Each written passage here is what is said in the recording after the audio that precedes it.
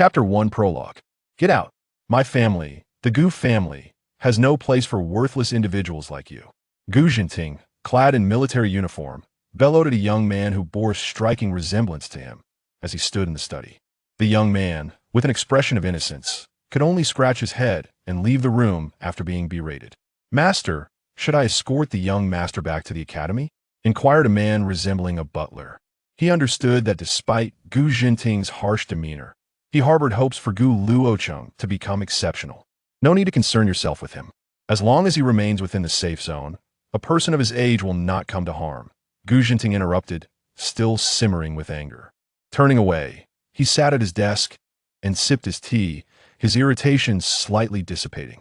Chen Ping, please fetch the latest tactical map of the beast distribution. I need to arrange tomorrow's battle plan. Understood.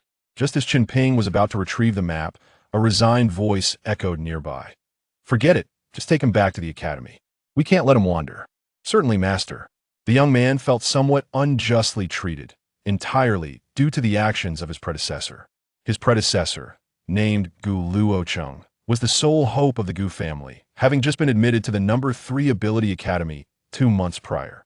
However, he had skipped class on the very first day. Though 2 days had passed since the incident, the academy had still sent a report home.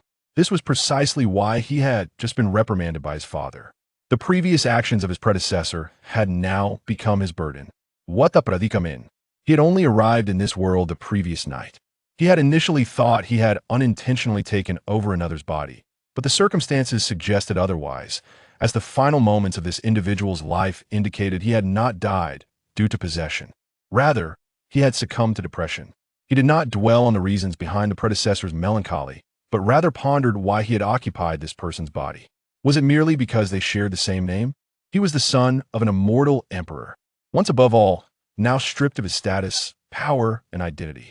What was even more disheartening was that this world was entirely isolated from the realm of immortals, devoid of any means to cultivate, and had suffered from the invasion of monstrous beasts for over a century. Fortunately, the people here had awakened their abilities, allowing them to gradually resist the invading creatures. Yet now none of that mattered. He had exhausted all avenues the immortal realm was beyond his reach. Screeched the heavy sound of brakes stirred up a cloud of dust, interrupting his thoughts. A modified Rolls-Royce Phantom came to a halt before Gu Luochen. Young master, it's time to board the vehicle for the academy. Chen Ping humbly opened the rear door. All right. He stepped forward, awkwardly entering the car as he relied on muscle memory. Throughout the journey, he gazed through the window, observing the towering metallic walls that stretched endlessly like mountain ranges. Fully armed soldiers hurriedly traversed the streets. Enormous holographic advertisement screens on either side of the road broadcasted the morning news. Anomalous and intense energy fluctuations detected at the monitoring station outside the 3rd safety zone. 3 A-class ability hunting teams have urgently been dispatched for investigation. The unfamiliar world before him began to merge with the memories of his former self, leaving him somewhat bewildered. Nevertheless, he resolved to adapt to his new circumstances. As the son of the Celestial Emperor, he was acutely aware that one's identity and status held little weight in the face of absolute power. His pride would not permit him to be as ineffectual as his predecessor. Therefore, he needed to thoughtfully strategize his survival in this realm, starting with the enhancement of his physical prowess. This body bore only the most rudimentary signs of training, far from the standards set by Gu Luochen. After much contemplation, he recalled a supreme, celestial technique that could aid in his physical cultivation.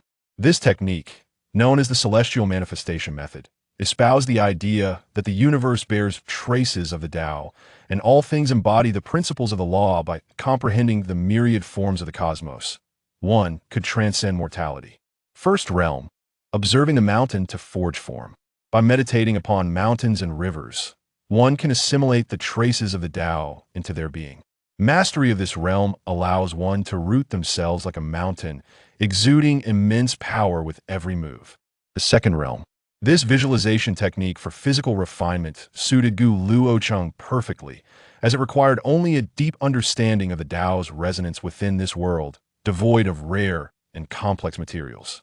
Certainly, there were no mountains within the safety zone thus. To cultivate the observing mountain to forge form, he would have to venture beyond its confines. China is home to 9 safety zones, and the third safety zone is where Gu Luochen resides. According to the memories of his former self, the only location that met his criteria was Changbai Mountain, the closest to the third safety zone. However, for someone like him, who had yet to awaken their abilities, venturing outside the safety zone was perceived as a fool's errand by others.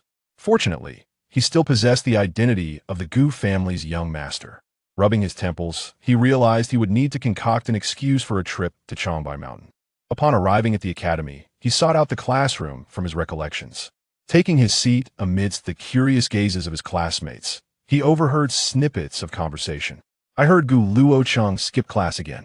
Well, he is the young master of the Gu family. He has no worries about his future. In 2 days, he will awaken his abilities. I wonder what he could possibly manifest in his current state. If he awakens a class ability, it will be quite the spectacle. Haha.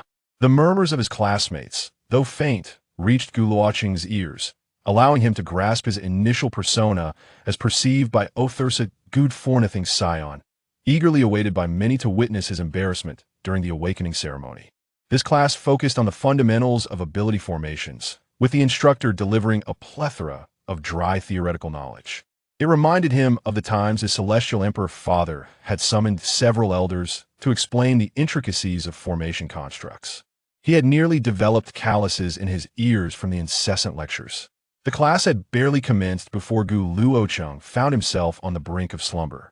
It wasn't that he couldn't comprehend the material, rather, it was far too simplistic for him. Listening to 112 would hardly keep anyone awake. At long last, the torturous lesson came to an end.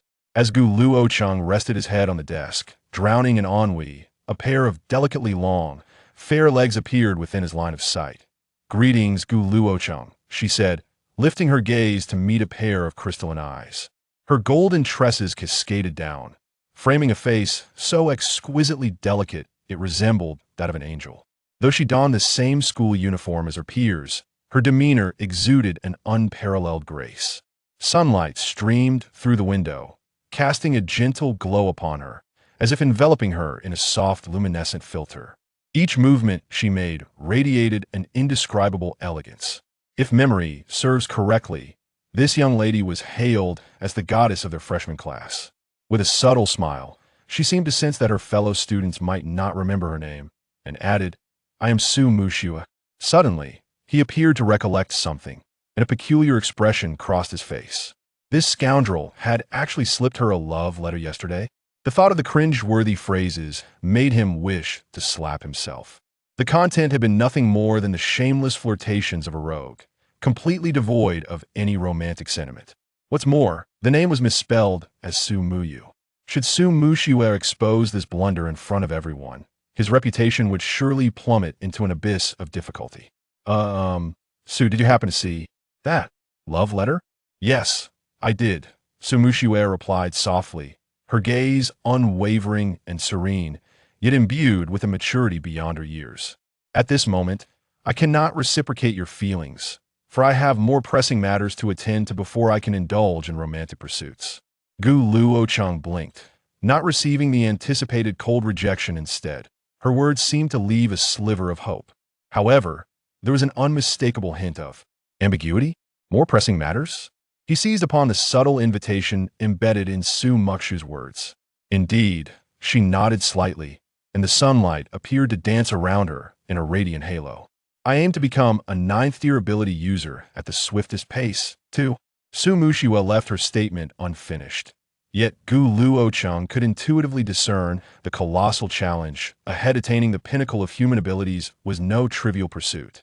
After speaking, Su Mushua offered him a polite smile tinged with a hint of regret, a smile so pure and pristine it resembled the first snowfall.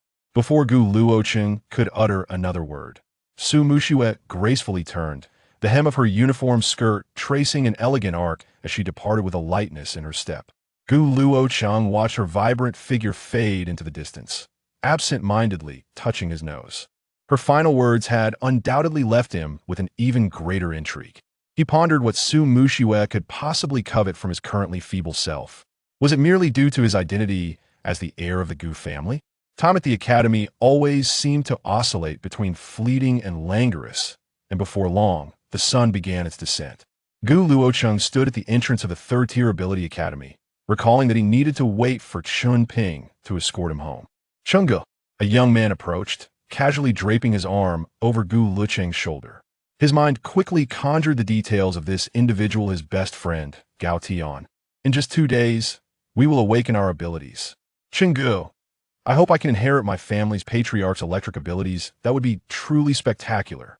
Gao Tian, don't abilities lack hereditary traits? However, my family possesses only awakened enhancement type abilities, which stem from genetic mutations due to personal circumstances, making the probability of inheritance exceedingly low. Gu Luocheng scrutinized Gao Tian, causing the latter to feel a shiver run down his spine. What's wrong, Chungu? Nothing.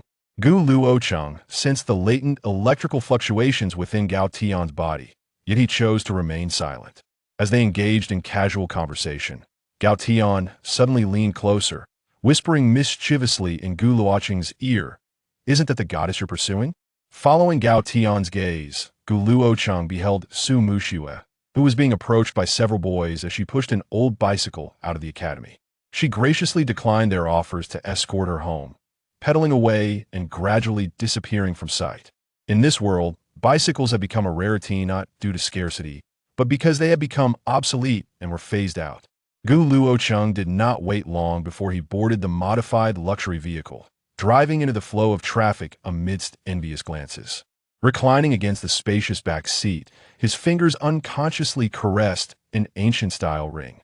The ring, entirely black and cool to the touch, was crafted from interdimensional spatial stones and served as a storage vessel valuable, yet unavailable in the market. Is this the pinnacle of craftsmanship in this realm? His voice was barely above a whisper as his gaze unintentionally drifted towards Chun Ping, who was driving in the front seat. Chun Ping's grip on the steering wheel was steady and strong, with faint glimmers of energy circuits visible around his wrist. Those were the markings of awakened abilities. "Uncle Chun, I need to make a trip to Changbai Mountain in the outer circle soon. Please arrange it for me." Chun Ping, thinking Gu Luocheng sought solace after the morning's events, cautioned, "Young master, Changbai Mountain is currently unsafe. There have been reports of high-level energy fluctuations. Then find a hunting team to accompany me." The hunting team served as mercenary squads under various guilds. "But, young master, you are about to undergo the awakening ceremony. Schedule it for after the awakening ceremony." "But, young master, I insist I will go to Changbai Mountain." Gu Luocheng interrupted Chun Ping impatiently. Sensing the atmosphere grow tense, he added, "Uncle Chun, do not worry. I am merely exploring the vicinity. I won't venture too deep." "Understood, young master. I will begin making arrangements once we return." With Chun Ping's compliance, he fell silent, closing his eyes to rest. At that moment, a sudden chill enveloped him through the car window. He glimpsed a fleeting, ice-blue figure darting across the horizon. Recalling the earlier sensation akin to plunging into an icy abyss, his expression deepened with contemplation. It seems this world is far more complex than it appears. There are individuals capable of wielding ice-type abilities to a near-law-like extent. Chapter 2. Awakening of Abilities. S-Class. Today marks the 3rd day since Gu Luocheng arrived in this world, coinciding with the awakening ceremony for the new students at the Ability Academy. At this moment, he had joined a new cohort at the Awakening Square of the number 3 Ability Academy. Upon entering, he immediately observed that the viewing stands surrounding the area were already filled with spectators, clad in diverse attire and exuding a myriad of distinct qualities. At the forefront of the scene stood the awakening platform, upon which loomed a colossal energy crystal. Prior to their arrival, the mentor had already articulated its purpose: to facilitate energy infusion, stimulate latent potential, and awaken extraordinary abilities. Silence. A resonant voice reverberated throughout the assembly via the amplification device. The proximity of the sound caused a slight ringing in Gu Luocheng's ears. As he lifted his gaze, he beheld an elderly figure clad in a deep blue mentor's robe, ascending the awakening platform, exuding an air of authority. "Esteemed guests," he addressed the assembly, "welcome to the number 3 Academy of Extraordinary Abilities. I am the Vice Dean, Shiryu." With a steady voice, the elder introduced himself. "Today marks the awakening ceremony for our new students, but before we commence, I have a few words to share. Now I call forth the names step onto the stage." Thus, the the ceremony officially began. One by one, the new students ascended the platform, placing their hands into the indentation of the immense crystal at its center, as instructed. The sky above was adorned with projections of various phenomena: a howling azure wolf, dancing splashes of water, and a robust black bear. Beside the awakening platform, another mentor was tasked with announcing the results. Azure wolf transformation. Brank impressive. Water element control. Crank. Black bear transformation. Drank. Each academy's awakening ceremony attracted numerous guild representatives eager to scout potential talents for early recruitment and development. Luochen even observed some individuals animatedly reporting their findings, seemingly having already made their choices. As the line of candidates before him dwindled, the intense rhythm of his racing heart began to subside. At that moment, he noticed Lin Xiaoyu, who stood at the front of the line, glance back. Without a doubt, she was looking for him. She had grown up alongside the original owner of this body. Lin Xiaoyu harbored affections for him, yet the long-standing friendship between the Gu and Lin families had restrained any frivolous pursuits. Next, Lin Xiaoyu. With her ponytail swaying, she appeared utterly unperturbed. As she placed her hand into the energy crystal's indentation, the crystal emitted a gentle emerald glow, projecting tender green vines that unfurled gracefully, brimming with vitality. Brank, plant manipulation, specializing in growth catalysis and information perception, the announcing mentor proclaimed, his voice tinged with astonishment. A murmur of discussion rippled through the audience.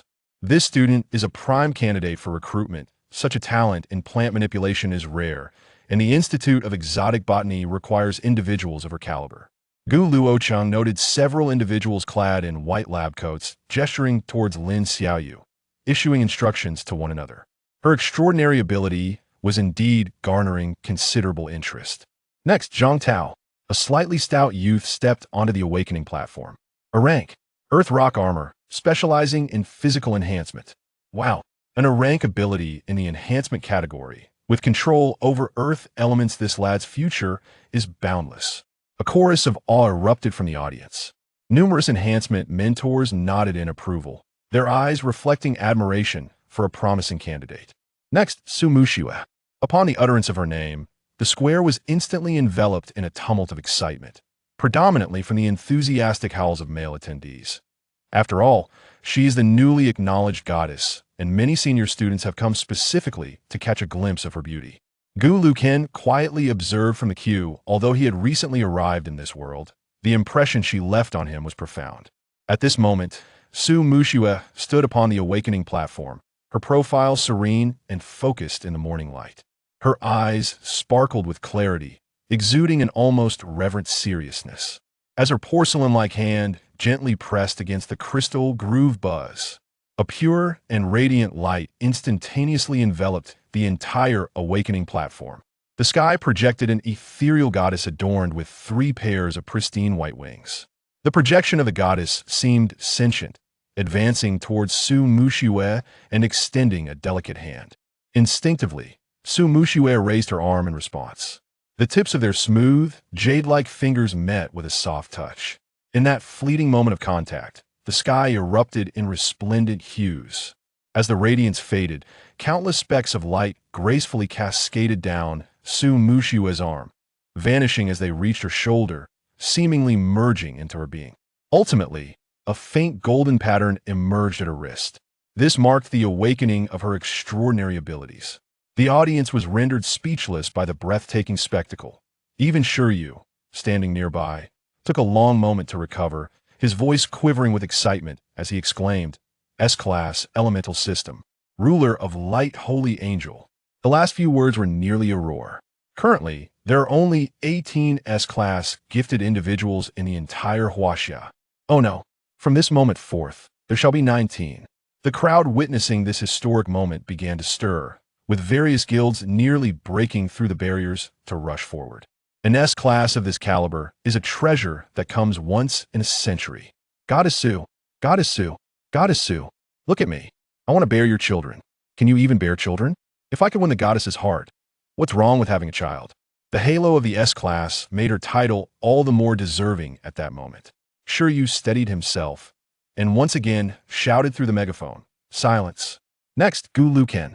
As this name resonated, numerous gazes immediately shifted towards him. Unlike the captivated eyes fixed on Su Mushua, the attention directed at this young master of the Gu family bore a hint of amusement, as if awaiting a spectacle. After all, it was quite notorious for the Gu family's young master to brazenly skip class just 3 or 4 days into the semester. I recall that the Gu family's ability is an A-class mutation type, flame armor, right? What if the young master awakens a D-class support type instead? Can we still expect to see his proud demeanor? Wouldn't he then just be a waste, relying on his family? Ha ha ha. Those born with a silver spoon often face heightened scrutiny. Gu Luochen shrugged, having been the center of attention since childhood. This was merely a trivial affair. As for the commotion caused by Su Mushua, he felt no particular sentiment towards it. Such was life. However, with the brilliance set before him, he could not afford to lose his composure. He stepped forward. As their figures crossed paths, a playful smile graced Gu Luochen's lips as he remarked, "It seems I have addressed my love letter to an S-class." Chapter 1 Prologue. Get out. My family, the Gu family, has no place for worthless individuals like you. Gu Jinting, clad in military uniform, bellowed at a young man who bore striking resemblance to him as he stood in the study. The young man, with an expression of innocence, could only scratch his head and leave the room after being berated. "Master, should I escort the young master back to the academy?" inquired a man resembling a butler. He understood that despite Gu Jinting's harsh demeanor, he harbored hopes for Gu Luochen to become exceptional. "No need to concern yourself with him. As long as he remains within the safe zone, a person of his age will not come to harm," Gu Jinting interrupted, still simmering with anger. Turning away, he sat at his desk and sipped his tea, his irritation slightly dissipating. "Chun Ping, please fetch the latest tactical map of the beast distribution. I need to arrange tomorrow's battle plan." "Understood." Just as Chun Ping was about to retrieve the map, a resigned voice echoed nearby. "Forget it. Just take him back to the academy. We can't let him wander." "Certainly, master." The young man felt somewhat unjustly treated, entirely due to the actions of his predecessor. His predecessor, named Gu Luochen, was the sole hope of the Gu family, having just been admitted to the number 3 ability academy 2 months prior. However, he had skipped class on the very first day. Though 2 days had passed since the incident, the academy had still sent a report home. This was precisely why he had just been reprimanded by his father. The previous actions of his predecessor had now become his burden. What the predicament? He had only arrived in this world the previous night. He had initially thought he had unintentionally taken over another's body, but the circumstances suggested otherwise, as the final moments of this individual's life indicated he had not died due to possession. Rather, he had succumbed to depression. He did not dwell on the reasons behind the predecessor's melancholy, but rather pondered why he had occupied this person's body. Was it merely because they shared the same name? He was the son of an immortal emperor, once above all, now stripped of his status, power, and identity. What was even more disheartening was that this world was entirely isolated from the realm of immortals, devoid of any means to cultivate, and had suffered from the invasion of monstrous beasts for over a century. Fortunately, the people here had awakened their abilities, allowing them to gradually resist the invading creatures. Yet now none of that mattered. He had exhausted all avenues. The immortal realm was beyond his reach. Screeched the heavy sound of brakes stirred up a cloud of dust, interrupting his thoughts. A modified Rolls-Royce Phantom came to a halt before Gu Luochen. "Young master, it's time to board the vehicle for the academy." Chun Ping humbly opened the rear door. "Ah, all right." He stepped forward, awkwardly entering the car as he relied on muscle memory. Throughout the journey, he gazed through the window, observing the towering metallic walls that stretched endlessly like mountain ranges. Fully armed soldiers hurriedly traversed the streets. Enormous holographic advertisement screens on either side of the road broadcasted the morning news. Anomalous and intense energy fluctuations detected at the monitoring station outside the 3rd safety zone. 3 A-class ability hunting teams have urgently been dispatched for investigation. The unfamiliar world before him began to merge with the memories of his former self, leaving him somewhat bewildered. Nevertheless, he resolved to adapt to his new circumstances. As the son of the Celestial Emperor, he was acutely aware that one's identity and status held little weight in the face of absolute power. His pride would not permit him to be as ineffectual as his predecessor. Therefore, he needed to thoughtfully strategize his survival in this realm, starting with the enhancement of his physical prowess. This body bore only the most rudimentary signs of training, far from the standards set by Gu Luochen. After much contemplation, he recalled a supreme, celestial technique that could aid in his physical cultivation. This technique, known as the celestial manifestation method, espoused the idea that the universe bears traces of the Tao, and all things embody the principles of the law. By comprehending the myriad forms of the cosmos, one could transcend mortality. First realm, observing the mountain to forge form. By meditating upon mountains and rivers, one can assimilate the traces of the Tao into their being. Mastery of this realm allows one to root themselves like a mountain, exuding immense power with every move. The second realm. This visualization technique for physical refinement suited Gu Luochen perfectly, as it required only a deep understanding of the Tao's resonance within this world, devoid of rare and complex materials. Certainly, there were no mountains within the safety zone thus. To cultivate the observing mountain to forge form, he would have to venture beyond its confines. China is home to 9 safety zones, and the 3rd safety zone is where Gu Luochen resides. According to the memories of his former self, the only location that met his criteria was Changbai Mountain, the closest to the 3rd safety zone. However, for someone like him, who had yet to awaken their abilities, venturing outside the safety zone was perceived as a fool's errand by others. Fortunately, he still possessed the identity of the Gu family's young master. Rubbing his temples, he realized he would need to concoct an excuse for a trip to Changbai Mountain. Upon arriving at the academy, he sought out the classroom from his recollections. Taking his seat amidst the curious gazes of his classmates, he overheard snippets of conversation. I heard Gu Luochen skip class again. Well, he is the young master of the Gu family. He has no worries about his future. In 2 days, he will awaken his abilities. I wonder what he could possibly manifest in his current state. If he awakens a class ability, it will be quite the spectacle. Haha. The murmurs of his classmates, though faint, reached Gu Luochen's ears, allowing him to grasp his initial persona as perceived by Othursa Good for Nothing Scion, eagerly awaited by many to witness his embarrassment during the awakening ceremony. This class focused on the fundamentals of ability formations, with the instructor delivering a plethora of dry theoretical knowledge. It reminded him of the times his celestial emperor father had summoned several elders to explain the intricacies of formation constructs. He had nearly developed calluses in his ears from the incessant lectures. The class had barely commenced before Gu Luochen found himself on the brink of slumber. It wasn't that he couldn't comprehend the material, rather, it was far too simplistic for him. Listening to 112 would hardly keep anyone awake. At long last, the torturous lesson came to an end. As Gu Luochen rested his head on the desk, drowning in ennui, a pair of delicately long, fair legs appeared within his line of sight. "Greetings, Gu Luochen," she said, lifting her gaze to meet a pair of crystalline eyes. Her golden tresses cascaded down, framing a face so exquisitely delicate it resembled that of an angel. Though she donned the same school uniform as her peers, her demeanor exuded an unparalleled grace. Sunlight streamed through the window, casting a gentle glow upon her, as if enveloping her in a soft, luminescent filter. Each movement she made radiated an indescribable elegance.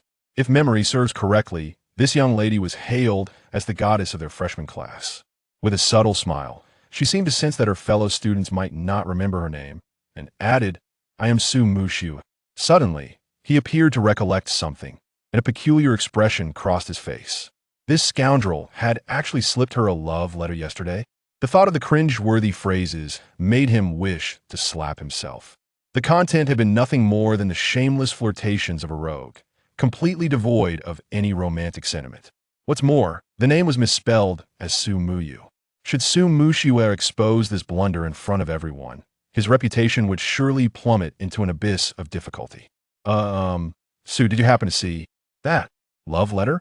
"Yes, I did," Su Mushu replied softly, her gaze unwavering and serene, yet imbued with a maturity beyond her years. "At this moment, I cannot reciprocate your feelings, for I have more pressing matters to attend to before I can indulge in romantic pursuits." Gu Luochen blinked, not receiving the anticipated cold rejection instead. Her words seemed to leave a sliver of hope. However, there was an unmistakable hint of ambiguity. More pressing matters? He seized upon the subtle invitation embedded in Su Mukshu's words. Indeed, she nodded slightly, and the sunlight appeared to dance around her in a radiant halo. I aim to become a ninth-tier ability user at the swiftest pace, too. Su Muxiwa left her statement unfinished. Yet Gu Luocheng could intuitively discern the colossal challenge ahead. Attaining the pinnacle of human abilities was no trivial pursuit. After speaking, Su Muxiwa offered him a polite smile, tinged with a hint of regret. A smile so pure and pristine it resembled the first snowfall. Before Gu Luocheng could utter another word, Su Muxiwa gracefully turned, the hem of her uniform skirt tracing an elegant arc as she departed with a lightness in her step. Gu Luocheng watched her vibrant figure fade into the distance, absent-mindedly touching his nose. Her final words had undoubtedly left him with an even greater intrigue. He pondered what Su Muxiwa could possibly covet from his currently feeble self. Was it merely due to his identity as the heir of the Gu family? Time at the academy always seemed to oscillate between fleeting and languorous, and before long, the sun began its descent. Gu Luocheng stood at the entrance of the third-tier ability academy, recalling that he needed to wait for Chun Ping to escort him home. Chunga, a young man approached, casually draping his arm over Gu Luocheng's shoulder. His mind quickly conjured the details of this individual, his best friend, Gao Tian. In just 2 days, we will awaken our abilities. Chunga, I hope I can inherit my family's patriarch's electric abilities. That would be truly spectacular. Gao Tian, don't abilities lack hereditary traits? However, my family possesses only awakened enhancement-type abilities, which stem from genetic mutations due to personal circumstances, making the probability of inheritance exceedingly low. Gu Luocheng scrutinized Gao Tian, causing the latter to feel a shiver run down his spine. What's wrong, Chingu? Nothing. Gu Luocheng sensed the latent electrical fluctuations within Gao Tian's body, yet he chose to remain silent. As they engaged in casual conversation, Gao Tian suddenly leaned closer, whispering mischievously in Gu Luocheng's ear, "Isn't that the goddess you're pursuing?" Following Gao Tian's gaze, Gu Luocheng beheld Su Muxiwa, who was being approached by several boys as she pushed an old bicycle out of the academy. She graciously declined their offers to escort her home, pedaling away and gradually disappearing from sight. In this world, bicycles had become a rarity not due to scarcity, but because they had become obsolete and were phased out. Gu Luocheng did not wait long before he boarded the modified luxury vehicle, driving into the flow of traffic amidst envious glances. Reclining against the spacious back seat, his fingers unconsciously caressed an ancient-style ring. The ring, entirely black and cool to the touch, was crafted from interdimensional spatial stones and served as a storage vessel valuable yet unavailable in the market. Is this the pinnacle of craftsmanship in this realm? His voice was barely above a whisper as his gaze unintentionally drifted towards Chun Ping, who was driving in the front seat. Chun Ping's grip on the steering wheel was steady and strong, with faint glimmers of energy circuits visible around his wrist. Those were the markings of awakened abilities. "Uncle Chun, I need to make a trip to Changbai Mountain in the outer circle soon. Please arrange it for me." Chun Ping, thinking Gu Luocheng sought solace after the morning's events, cautioned, "Young master, Changbai Mountain is currently unsafe. There have been reports of high-level energy fluctuations. Then find a hunting team to accompany me." The hunting team served as mercenary squads under various guilds. "But, young master, you are about to undergo the awakening ceremony. Schedule it for after the awakening ceremony." "But, young master, I insist. I will go to Changbai Mountain." Gu Luocheng interrupted Chun Ping impatiently. Sensing the atmosphere grow tense, he added, "Uncle Chun, do not worry. I am merely exploring the vicinity. I won't venture too deep." "Understood, young master. I will begin making arrangements once we return." With Chun Ping's compliance, he fell silent, closing his eyes to rest. At that moment, a sudden chill enveloped him through the car window. He glimpsed a fleeting, ice-blue figure darting across the horizon. Recalling the earlier sensation akin to plunging into an icy abyss, his expression deepened with contemplation. It seems this world is far more complex than it appears. There are individuals capable of wielding ice-type abilities to a near-law-like extent. Chapter 2, Awakening of Abilities. S-Class. Today marks the 3rd day since Gu Luocheng arrived in this world, coinciding with the awakening ceremony for the new students at the Ability Academy. At this moment, He had joined the new cohort at the Awakening Square of the Number 3 Ability Academy. Upon entering, he immediately observed that the viewing stands surrounding the area were already filled with spectators, clad in diverse attire and exuding a myriad of distinct qualities. At the forefront of the scene stood the Awakening platform, upon which loomed a colossal energy crystal. Prior to their arrival, the mentor had already articulated its purpose: to facilitate energy infusion, stimulate latent potential, and awaken extraordinary abilities. Silence. A resonant voice reverberated throughout the assembly via the amplification device. The proximity of the sound caused a slight ringing in Luochen's ears. As he lifted his gaze, he beheld an elderly figure clad in a deep blue mentor's robe, ascending the Awakening platform, exuding an air of authority. Esteemed guests, he addressed the assembly. Welcome to the Number 3 Academy of Extraordinary Abilities. I'm a Vice Dean, Shiryu. With a steady voice, the elder introduced himself. Today marks the awakening ceremony for our new students, but before we commence, I have a few words to share.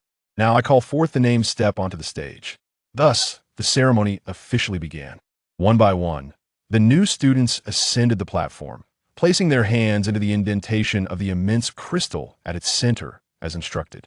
The sky above was adorned with projections of various phenomena: a howling azure wolf, dancing splashes of water, and a robust black bear. Beside the Awakening platform, another mentor was tasked with announcing the results. Azure Wolf Transformation. Rank Impressive. Water Element Control. Crank. Black Bear Transformation. Drank. Each Academy's awakening ceremony attracted numerous guild representatives eager to scout potential talents for early recruitment and development. Luochen even observed some individuals animatedly reporting their findings, seemingly having already made their choices. As the line of candidates before him dwindled, the intense rhythm of his racing heart began to subside. At that moment, he noticed Lin Xiaoyu, who stood at the front of the line, glance back. Without a doubt, she was looking for him. She had grown up alongside the original owner of this body. Lin Xiaoyu harbored affections for him, yet the long-standing friendship between the Gu and Lin families had restrained any frivolous pursuits. Next, Lin Xiaoyu, with her ponytail swaying, she appeared utterly unperturbed. As she placed her hand into the energy crystal's indentation, the crystal emitted a gentle emerald glow, projecting tender green vines that unfurled gracefully, brimming with vitality. Rank. Plant Manipulation. Specializing in growth catalysis and information perception, the announcing mentor proclaimed, his voice tinged with astonishment. A murmur of discussion rippled through the audience. This student is a prime candidate for recruitment. Such a talent in plant manipulation is rare, and the Institute of Exotic Botany requires individuals of her caliber. Gu Luochen noted several individuals clad in white lab coats gesturing towards Lin Xiaoyu, issuing instructions to one another. Her extraordinary ability was indeed garnering considerable interest. Next, Zhang Tao, a slightly stout youth, stepped onto the awakening platform. A rank, Earth Rock Armor, specializing in physical enhancement. Wow. An rank ability in the enhancement category. With control over earth elements, this lad's future is boundless. A chorus of awe erupted from the audience. Numerous enhancement mentors nodded in approval, their eyes reflecting admiration for a promising candidate. Next, Su Mushue. Upon the utterance of her name, the square was instantly enveloped in a tumult of excitement, predominantly from the enthusiastic howls of male attendees. After all, she is the newly acknowledged goddess, and many senior students have come specifically to catch a glimpse of her beauty. Gu Luochen quietly observed from the queue. Although he had recently arrived in this world, the impression she left on him was profound. At this moment, Su Mushue stood upon the awakening platform, her profile serene and focused in the morning light. Her eyes sparkled with clarity, exuding an almost reverent seriousness. As her porcelain-like hand gently pressed against the crystal groove buzz, a pure and radiant light instantaneously enveloped the entire awakening platform. The sky projected an ethereal goddess adorned with 3 pairs of pristine white wings. The projection of the goddess seemed sentient, advancing towards Su Mushue and extending a delicate hand. Instinctively, Su Mushue raised her arm in response. The tips of their smooth, jade-like fingers met with a soft touch. In that fleeting moment of contact, the sky erupted in resplendent hues.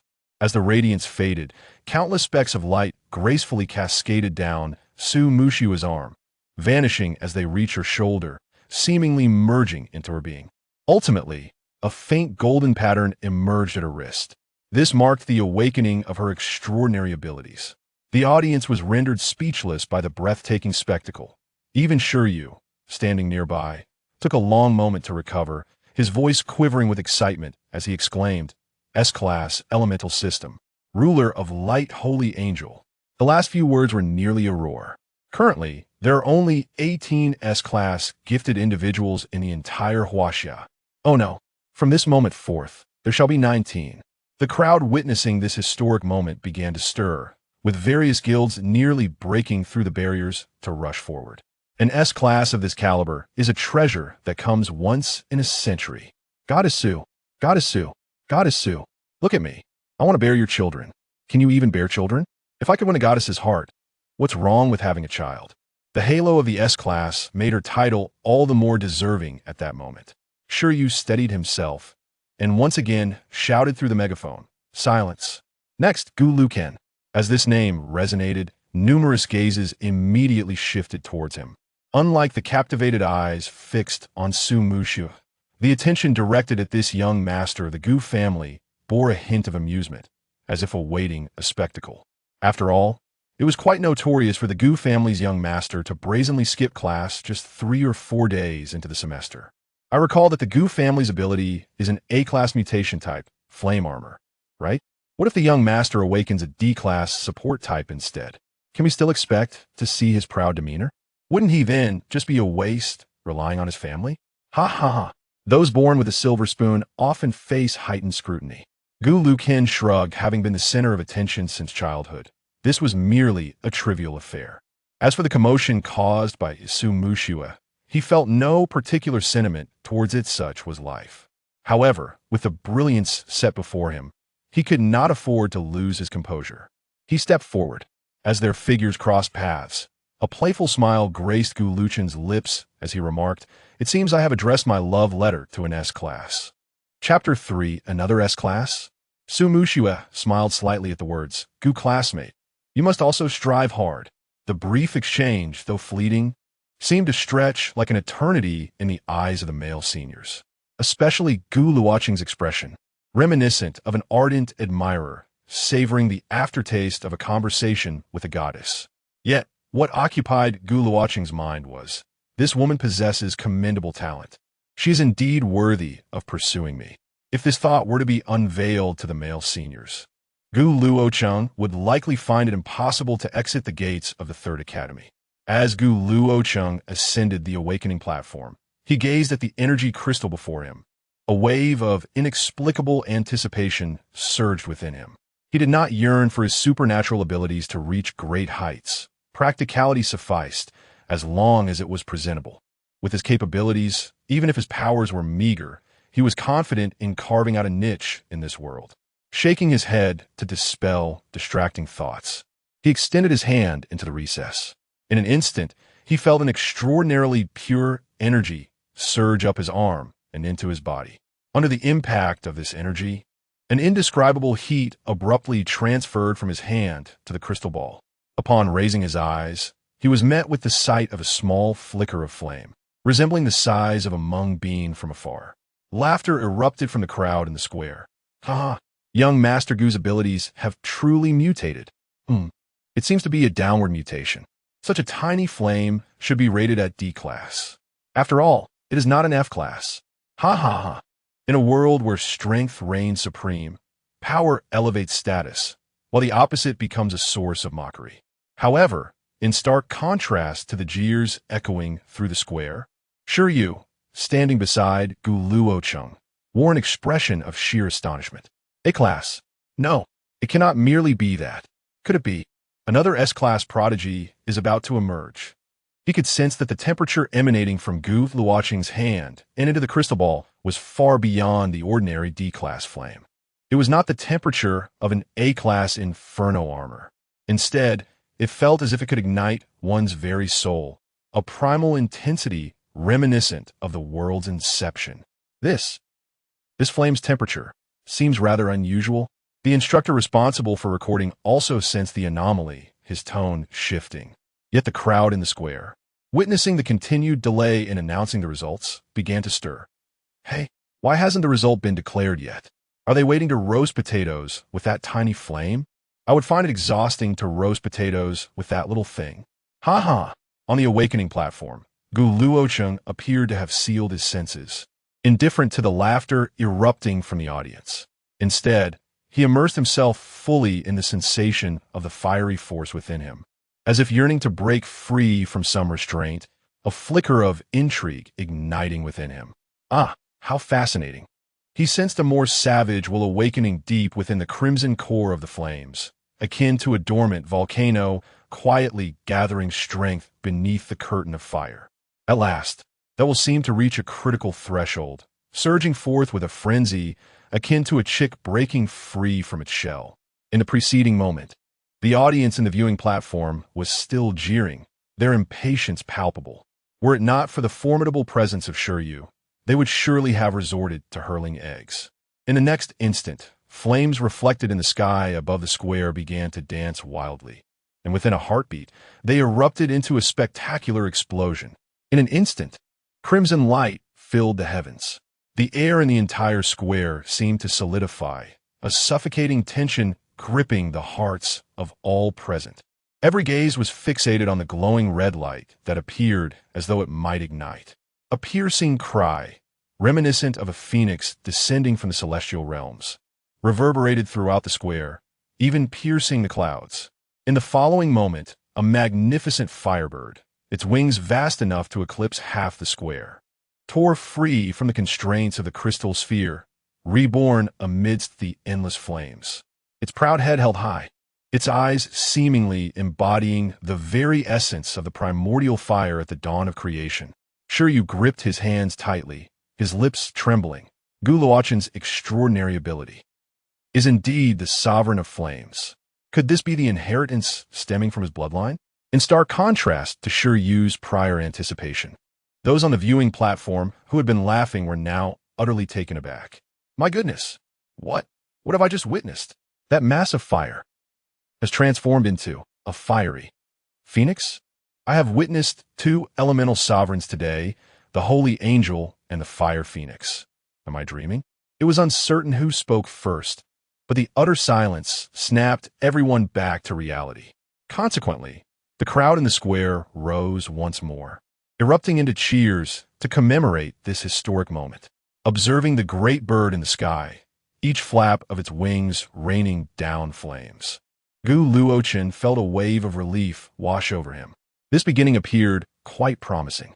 However, he hoped his extraordinary ability would not manifest as a molting bird, even if it merely represented an elemental form. He then began to experiment with altering the bird's shape using his mental prowess. Unconsciously, his thoughts drifted to the recent interaction between the holy angel and Su Mushiue. His own aura must surpass that of Su Mushiue. If anyone had witnessed the highest aura, it would undoubtedly be the celestial throne of his father, the Immortal Emperor, which commanded the reverence of all beings. Transforming the fire phoenix into a throne, he would then seat himself upon it. A flawless scheme. With his decision made, Luochen commenced the endeavor to reshape the fire phoenix. Gradually, the jubilant crowd began to sense something unusual in the air above the square. Look, the fire phoenix seems to be behaving oddly, someone remarked from the viewing platform. Indeed, the phoenix appeared to be altering its posture.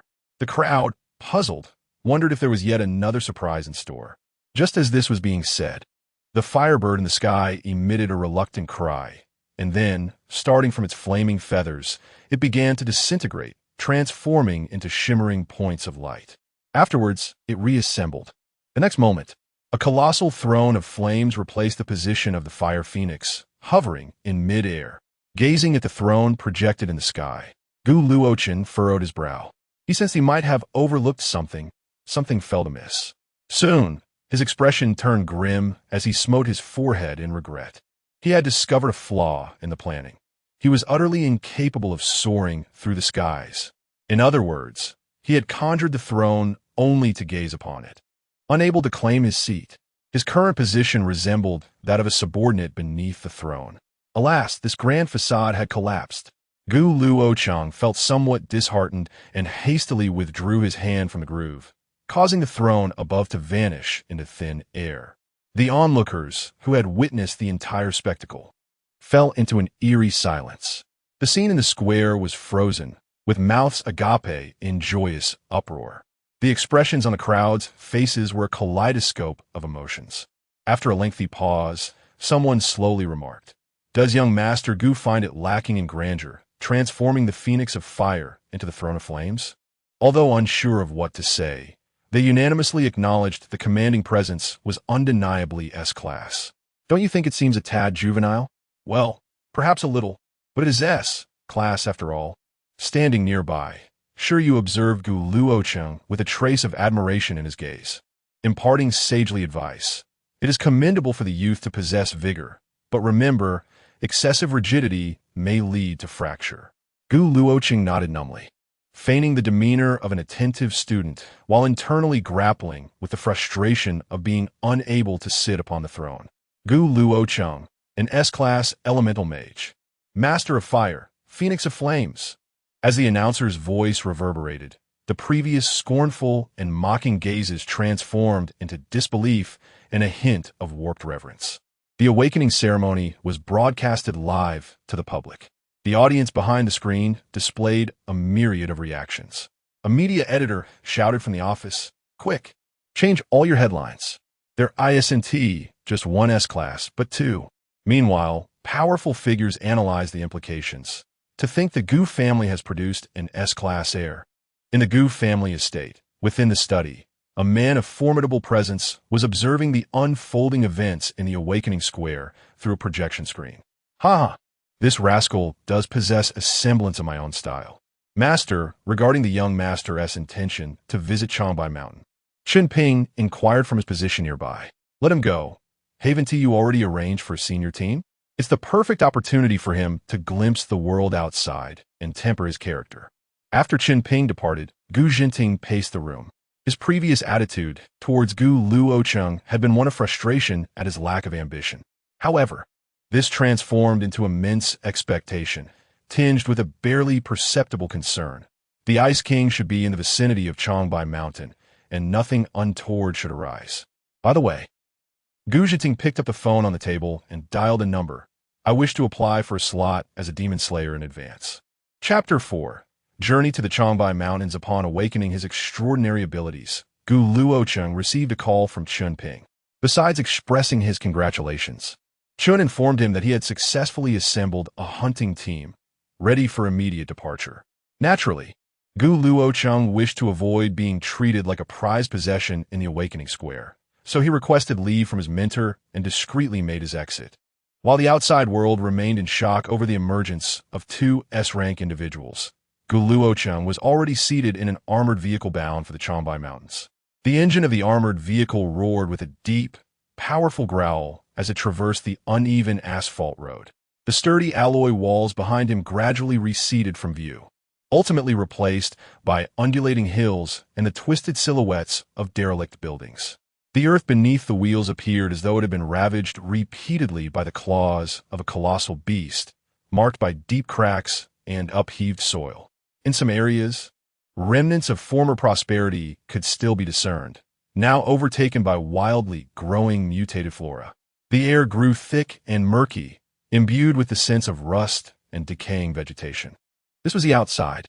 First time outside the circle, boomed the voice of a burly man clutching a shotgun, shattering the silence within the vehicle. He regarded Gu Luochen, perceiving this untested young master's excursion as merely a quest for novelty.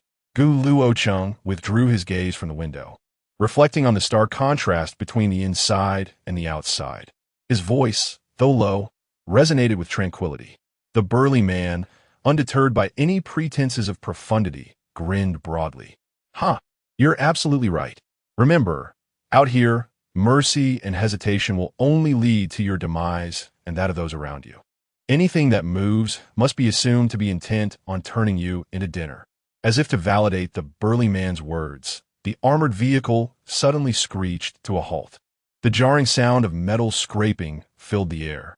To the left, a pack of mutated wolves. The co-driver barked. Almost simultaneously, several dark, shadowy figures erupted from the frenzied thickets by the roadside, crashing violently against the heavy side of the armored vehicle with thundering thuds. Their sharp claws scraped against the reinforced alloy, producing a cacophony of screeches and leaving behind white marks. These creatures were several times larger than wolves from the pre-apocalyptic era, with protruding fangs, drooling mouths, and eyes clouded with a ravenous thirst for flesh. Damn it! Have they caught wind of fresh human scent? Seeking death. The burly man instantly shifted into combat mode, shoving aside the shooting port cover and extending the hefty barrel of his shotgun. 12 in total, moving swiftly. 2 have circled around. A lanky individual responsible for reconnaissance reported at a rapid pace. A dull crack of a sniper rifle echoed from the roof. One mutated wolf leapt high, attempting to pounce on the vehicle's skylight, only to have its head explode like a rotten watermelon, splattering foul blood and brain matter across the bulletproof glass. The sniper atop the vehicle had taken action. These modernized weapons had been modified, with ammunition containing energy stones, resulting in devastating explosive power. Steady, accelerate, and charge through. The driver slammed the accelerator, and the armored vehicle surged forward like an enraged steel rhinoceros. Luochen remained unperturbed. At the very moment the wolf lunged, his mental energy instinctively radiated outward, akin to an invisible radar sweeping the surroundings. He could distinctly sense the chaotic and ferocious life, energy surging within the creatures outside the vehicle. A particularly robust wolf, seemingly the leader, abruptly pounced towards the bulletproof glass of the driver's cabin. The tremendous impact caused the entire vehicle to shudder, its gaping maw lined with sharp teeth splattering viscous saliva against the glass. "Zhou, the driver shouted in panic. "Do not worry, leave it to me." A man clad in black extended his hand outside the vehicle, energy coalescing at his fingertips. Nearby, some metal began to bend and liquefy, forming an invisible needle aimed directly at the most chaotic point within the wolf's head, striking with ferocity. A chilling howl escaped the fierce leader, distorted in its anguish, as if an unseen hammer had struck its skull. The wolf's momentum abruptly halted, and it plummeted to the ground, limbs twitching, black blood oozing from its mouth and nose, having suffered direct damage to its brain's nerve center. "Well done, Zhou," the burly man exclaimed, unleashing lethal pellets from his shotgun while giving the black-clad figure a thumbs up. The man's face paled slightly. The instantaneous energy burst had taken a toll on him. Luochen was equally astonished, realizing that the black-clad man's ability was to manipulate metal. This power's explosive force and control indicated he was at least a fifth-tier ability user. The armored vehicle rumbled over the corpses of several mutated wolves, breaking free from the pack. Yet the acrid scent of smoke and blood lingered within the cabin, a testament to the recent turmoil. "How about it?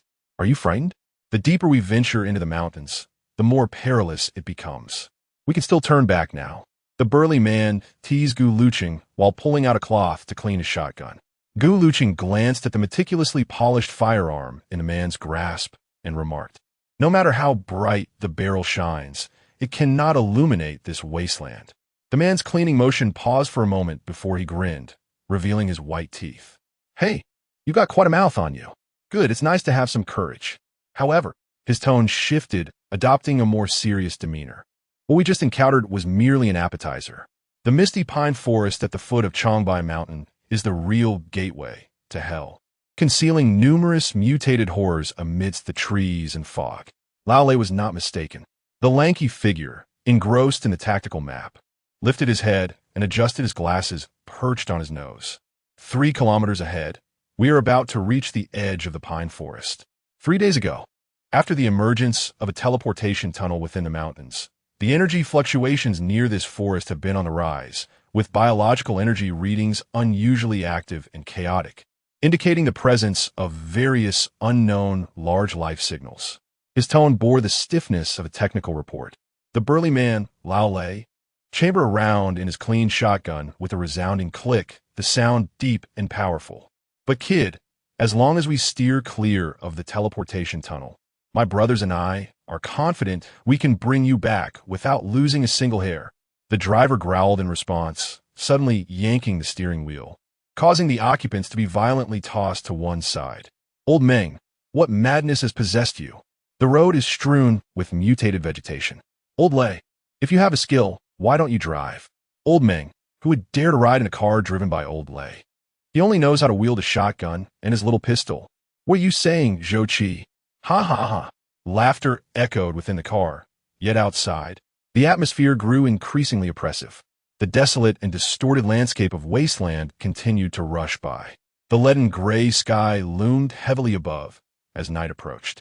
In the distance, the majestic silhouette of Changbai Mountain, shrouded in ice, snow, and peculiar flora, flickered in and out of view amidst the gray mist. Gu Luochen withdrew his gaze from Changbai Mountain, closed his eyes once more, and adjusted his breathing. He recalled the essential points of the Wanxiang Immortal Method's first realm. Ascend to the pinnacle, observe the mountains form from above, and grasp the essence of shape and meaning. To embark on this path, a mere stroll at the mountain's base would not suffice. One must ascend to the summit. Yet, Chen Ping had advised them before setting out not to delve too deeply with him. Alas, if only he could traverse the skies, it would save him much trouble. No matter. Once these individuals escort him to the foot of the mountain, he would stealthily ascend alone. Gu Luochen held great confidence in his formidable mental prowess, believing he could evade numerous dangers. Chapter 5. A close call. As the pine forest came into view, Gu Luochen and his companions were nearing the foot of Changbai Mountain. The laughter within the vehicle was abruptly interrupted by a jarring metallic screech and violent jolts. Clang! Creak! The vehicle lurched sharply to the left, as if an invisible giant hand had yanked it forcefully. Lao Meng's expression shifted dramatically as he gripped the steering wheel tightly and slammed on the brakes. Damn it! Lao Meng, what are you doing now? Bellowed the burly Lao Lei, his furious shouts scattered by the tumult. His massive frame nearly launching from the back seat to collide with the windshield. Ground spikes! Mutated vine spikes! Lao Meng shouted, pointing to the left front of the vehicle. There, a thick, dark purple vine, adorned with menacing barbs, had viciously pierced the armored car's left front tire, driving deep into the frozen earth with relentless force. The vehicle spun out of control, ultimately coming to a slanted halt after crashing through several low, serrated leaf green bushes. Wisps of smoke began to rise from the front of the car, including Gu Luochen. There were 8 individuals in the armored vehicle, all disembarking to assess the situation. Stay alert, shouted a middle-aged man clad in brown leather armor, sporting a buzz cut. He turned to Gu Luochen and inquired, Boss, are you all right? Gu Luochen shook his head, recalling the information from Uncle Chen. Lu Hu, a 7th-tier ability user, specializing in enhancement, the captain of the 72nd Advanced Hunting Team. My apologies for startling you, boss, Lu Hu said, then proceeded to direct the others in clearing the obstructing vines. Lao Meng inspected the wreckage of the left front wheel. His expression grim. The wheel is ruined. I need to replace it with a spare quickly. This cursed place is teeming with vegetation. Lu Hu quickly assessed the situation. We should depart this area swiftly and find a relatively safe spot to spend the night. We'll leave the vehicle here and devise a plan to approach the mountain's base in the morning. Lu Hu's rise to a 7th-tier ability user was attributed to years of experience surviving outside the safety zone. His adeptness in handling emergencies evident. Understood. The team responded in unison, the atmosphere tense. Boss, stay close to me. No matter what happens, do not stray more than 3 steps away. Lu Hu admonished Gu Luochen before commanding, move out, maintain formation, keep a steady pace, and do not run. Lao Lei, lead the way. Roger that. Lao Lei inhaled deeply, brandishing his shotgun, and surged ahead. The team commenced their movement, the sound of heavy footsteps resonating starkly in the eerie silence. Lu Hu advanced just ahead of Gu Luochen, his hands clad in gauntlets that shimmered with a dark metallic luster. Having traversed less than 50 meters, a piercing, shrill cry erupted from behind a weathered boulder. Suddenly, 3 mutated rodent-like creatures, roughly the size of a medium dog, with filthy gray fur, crimson eyes, and sharp fangs and claws, lunged forth. Open fire, Lu Hu commanded. Bang! Bang! Bang! Lao Lei's shotgun roared, and the two leading mutated rodents erupted in a blaze of gunfire. The metallic scent of blood seemed to agitate the remaining mutated rat, which emitted a series of shrill squeaks. The ground trembled, and from the location of the three mutated rats, a sound echoed forth. It was a horde of mutated rats. Do not scatter, stay close to me, Lu Hu commanded. Should a low-level hunting team encounter such a swarm, their fate would be sealed. Lu Hu swung his fists, delivering powerful blows, each lift of his hand resulting in several charging mutated rats being reduced to pulpy remains. In no time, the horde was in disarray, and the team advanced steadily behind Lu Hu. Unexpectedly, one particularly cunning mutated rat feigned death by lying flat on the ground. As Luochen approached, it rolled and charged towards him, targeting the seemingly most fragile Luochen. Be careful, boss.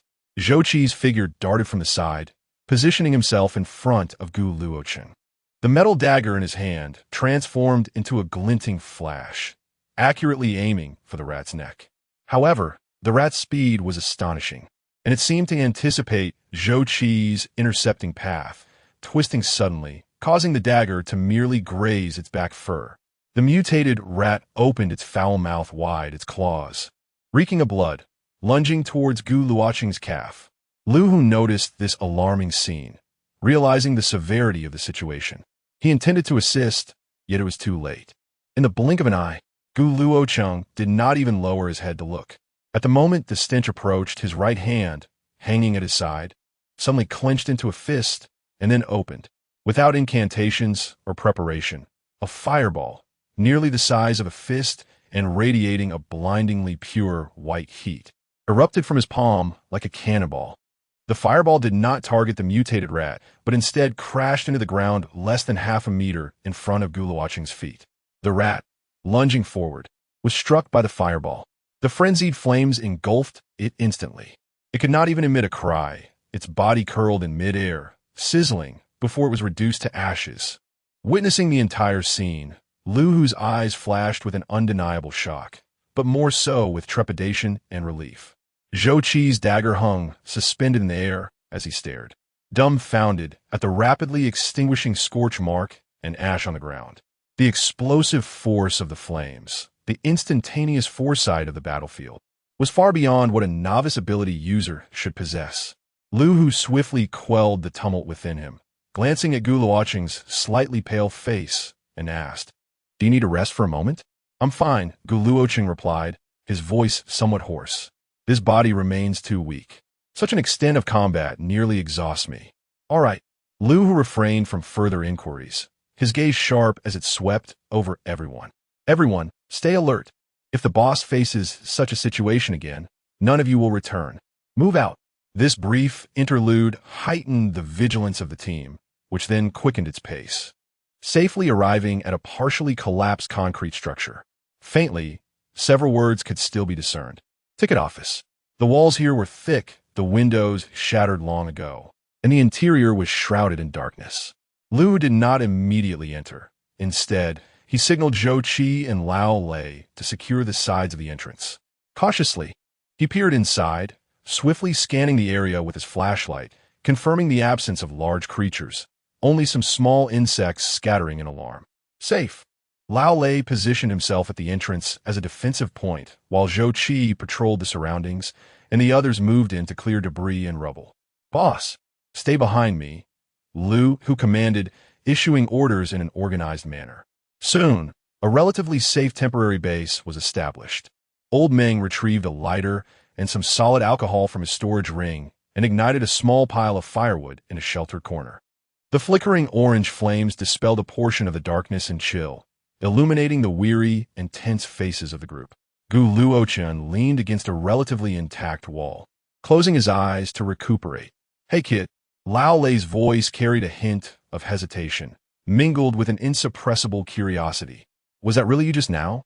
That fireball? Wow, it created a pit right on the ground. That rat was reduced to nothing." Old Meng, who was carving a piece of jerky with a small knife, also looked up. "Indeed, boss. The temperature, the noise. Your shot vaporized it entirely, while Lao Lei's shotgun merely made a splash. This is definitely not the kind of commotion a mere first-tier fire ability could produce.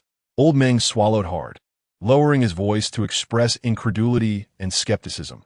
Team Lu mentioned before that only those S-rank beings, elusive as dragons, possess such unreasonable explosive power. Lu Hu, seated on the other side of the campfire, was busy heating a kettle of water on a small stove and did not interject. However, he did not entertain thoughts of S-rank abilities. Within this team, only he was aware of the employer's identity, and such a family lineage would surely possess considerable powers. They remained oblivious to the events unfolding at the Ability Awakening Square earlier that day, as Gu Luochen had left before any news could spread. Gu Luochen gently shook his head, sidestepping the matter. Regardless of tier, I am merely a first-tier ability user at present. He recognized that his precise combat instincts were far beyond those of a novice who had just awakened. This was an instinctual response cultivated through rigorous training. Being the son of an immortal emperor was no easy feat. Lu, who took a sip of hot water, his gaze shifting to the dancing flames of the campfire. Everyone, take advantage of this time to rest and recover your strength. Lao Lei, stay alert. Don't let your guard down during the first shift. We have no idea what awaits us later in the night. Upon hearing this, the group fell silent, closing their eyes to recuperate. Gu Luochen's mind once again became tranquil, immersed in the grandeur of the Changbai Mountain's imposing form. Through visualization, even amidst the dilapidated structures, the majestic terrain of the mountains continued to draw his thoughts. Observing the mountains to forge form, the mountain rises like a coiled dragon, its spine rugged as if to pierce the heavens. The incantation surfaced in his mind, allowing him to grasp the true essence of this celestial art once more. He needed to ascend. Only by standing atop the peak could he truly imprint this form into his very being. Chapter 6. Ice and Bone. As the old Lei struggled to keep his eyes open by the flickering campfire, Gu Luochen quietly opened his eyes. His mental acuity detected an unusual surge of energy emanating from the peak of Changbai Mountain. Glancing at the slumbering companions, he decided that since he intended to ascend the mountain alone, he might as well set off now and investigate the disturbances at the summit. With silent grace, Gu Luochen rose, gently stepping over his companions and exiting the dwelling. Following the mountain path, he hastened towards the summit, occasionally retrieving a vial of restorative potion from his ring to regain his stamina. While others reserved their potions for critical moments, Gu Luochen utilized them to expedite his journey. Suddenly, a terrifying wave of pure, extreme cold energy erupted from the mountaintop, akin to an invisible tsunami. An energy storm imbued with frigid air swept down from the mountain. Gu Luochen furrowed his brow and quickened his pace, noticing several practitioners hastily descending to escape the tempest. Within a dilapidated structure, the flames of the campfire were violently suppressed by the storm's aftereffects, dwindling to a mere flicker, nearly extinguished. Frost began to form visibly on the walls and floor at an alarming rate, the air temperature plummeting. What is happening? Stay alert, Lu Hu shouted, his eyes wide open. Captain, the energy fluctuations from the mountain are intense. They must be at least B grade by the time they reach us, Zhou Qi reported promptly, holding a tactical board.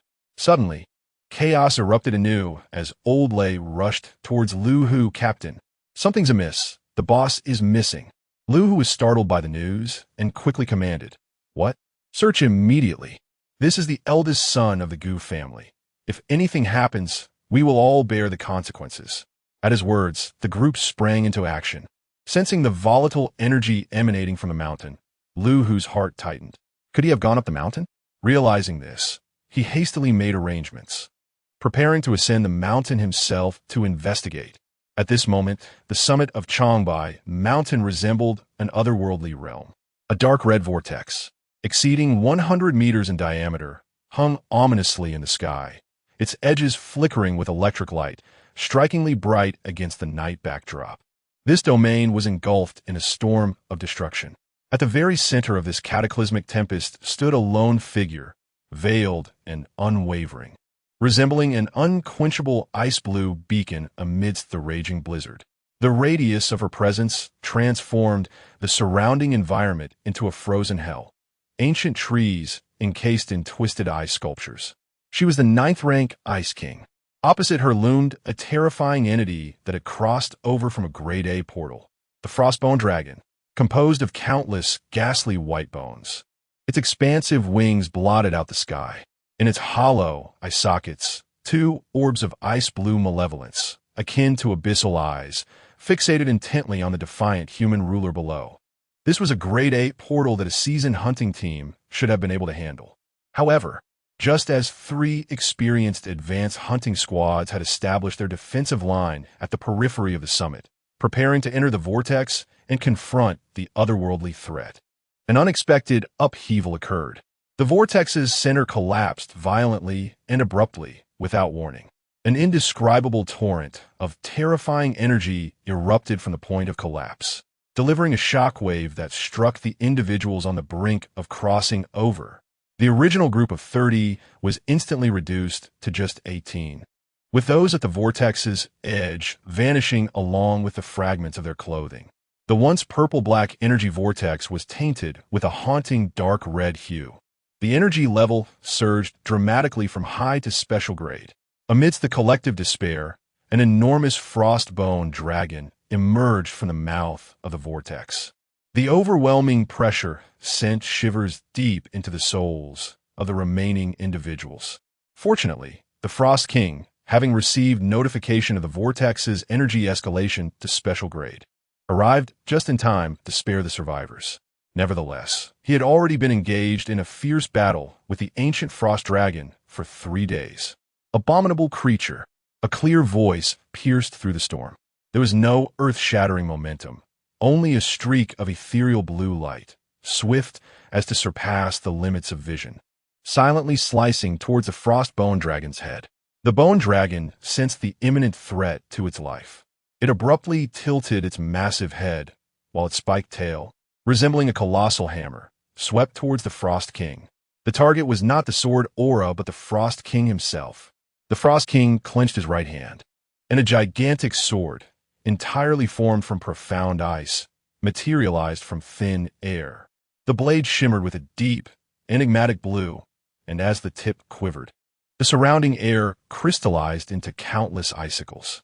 Roar! The frostbone dragon unleashed a roar that shattered the void, its massive body diving downward. The spiked tail tore through the air with ferocity, striking towards the Frost King.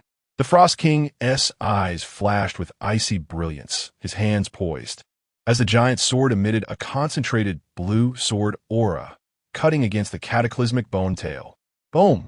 The tremendous clash resonated, triggering avalanches across the Chombai Mountains.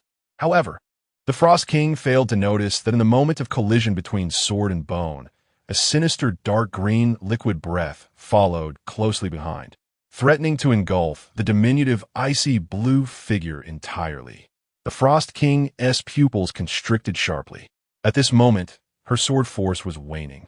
Any force change in tactic would only reveal greater vulnerabilities. Her left arm shot up in an instant, conjuring a massive ice shield thick as a foot, inscribed with countless intricate ice patterns. Boom! The breath violently struck the ice shield. The deep blue sinister flame danced madly within the bone dragon's eye sockets. Its colossal head lunged forward once more, spewing forth a torrent of venom. This deluge bore the dual powers of corrosion and frost. An unfathomable force erupted. The ice shield emitted a heart-wrenching wail as cracks rapidly spread across its surface.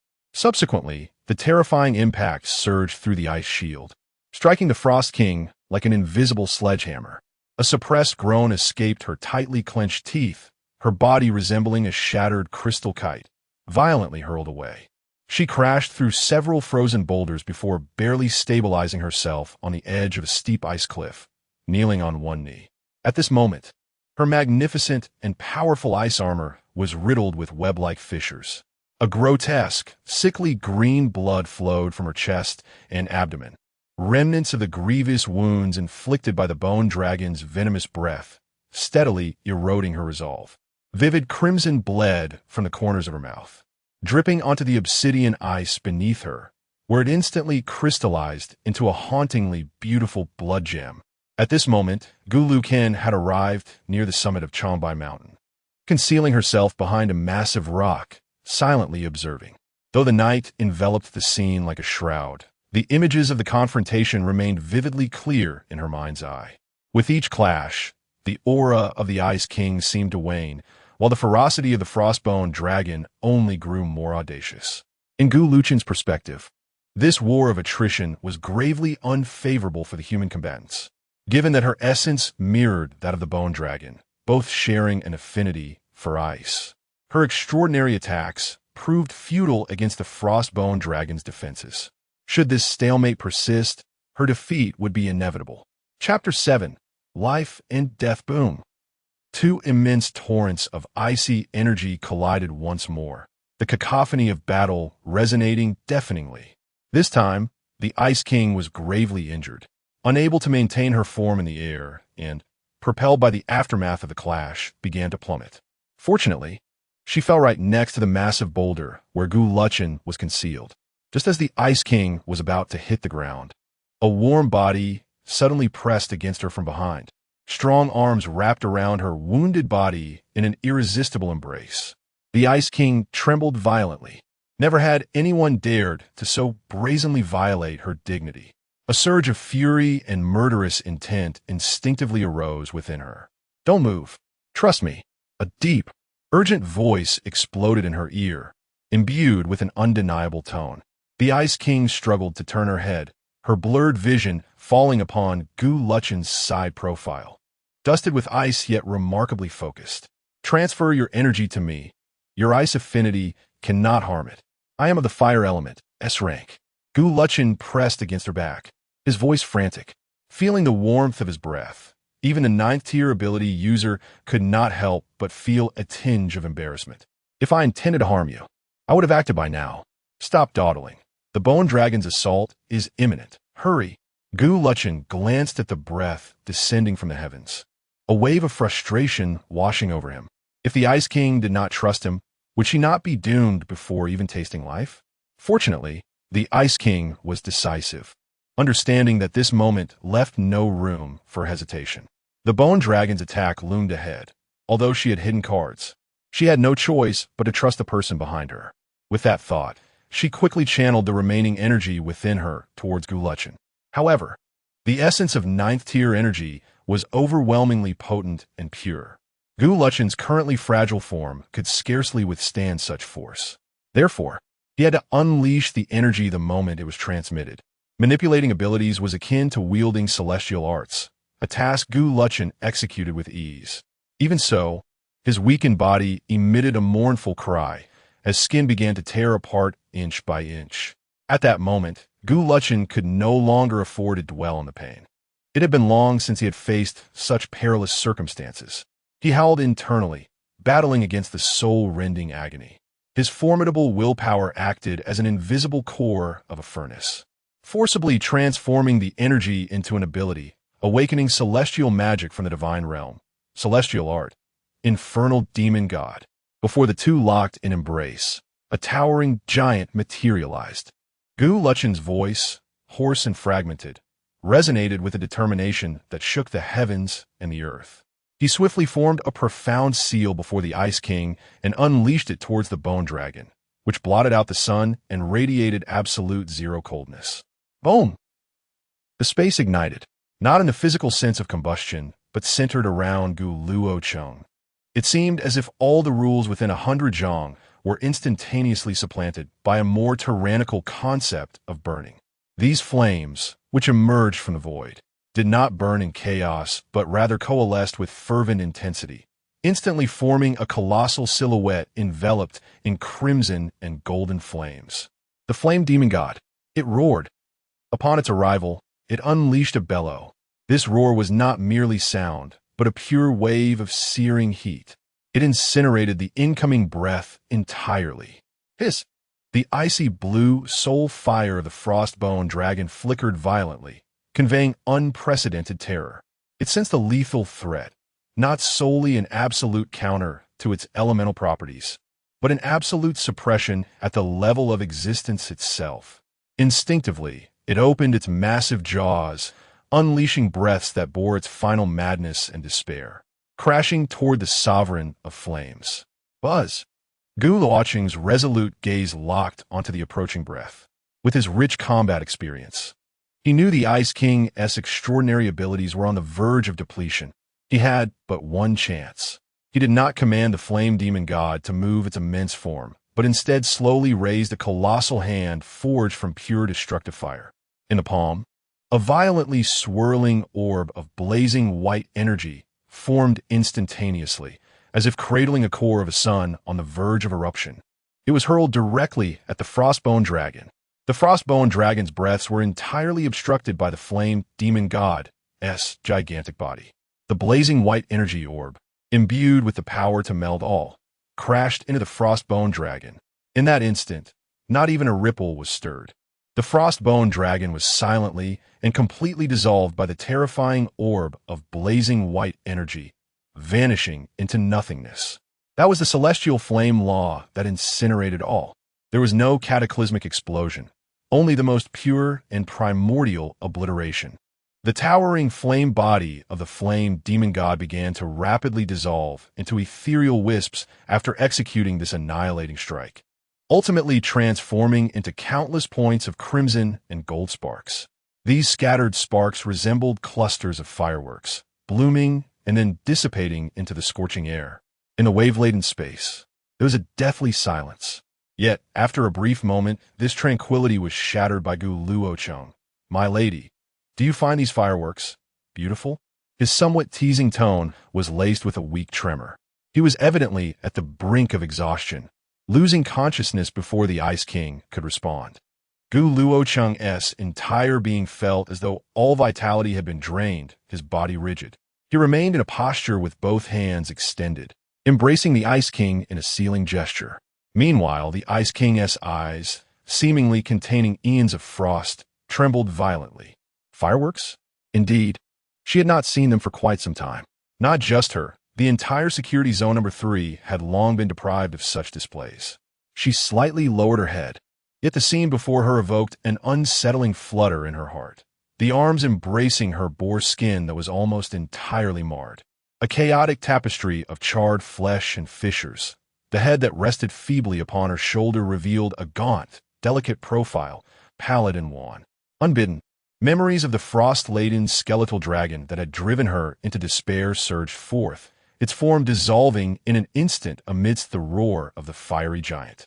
The entire episode transpired with a swiftness akin to a flash of lightning, yet in her eyes, it was drawn out infinitely. Each frame of the ordeal seared itself onto the surface of her long-frozen heart, refusing to dissipate. How had he managed such a feat? And all this, the harrowing price of near demise, was it all to unleash that cataclysmic strike to save her? The fingertips of the Ice King involuntarily curled. She had always walked alone, accustomed to her lofty perch and to exploiting every opportunity. Trust? In this world of upheaval, it was an exceedingly extravagant and perilous commodity. Transmitting energy to Luochen was less an act of trust than a desperate gamble in a moment of extremity. She had even braced herself for the possibility of him succumbing to explosive demise or worse. Never had she considered that the outcome would unfold in such a manner. This enigmatic yet fragile man had indeed caught her ninth-tier energy and, in a manner beyond imagination, achieved it all. A flicker of an unfamiliar emotion, akin to the gentle warmth stirring beneath the ice in early spring, began to burgeon in the depths of her frozen heart. Was it guilt? Or perhaps a flicker of a sentiment she was reluctant to acknowledge? Who was this man who so tantalizingly stirred her? As the frost dragon vanished, the remaining members of the hunting team hurriedly gathered around. Witnessing the Ice King bear a man upon her back, they were struck with disbelief. Yet none dared to look up and confirm the sight. Each wore the fade of having seen nothing. Yet, the Ice King, her expression impassive, commanded softly, "The Lord of the Other Realm is dead, and the vortex will soon dissipate. There should still be some valuable items within. Upon our return, the Ice River Guild will not shortchange you." Understood. We shall serve you, Ice King. The remaining abilities users, seasoned veterans, were well aware of the Ice King's intent. After bowing to her, they rushed into the vortex. The Ice King paid them no further mind. She had more pressing matters at hand. That was to ensure that the flicker of life within the man who had just saved her would not extinguish. Supporting her somewhat weakened body, she gently laid Gu Luochen upon the stretcher brought forth by the guild's medical team, personally administering a vial of restorative potion to him. Her cold fingertips hovered before his cracked lips, sensing his faint breath, and she exhaled in relief. Suddenly, Gu Luochen's eyelashes fluttered, and upon opening his eyes, he beheld the veiled Ice King gazing intently at him. Their eyes met. The Ice King felt a sudden rush of embarrassment and quickly turned away, pretending to depart, only to hear Gu Luochen weakly call out, "Wait, beautiful sister." The Ice King paused upon hearing the voice, yet refrained from turning around, leaving Gu Luochen with a captivating silhouette. His tone was tinged with a hint of chill. "What is it? If someone comes to pick me up later, please tell them not to leave. Wait until dawn to awaken me." These brief words encapsulated the last vestiges of Gu Luochen's strength, and upon finishing, he succumbed to unconsciousness. The Ice King paid little heed to the peculiarity of the entrusted task. At that moment, only one thought incessantly circled in her mind. Someone is coming to fetch him? If I inquire later, I shall undoubtedly discern who he is. Chapter 8. The crafting of the mountain's shape after the tempest had passed. Lu Hu arrived at the summit of Changbai Mountain, feeling somewhat apprehensive. Before him stood the legendary figure of the third safe zone, the Ice King. The Ice King raised his chin slightly, gesturing towards Gu Luochen, who lay on a stretcher, his cold voice laced with a barely perceptible urgency. "Who is he, truly?" Lu Hu replied respectfully, "My lord, this is indeed the eldest son of the Gu family." Gu Luochen, the Gu family. The eldest son? The Ice King's aura of frost suddenly wavered, his fingers, which clutched an ice crystal, tightening silently. Sensing the malevolent gaze directed at him, Lu Hu hastily added, "My lord, I originally had no intention of venturing deep into the mountains. Our squad's mission was merely to escort him to the vicinity of Changbai Mountain and ensure his safe return. It was only later that we discovered the young master was missing, thus." "What? Was your task merely to bring a young master to this perilous place for leisure?" Faced with the Ice King's somewhat displeased inquiry, Lu Hu wiped the sweat from his brow and replied, "My lord, it seems that way to me," understanding that further questioning would yield no fruitful answers. The Ice King waved his hand dismissively. "Very well, leave him here. When dawn breaks, awaken him, and then you may depart." "Huh, my lord? Should we take him back for treatment first?" "Do as I instruct." "Understood, understood." Lu Hu appeared visibly anxious. The winds atop Changbai Mountain always carried a bone-chilling ferocity. However, the superpowered individuals, possessing formidable physiques, were less perturbed by it. Gu Luochen awoke the following afternoon, struggling to open his eyes, the searing pain still gnawing at his consciousness. Observing his surroundings, he realized he was still at the summit of Changbai Mountain. Thankfully, they had tea returned him. Otherwise, he would have had to make another arduous journey. "Captain Lu." "Ah, young Master Gu, you are awake. How do you feel? Here, drink this energy supplement. It's warm." Lu Hu, filled with concern for Gu Luochen's injuries, swiftly retrieved a vial emitting a faint warmth. Gu Luochen swallowed the soothing liquid, inquiring, "Captain Lu, how long have I been asleep?" "It's already noon on the second day since we set out. If you hadn't woken up, even if the Ice King had not permitted it, I would have taken you back for treatment. You were in such a state. Your breath was so faint it was nearly imperceptible. I heard it was the Ice King himself who stabilized your life force." Lu Hu's voice trembled with lingering fear. Gu Luochen's body was gradually recovering, his senses sharpening. "Captain Lu, thank you for watching over me. But now, let us not rush down the mountain." Lu Hu was taken aback. "Young Master Gu, your condition." Gu Luochen interrupted him, his gaze fixed upon the undulating mountains, and spoke deliberately. "I implore you, carry me and circle this summit. A few times." "What?" exclaimed Lao Lei and Lao Meng, who were nearby organizing their belongings, their faces etched with disbelief. At the frigid peak, carrying an injured comrade who has just regained consciousness in a circle? Such a notion seems utterly insane. Could the young master of the Gu family truly be here merely for sightseeing? Lu, who suppressed his inner doubts, since even the King of Ice had orchestrated this arrangement. There must be some underlying intention they were unaware of. Lu, who waved his hand and commanded, "Execute the orders. Steady the stretcher. Ensure warmth and protection. We shall accompany our boss on a tour of the summit of Changbai Mountain." The howling winds at the mountain's peak whipped up fine ice crystals, striking against the people and producing a rustling sound. Lao Lei and the others bore the stretcher, each step sinking deeply into the soft, accumulated snow, leaving distinct footprints. Gu Luochen's gaze traversed the edge of the stretcher, locking onto the towering peaks in the distance, draped in wind and snow. The mountains loomed like the spine of a dragon, blanketed in snow, their rugged lines exuding an ancient and majestic aura. Observing the mountains, forging form, he silently chanted within, his pupils reflecting the grandeur of the mountain range. At this moment, it was no longer a mere observation. He immersed his entire being into the vast expanse of the icy mountain range before him. Gu Luochen internally roared, forcefully imprinting the magnificent mountain vista deep into his consciousness. This imprint was not solely the exterior of Changbai Mountain, but also its unique essence. From Gu Luochen as the focal point, an invisible mountain force began to radiate outward. As the energy in the air appeared to gradually thicken, the long silent traces of the mountain's Tao were resonating at this moment. The unseen weight and ancient aura slowly converged upon him. Buzz! The air surrounding the stretcher suddenly grew dense and heavy, as though one were being pressed beneath towering peaks.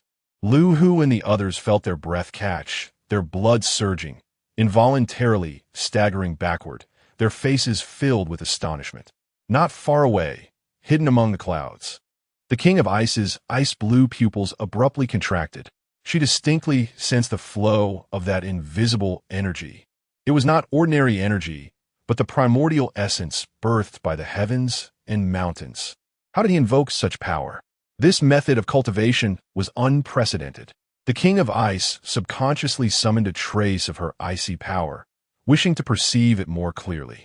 However, as her ice power approached the invisible mountain realm surrounding Gu Luochen, it was as if it collided with an immovable iron wall, instantly crushed by the heavy and profound Tao essence.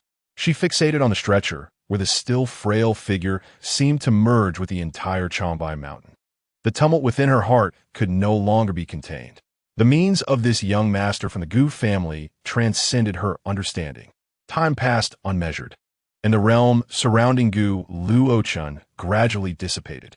He slowly exhaled a long breath, lingering in the air. Though his complexion remained somewhat pale, the previous sensation of near-death weakness had completely vanished. His gaze swept over the surrounding Lu Hu and others, who were left speechless in awe, and he calmly spoke. "Now, we can descend the mountain."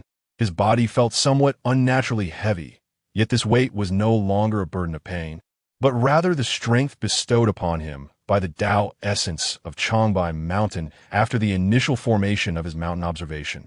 It seemed he would need to train diligently to assimilate this newfound power. Gu Luochen was in high spirits. Although this journey was fraught with difficulties, he ultimately achieved his goal. "Sir, have you just mastered an ancient martial art?" Old Lei, who was carrying the stretcher, could not suppress his curiosity and inquired tentatively. "Ancient martial arts?" Gu Luochen did not deny it. Such matters, exceeding their understanding of the world, were beyond explanation. Instead, they were free to think whatever they wished.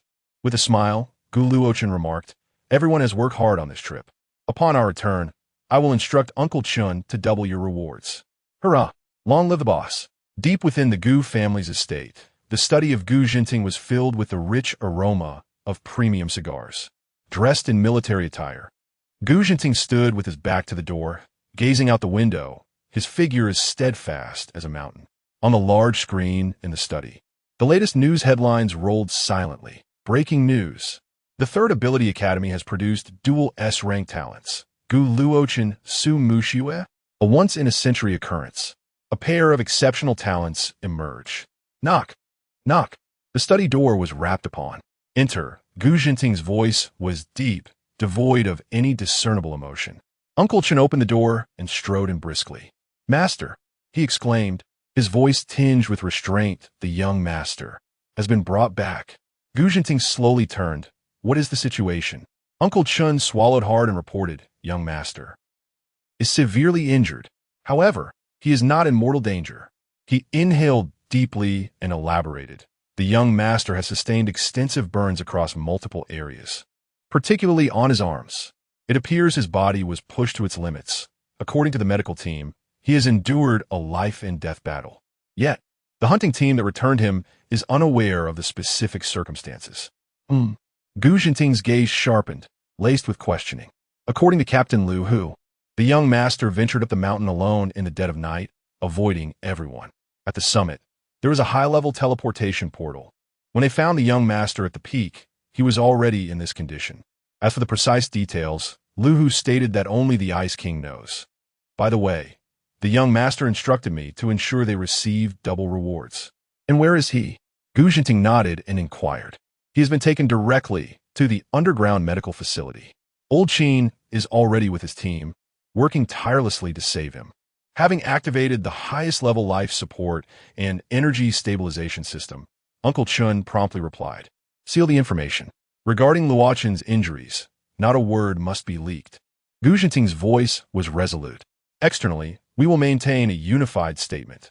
Luochen's powers are unstable following his awakening and require solitary cultivation in the family's secret grounds. No visitors will be permitted. All visits must be politely declined." "Understood," Uncle Chin responded, standing at attention. Chapter 9. Professional Examination. Only 4 days have elapsed since the earth-shattering S-level awakening. For Gu Luochen, the 3 days spent in the underground medical chamber of the Gu family estate were fundamentally about allowing his body to assimilate the transformative powers bestowed upon him by the initial stages of the Guanshan forging process. During this period, his father, Gu Jinting, visited several times. Their conversations were brief, with Gu Jinting merely confirming his son's physical condition without probing into details. In truth, Gu Jinting had intended to impart some profound wisdom to his S-level son, but upon witnessing Gu Luchen's demeanor since his return from Changbai Mountain, he swallowed his words. The profundity of wisdom gleaned from others pales in comparison to that which one discovers for oneself. At this moment, Gu Luochen donned the Academy's standard uniform and once again traversed the bluestone path of the number 3 Ability Academy. "Is that Gu Luochen?" "Yes, back," exclaimed an observant girl. All eyes converged upon Gu Luochen. "My goodness, is this the aura of an S-level? It feels as though the very air around him has heated up." "Hey, Lu Ting, I see you're smitten." "What S with the pretentiousness? So what if he awakened to S-level? Without hard work, he's just another spoiled child." This acidic remark, though not loud, penetrated the ears of those nearby. The speaker was a boy with bleached hair, flanked by a few equally disgruntled companions, clearly the nucleus of small clique. "Exactly. After awakening to S-level, he has gone missing for 4 days. Such a waste of the talent bestowed upon him." Another tall, lanky boy chimed in, his voice deliberately raised to ensure Gu Luochen could hear. "We toil tirelessly in our training for even the slightest improvement, and he, with the best cards in hand, simply goes idle? Merely a flower in a greenhouse. What does being S-level even matter? Without effort, he'll be trampled by those who come after." Gu Luochen remained impervious to their spiteful banter, finding it laughably juvenile. It was evident that their freedom of speech emboldened them, had they been in the celestial realm. Such individuals would not dare to venture out alone without protection. At that moment, a figure parted the crowd, striding directly toward Gu Luochen and obstructing his path. The newcomer was tall and handsome, with sharp eyes, adorned with insignia representing the elite of the upper grades on his shoulder. It was Zhao Ning, the vice president of the student council and a distinguished second-year student, a 4th-tier A-level wind element ability user. Junior Gu Luochen, Zhao Ning greeted with a formulaic smile. "Welcome back, an S-level fire user. Truly commendable. You bring great honor to our academy." His voice boomed, drawing even more attention. Gu Luochen halted, lifting his gaze slightly to meet Zhao Ning's eyes, his expression calm and unperturbed, without acknowledging the pleasantries. Zhao Ning seemed taken aback by the indifference. His smile faltering momentarily before his tone shifted to one of elder-like admonition. Junior, having just awakened and taking a 4-day leave has left many teachers quite concerned. You must understand, the initial days following an ability awakening are a golden period for stabilizing one's powers. Having missed the opportunity, it inevitably casts a shadow over future potentials. While his words carried a weighty earnestness, the insinuation of squandered talent embedded within them was far more piercing than the earlier bitter remarks. Luochen ning. The corners of his mouth curling into a fleeting, icy arc. My affairs are of no concern to you, he declared, and without further ado, he strode past Zhao Ning, as if the latter were but an inconsequential shadow. Zhao Ning's smile froze completely, a flicker of astonishment and embarrassment flashing in his eyes. From a distance, in the office window of the teaching building, Gu Luocheng's homeroom teacher, Mr. Li, observed the scene unfolding in the square. Adjusting his glasses, he shared a wry smile with his colleague, Mr. Zhang, saying, "The S-rank young master has returned. With 2 S-ranks in one class, the pressure is immense." Mr. Zhang, contemplating Gu Luocheng's figure, mused, "I can't shake the feeling that he hasn't just been sleeping these past 4 days. His demeanor seems remarkably composed." "Mr. Li replied with a smile, "Who can say? The world of the elite is beyond our comprehension. Let's hope he truly used that time wisely, rather than resting on his laurels. For the higher one is lifted, the harder one may fall." Gu Luocheng returned to the classroom he had left days ago. "The S-rank Gu is back," someone shouted, instantly igniting a fervor throughout the class. After all, Class 3 had produced 2 S-ranks. With the return of the second, they rightfully claimed the title of Year 1's finest class. Such honor would yield numerous benefits, enriching the entire class. Mr. Li ascended to the podium, clearing his throat to quell the murmurs within the classroom. "Silence. We welcome back student Gu Luocheng. I now have an important announcement." He surveyed the room before stating solemnly, "In 7 days, we will commence the specialization examinations. This week is designated as Cognitive Enhancement Week, primarily aimed at introducing the core content, developmental directions, and assessment standards of various major and minor courses, assisting you in making the most suitable choices for yourselves. For major courses, you must select one from 3 options: Manipulation Department, Enhancement Department, or Perception Department. The selection of minor courses is equally vast, yet you may choose only one. Categories include close combat weapons, ranged weapons, military strategy, and formation studies, each with detailed classifications. Attention! Mr. Li's voice intensified. The choice of major will determine 70 of your cultivation resources and mentoring direction for the coming year, while the minor course serves as a means to address weaknesses or enhance strengths. Choose wisely. Following this, each subject instructor will provide focused presentations and foundational demonstrations, culminating in specialized examinations based on your selected courses. With the announcement delivered, the atmosphere in the classroom shifted to one of tension and anticipation. Specialization signified the true commencement of distinct path for the aspiring practitioners. The ensuing 7 days unfolded under a remarkably subtle ambience, as all instructors inevitably directed their gaze towards Gu Luocheng and Su Muxue, seemingly eager to provide them with tailored guidance. After all, mentoring an S-rank student carries a certain prestige. Throughout each presentation, Gu Luocheng listened attentively, absorbing every detail. However, the intent is not to grasp the fundamentals, but rather to swiftly comprehend the framework of the extraordinary abilities that permeate this world. In the classroom, he perpetually remains the most silent and least noticeable S-class student. Yet, in private, Gu Luocheng diligently contemplates the Taoist rhythms of Changbai mountain every day, fortifying his own capabilities. After 7 days, all presentations conclude, and students begin to fill out their specialization preference forms. The mentors engage in animated discussions within the office, with the focal point revolving around the specialization choices of the 2 S-class students. Su Muxue has chosen control matter and archery. This comes as no surprise. The synergy between light-based shaping and precise long-range strikes is complementary, Her light arrows possess an astonishing power. This is the clarity of thought befitting an S-class. One mentor, supporting Su Muxiue, expresses his excitement. Indeed, Muxiue is composed and talented, making a pragmatic choice, and her future achievements are boundless. Another mentor concurs.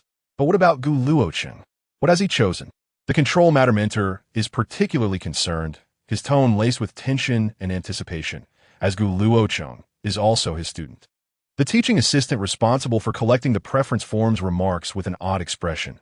Gu Luochen's major is control matter, with a minor in swordsmanship. What? Swordsmanship? He chose swordsmanship. The office erupts in chaos. Absurd. Utterly absurd. The enhancement mentor is the first to slam his hand on the table.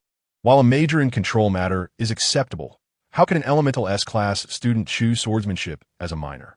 Is close combat so easy to master? Without the physical foundation of the enhancement category, even the best swordsmanship is but a facade. When confronted by a true melee expert, he would be crushed in an instant.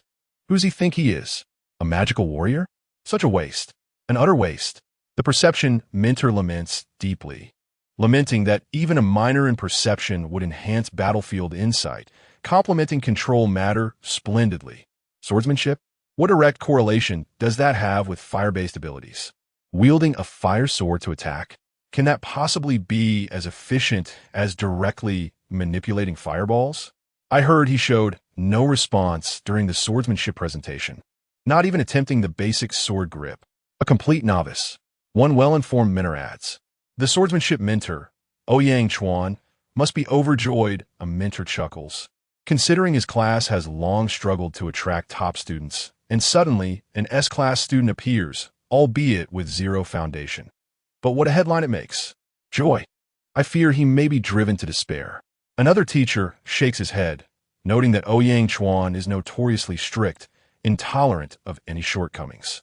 If Gu Luochen fails to keep up with the training, regardless of his S-class status, he will be mercilessly reprimanded. At that point, the real fun will begin. In the office, few hold a favorable view of Gu Luochen's combination of control matter and swordsmanship. To them, it appears to be a capricious and foolish decision. Meanwhile, Gu Luochen stands by the window, his gaze seemingly piercing through the campus structures, directed towards the principal's office. There, he senses an aura that is all too familiar to him. Chapter 10. Examination of the Control of Objects Number 3 Ability Academy, Dean's Office. A venerable elder, his scalp barely adorned with hair, sat before a cluttered desk laden with a myriad of documents. Opposite him, the Frost King rested, delicate fingers gently caressing the warm ceramic of his coffee cup, his bright eyes shimmering with a hint of cerulean through the veil. Had the Frost Sovereign come to inquire about the two newly minted S-rank students? The Frost King remained non-committal. Dean Wu, among the 9 academies of our Huaxia, we presently have a total of 12 S-rank students. Dean Wu, setting aside the papers in his hands, reclined in his spacious chair, an unmistakable excitement illuminating his features. Indeed, I have long envied those institutions boasting S-rank students. I never anticipated that this time it would be our turn, and we have not one, but 2. The other academies, which had failed to produce S-rank students, had since lodged their grievances with the central authority, claiming that Academy Number 3 lacked the necessary resources to nurture 2 S-rank talents. Dean Wu's expression instantly darkened, transforming into a still pool of discontent. What? How brazen of them! Their pretexts are so grandiloquent, yet their true aim is to poach either Gu Luochen or Su Muxiue from us. Such gluttonous behavior is simply unbecoming. In 3 months, the central authority will organize a freshman competition, the Frost King remarked, his tone deepening with gravity. The best way to silence them is through our strength. Upon hearing this, Dean Wu stood promptly, bowing solemnly to the Frost King. Rest assured, Frost Sovereign, Academy Number 3 is certainly not a soft target. The Frost King nodded, then rose and approached the window. By the way, Dean Wu, please ensure that regular updates on Gu Luochen's progress are reported to me. With that, the Frost King vanished in the blink of an eye, leaving only a faint trace of ice by the window. Now, Dean Wu found himself alone in the room. He brushed his sparse hair, murmuring to himself, I never imagined the Frost King would focus on Gu Luochen rather than Su Mushu. The examination for the Control of Objects department comprises two parts. The first segment is a mental control assessment. Within the examination hall, the air was so thick it felt as though one could wring water from it. The metallic desks were cold and unyielding, upon which lay a complexly structured cube and 30 strands of alloy wire, glimmering with a cold light. The sounds of students adjusting their breathing echoed intermittently. This cube was a specially designed examination tool. As the metal wires traversed through designated holes, they would receive a unique mark. The task required candidates to hold the cube in both hands and, within a stipulated 5-minute time frame, use their mental prowess to guide the alloy wires through the randomly appearing minuscule apertures on the cube. I heard last year's freshmen only had to pass through 25 wires? A boy in the front row remarked, his voice dry, fingers unconsciously tapping on the desk. Now, the requirement is 30 within 5 minutes and with pinpoint accuracy. This is nothing short of a devilish test. The girl beside him stared at the cube, her complexion paling. A bespectacled student adjusted his glasses and whispered, "Don't even think about threading multiple wires at once. That would only lead to greater failure. Steadily and resolutely, the objective is to secure over 20. Silence. The emotionless metallic voice suddenly resonated through the loudspeaker. Shortly thereafter, a stern-faced examiner entered the examination hall and succinctly stated, "I trust you are all familiar with the examination rules. You have 5 minutes to prepare. Begin." A sharp beat pierced the tension among the candidates, akin to the firing of a starting gun. For Gu Luochen, this exam was exceedingly straightforward. He effortlessly tossed 5 metal wires into the air, then deftly gathered them, transforming them into a gleaming silver streak that swiftly pierced the freshly illuminated hole. A faint clicking sound emanated from within the cube. His movements were fluid and devoid of hesitation. In under 2 minutes, all 30 metal wires on his table had been marked by the cube. In contrast, the others, with the exception of Su Mushue, were only managing around 10. Once Gu Luochen completed his task, he leaned back, closed his eyes, and relaxed in a state of ease. As the timer approached 4 minutes, Su Mushue also finished, albeit she could only thread 3 wires at a time. She exhaled softly. The concentration required to manipulate such delicate objects was quite taxing for her. Subsequently, she discreetly glanced towards Gu Luochen at the back, only to discover that he appeared to have completed his task long ago. A flicker of emotion crossed her clear eyes. She was acutely aware of how challenging it was to finish within 4 minutes. This was nearly the pinnacle of her fine manipulation speed. Yet, Gu Luochen had managed to finish significantly earlier, seemingly expending far less energy than she had. Biting her lip, she quickly averted her gaze and resumed her posture. Yet a sense of competitiveness towards Gu Luochen stirred within her. The classroom was filled with a cacophony of metal wires scraping, occasionally punctuated by the frustrated sighs of failure. Some wires, having penetrated halfway, found the holes extinguished and awkwardly hovered in midair. Others, having been manipulated with excessive force, collided with the cube and became bent and deformed. A few candidates, in their fluster, attempted to control multiple wires simultaneously, only to end up entangled in a chaotic mess. Soon enough, the 5 minutes elapsed. Phew, that was excruciating. The last 3 minutes had me seeing double. A male student slumped in his chair, rubbing his aching temples.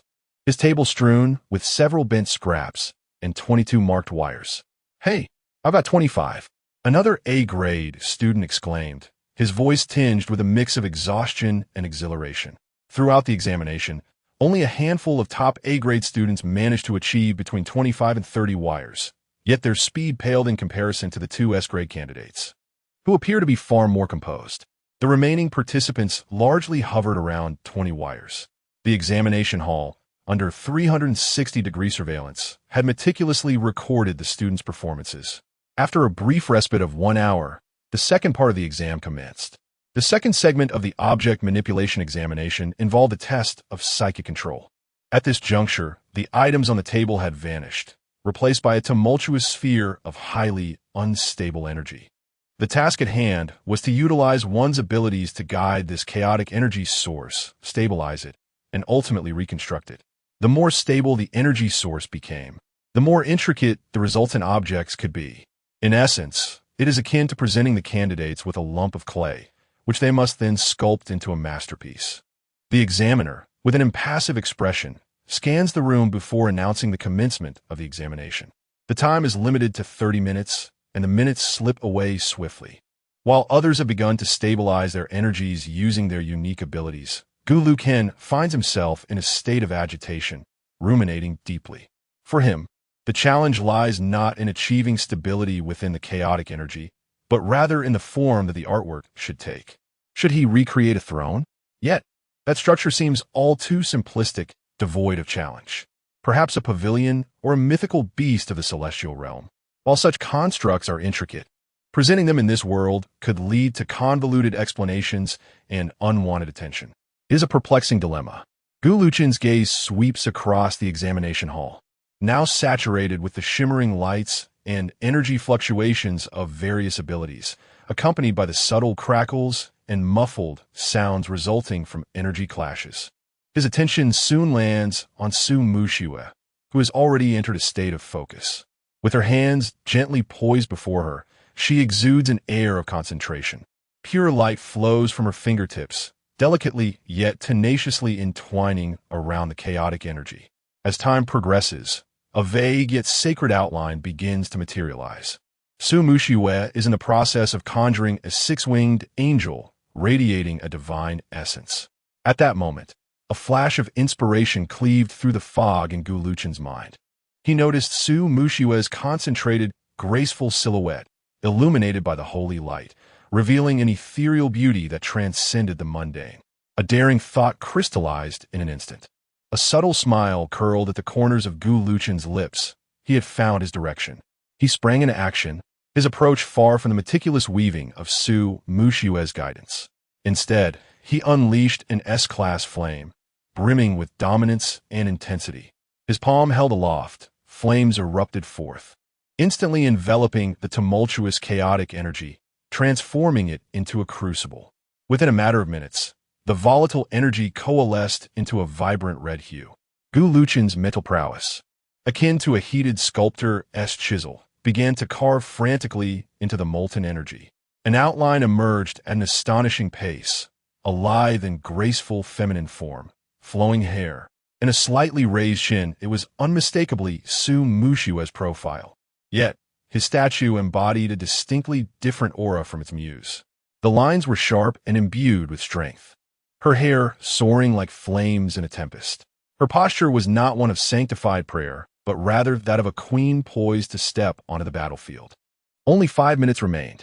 Su Muxiue's six-winged angel had fully taken shape, 3 pairs of luminous wings unfurling, radiating pure and unblemished holy light. Although the features remained indistinct, an aura of sanctity and compassion began to permeate the air, prompting the examiners behind the monitors to nod in approval. Meanwhile, Luochen's statue approached its final touches. He was now condensing his mental energy into fine flame needles, tracing the last nuances on the statue's facial contours, not the gentle and clear gaze of Su Muxiue, but one imbued with a hint of aloofness and ferocity, gazing down upon the multitude. Luochen slowly withdrew his hand, beads of fine sweat forming at his temples. Such intricate carving demanded immense focus, even from him. Tick! The sound signaling the end of the exam resonated. The various works in the examination hall were solidified by the unique energy array of the desks. At that moment, everyone's attention was drawn to the 2 exquisitely distinct energy creations. Su Muxiue's six-winged angel, pure and sanctified, embodied light and order, representing the pinnacle of stability and divine beauty. In contrast, Luochen's goddess of flames, fierce and wild, radiated power and mystery, a fusion of destruction and creation in art. As Su Muxiue completed her six-winged angel, a sense of accomplishment filled her heart. Yet, this satisfaction was abruptly interrupted by a surge of searing energy. Instinctively, she turned her head toward the source of the disturbance, Luochen's examination seat. There, she beheld the crimson statue. Time seemed to freeze around her. Su Muxiue's lake-like eyes suddenly contracted. She recognized that, unfathomably familiar yet alien profile. An indescribable emotion surged through her like electricity. That is, me? A preposterous thought exploded in her mind. She instinctively raised her hand, as if to touch her cheek, to confirm whether the wild lines on the statue truly originated from her.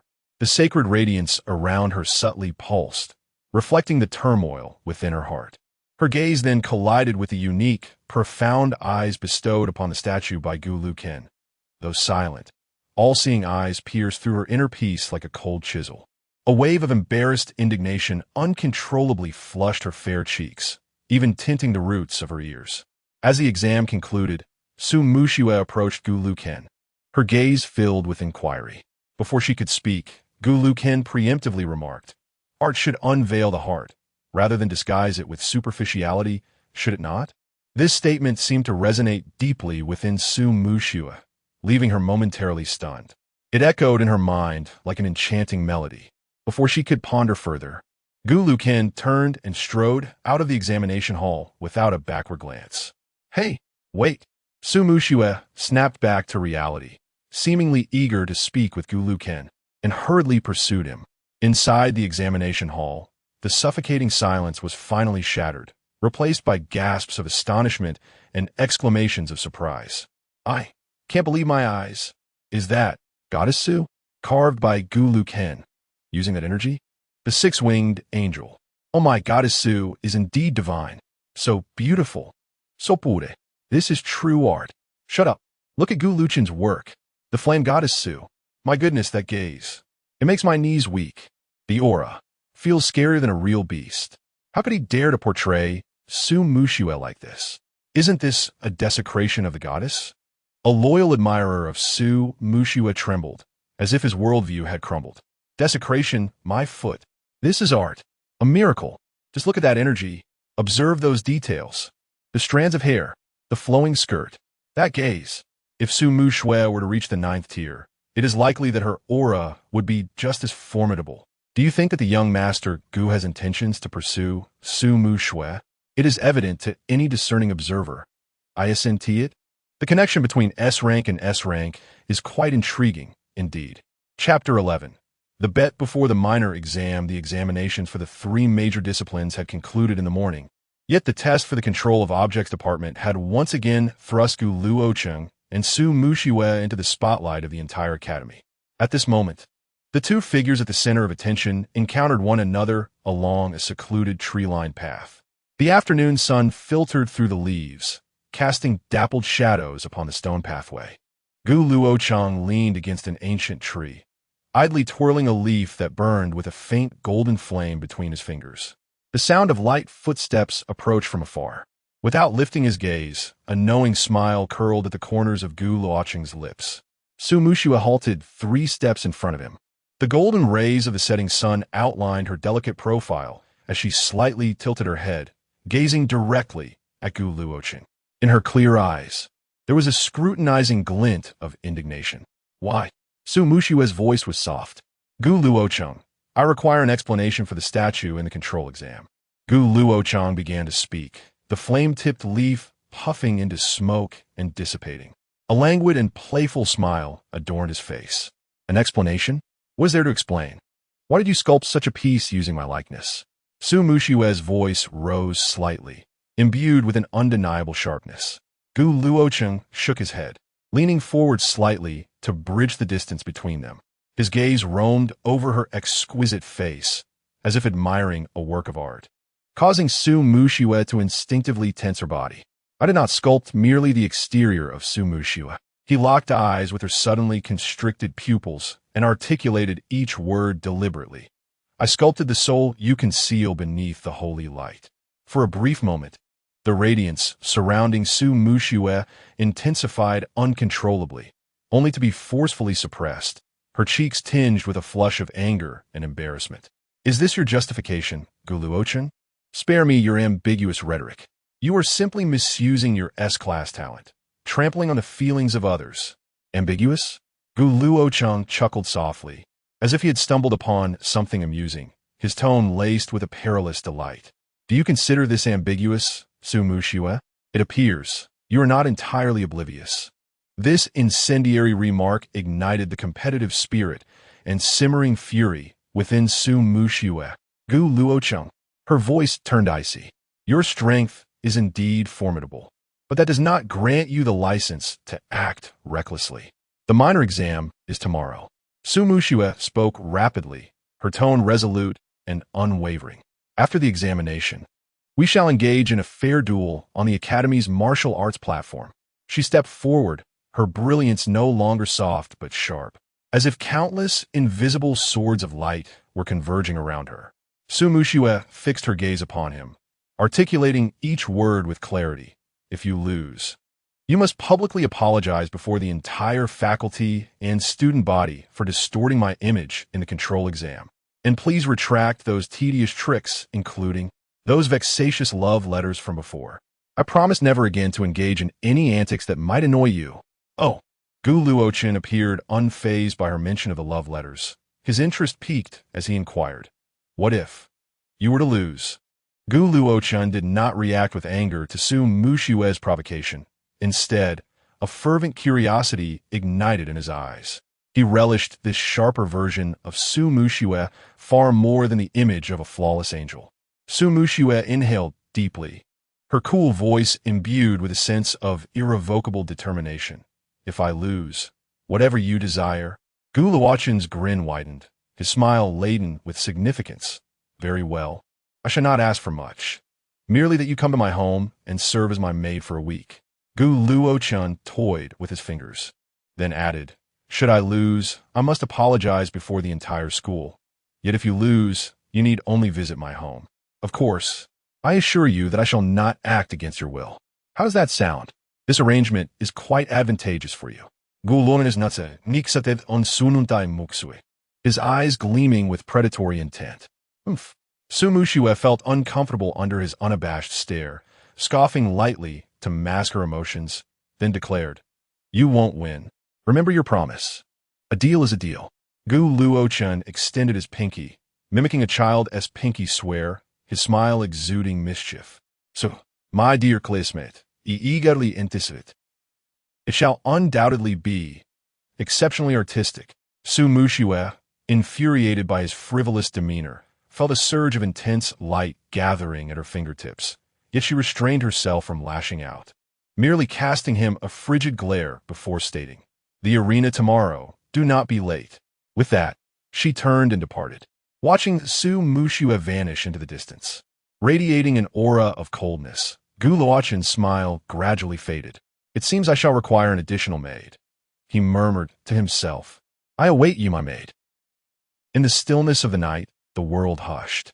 Within the training room of the Gu Manor, Gu Luochen stood bare-chested, revealing a well-defined physique, his muscles sculpted with the solidity of mountains. In his hand, he gripped a wooden sword, his arms taut like a drawn bow, poised to unleash their stored power, culminating in a concentrated force directed at the sword's tip. Whoosh!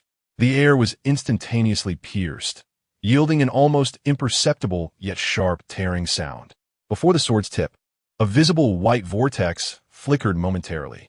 There were no flames, no radiant powers. It was purely the velocity and penetrative force derived from physical strength and the sword itself. Gu Luochen possessed a plethora of sword techniques, yet this body could only utilize a scant few. The technique he practiced was one of the most fundamental sword forms. The Breaking Mountain, the technique, imbued with immense power, had the capacity to shatter cities and decimate armies, harmonizing splendidly with his current physical training regimen. Gu Luochen's choice to minor in swordsmanship may appear peculiar to others, but for him, it was a logical progression. Beyond the necessity to disguise his sword skills, there existed an even more significant reason. No matter how powerful one's extraordinary abilities may be, they're ultimately bound by the system of forces bestowed by this realm. However, the path of the sword embodies the unique romance and elegance that Gu Luochen possesses, allowing him to traverse between two worlds. When he grasps the sword, it feels as though he can touch a whisper of the gentle breeze and bright moon of his homeland, reclaiming a fragment of the carefree essence belonging to the immortal realm. Upon completing his practice, Luochen exited the training room, the warmth of intense exertion still lingering on his bare torso. He paid no heed to Uncle Chun, who lurked in shadows, and made his way directly to his chamber. He needed to rest and maintain his vigor. For the following day held not only a swordsmanship examination, but also a scheduled duel. Master, young master, just concluded training, although it was already late at night. Chun Ping continued to report Gu Luocheng's status to Gu Jinting. What is the condition since his return from Changbai Mountain? Has there been any abnormality? Gu Jinting found himself somewhat perplexed by his son after the latter's return from Changbai Mountain. Taking a deep breath, Chun Ping endeavored to present his report in a professional and objective manner. Reporting to the master, the young master's state is unprecedented. He has chosen swordsmanship as his minor. The techniques he employed in the training room tonight left even me in astonishment. A barely perceptible frown crossed Gu Jinting's brow. Swordsmanship? This seems somewhat incongruous with Gu Luocheng's awakened S-level fire-type ability. Chun Ping continued, his pace quickening. The young master did not utilize any of his extraordinary powers. He wielded the sword purely with his physical strength, his bodily fortitude, and that absolute mastery over his power. Even a fifth-tier enhanced ability user cannot reach such a realm. For the first time, a flicker of emotion crossed Gu Jinting's typically inscrutable face. Chun Ping paused, a genuine awe evident in his tone. Master, the young master has truly transformed. That profound conviction born from experiencing life and death. I have only felt it in those seasoned veterans who have walked through mountains of corpses and seas of blood. The incident at Changbai Mountain. He did not finish his thought, but the implication was clear. The two fell into a silence, contemplatively absorbing the moment. After a brief pause, Gu Jinting's stern visage gradually relaxed, the tension in his brow easing, replaced by a sense of relief and subtle contentment. At length, his deep voice resonated. Good, good, good. Each repetition of the word weighed heavily with significance. Through the trials of the wilderness, he has finally revealed his brilliance. He paused, his tone resolute. Chun Ping, at your service. Keep a vigilant eye on him. There is no need to interfere. Simply ensure that he has no worries. I am eager to witness the heights that my Gu family's S-level lineage can achieve in this realm. Understood. I shall ensure it. Chapter 12. The challenge after the minor exam, due to the constraint of selecting only one major and one minor course. The examination times for different subjects were all scheduled for the morning. Guided by the directional signs within the academy, Gu Luochen made his way to the swordsmanship examination venue. This was a dojo, neglected in a corner as the academy rapidly advanced. Unlike the popular training grounds equipped with the latest energy shields and simulated environments, this space featured only the most primitive wooden flooring and a few antiquated swords hanging on the walls. In the center of the arena lay a simple circle, approximately 5 meters in diameter, drawn with fine white sand. Once all the candidates had assembled, there were only 6 in total. The expressions of the others were quite remarkable upon seeing Gu Luochen, as they had not anticipated that an S-rank material control specialist would join them in this competition. At that moment, a middle-aged man entered the dojo. He wore a somewhat faded black traditional swordsmanship uniform, the collar slightly open and the sleeves casually rolled up. He was their examiner, Ouyang Chuan. Upon approaching, Ouyang Chuan wasted no time with idle chatter, directly stating, "You will engage in combat with wooden swords. There are 6 of you, and each will fight 5 times. Success is achieved by either forcing your opponent out of the circle or making them concede. Note, no ranged abilities are permitted." Ouyang Chuan's gaze fell upon Gu Luochen as he continued. "Gu Luochen, you will go first." Nodding in acknowledgement, Gu Luochen picked up a wooden sword. "Who?" he inquired, his voice soft yet resonant in the stillness of the dojo. Ouyang Chuan lazily surveyed the remaining 5 candidates, noting they were all enhancement-type ability users. "You," he pointed nonchalantly, "step up." The first chosen was Ku Dun, who possessed a B-rank enhancement ability known as Savage Crocodile Transformation. "Gu Luochen, according to the examination rules, you cannot use your abilities. Are you truly capable of withstanding my sword techniques?" Kiskiviko Dundoastev, relying on his tough skin and charging forth with a roar, disregarding Gu Luochen's probing strikes. With a deft pivot, Gu Luochen evaded like a specter, and his wooden sword deftly struck the most vulnerable tendon behind Kudun's ankle. Instantly, Kudun's balance faltered, sending him crashing out of the circle and stirring up a cloud of dust. The remaining candidates were left dumbfounded, not expecting such a swift conclusion. Their limited understanding of swordsmanship led them to believe Kudun's blunder was merely due to his recklessness. However, Ouyang Chuan raised an eyebrow, sensing an unexpected maturity in Gu Luochen's swordsmanship that belied his age. "Do you require a break?" Ouyang Chuan inquired. "I do not," Gu Luochen replied calmly. "Very well. The rest of you, come forward in order to challenge him." 3 more candidates stepped up, yet their grasp of swordsmanship was rudimentary at best. Even with their enhanced abilities activated, each was swiftly exposed to weaknesses by Gu Luochen and sent out of the circle. The final candidate, named Shirley, was the most robust among them, possessing a B-rank bear-like enhancement ability. Having witnessed the previous opponents fall one after another, Shirley understood that Gu Luochen was indeed formidable, prompting him to summon every ounce of his focus for the impending duel. Shirley tightened his grip on the wooden sword and strode confidently to the center of the arena, standing opposite Gu Luochen. "Begin," came Ouyang Chuan's voice, devoid of emotion. Shirley rolled his shoulders, producing a dull sound of grinding joints, as if steel reinforcements were writhing beneath his skin. Bear transformation. Immediately, he unleashed his extraordinary ability, his already robust frame expanding further, his muscles resembling solid stone. "As long as my foundation remains unshaken and you cannot breach my defenses, let us see how you intend to force me out of the ring." Shirley eschewed flamboyant swordplay, simply raising his wooden sword high and aiming a downward strike at Gu Luochen's head.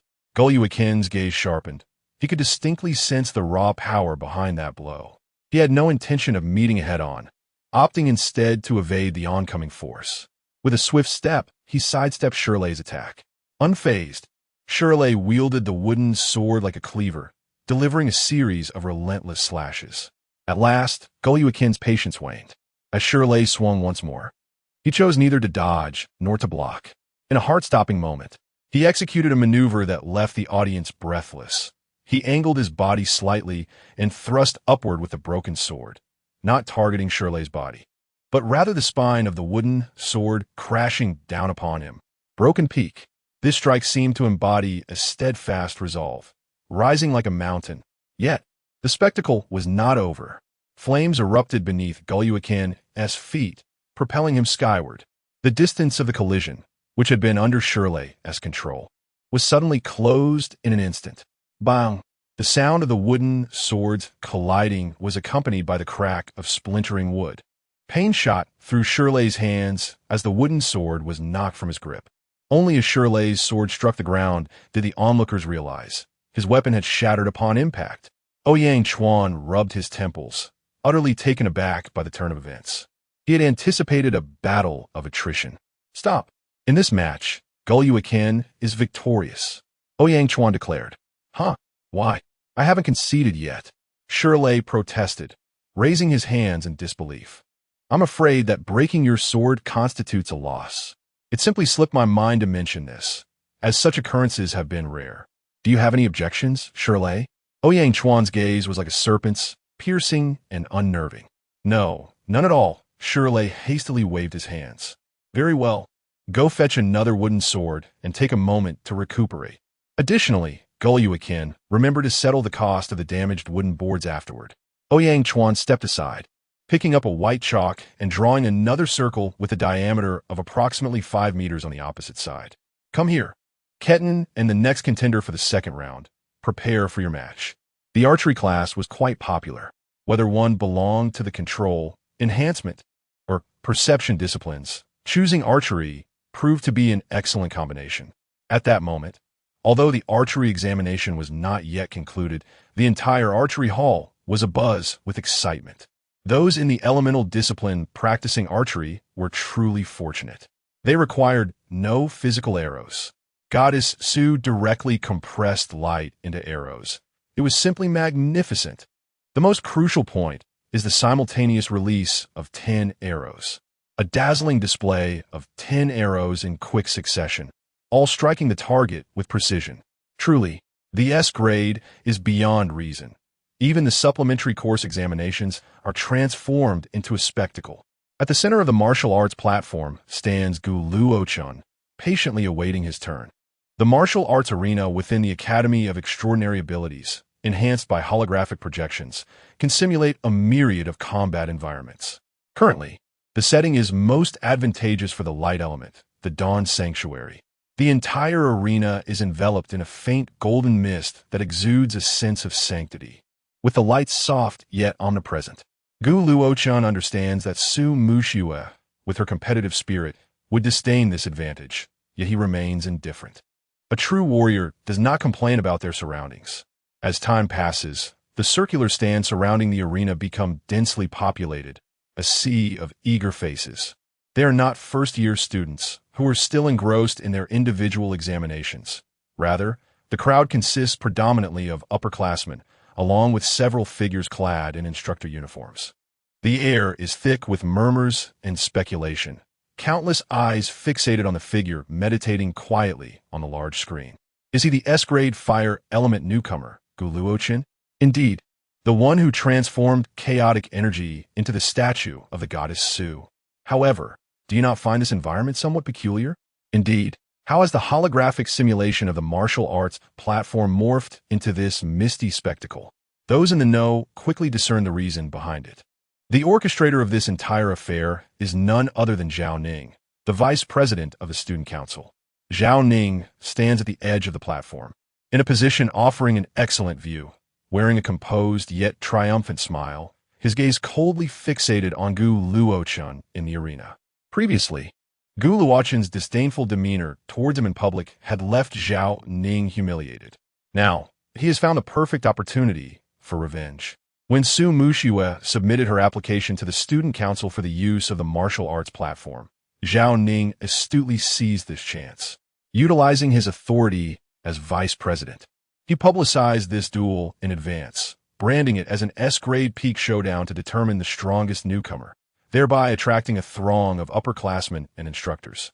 Moreover, Zhao Ning surreptitiously altered the parameters of the martial arts platform's environment, setting it to favor the light element in the most pronounced manner possible, the Dawn Sanctuary.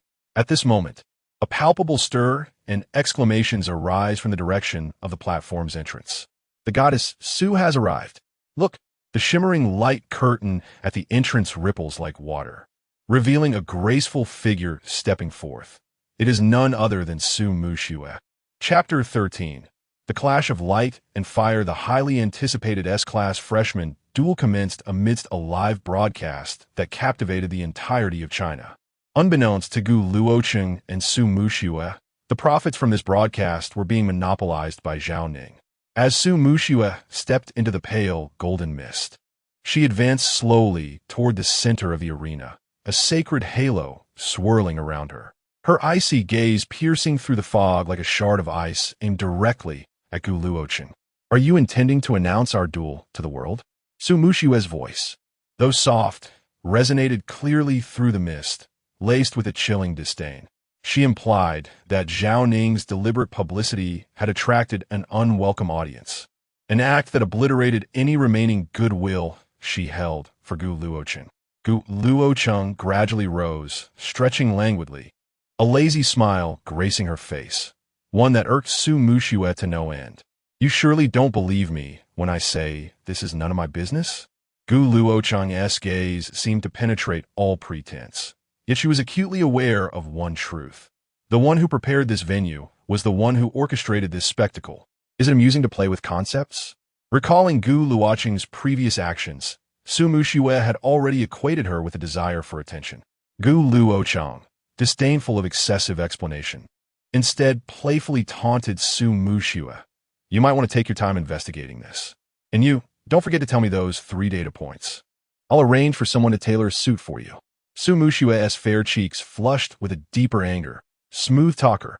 We shall see if you can still smile later. She ceased her words, elegantly raising her hand toward the weapon rack. Buzz.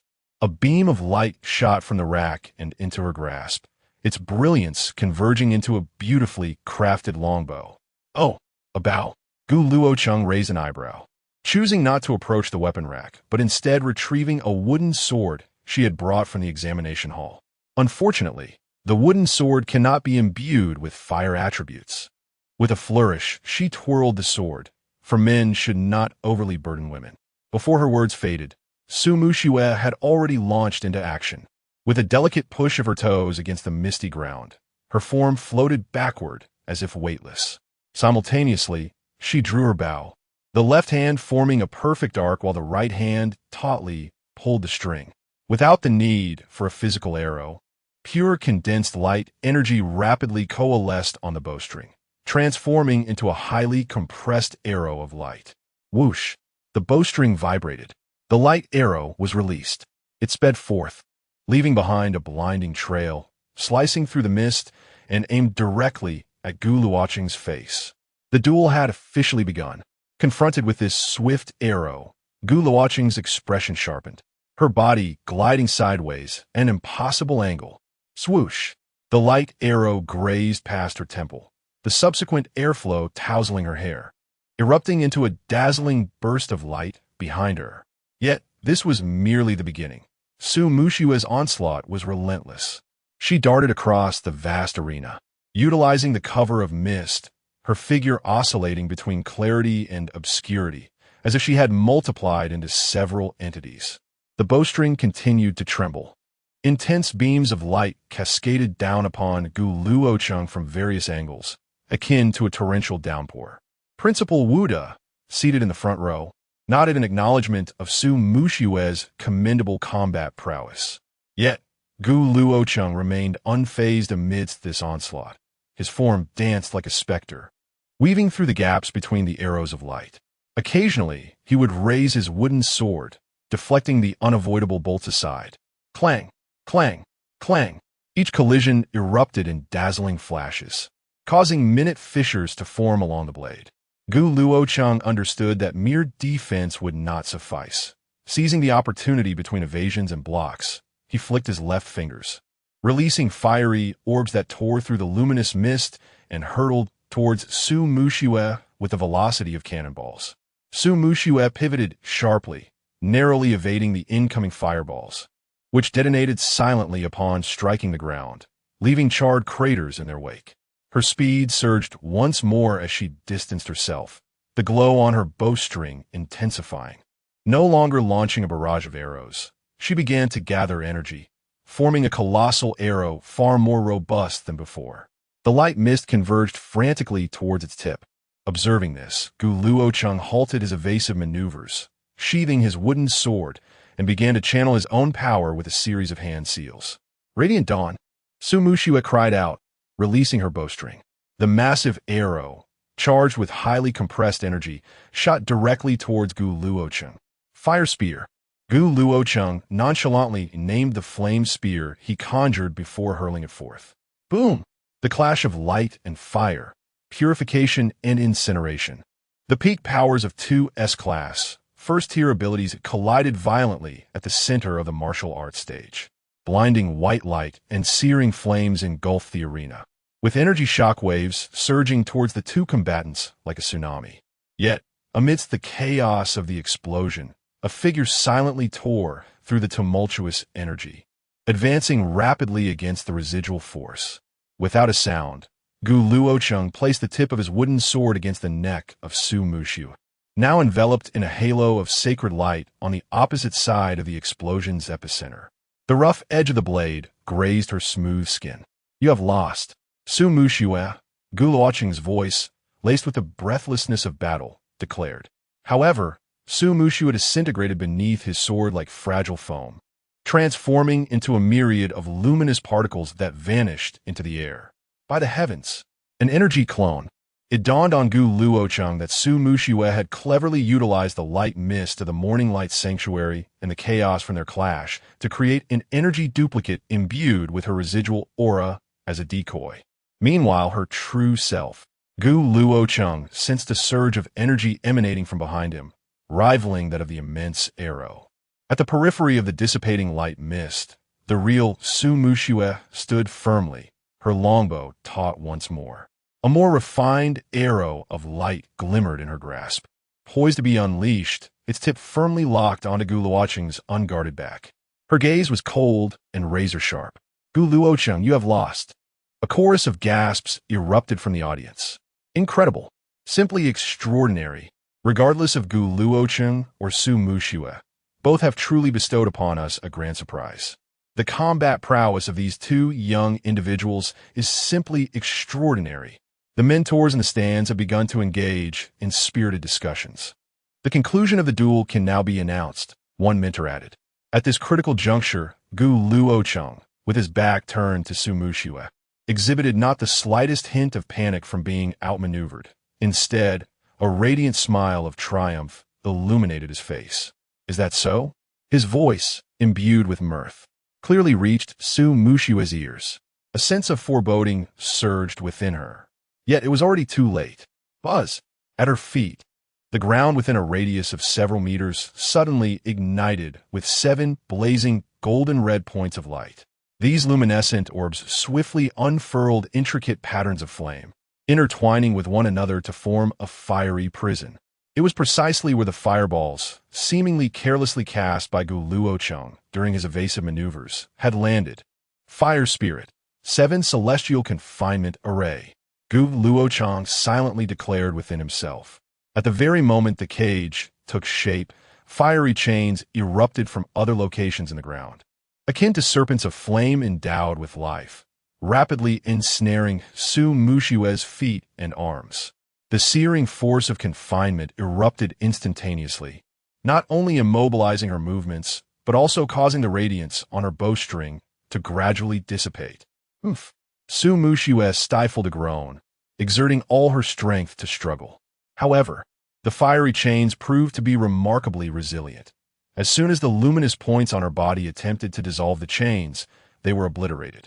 Gu Luocheng turned leisurely to face her, still adorned with that infuriating smile that provoked Su Muxue's ire. He swaggered towards her, dragging the battered wooden sword, and placed it against her alabaster neck. The two stood mere inches apart, leaning slightly closer to Su Muxue's wide, astonished eyes that shimmered with fury. He disregarded the almost palpable flames of rage within them. "According to our wager, you have lost." The corners of Gu Luocheng's mouth curved into an exasperating smirk as he leaned in closer to her delicate, elfin ear and whispered, "My maid. You." Su Muxue trembled with indignation. The holy light surged violently, yearning to break free from the chains, but it was all in vain. The fiery chains tightened their grip, accentuating her alluring figure even more distinctly.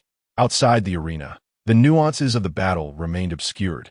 The spectators were left in awe. He won. Gu Luocheng actually triumphed over the goddess Su, a monster. To be this formidable in the first year, is there any room left for others? Exquisite. Utterly exquisite.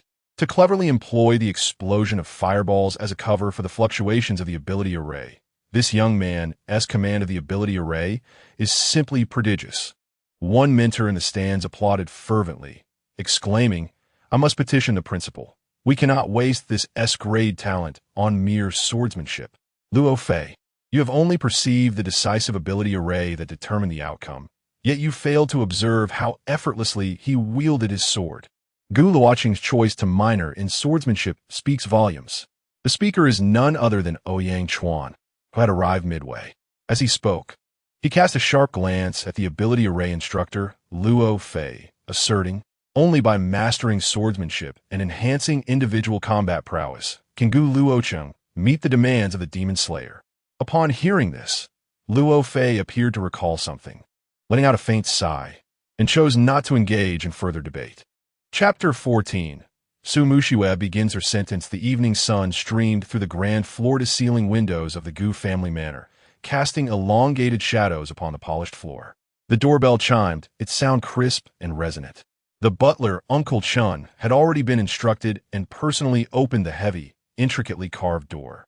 Outside stood Su Muxue, clad in her school uniform, her graceful figure exuding a sense of solitude. Her expression was devoid of emotion, with only the tightly pressed line of her lips betraying a hint of tension. "Miss Su, please come in." The young master is awaiting your arrival, Uncle Chun said, bowing slightly, his gaze tinged with a complex curiosity.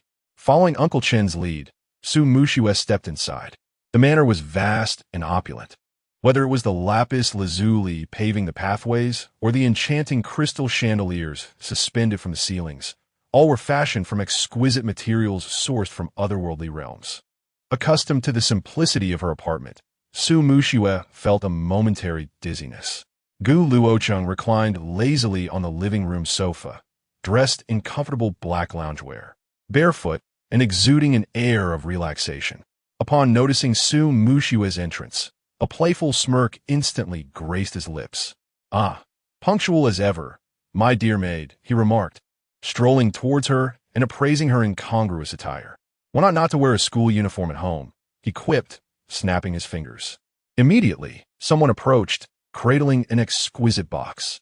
"Change into this," Gu Luochen instructed, gesturing towards the box with a mischievous grin. "This is more fitting for your new role." Suppressing the urge to hurl the box at him, Su Mushiue inhaled deeply and accepted it. Inside lay a classically designed black and white maid's outfit. "Gu Luochen, you." Su Mushiue's cheeks flushed crimson, her fingertips trembling with indignation. "A wager, perhaps? Or is it that the eldest daughter of the Su family cannot bear to lose?" Gu Luochen's taunt rendered Su Mushiue momentarily speechless, her fury quelled by a profound sense of humiliation and resolve. Clenching her jaw, she remained silent, clutching the box as she followed Su Ma's guidance to the changing room. When she reappeared in the living room, Gu Luochen let out a sharp whistle. One cannot deny, beauty shines in all attires. The tailored maid's outfit accentuated her slender waist, the stark black and white contrasting her ethereal demeanor in an alluring manner. Yet, traces of tears lingered upon her cheeks. "My room is the first one on the left upstairs. Go warm my bed," Gu Luochen commanded. "Sumue liftet hadgaze." Her beautiful eyes wide with disbelief, soon replaced by a resigned acceptance, as if she had anticipated this. Nodding numbly, she prepared to ascend the staircase. Observing her reaction, Gu Luochen swiftly reached out to grasp Su Mushiue's arm. Noticing her reddened eyes, he reassured her, "Do not worry, since you dared to come. I shall not go back on my word." He offered a slight comfort, then added, "The room I mentioned is prepared for you. You can ask Su Ma if you doubt me." Su Mushiue turned to Su Ma, who promptly nodded in affirmation. Seizing the opportunity to speak, Su Ma chimed in, "Silly girl, that room has just been tidied up specifically for you, ensuring you will sleep soundly. Although I am unaware of the happenings among the younger generation, should my young master dare to bully you, I, as an elderly woman, shall be the first to intervene. I will report him to his father." Listening to Su Ma's indignant voice, Su Mushiue was momentarily taken aback, turning to glance at Gu Luochen, only to find him wearing a bemused expression. In an instant, Su Mushiue comprehended everything. Her eyes, already tinged with red, became even more so, and she stood there, weeping softly. Gu Luochen repressed a smile, recognizing that Su Mushiue had been suppressing something within her, which fueled her extraordinary desire for strength. Now, under his relentless teasing and provocation, her psychological defenses had crumbled, and all the pressure flooded out with her tears like a dam bursting. Gu Luochen approached her, gently patting her shoulder and offering her a handkerchief. "I will take my leave to rest. There is a training room at home, and Su Ma can guide you there. By the way, my room is the first one on the right upstairs, do not forget. Remember to wake me at 5 tomorrow." Watching Gu Luochen's carefree silhouette as he departed, Su Mushiue clenched her fists, her nails digging deeply into her palms. In the deep of night, the training room of the Gu residence echoed with the sounds of strenuous breathing following intense training, occasionally punctuated by soft exclamations. Uncle Chun arrived at the door of Gu Luochen's room and knocked. "Come in, Master. I have found the file information you requested." "Oh, what did you discover?" Gu Luochen inquired as he sat up on his bed. Su Mushiue currently lives alone in modest circumstances, primarily relying on government assistance. Both her parents were 7th-tier ability users who perished while confronting the formidable creature from the special level dimension number 32. Due to the overwhelming strength of the creatures within No. 32, Not only her parents, but all who entered for the expedition ultimately did not return, including a 9th-tier ability user. Given the formidable nature of the creatures within special level number 32 and their lack of external aggression, this portal remains untouched to this day. Luochen rubbed his temples. Indeed, hatred can empower individuals, yet can also lead to their destruction. It is likely that this is why Su Mushiue can endure his frivolity, persistently drawing closer to her goals. Power requires resources, even with an S-tier talent. Without sufficient resources, rapid growth is unattainable. Within the realm accessible to Su Mushiue, he happens to possess such resources. Furthermore, his status not only grants him resources, but also the ability to assist her in her quest for vengeance. Not to mention, he himself is also an S-tier. It seems that when Su Mushiue agreed to his wager, she had already mentally prepared to sacrifice everything. Even if he had no trump card at the time, she would have likely aimed to miss that final arrow intentionally. After all, they share a certain bond, and he cannot allow her to stray down the wrong path. He must devise a plan. By the way, Uncle Chun, please inform Su Ma to prepare a dose of the medicine I take daily for Su Mushiue as well. Understood, young master. The night deepened. Some were drooling, while others were sweating. No one is born a natural champion. If there were, let Gu Luochen be the one to bring them to justice. As the dawn had yet to break, the room of Gu Luochen was interrupted by a gentle knock. With no response, Su Mushiue, clad in a maid's outfit, quietly pushed open the door. Contrary to expectations of finding the young master languishing in bed, Gu Luochen was seated cross-legged on the mat by the window. The window was ajar, and as the door opened, a refreshing breeze swept in, tousling Gu Luochen's flowing hair. Since arriving in this world, he had resumed the morning practice of meditation. Although he could not cultivate immortality, it facilitated the circulation of energy within his frail body. After all, this physical form was still rather weak. Gu Luochen opened his eyes, observing how the dark fabric adorned with white lace suited Su Mushiue remarkably well. It seems you're quite punctual. Come, let us proceed to the training room. Su Mushiue remained silent, quietly following Gu Luochen to the training facility. From today onward, you shall practice swordsmanship under my guidance. As he spoke, he picked up a wooden sword. But I have never learned to wield a sword, Su Mushiue replied, standing a few steps behind him, her heart filled with a creeping doubt. Fear not, I shall teach you. Gu Luochen's nonchalant tone struck Su Mushiue as somewhat absurd, as if he were merely indulging in whimsical amusement with the maid acquired through a wager. At that moment, Gu Luochen sensed it was time to showcase his skills. He slightly lifted the wooden sword, executing the initial stance of the flowing cloud sword technique. Previously, Gu Luochen regarded this technique as overly ornate and utterly useless. Yet now it proved its worth. The flowing cloud stance was meant to convey intention. His voice retained its languid quality. Envisioning the comical sight of Gu Luochen awkwardly wielding the wooden sword.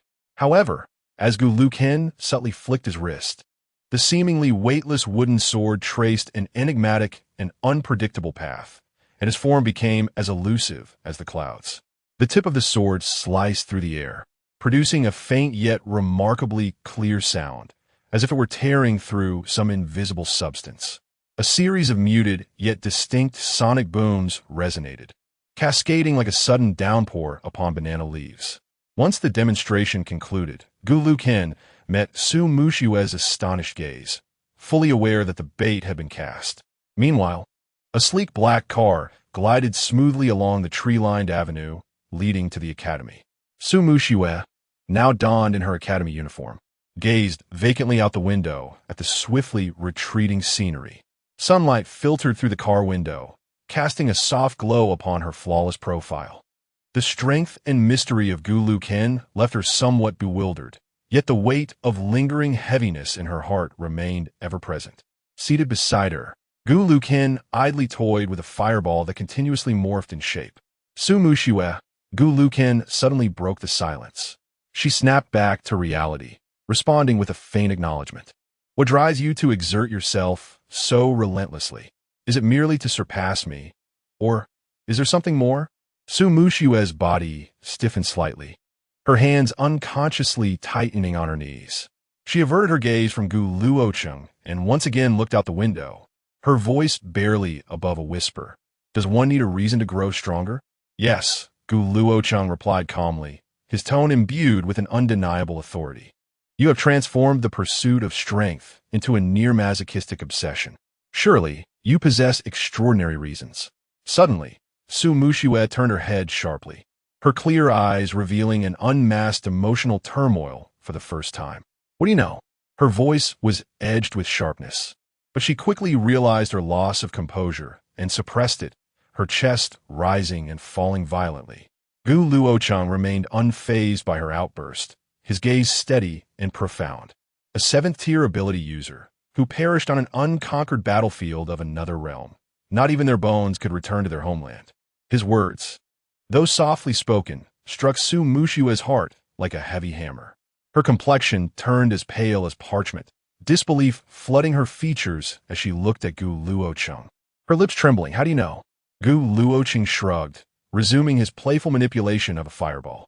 Your insatiable desire for strength, coupled with those occasional glimpses of hatred.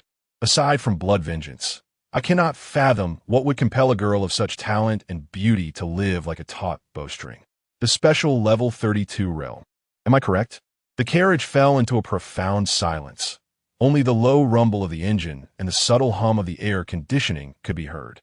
Su Muxue lowered her head, her long eyelashes casting a small shadow beneath her eyes, concealing the turbulent pain and hatred within. After what felt like an eternity, long enough for Gu Luochen to believe she would not respond, she finally squeezed two words through her clenched teeth. Yes. Su Muxue lifted her head, the confusion in her eyes replaced by a resolute determination that seemed almost tangible. So, do you understand? I live to grow stronger, strong enough to conquer that place. For this, I am willing to pay any price.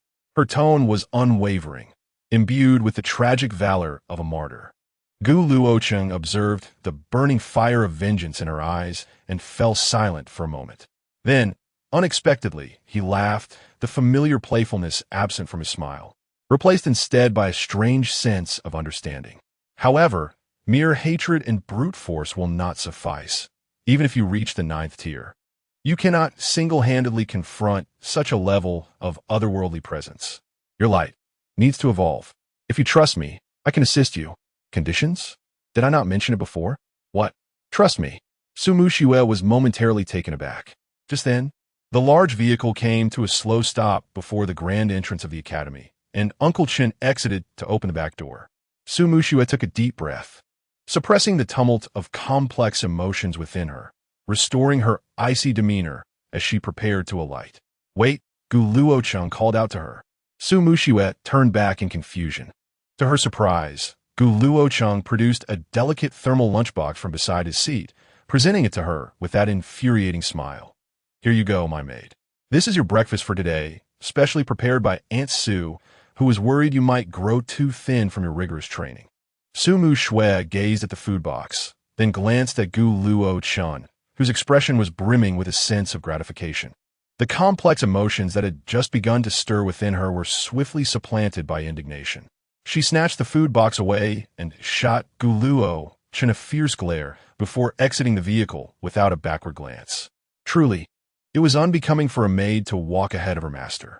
Gu Luochen muttered under his breath as he slowly alighted from the car. At that moment, countless astonished, curious, envious, and resentful gazes swept over them. The Gu family's iconic vehicle, and the goddess Su stepping out while holding a food box clearly brought from home. The implications were nothing short of explosive. Chapter 15. The dispute, have you heard? Goddess Su has been taken down by the young Master Gu. What is the story? Please elaborate. This morning, Goddess Su got off from young Master Gu's luxury vehicle. They disembarked one after the other. Many witnessed it. No way. Did I hear correctly? Goddess Su? Stepping out from a Gu family's car. A boy gasped, his eyes nearly popping out in astonishment. The classmates' curiosity ignited. Yet Lin Xiaoyu remained silent in the corner. Hush! Lower your voices. Su Muxue is coming. Su Muxue sensed the malicious whispers surrounding her. Yet she chose to ignore them and walked straight back to her seat. If any of you possess the strength to be my sparring partner, feel free to speak up. I assure you, I shan't cause your demise. A voice laced with anger resonated at the classroom door, instantly drowning out the gossip. Gu Luochen reclaimed his notorious persona, casting a sweeping glance that compelled those who had just been discussing to lower their heads, avoiding his gaze. Su Muxue met Gu Luochen's eyes, their glances intertwining with an unreadable significance. As this was a general class, everyone returned to their respective seats. Only specialized courses warranted division. Before long, the morning classes came to a close. After the swordsmanship class, Gu Luochen found his path obstructed by several upperclassmen. The foremost among them, a tall figure exuding arrogance, was none other than Qin Yu, also hailing from a prestigious family. He was a top-tier second-year student, an A-grade Thunder Leopard, a fourth-tier ability user. It was said he had long admired Goddess Su. In terms of strength and skill, he far surpassed the likes of Zhao Ning. Gu Luochen? Qin Yu's voice was not loud, yet his gaze was sharp as a blade. Gu Luochen halted, maintaining a nonchalant demeanor, as if he had not noticed the confrontation. He glanced at Qin Yu casually, his expression unperturbed. Is there something you need? Qin Yu's pride was pricked by Gu Luochen's indifference, causing him to step forward, his aura intensifying. I'm here solely to inform you that Su Muxue is not someone you can touch. Seeing Gu Luochen silent, a minion beside Qin Yu stepped forward, speaking vehemently. Before my brother, you graduates, whether it be a dragon or a tiger, you must yield. Do not seek discomfort.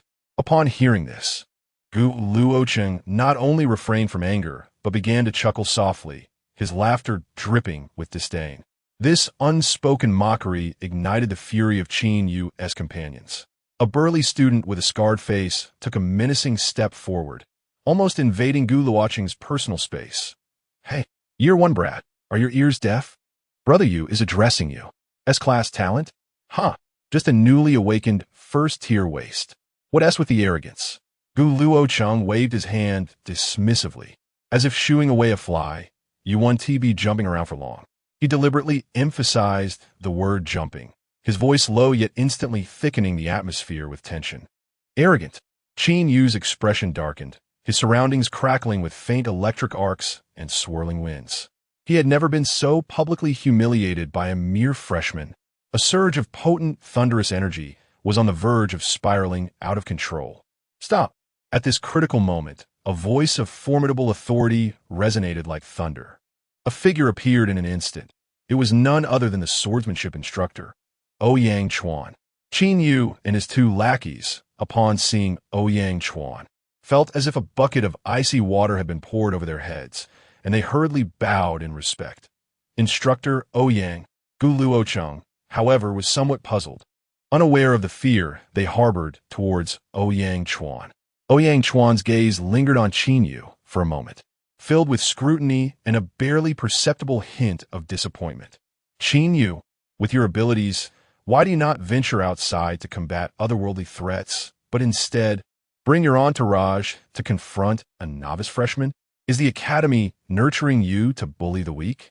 Qin Yu's face shifted from pale to flushed, and he opened his mouth, attempting to defend himself. Instructor Ouyang, enough. Ouyang Chuan's voice was not raised, yet it carried an undeniable weight of authority. Take your people and leave immediately.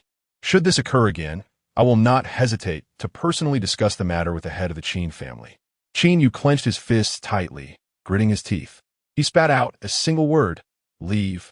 Gu Luochen's lips curled into a cold smirk. Instructor Ouyang, I would appreciate your witness.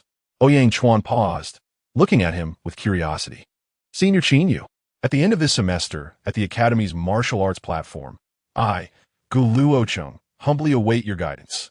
Qin Yu, who was just about to depart, froze abruptly, causing several lingering students around to gasp in astonishment. A freshman openly challenging a top-tier third-year student? This was utterly unprecedented. Qin Yu whirled around, his eyes blazing with fury, yet a sinister smile crept across his face. All right, Gu Luochen, you have guts.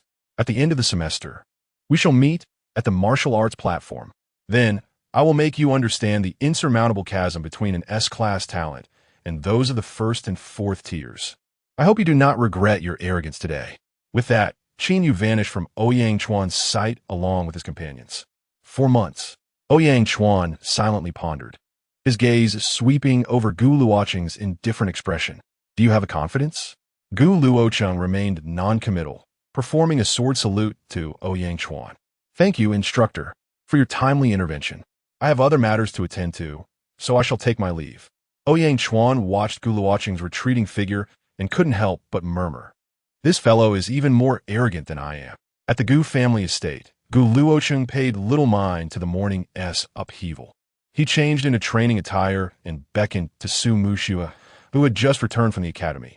Come here, I shall teach you something new. Su Muxue approached with an expressionless demeanor, yet a flicker of complex emotions lingered in her eyes. She was already aware of the trouble Qin Yu had stirred up for Gu Luocheng because of her. Watch closely. Gu Luocheng wasted no words. He extended his fingers like a sword, and a pure flame erupted at his fingertips. This flame was devoid of violent heat waves. Instead, it was contained as if it were a solid form. The energy of light, seemingly sacred, is fundamentally about decomposition and purification. Yet, to confront more obstinate entities, such as certain beings from other realms, a transformation is necessary. The flame at his fingertips suddenly morphed, no longer a burning fire, but transmuted into a beam of light, condensing energy to its zenith. What is required is a form of annihilation that surpasses purification.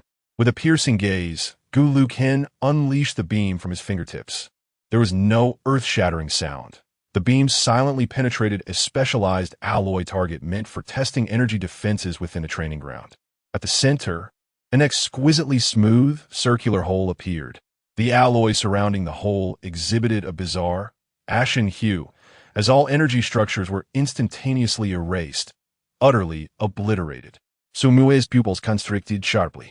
This form of energy was undeniably more advanced than any she had previously encountered. What is this? Isn't your ability fire? Her voice trembled slightly, but was predominantly filled with awe. The great path may diverge, yet it converges in the manifestation of fire's annihilation form. Gu Luochen dissipated the beam from his fingertips, beads of sweat forming densely on his forehead. Observing the fervent light in Su Muxue's eyes, he smiled with satisfaction. Would you like to learn, my maid? This time, Su Muxue did not feel embarrassment from the title. She abruptly raised her head, gazing at Gu Luochen. Teach me. Gu Luochen smiled. Excellent, the fish has taken a bait. In the following days, the two maintained a structured routine, practicing swordsmanship in the morning, attending school, returning home, honing their abilities, and sleeping. On the fifth morning after Su Muxue arrived at Gu Luochen's home, he broke through. He felt as though a door within his body had been unlocked. The basic course on abilities mentioned that the first door of the human genetic lock is the rest door. Once awakened, an ability user can become a second-tier user by opening this door. The first 5 doors, rest, life, injury, control, and scene, can be unlocked through physical training and mental fortitude. The last 3 doors, death, shock, and open, have exceedingly stringent unlocking conditions. Consequently, many ability users find themselves stuck at the 6th tier. Gu Luochen sensed that his physical prowess and mental strength had experienced a 5-fold enhancement. Meanwhile, Su Muxue was practicing the most fundamental sword techniques with a wooden sword. Entirely unaware that Gu Luochen had silently ascended to the 2nd tier, he did not disturb her, simply sitting quietly, appreciating the scene before him. In the morning light, Su Muxue danced with each movement embodying a unique aesthetic. Sweat gradually dampened a few strands of hair at her temple, clinging to her smooth skin. When she turned her head, she discovered Gu Luochen smiling at her. Su Muxue leaned the wooden sword against the ground and, without hesitation, remarked, Gu Luochen, what are you grinning about? The time spent together had eased Su Muxue's defenses, allowing her to speak more freely. I have reached the 2nd tier. What did you say? Su Muxue's beautiful eyes widened. I said, I have broken through to the 2nd tier. The smile on Gu Luochen's face grew even more radiant. Chapter 16. Trials Beyond the Circle. In Class 5 of the 1st year at the No. 3 Ability Academy, students were engaged in free training at the training ground. Gao Tianyi was beside a training apparatus, animatedly boasting to several classmates about his esteemed leader, Gu Luochen, and his recent S-rank duel with Su Luoxue. Just as Gao was painting an extravagant picture, a student hurriedly rushed from the teaching building into the crowd of Class 5, seemingly eager to share some news. As Gao's boastful narrative came to a halt, he approached the gathering. From a distance, he sensed the restlessness among his classmates, and a gasp reached his ears. What? That Gu Luochen from Class 3 has actually broken through to the second tier. Upon hearing this, Gao hurried forward, parting the crowd. Is what you're saying true? Has my elder brother truly advanced to the second tier? Absolutely. Many teachers have already confirmed it. Goodness, it's only been less than a month since our awakening. Hasn't he it? Gao exclaimed, stroking his chin. To be precise, it has been 25 days. I believe the record for breaking through to the second tier in Huaxia was 45 days, a classmate chimed in. Ha ha ha ha ha. Gao suddenly burst into laughter, leaving his classmates somewhat perplexed, but he continued, brothers. From now on, I shall protect you all. Gu Luochen has advanced to the second tier, which means he will shield me. And in turn, he protects you. Well, that does seem to hold some merit 2 days later. On the 7th day, since Su Muxue had visited Gu Luochen, the school committee announced that Class 3 would embark on practical training beyond the circle that very afternoon. Teacher Li, the homeroom teacher, solemnly declared this decision from the podium. The students below were somewhat flustered, acutely aware of what venturing beyond the circle entailed, death. This was perhaps the most common term associated with the outside world. Teacher, this is too sudden. We aren't prepared at all. The Academy's teachings are your best preparation. Teacher Li retorted sharply, his gaze intensifying. And the weapons? The Academy will provide weapons and protective gear for everyone. Once he noticed that the students had fallen silent, Teacher Li continued, next, I will assign groups for the 15 students in our class. The oppressive heat of the wind swept through the withered grass, weighing heavily on everyone's hearts. The Academy's armor vehicle was far more imposing than the one Gu Luochen had previously ridden. Not only were the weapons more sophisticated, but the armor was also considerably thicker. Yet, this did little to alleviate the tense atmosphere within the vehicle. After all, most of the students were leaving the safety zone for the first time and witnessing the apocalyptic scenes beyond the circle with their own eyes. Gu Luochen's group comprised 7 individuals, 2 with enhancement abilities, 4 with object control abilities, and 1 with perception abilities. Although Su Muxue's group consisted of 8 members, their configuration was quite similar. The swirling vortex of the lower tier otherworld, unlike the crimson vortex Gu Luochen had seen in the sky over Changbai Mountain, presented a pale blue hue, devoid of the oppressive, violent energy. Its location was not in the heavens, but rather manifested on a plain strewn with rubble. Individuals from the Academy were already present, maintaining order in the vicinity. A burly instructor stood before the otherworldly vortex, observing 2 groups of personnel. Without indulging in pleasantries, he stated directly, the 3rd-tier beasts within this otherworld have already been dealt with by the Academy. Currently, only 2 2nd-tier beasts and several 1st-tier beasts remain. Beyond this door lies the otherworld. Do not mistake it for the Academy's training ground. Each step could lead to peril. Once inside, immediately regroup as a unit. If you encounter an enemy, those specializing in enhancement must hold the line. Perception specialists, heighten your awareness. Manipulation specialists, await my commands before engaging. Do not fire indiscriminately. Do you comprehend? Understood. The response came back faint and weary. Advance. The command rang out like the crack of a starting gun. Gu Luochen stepped forward. Yet his fellow students hesitated, akin to ducks being herded. These novice warriors soon vanished into the vortex. Could these fledgling recruits endure? You did not witness the clash of those 2 S-rank newcomers. I believe that even if they encountered a 3rd-tier beast, they could manage, especially since Gu Luochen had already ascended to the 2nd tier. The murmurs of the Academy's staff lingered in the air. They were to guard this location to prevent the new students from being ambushed upon their return. The moment Gu Luochen stepped into the vortex, he felt a distinct, solid sensation beneath his feet. He was far from the earth.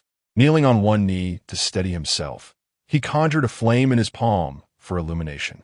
Suddenly, he raised his gaze, and the sight before him seized his breath. The distant sky hung low, with 3 colossal, steep mountains piercing the firmament. Gu Luochen felt an inexplicable sense of familiarity. Though this other world was not vast, clearing all the beasts would undoubtedly require some time. Perhaps we should split into 2 groups to expedite our actions, Su Mushue suggested, calmly analyzing the situation as she addressed Gu Luochen, who was still lost in thought. Snapping back to reality at her voice, Gu Luochen replied, "That sounds good." A lazy smile returned to his face as he leaned closer to Su Mushue's ear, whispering, "It seems my maid wishes to hastily distance herself from her young master. You." Su Mushue's cheeks flushed with color as she shot him a glare. Lin Xiaoyu silently observed this exchange, tightly clutching her clothing. To onlookers, their behavior appeared exceedingly ambiguous. However, as they were the captains, the others refrained from commenting further. The 2 groups swiftly arrived at a fork in the path and proceeded to advance separately. Along the way, they encountered no significant obstacles. Gu Luochen hardly needed to intervene. With perception specialists scouting ahead, enhancement specialists absorbing damage, and manipulation specialists delivering output, it must be said that these solitary first-tier beasts posed little threat against such a well-coordinated team. "Wait," Lin Xiaoyu suddenly called out. At the moment she spoke, it seemed Gu Luochen also sensed something. The languid Gu Luochen, who had been relaxed throughout, now felt a flicker of fire igniting at his fingertips. The crowd turned their gaze towards Lin Xiaoyu, eager to discern what she had uncovered. Lin Xiaoyu was the sole sensory type in the team, led by Gu Luochen, adept at manipulating flora to gather intelligence. Ahead, the thicket, something stirred. Numerous entities approached. They were coming. With a sharp exhalation, Lin Xiaoyu's warning echoed, just as Gu Luochen launched a fireball into the depths of the forest. Upon impact, the fireball unleashed a wave of heat, creating a gaping breach in the underbrush. At that moment, the group finally beheld the creatures concealed within the foliage. No, it was a swarm of aberrant beasts. Each creature, resembling an oversized lizard, was clad in a grotesque exoskeleton fashioned from pallid, skeletal fragments. They bore no fur, only jagged bone spines protruding menacingly from their joints and spines. What were those abominations? Zhang Tao's voice quivered, betraying his own terror. Bone lizard, peak stage 1, incredibly swift. Their weak points lie at the junction of the neck and the soft membrane of the abdomen. A diligent student, attentive in class, swiftly relayed the information about the creatures before them. Zhang Tao, hold the line. Defense. Everyone else, prepare your abilities. Gu Luochen's commanding shout jolted Zhang Tao from his fear. Drawing a deep breath to suppress the tremor in his throat, Zhang Tao struck the ground with both arms. Boom! A formidable earthen wall erupted from the ground, obstructing the charge of the bone lizards. The wall merely delayed their advance, but almost instantaneously, as it was breached, a torrent of diverse energy attacks rained down upon the foremost bone lizards. Press on. Suppress them. Focus your assault on their necks and abdomens. Gu Luochen's gaze sharpened. The flames at his fingertips no longer flickering sporadically. Instead, they coalesced into a more concentrated orange fireball, firing forth like a relentless barrage. Boom! Boom! Boom! The fireballs detonated amidst the bone lizards, the shockwaves hurling several of them into the air. Zhang Tao, fall back! Gu Luochen suddenly bellowed. Yet it was too late. A massive bone lizard of second stage emerged from the side, its energy surging ominously. With a single swipe, it sent Zhang Tao flying. Zhang Tao's ability, B-grade earth rock bone, rendered him resilient, and being thrown aside was of little consequence. However, it had created a gap in their formation. Roar! This second stage bone lizard seemed to be their leader, and with a single roar, it commanded the swarm to redirect their assault towards the opening. In the blink of an eye, 2 or 3 bone lizards surged into their ranks. Gu Luochen realized that this could not continue. They needed to conclude the battle swiftly. Capture the leader first. Cover me, he growled, flames suddenly enveloping his left arm, coalescing at his fingertips. No longer was it a searing fireball, but a terrifying beam of energy compressed to its utmost limit. Indeed, it was the annihilation form of fire. Gu Luochen aimed for the abdomen of the second-stage bone lizard, his entire being surging with intensity. Boom! The concentrated energy beam erupted from his fingertips. With the overwhelming power to incinerate all, a chilling roar erupted. The second-tier bone lizard emitted a heart-wrenching wail, its colossal body suddenly stiffening. Crimson fissures spread like a spider's web from its pierced abdomen, and with a resounding explosion, it shattered into fragments. The charge of the bone lizard horde came to an abrupt halt. In the next moment, the instinct for survival completely overshadowed their desire to attack. A piercing cry rang out from one of the lizards, which abruptly turned to flee. This was akin to the first domino falling, causing the entire horde to disintegrate in an instant. Their massive forms collided chaotically, creating a cacophony of clattering armor, akin to the retreating tide of black sludge, leaving behind a scene of utter disarray and profound silence. At that moment, a stifled groan of excruciating pain escaped Lin Xiaoyu's lips, who had been struck when the bone lizards burst through the gap. She clutched her calf tightly, her knuckles turning white, her body trembling uncontrollably. "Xiaoyu, are you all right?" Zhang Tao's voice quivered. Had he displayed a bit more bravery moments ago, perhaps Xiaoyu would not have been harmed. "It hurts so much." Lin Xiaoyu's complexion turned as pale as a sheet, blood oozing through the gaps between her fingers as she gripped her calf. "Step aside. Let me see." A girl with short hair forcefully pushed through the crowd of classmates, the only one in the team possessing healing abilities, Chenwei.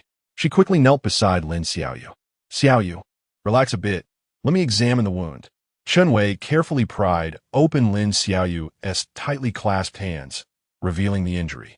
To her horror, 2 deep holes were visible on the outer side of her calf, exposing bone. The flesh around the edges was rolled back, and the skin surrounding the wound took on a grayish hue. "This is bad," Chenwei gasped, realizing the depth of the wound. "And the poison is spreading." As she spoke, she placed her hands just above the wound, her palms emanating a life-giving green glow. Zhang Tao's face turned ashen. Then, Xiaoyu's leg, he recalled the teacher's warnings in class. If the bone lizard's toxin was not treated promptly, it could lead to local muscle necrosis or even amputation. "Shut up, Zhang Tao, don't scare her." A boy named Chi-Wan, who had earlier reported the bone lizard information, snapped. "Damn it, it's all my fault." Zhang Tao slammed his fist into the ground, lamenting, "If only I had reacted faster, Zhang Tao. Go find a crystal core for Lin Xiaoyu." "Absorbing it should help halt the spread of the toxin," Gu Luochen said, arms crossed over his shoulders, speaking slowly. "Gu Luochen, can you guarantee this will work? If it's ineffective, it will delay medical treatment." Chenwei replied sternly. "Do you have a better solution?" Gu Luochen challenged. Chenwei was momentarily at a loss for words. "I remember now," Chi-Wan suddenly exclaimed. The teacher mentioned that absorbing a core of the same origin can negate its negative effects. Upon hearing this, Zhang Tao did not hesitate, sprinting forward to retrieve a crystal core, still smeared with a bit of grime. He swiftly wiped it clean with the corner of his garment and returned to Lin Xiaoyu's side, carefully placing the white crystal core into her hand. Lin Xiaoyu bit her lip, enduring the surging agony as she focused all her willpower on the crystal core in her grasp. A faint hum resonated as the core emitted a soft glow. The energy within seemed to find an outlet, surging violently into Lin Xiaoyu's body. She let out a muffled groan, her body trembling violently. However, as this energy washed over her injured calf, an unexpected change occurred. The toxin, akin to a parasitic entity, met its match upon contact with the core's energy. A sizzling sound echoed within Lin Xiaoyu's veins. An indescribable sense of relief replaced the previous sharp pain.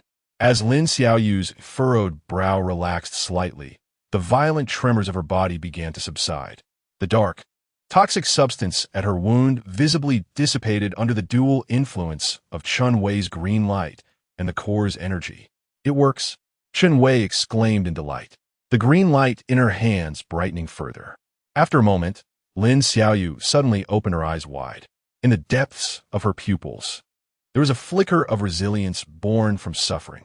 She could sense that the toxin had been completely eradicated, and her injuries were healing. As she opened her hand, The crystal core had lost its luster and energy, transforming into a dull stone that crumbled to powder with the slightest pressure, cascading through her fingers. Gu Luochen lifted his gaze to survey the well-rested team and declared, "Xiaoyu's injuries have healed. Let's depart."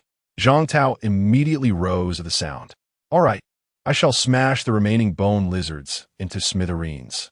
Chapter 17, Convergence. The sky of the otherworld was shrouded in a stifling crimson hue. Time here flowed in a hazy manner, reliant solely on a specially designed timer. It was now the second day since their entrance into this realm. Gu Luochuan's team had thoroughly eradicated any encounters with bone lizards, seemingly fueled by a sense of indignation on behalf of Lin Xiaoyu. In addition to the bone lizards, they had also vanquished approximately 10 first-tier toxic beetles and shadow claw monkeys. Each skirmish was executed with precision and seamless coordination. Zhang Tao stood resolutely at the forefront, his earth-based abilities transforming him into a veritable human fortress. At this juncture, Zhang Tao had achieved a profound enlightenment through both battle and introspection. Gu Luochen seldom engaged directly, yet each spark that danced at his fingertips bestowed a sense of stabilizing strength upon the team. At last, they reached the core area marked on the map. Before them loomed an immense entrance to a cavern that seemed to plunge deep into the Earth's core. Jagged rocks framed the mouth of the cave, permeated by a heavy scent of sulfur and a more profound, pulsating energy. Just as they prepared to investigate, silhouettes of another team emerged from the shadows at the periphery. Gu Luochen, a voice clear and melodious, laced with a hint of barely perceptible surprise, resonated. Upon hearing this familiar voice, Gu Luochen recognized that Su Muxiue and her team had arrived. The members of Su Muxiue's team appeared visibly unsteady, clearly having endured their own share of battles. Su Muxiue, with her golden hair styled into a sleek ponytail, exuded an ethereal beauty that seemed to radiate with a soft glow even in the dim light. Pure light energy flowed around her, instilling a sense of tranquility, even in this otherworldly realm. Su Muxiue. Gu Luochuan's gaze lingered on her for a moment. "What is the situation?" "Just arrived," Su Muxiue replied, stepping closer to him. Her eyes scanned his team, pausing momentarily on Lin Xiaoyu's bandaged calf. A flicker of concern crossing her features before being replaced by a serious demeanor. "I sense the energy within the cave is chaotic.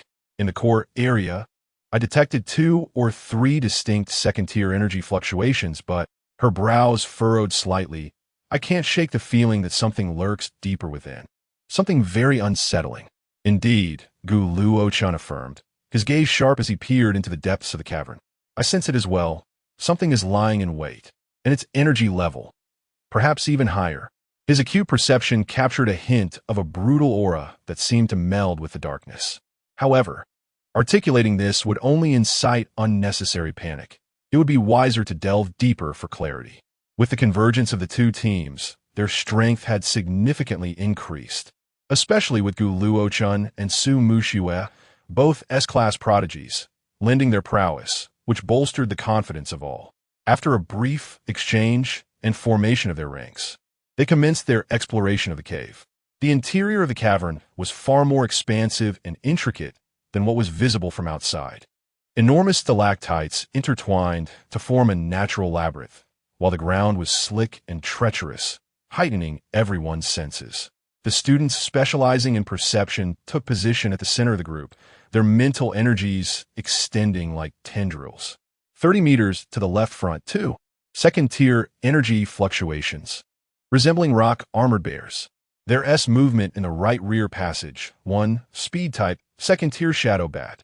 As planned, Zhang Tao and Li Chong confronted the rock-armored bear, while the control department focused their firepower to suppress the shadow bats. Gu Luochen, I shall coordinate with you to strike their weaknesses with precision. Let us endeavor for a decisive blow. Su Muxiue issued her command swiftly, her voice echoing through the cavern. The battle erupted in an instant. Zhang Tao roared, his muscles taut, his skin emanating a yellowish glow as he boldly faced the colossal bear, its massive form covered in a thick layer of rocky armor. His powerful fist struck the armor, producing a thunderous sound as fragments of stone flew in all directions. Lichang adeptly restrained another beast, launching sharp stone spikes and icy water arrows, a variety of ranged abilities unleashed in rapid succession to hinder the agile shadow bats. Holy Light Arrow, Sumusweke Mandith, gathering a brilliant arrow of light at her fingertips, aiming it precisely at the gaps in the rock-armored bear's armor, its most vulnerable points. The arrow, imbued with purifying power, seared through flesh, causing the bear to emit a pained roar. Flame burst. Gu Luochen snapped his fingers. A concentrated crimson fireball rushed forward, striking the frail base of Shadow Bat's wing just as it became ensnared. The explosion was deafening, and the bat shrieked as it plummeted. Their coordination was nothing short of flawless. The presence of two S-rank individuals served as a stabilizing force within the team. Su Mushue's light abilities provided formidable, purifying damage and healing support, while Gu Luochen's flames delivered devastating offensive strength. The other students exerted their powers to the fullest. Though the three second-tier beasts were fierce, they were swiftly overwhelmed by their meticulous coordination and overwhelming firepower, falling one by one into crystalline cores. Phew, it's over. Someone sighed in relief. The cooperation was remarkable. With Gu and the goddess Su in the team, the sense of security was overwhelming. The atmosphere was filled with excitement after victory and admiration for the strong. The group began to clear the battlefield, collecting the cores, while Chenwei promptly treated the injuries of classmates who had sustained minor wounds during the battle. Sumusue approached Luochen, a gentle white light emanating from her palm as she dispelled the taint of battle from him, her movements natural and practiced. Gu Luochen did not refuse, though his gaze remained vigilant, scanning the deeper, darker recesses of the cave. That thing is still there, he murmured, his voice barely audible to Su Mushue. Once again, her mental sensitivity captured that subtle, chilling disturbance, as if a slumbering beast was gradually awakening. Yes, it is very near, just as the others reveled in their discovery of the crystal cores. A deafening roar erupted from the depths of the cave. The sound waves struck like a tangible hammer upon everyone's psyche, causing several students with weaker mental fortitude to falter. The entire cavern trembled violently, fragments of stone cascading down. In the thick, inky darkness, two crimson points of light suddenly ignited, resembling lanterns from the depths of hell to the inexperienced students. Shortly thereafter, a colossal and suffocating figure emerged before them. What manner of monster was this? It resembled a giant lizard, yet was as massive as a small truck. The entire being was enveloped in a dark and profound exterior, resembling scales that seemed to absorb light. Its limbs were akin to colossal pillars, and menacing bony spines sprouted along its back, extending to the robust tip of its tail. Most terrifying was its cranium, riddled with bony tumors, from which a fetid drool dripped from its gaping maw, corroding the ground beneath with a hissing sound. The appalling pressure of a third-tier creature surged forth like a tidal wave, plunging everyone into an icy abyss, rendering their breaths labored. A third tier. The bone lizard has evolved. The voice of Qi Wen trembled with despair. Everyone, retreat immediately. Return to the cave entrance. Notify the teachers for assistance. Gu Luochen's thunderous command sliced through the shroud of fear. Without hesitation, he stepped forward, placing himself at the forefront of the group. A roaring inferno erupted from within him, forming a searing wall of flames that temporarily shielded them from the overwhelming pressure. Gu Luochen, you, Sumusue urgently. Hurry, your presence will only hinder us. Gu Luochen did not look back, his voice resolute. Go find the teachers. This is an order. He understood that against a third-tier beast, no one but himself could withstand even the residual force. After all, he was the sole second-tier ability user among them. Rationality triumphed over emotion. Su Mushue bit her silver teeth fiercely. Everyone follow me. Quickly, she swiftly organized the panicked group, shielding them as they retreated towards the cave entrance. Before departing, she cast a lingering glance at the figure enveloped in flames, facing the terrifying beast alone. The pampered individual now exhibited such resoluteness and solitary bravery. Soon, only Gu Luochen remained deep within the cave, confronting the shadowy poison lizard king. The clash of flames and corrosive energy erupted with crackling explosions.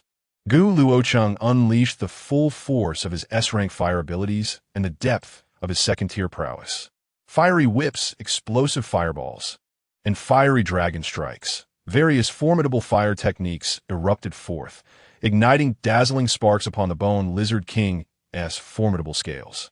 The only dissatisfaction Gu Luochen felt at that moment was the absence of a long sword, which would have made the battle considerably easier.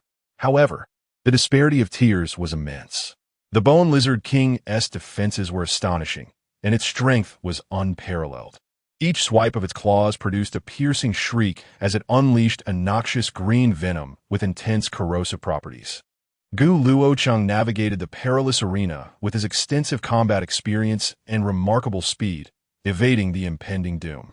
While his flames could scorch the foe, they struggled to inflict fatal wounds, and his own energy was rapidly depleting, leaving his breaths increasingly labored. He too needed a chance to retreat. Yet, while dodging the venom spray, his foot was caught on a loose stone, causing a momentary lapse. Not good. Gu Luochen's pupils constricted. The Bone Lizard King seized the opportunity. Its massive, bony tail, imbued with tremendous force, sliced through the air, sweeping toward him with lethal intent. If struck, Gu Luochen would either be grievously injured or perish. Chapter 18. Fierce battle in the midst of this critical moment. The Holy Light Barrier.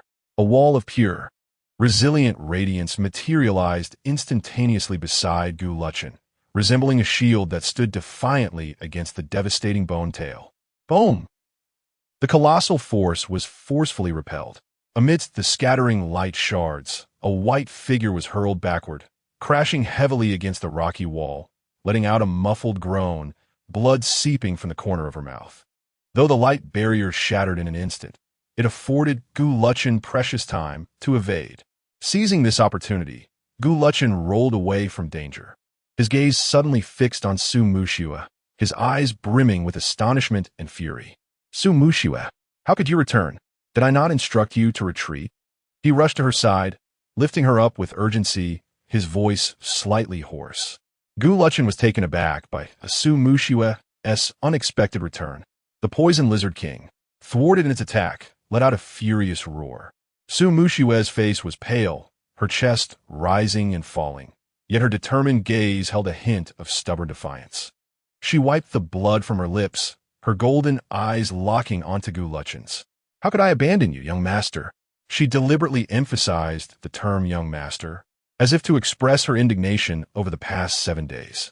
Observing her resolute demeanor, a complex emotion surged within Gu Luochen. But he recognized that this was not the time for debate. Fool! Then let us together vanquish it. Indeed, suena vigorously, her eyes ablaze with combat spirit. The two stood back to back, flames and holy light intertwining.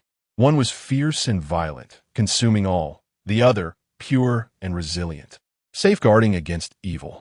These contrasting forces at this moment resonated in a remarkable harmony. The battle gradually became intense, and the onslaught of the Bone Lizard King began to slow. Soon, the two seized upon its vulnerabilities. Binding light, Su Mushiwa formed hand seals, and several chains of light shot forth, entwining the joints of the Bone Lizard King's limbs and neck, attempting to restrain its movements. Judging by her proficiency with this extraordinary skill, it was evident that the impression left on Su Mushiwa was profound. Flame Dragon Break. Gu Luochen seized the moment, unleashing a ferocious flame dragon that roared forth, striking precisely at the Bone Lizard King's abdomen, where the light chains had weakened its defenses. Roar! The Bone Lizard King emitted a wretched howl, its abdominal scales shattering and blackening, dark green blood gushing forth. The two fought in perfect synchrony. Su Mushiwa's light-based ability naturally countered the dark attributes of the Bone Lizard King's scales and venom. Her purifying effect significantly weakened the Poison Lizard King, creating an excellent opportunity for Gu Luochen to strike. Gu Luochen unleashed his powerful fire without reservation upon the creature's vulnerabilities. Under the relentless assault from the duo, the Poison Lizard King's vitality visibly dwindled, its wounds multiplying. The scales of victory seemed to tilt favorably towards the two. Just as Luochen prepared to deliver the final blow to utterly vanquish the third-tier behemoth, an unexpected transformation occurred. A glimmer of madness and greed flashed in the dying bone lizard king's eyes. It suddenly opened its gaping maw and emitted a shrill, distorted roar. A terrifying suction force erupted from its jaws. The scattered shards of crystal cores from the slain second-tier beasts and energy-infused ores from the depths of the cave were drawn towards its mouth in a frenzy. It was forcibly absorbing energy. Luocheng's expression changed drastically as he unleashed a fireball. Su Muxue relentlessly fired arrows of light, but it was already too late. The poison lizard king, having consumed a plethora of chaotic energies, underwent a horrifying transformation. Its body swelled once again, eerie dark red patterns emerging on its shadowy scales. Its bony spikes becoming longer and sharper, and the tip of its tail sprouted a foreboding bone hammer radiating ominous black light. Its previously waning aura surged like a volcanic eruption, instantaneously reaching the peak of the third tier. It even faintly grazed the threshold of the fourth tier. The suppression of energy levels made both of them breathe heavily. The reborn bone lizard king roared skyward, its crimson beastly eyes locking onto Luochen and Su Muxue. At that moment, Luocheng's heart sank to the depths of despair. The peak of the third tier. This was beyond their current capacity to contend with. Muxue, run. Immediately. Now. Luochen forcefully pushed Su Muxue towards the rear passage, his tone unprecedentedly stern and urgent. Go find a teacher. Quickly. No. I want to leave. If we are to die, we shall die together. Su Muxue struggled, her light-based powers surging wildly as she attempted to form a barrier. Su Muxue. Luochen bellowed. Infused with a near-cold resolve. Look at me. 7 days have passed. Our wager has ended. You are neither obligated nor qualified to stay here and accompany me to death. Su Muxue trembled, gazing at him in disbelief. Those words, not qualified, struck her heart like a dagger, suffocating her more than the lizard king's oppressive presence. She had never imagined he would urge her to leave in such a frigid manner. Go. Have you forgotten what you must do? Luochen shouted with all his might. Swiftly turning to shield Su Muxue entirely behind him.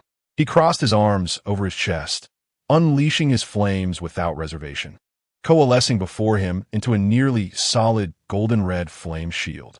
Fire-based combat technique, Solar Guardian.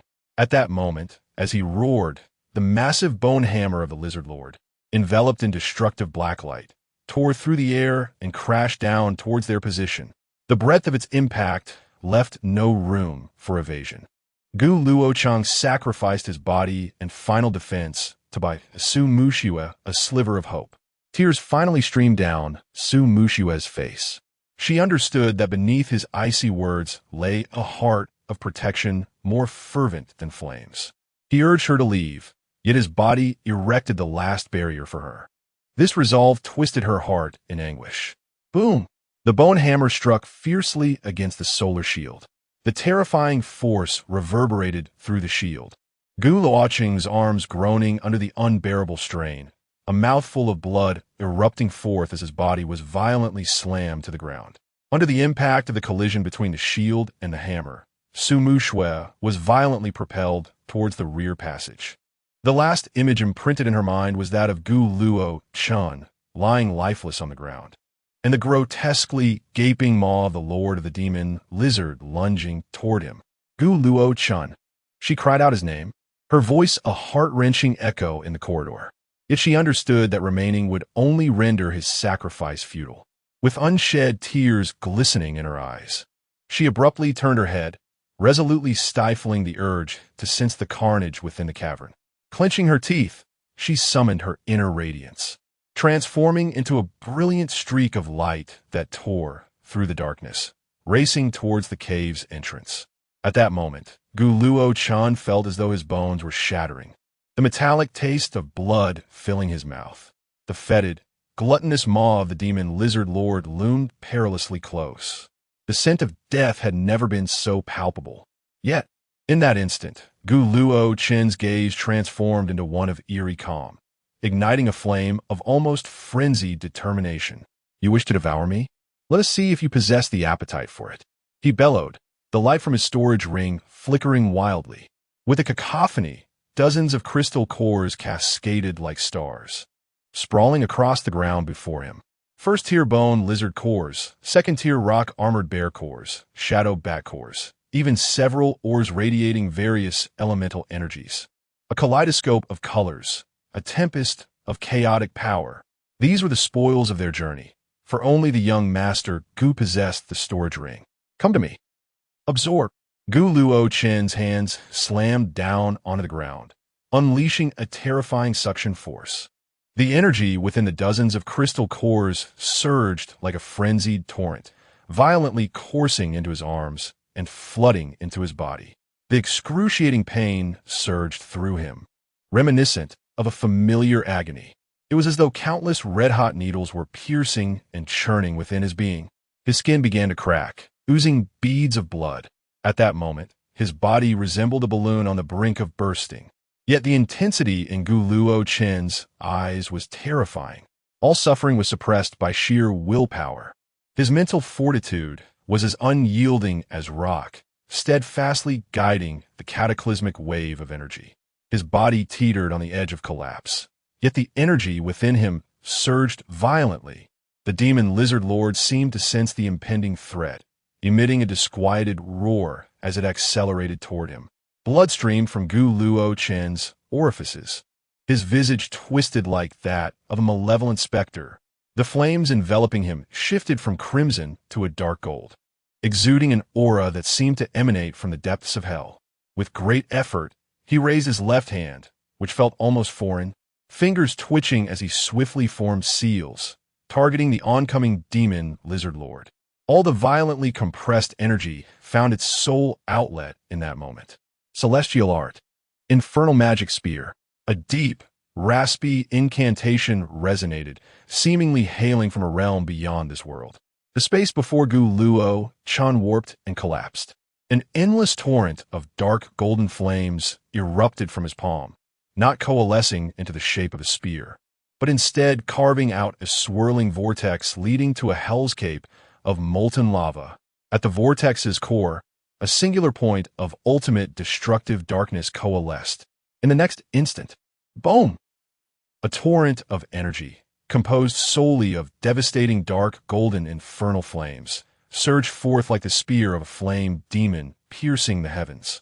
It roared out from the swirling vortex of space. Celestial art, flame demon spear, with my body as the forge and my life essence as the catalyst.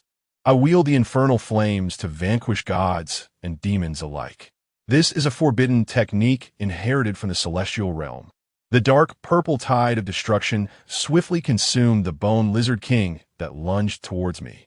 Its indomitable shadowy scales melted away upon contact with the infernal flames. Akin to snow succumbing to the sun, the massive form beneath the scales was torn apart by the frenzied energy. The bone lizard king's instinct for survival drove it into a frenzy, spewing venom and swinging its bone club.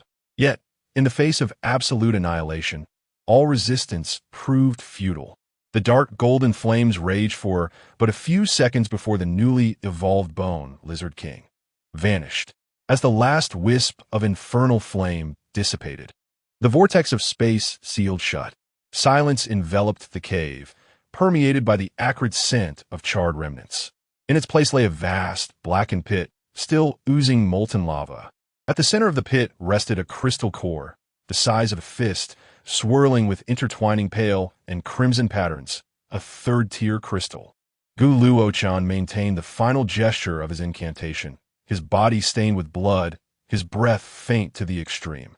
He cast one last glance at the crystal core, a symbol of victory, and his lips seemed to twitch ever so slightly, as if he wished to utter something. Yet ultimately, darkness consumed his vision entirely. His body slumped backward, crashing heavily onto the searing, scorched earth, motionless. Chapter 19.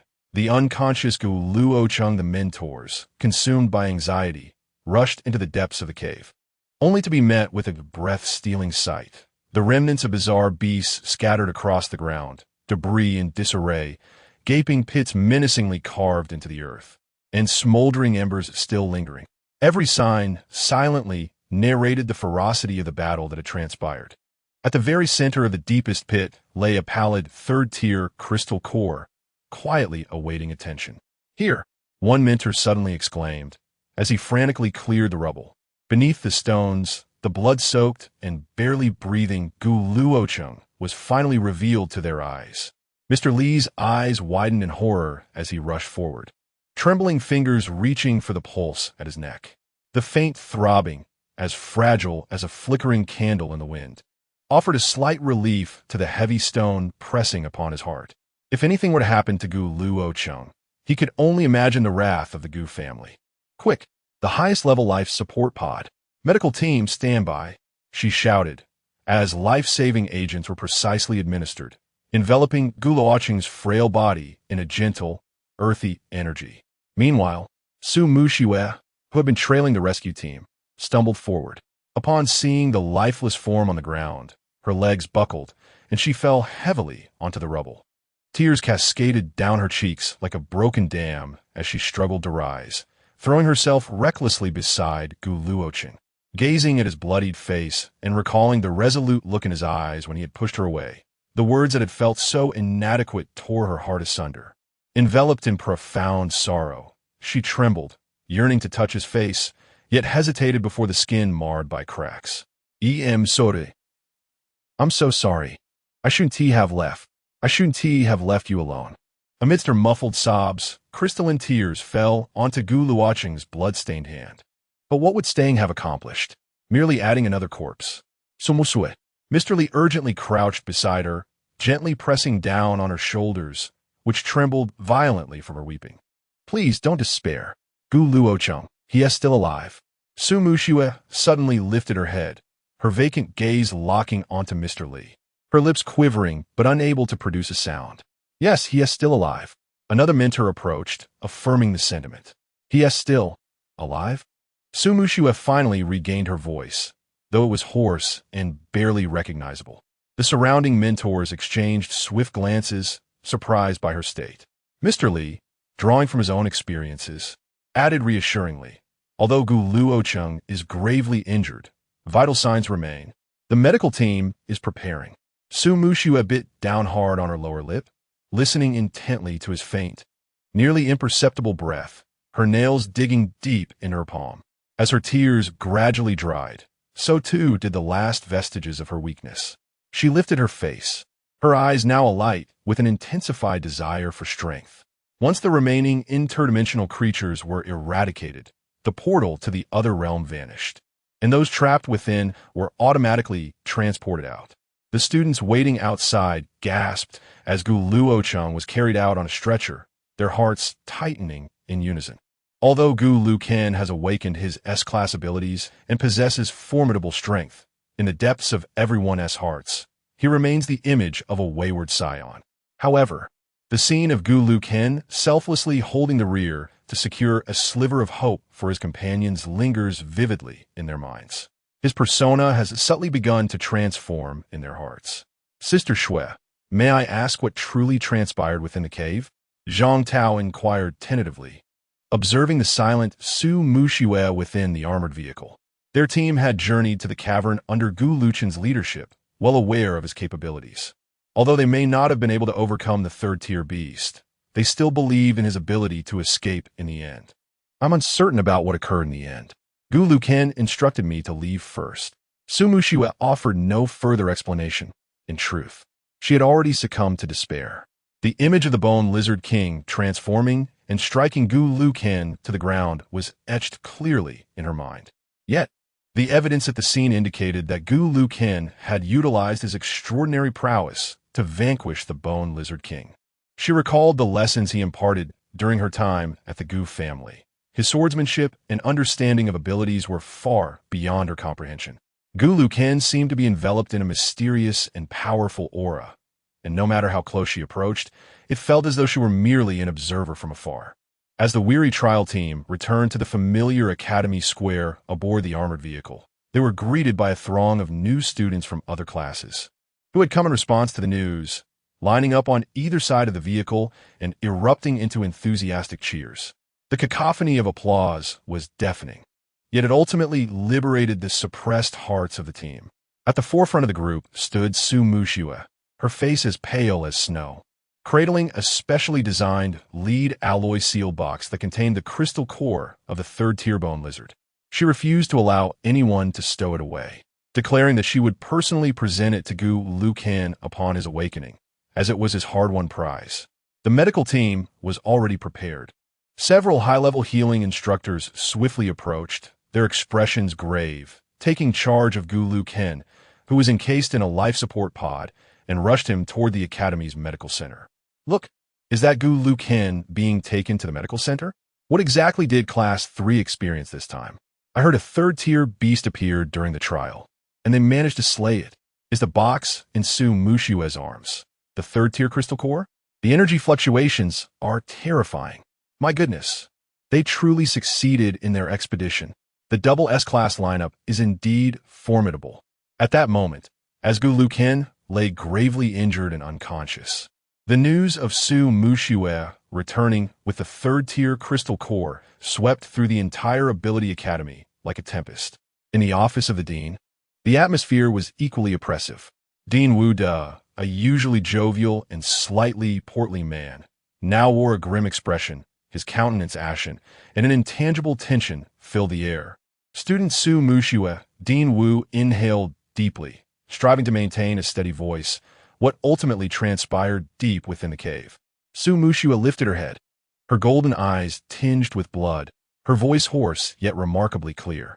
Listening to Su Mushue's account, Principal Wu De and Teacher Li's expressions grew increasingly grim, a wave of fear sending chills down their spines.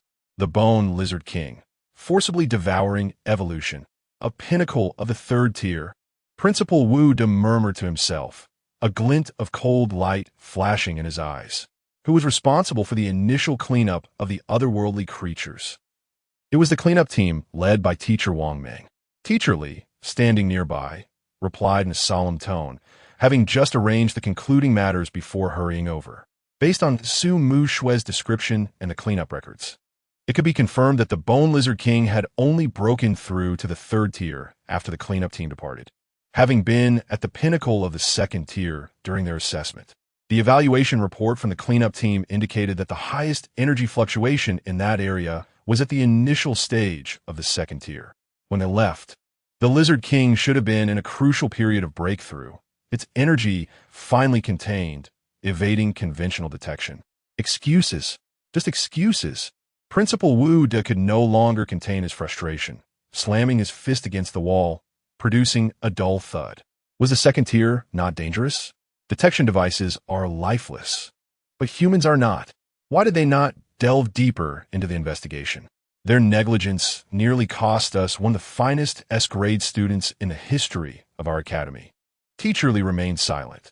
This trial had been personally sanctioned by Principal Wu De to retain a few second-tier exotic beasts. Immediately, gather all resources, regardless of the cost. We must ensure Gu Luochen's safety. Principal Wu De's emotions were unusually agitated.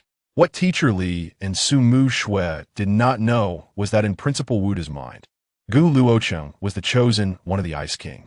Although the exact nature of their relationship was unclear, should anything happen, he would have no explanation to offer the Ice King. Knock, knock, knock. Urgent knocking pierced through the oppressive atmosphere. Come in. Entering was the director of the medical center. A hint of bitterness etched on his brow. Huijia, what is Gu Luochen's condition? Principal Wu De's gaze fixed intently on Huijia, prompting a direct inquiry. Gu Luochen is currently out of immediate danger, and his bodily functions are gradually recovering. But Huijia paused. But what? Principal Wu De's voice grew increasingly anxious. We have attempted various methods to awaken him, yet Gu Luochen remains unresponsive. Perhaps he's simply exhausted himself in battle and is in a state of fatigue. Teacher Li offered his perspective. No, if it were a superficial slumber, our detection instruments would discern it. However, the results indicate that Gu Luochen's consciousness has descended into a deeper state of dormancy. To put it plainly, He has become a vegetable. Chapter 20. The fireworks that day were truly unpleasant. Is there truly no other option? Director Wu inquired. Well, there is. Then speak swiftly. Oh yeah. When did you learn to gasp like that? The only viable solution now is to locate the Ice King. The ability she acquired during her second awakening is the language of souls, and only she possesses the power to awaken Gu Luochen. What? Director Wu rubbed his temples, caressing the few remaining strands of hair, appearing to be engulfed in a difficult dilemma. Enough. You all may leave. With a dismissive wave of his hand, Director Wu shooed them away like bothersome flies. He felt somewhat overwhelmed. He had not intended for the Ice King to learn of this matter. Yet now he had no choice but to seek her assistance. Nevertheless, he understood that this situation could not be delayed. Once the room was empty, Director Wu's trembling hands retrieved his phone, and he dialed the Ice King. Revered Ice Monarch, this is Wu De. We have encountered a situation regarding Gu Luochen. Understood. Give me 2 days. I will handle this otherworldly matter and then come over. If anything happens to Gu Luochen during this time, the Director of Academy know. 3 will be replaced. Just as Director Wu ended the call, he noticed the atmosphere on campus suddenly becoming turbulent. Could it be an invasion? Moments before, he had been reporting to the Ice King when an all-black military vehicle screeched to a halt at the entrance of the medical center. The door slid open, and a tall figure stepped out. The deep gray tailored suit did little to conceal the palpable aura of authority he exuded. Gu Jinting made no effort to mask his imposing presence. Gu Jinting. Director Wu gasped in shock, a wave of dread washing over him, as he felt a few more strands of his already sparse hair fall out. How could the father of Gu Luochen, the man whose stomp could shake the 3rd safe zone, arrive at such a critical moment? He had intended to notify the Gu family only after Gu Luochen awoke, but the news had leaked far too quickly. Director Wu's figure flickered, and he instantly appeared before Gu Jinting. Gu Jinting asserted his dominance immediately. Wu De. The simple address was laden with suppressed fury. Is this how my son is being cared for under your supervision? Director Wu felt his throat dry up at the accusation. Forcing a smile that was more painful than tears, Gu. Commander, what brings you here in person? Quickly, let us speak inside. Director Wu was anxious about any disturbances that might attract unwelcome attention. Gu Jinting stood resolute. Spare me the pleasantries. Where is Luochen? In the highest specification treatment chamber on the top floor. His vital signs are stable. He is merely in a deep state of consciousness. Director Wu replied hastily, his words tumbling over one another. Deep consciousness? Gu Jinting scoffed. In your domain, participating in your organization's operations, and this is the outcome? Gu De, you truly excel in your role as director. Commander Gu, this was an accident. Luochen's actions were motivated by a desire to protect his fellow students, and I take pride in his choice. Gu Tian interjected, asserting that this does not absolve the 3rd Academy of its responsibilities. He suffered grave injuries under your auspices. Surely the Academy's role cannot be reduced merely to providing treatment? Upon hearing this, Wu De immediately grasped that Gu Jinting had come to extract a price from him. His mind raced, realizing that ordinary gestures would undoubtedly fail to placate Gu's wrath. Gritting his teeth, he made a resolute decision. Commander Gu, please temper your anger. The Academy's negligence is one Wu De shall not evade. He inhaled deeply and continued, first and foremost, the Academy shall cover all expenses related to the treatment of student Gu Luochen. Furthermore, Wu De's voice carried a hint of pain, yet remained crystal clear. The Academy will generously provide a Star Source stone, procured from the 32nd dimension, and forge for him a weapon of his desire. You are well aware of its worth. The Star Source stone from the 32nd dimension is considered an invaluable treasure in the realm of supernatural abilities, capable of driving any practitioner to madness. Rather than a mere compensation, it could be regarded as an investment. What cunning old fox! Wu De observed a notable softening in Gu Jinting's tone, though it still bore an undeniable authority. In addition to that, I require you to agree to one more thing. Wu De's heart sank, sensing the critical moment had arrived. Commander Gu, please proceed, as long as the Academy can comply. Gu Jinting enunciated each word deliberately. I demand a right of first selection. When Gu Luochen begins to assemble the Academy's hunting team, he must be granted the privilege to designate a member, even if it is Su Mu Shui. At that moment, Wu De comprehended the implications. This was an attempt to undermine the Academy. If Su Mu Shui were to become a member of Gu Luochen's team, she would be unable to form her own hunting squad, depriving the Academy of a remarkably gifted captain. Moreover, should their feelings deepen over time, Su Mu Shui could very well be whisked away by Gu Luochen. These two old foxes, one scheming against Gu Luochen, the other against Su Mu Shui.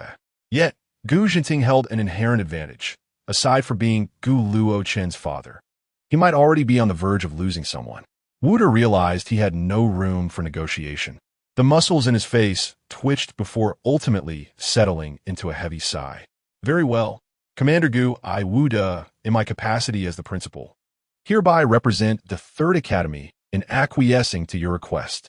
Gu Jinting appeared taken aback by Wu De's swift agreement, and after a brief silence, a hint of paternal anxiety crept into his voice. As for the matter of compensation, let it rest here. Now tell me, what must be done for my son to awaken? Rest assured, Commander, we have a solution. Wu De spoke rapidly, infused with a sense of relief. Just before your arrival, I managed to contact the Ice King. Her sole words are the key to awakening Gu Luochen. The Ice King has agreed to come personally within 2 days to administer treatment. The Ice King? Gu Jinting raised an eyebrow, clearly aware of the significance of this name, a flicker of surprise and gravity crossing his features. You managed to enlist her? Not to worry. Such a price is negligible. All of this is worth it. Wu De nodded vigorously, his expression betraying no hint of shame. Upon hearing that the Ice King would personally intervene, Gu Jinting's tense body finally relaxed completely. He exhaled deeply. The safety of Luochen was paramount. Any developments must be communicated to me immediately. With that, he turned and departed without any superfluous gestures. Just as the legendary Yu the Great passed by his home while managing floods without entering, so too did Gu Jinting remain absent while his son lay gravely injured. Since the emergence of 2 S-rank newcomers in this cohort, the news within the number 3 Ability Academy has exploded day by day. The previous headline reported on the dual S-rank newcomers collaborating to vanquish a 3rd-tier bone lizard king, while the next revealed the strongest S-rank newcomer, Gu Luochen, had fallen into a vegetative state due to injuries. In the training ground, several senior students had just concluded their combat training and gathered to rest. Gu Luochen, previously regarded as merely talented, had astonished everyone by daring to face a 3rd-tier beast alone. A student from the enhancement department clicked his tongue in disbelief. After all, he was the heir of the Gu family. If he could pull through, another student's gaze was complex, tinged with a hint of reverence. It was no wonder he dared to challenge Xinyu. Many had deemed him overconfident back then, but now, merely a month into school, he had already retrieved the crystal core from a peak 3rd-tier beast. If Gu Luochen truly became a vegetable, wouldn't that mean Xin you could breathe easier? One cannot deny. The medical room where Gu Luochen lay was the most prestigious in the medical center. Silence enveloped the space, time seemingly suspended, with only the rhythmic ticking of machines reverberating through the air. For the past few days, Su Mu Shui had spent every moment outside of class within this room, seemingly awaiting a miracle. Su Mu Shui, could you step outside for a moment? Ho Jie gently pushed open the door to the medical room and spoke. Su Mu Shui opened her golden eyes, usually resolute but now appearing fragile. Behind Ho Jie stood Dean Wu De and a woman shrouded in a gauzy robe. The woman's face was veiled, her deep blue eyes occasionally glancing at Su Mu Shui as if appraising her. Su Mu Shui, this is the Ice Sovereign. She has come to assess Gu Luochen's condition. Please wait outside, Dean Wu De introduced. Very well. No need. Let her remain here. The voice was unmistakably cool and detached, imbued with an ethereal quality. The Ice King approached Gu Luochen. The visage that often haunted her thoughts began to overlap in her mind. With a sweep of her mental energy, she sensed Gu Luochen's condition. What a fool, disregarding everything to end up in such a state. It was strikingly reminiscent of that fateful day. The Ice King slowly raised her hand, wrapped in gauzy sleeves. Fingers slightly splayed, hovering just above Gu Luochen's forehead. At that moment, those within the medical room felt an ancient chill emanating silently, as if from the depths of a primordial glacier. Then, an extraordinary phenomenon occurred. Sounds akin to the crystallization and shattering of ice began to resonate continuously in the void. Cold and crystalline, the sound did not merely penetrate the eardrum. Rather, it resonated deep within the recesses of one's consciousness. The voice of the soul has commenced. It resembled the ethereal chant of a celestial being, striking at the dormant gates of the ancient soul of Gu Luochen in an incomprehensible manner. Awaken. Return. This realm still requires your existence. Gu Luochen's fingertips twitched imperceptibly, a minuscule gesture that reverberated like thunder in the confined medical room. Subsequently, his eyelashes began to flutter, and his chest heaved violently. Gu Luochen was on the verge of awakening. At that precise moment, the Ice King withdrew her hand that had been hovering above Gu Luochen's forehead and approached Su Mushiue. For reasons unknown, Su Mushiue felt an undercurrent of hostility emanating from the Ice King. "You must be student Su, am I correct?" Before Su Mushiue could respond, Dean Wu interjected, "Indeed. Your Excellency, she is another S-class freshman from our academy, Su Mushiue." "I was speaking to her," the Ice King stated. Dean Wu trembled at her words, offering a nervous laugh and refraining from further comment. "Would you care to join my Glacial Guild?" The Glacial Guild is a prestigious organization established by the Ice King and another Tier 9 Esper. Su Mushiue shook her head. "Your Excellency, it would be prudent to consider this once I reach the 5th tier. The 5th tier is the threshold for Espers to join a guild, and it is noteworthy that the Ice King made an exception for S-class individuals." Su Mushiue was still in her developmental phase. By joining the guild, she could relish the resources allocated periodically without having to undertake guild missions. Such privileges are reserved for those endowed with exceptional talents. "That is indeed quite unfortunate," the Ice King remarked, now lacking the inclination to linger any longer. By the way, she drew closer to Su Mushiue, speaking in a tone audible only to her. "When he awakens, do remember to inform him that the fireworks on that day were dreadfully unsightly." Chapter 21, Awakening within the confines of the medical room. The tense atmosphere among the onlookers was finally shattered by the sound of a faint cough. Gu Luochen gradually opened his eyes. The gaze that once surveyed the myriad forms of the world now held a hint of bewilderment. Instinctively, he attempted to turn his neck, only to emit a stifled groan as waves of weakness surged through his body and into his mind. Fragments of memory began to resurface. He recalled the brutal battle while wielding celestial arts, and then consciousness slipped back into darkness. Then, a cool yet familiar figure suddenly materialized deep within his soul.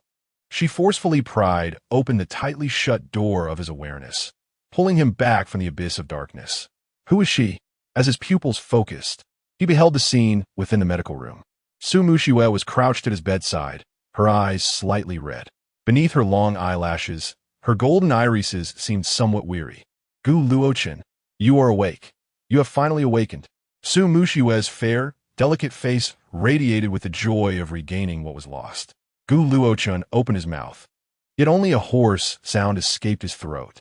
"Water." Su Mushiue immediately understood, hastily pouring a glass of water and carefully offering it to him. Gu Luochen took a few sips, his gaze drifting to an elderly gentleman and a doctor in a white coat standing beside Su Mushiue, inquiring with his eyes. "Wuda." Witnessing Gu Luochen's awakening, felt a wave of relief wash over him. "Gu Luochen, I am Wuda, the principal of our number 3 Ability Academy. Knowing that you have regained consciousness brings us great comfort." Wuda then seemed to recall something. "Now, you young people may converse. We have matters to attend to and shall not intrude further." Originally, Hui Jie had intended to say something, seizing the opportunity to become acquainted with this young S-class genius. However, before he could utter a word, he was abruptly pulled away by Principal Wu, stumbling in the process. Outside the medical room, Hui Jie looked at Wu De with a gaze filled with resentment and confusion. "Hui Jie, you are of considerable age. What atmosphere are you still lingering in?" "What atmosphere?" "Gu Luochen has just awakened." Wu De shook his head, interrupting Hua Jia. You should return and conduct a paternity test with your son. Principal Wu, what are you saying? Ha ha! Hua Jia remained perplexed, while Wudo walked away, hands clasped behind his back, his laughter gradually fading. Once silence enveloped the space, Gu Luochen noticed the weariness etched upon Su Mushue's delicate face. Mushue, why are you here? Su Mushue paused momentarily in her act of offering water, lowering her head. As if having made a decision, she raised her golden eyes and fixed her gaze on Gu Luochen. Gu Luochen, tell me, why did you say I was unworthy to accompany you that day? Now you question why I am here. Do I, Su Mushue, hold such little regard in your eyes? The barrage of questions rendered Su Mushue's voice choked with emotion. In truth, the continuous contact during this time had bestowed upon Su Mushue a sense of reliance on Gu Luochen's strength and mystery. Yet this hard-won reliance instilled in her a sense of estrangement and indifference, a feeling both familiar and fearsome. She penned love letters to herself while relegating herself to the role of a maid. Though she belonged to the S rank, she declared herself unworthy. Am I merely a fleeting presence in your life? The grievances that had accumulated within Su Mushue seemed to erupt at that moment. Tears, like large beads of water, cascaded down her fair cheeks, leaving distinct trails of sorrow. The last time Gu Luochen had seen Su Mushue weep so profoundly was on her first day as a maid. Before others, Su Mushue exuded confidence and resolve. Yet before him, she appeared as a mere weeping child. At this moment, Gu Luochen was oblivious to the flaw in his words. His intention was simply to inquire why Su Mushue had yet to return home at such a late hour. He reached out and gently caressed her golden hair. Silly girl, do you remember the condition I once mentioned? What? Trust me. The echo of their previous dialogue stilled Su Mushue's tears, leaving her momentarily frozen. She recalled the scene when Gu Luochen had taught her about her supernatural abilities. Initially, she thought it was merely a jest from the young master, yet now, gazing into Gu Luochen's earnest eyes, she understood his sincerity. She remained silent, merely nodding. If those who have weathered storms together cannot trust one another, what then is left to believe in? Lying on the hospital bed, Gu Luochen smiled, a carefree smile that he hadn't experienced in ages. Mushue, if possible, I wish for you to always remain by my side. Upon hearing this, Su Mushue's eyes widened in surprise. However, Gu Luochen was oblivious to the ambiguity in his words, his demeanor instinctively regaining the imposing aura of a celestial air. His gaze shone brightly as he looked directly at Su Mushue. One day, I will take you to the pinnacle of the world to behold the vast realms. All bowing before us. In that moment, Su Mushue was entranced. Time seemed reluctant to intrude upon this scene, as if it had come to a standstill. Mushue? Mushue, what is wrong?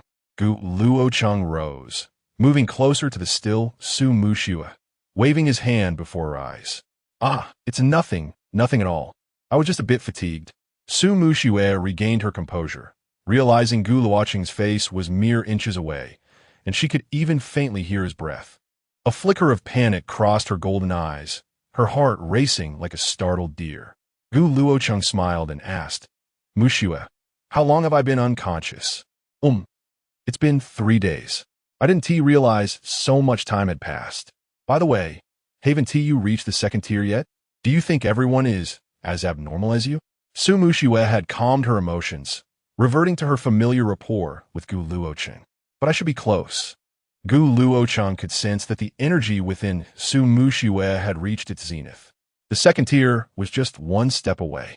Mushue, please call Uncle Chun and ask him to pick us up right away. Gu Luochen was eager to return home and engage in a sparring session with Su Mushue, believing it would help her achieve a breakthrough. Gu Xiao, did you not say that I am no longer your maid? Why do you still command me? Su Mushue retorted, cheeks puffed in indignation. Mushue, I merely, I just haven't adjusted yet. It's fine, I don't mind. Since you've already taken advantage of me, Gu Xiao ought to show some sincerity. The sight of Su Mushue pouting melted Gu Luochen's heart. What adorable girl she was. He hastily replied, Mushue, what kind of sincerity do you desire? I possess an abundance of crystal coins. Who covets your meager crystal coins? I have hands and feet. I can earn my own. Well then, Mushue, what do you want? I want to say, you must figure out your own sincerity. By the way, Mu Shui, do you live alone? Gu Xiao, did you not investigate this already? Why ask? Mu Shui, would you consider coming home with me? Am I to interpret this as an invitation? Absolutely, with utmost sincerity. I assure you a life of indulgence. I must clarify, this is an invitation from you, Gu Xiao. If you dare offer me that tattered clothing again, I shall tear your lips apart.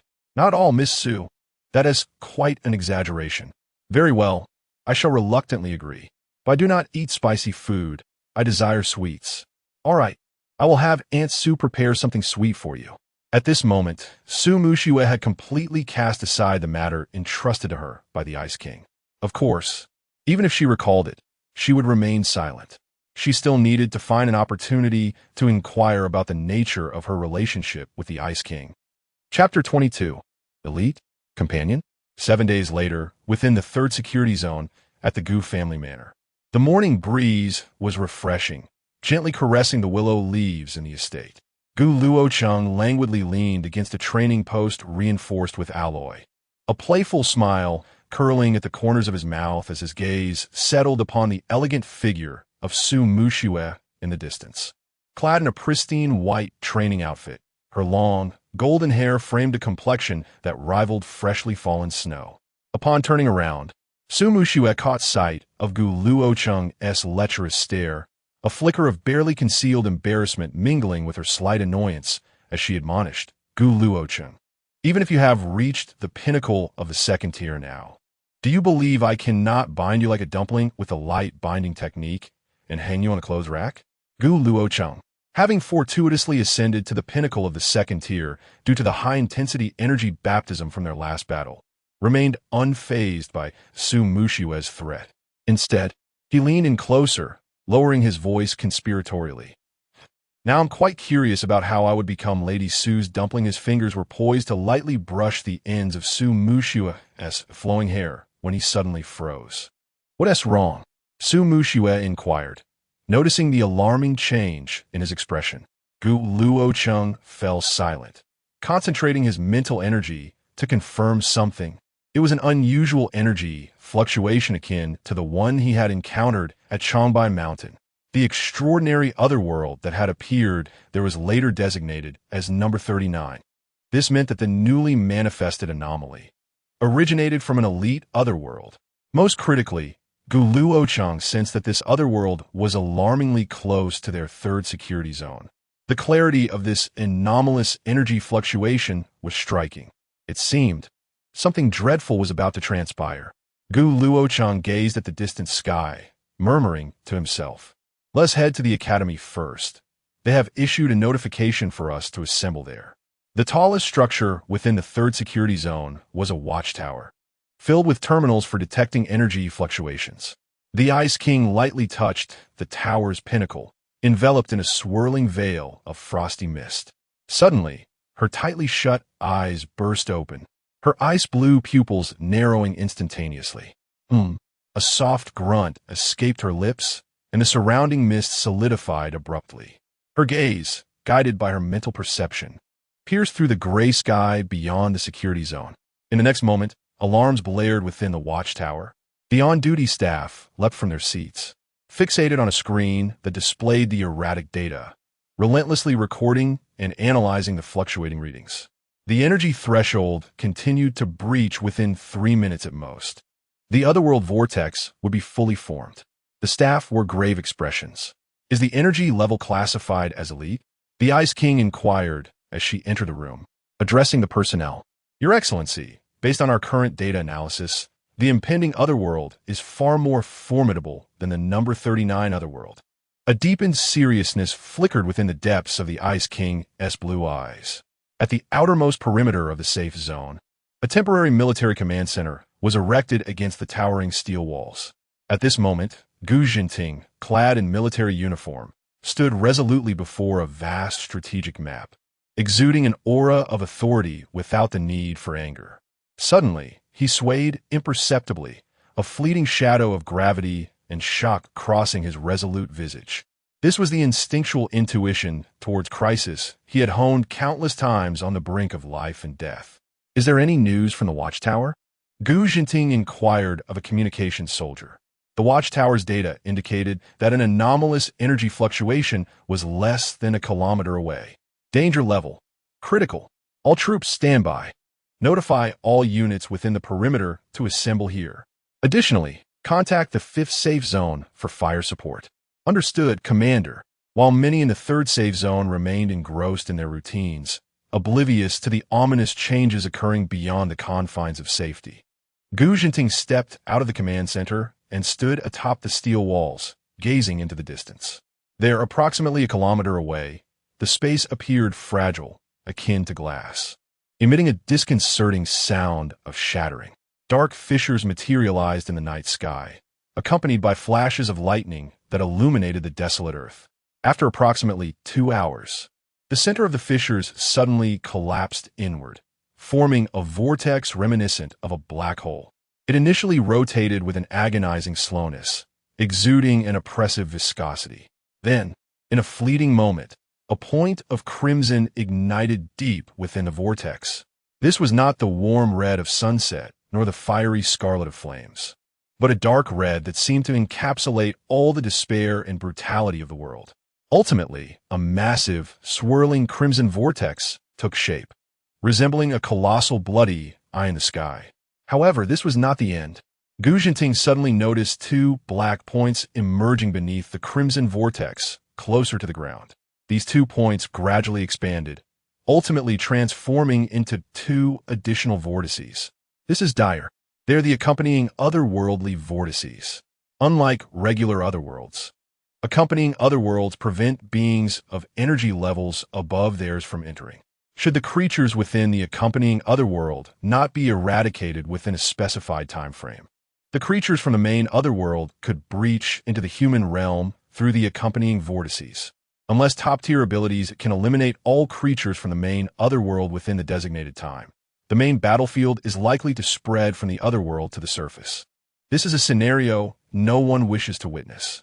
Yet, such a paramount confrontation, without overwhelming strength, often devolves into a protracted struggle. Commander Gu, energy fluctuations indicate only 3 low-level otherworlds. Low-level otherworlds possess an energy rank of 3, thus permitting entry solely to those of rank 3 or lower. Well, the situation is not too dire.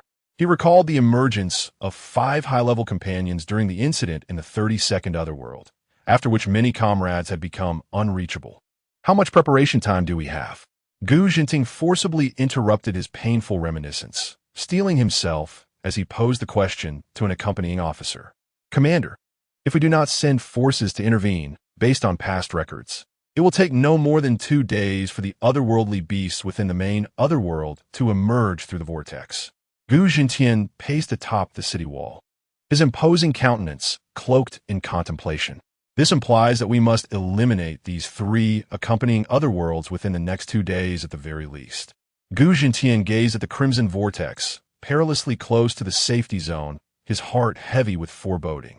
Should the initial team fail to hold the line, and the battlefield spreads to the surface, the situation would be dire. As the chief authority of the 3rd Military District, he must prepare for all eventualities. After all, the proximity of the safety zone to the otherworld is alarmingly close. Inform the 3rd Academy to organize their hunting teams and have them ready near the city wall within an hour. Understood. At this moment, everyone within the safety zone beheld the ominous crimson vortex suspended in the sky. All non-combat personnel, immediately, assemble at the nearest underground shelter. The thunderous shouts of soldiers reverberated through the eerie silence, tearing through the panic like a gash. The once bustling thoroughfare had transformed into a scene of chaos, with a tide of heads surging blindly under the duress of fear. Fortunately, military forces maintained a semblance of order along the streets. What is that thing? An elderly man, squeezed at the edge of the crowd, fixed his murky gaze on the vortex above, trembling as he inquired of those nearby. Yet, no one could provide an answer. Without strength, one can only passively await judgment in this apocalyptic world. Stop staring. Bow your heads. Move quickly. All students at the 3rd Ability Academy have been summoned to the training ground. The newcomers, bewildered and uncertain, lacked real combat experience outside the confines of their sheltered upbringing. In stark contrast, the upperclassmen promptly organized themselves into hunting teams, ready for action. Attention, all faculty and students. Though Dean Wuda was not physically present, his voice resonated through the minds of every student and teacher like thunder, amplified by his mental prowess. I trust you are all aware of the emergence of a high-level otherworld at our doorstep. However, I must inform you that the danger extends far beyond this. 2 accompanying otherworlds have manifested. Their energy levels are low. This signifies that all students below the 3rd tier must completely hunt down these 2 accompanying otherworlds within 46 hours. Should you fail to complete this task within the allotted time, the beasts from the main otherworld will invade the lower tier realms, and they will eliminate you without hesitation. Thus, your mission is of utmost urgency and pivotal to the defense of your homeland. You are all trained ability users, and you are permitted only to achieve victory, not defeat. Should anyone retreat without engaging in battle or disobey orders, the 3rd Academy shall sever all ties with you. Each of Dean Wuda's words carried the weight of a 7th-tier ability user's mental pressure, striking the hearts of the newcomers like a relentless hammer. As for the upperclassmen, your task is to operate as hunting teams, assisting the military in clearing the otherworldly beasts that spill forth from the vortex. I firmly believe that you will safeguard the homeland that stand behind you. Please, Gu Luochen. The principal's impassioned rallying cry on stage was interrupted by a familiar voice calling from behind. Upon turning, he saw Ouyang Chuan waving at him. Gu Luochen hastened to his side, only to discover a black box, half his height, behind Ouyang Chuan. Gu Luochen, this is specially prepared for you by the Academy. Open it and take a look. With that, Ouyang Chuan beamed as he handed the box to him. With a soft click, the lid sprang open. Inside, Gu Luochen beheld a long sword with a pitch-black blade. A dark golden pattern snaked along the spine of the blade, extending to the tip, pulsating with subtle waves of energy. As he gently brushed the surface of the sword, he felt a coolness that was not the warm smoothness of wood, but rather reminiscent of some somber metal. Gu Luochen's eyes sparkled with excitement, not merely because of the sword's apparent quality, but because he finally possessed a weapon with which he could truly demonstrate his prowess. His hands had nearly blistered from hurling fireballs. Instead of stowing the sword in his storage ring, he brandished it a few times before slinging it across his back. The sword is named Stardust. It has been crafted by the Academy using Starlight Essence, capable of effortlessly penetrating the defenses of beasts below the 7th rank. As for the damage it can inflict, that entirely depends on your own capabilities. Ouyang Chuan, noticing Gu Luochen's satisfaction, patted him on the shoulder. In this battle, exercise caution. There will be no shortage of 3rd-rank beasts from the accompanying otherworld. You must not act impulsively as you did last time. Teacher, I understand the gravity of the situation. With that, he quickly bid farewell to Ouyang Chuan and hurried back to his team. They were about to set off. At this moment, only 45 hours remained. Chapter 23. The expedition, only 41 hours remain. Armored vehicles are stationed beside the low-level interdimensional vortex in the clearing. Upon disembarking, Gu Luochen immediately spots his adoptive father, Gu Jinting, floating in the air with a group of high-ranking ability users, poised to enter the Crimson Whirlpool. It seems that Gu Luochen's gaze has not gone unnoticed, as Gu Jinting nods at him before stepping into the vortex. Truly, he shows no concern for his son. I am merely a 2nd tier. I am about to contend with a horde of 3rd-tier beasts. Gu Luochen mutters under his breath, only to see Gao Tian eagerly scampering up behind him. What brings you here? Brother Chun, you can't forget your pals just because you've got a sister-in-law now. Gao Tian adopts a comical pose, clinging to Gu Luochen. Sister-in-law? Who are you talking about? Huh? Where is she? Gao Tian glances around, failing to spot any suspicious figures. Who are you looking for? Sumushiwa? She has already entered the vortex over there. Gu Luochen rolls his eyes, gesturing in another direction. What? Brother Chun, aren't you going to protect her? Protect her? Nonsense. Gu Luochen smacks the back of Gao Tian's head with mild irritation. Do you think I wouldn't want to? The mentors at the Academy are quite shrewd. They deliberately separated us, tossing us into different vortexes, They claim it's to disperse S-rank combat power and enhance kill efficiency, but in reality, they just wanted to safeguard you novices still stuck at first tier. Novices? Gao Tian rubs the back of his head sheepishly, but soon straightens his back. Brother Chun, just watch me. I shall transform into the King of Thunder to lead the way for you. Gao Tian, once we enter, don't go jumping around recklessly. The situation is unclear. Caution is paramount. Gu Luochen waves his hand, taking a deep breath as his gaze shifts to the swirling vortex, pulsating with an unstable blue light. After checking the protective gear issued by the Academy, he grasps the Stardust sword from his back under Gao Tian's envious stare. Without further hesitation, he strides forward, his figure akin to an arrow released from a bow, dashing towards the churning blue luminescence. Gao Tian, keep up. Got it. With a whoosh, it feels as though he has traversed a viscous, cold membrane of water. When Gu Luochen reappears, he has stepped on an unfamiliar soil. The air is thick, permeated with the pungent scent emitted by some exotic beast's glands. After a brief moment on the ground, the vortex behind him falls silent. It appears that everyone has arrived. In this low-level dimension, the Academy has dispatched a total of 44 first-tier students, 3 second-tier, and 8 third-tier. Aside from Gu Luochen, the second and third tiers consist solely of second-year seniors. Each second and third-tier student is assigned 4 first-tier freshmen, resulting in 11 groups formed according to their strengths. Following the Academy's combat strategy, the group begins to methodically advance toward the periphery of the dimension's core area.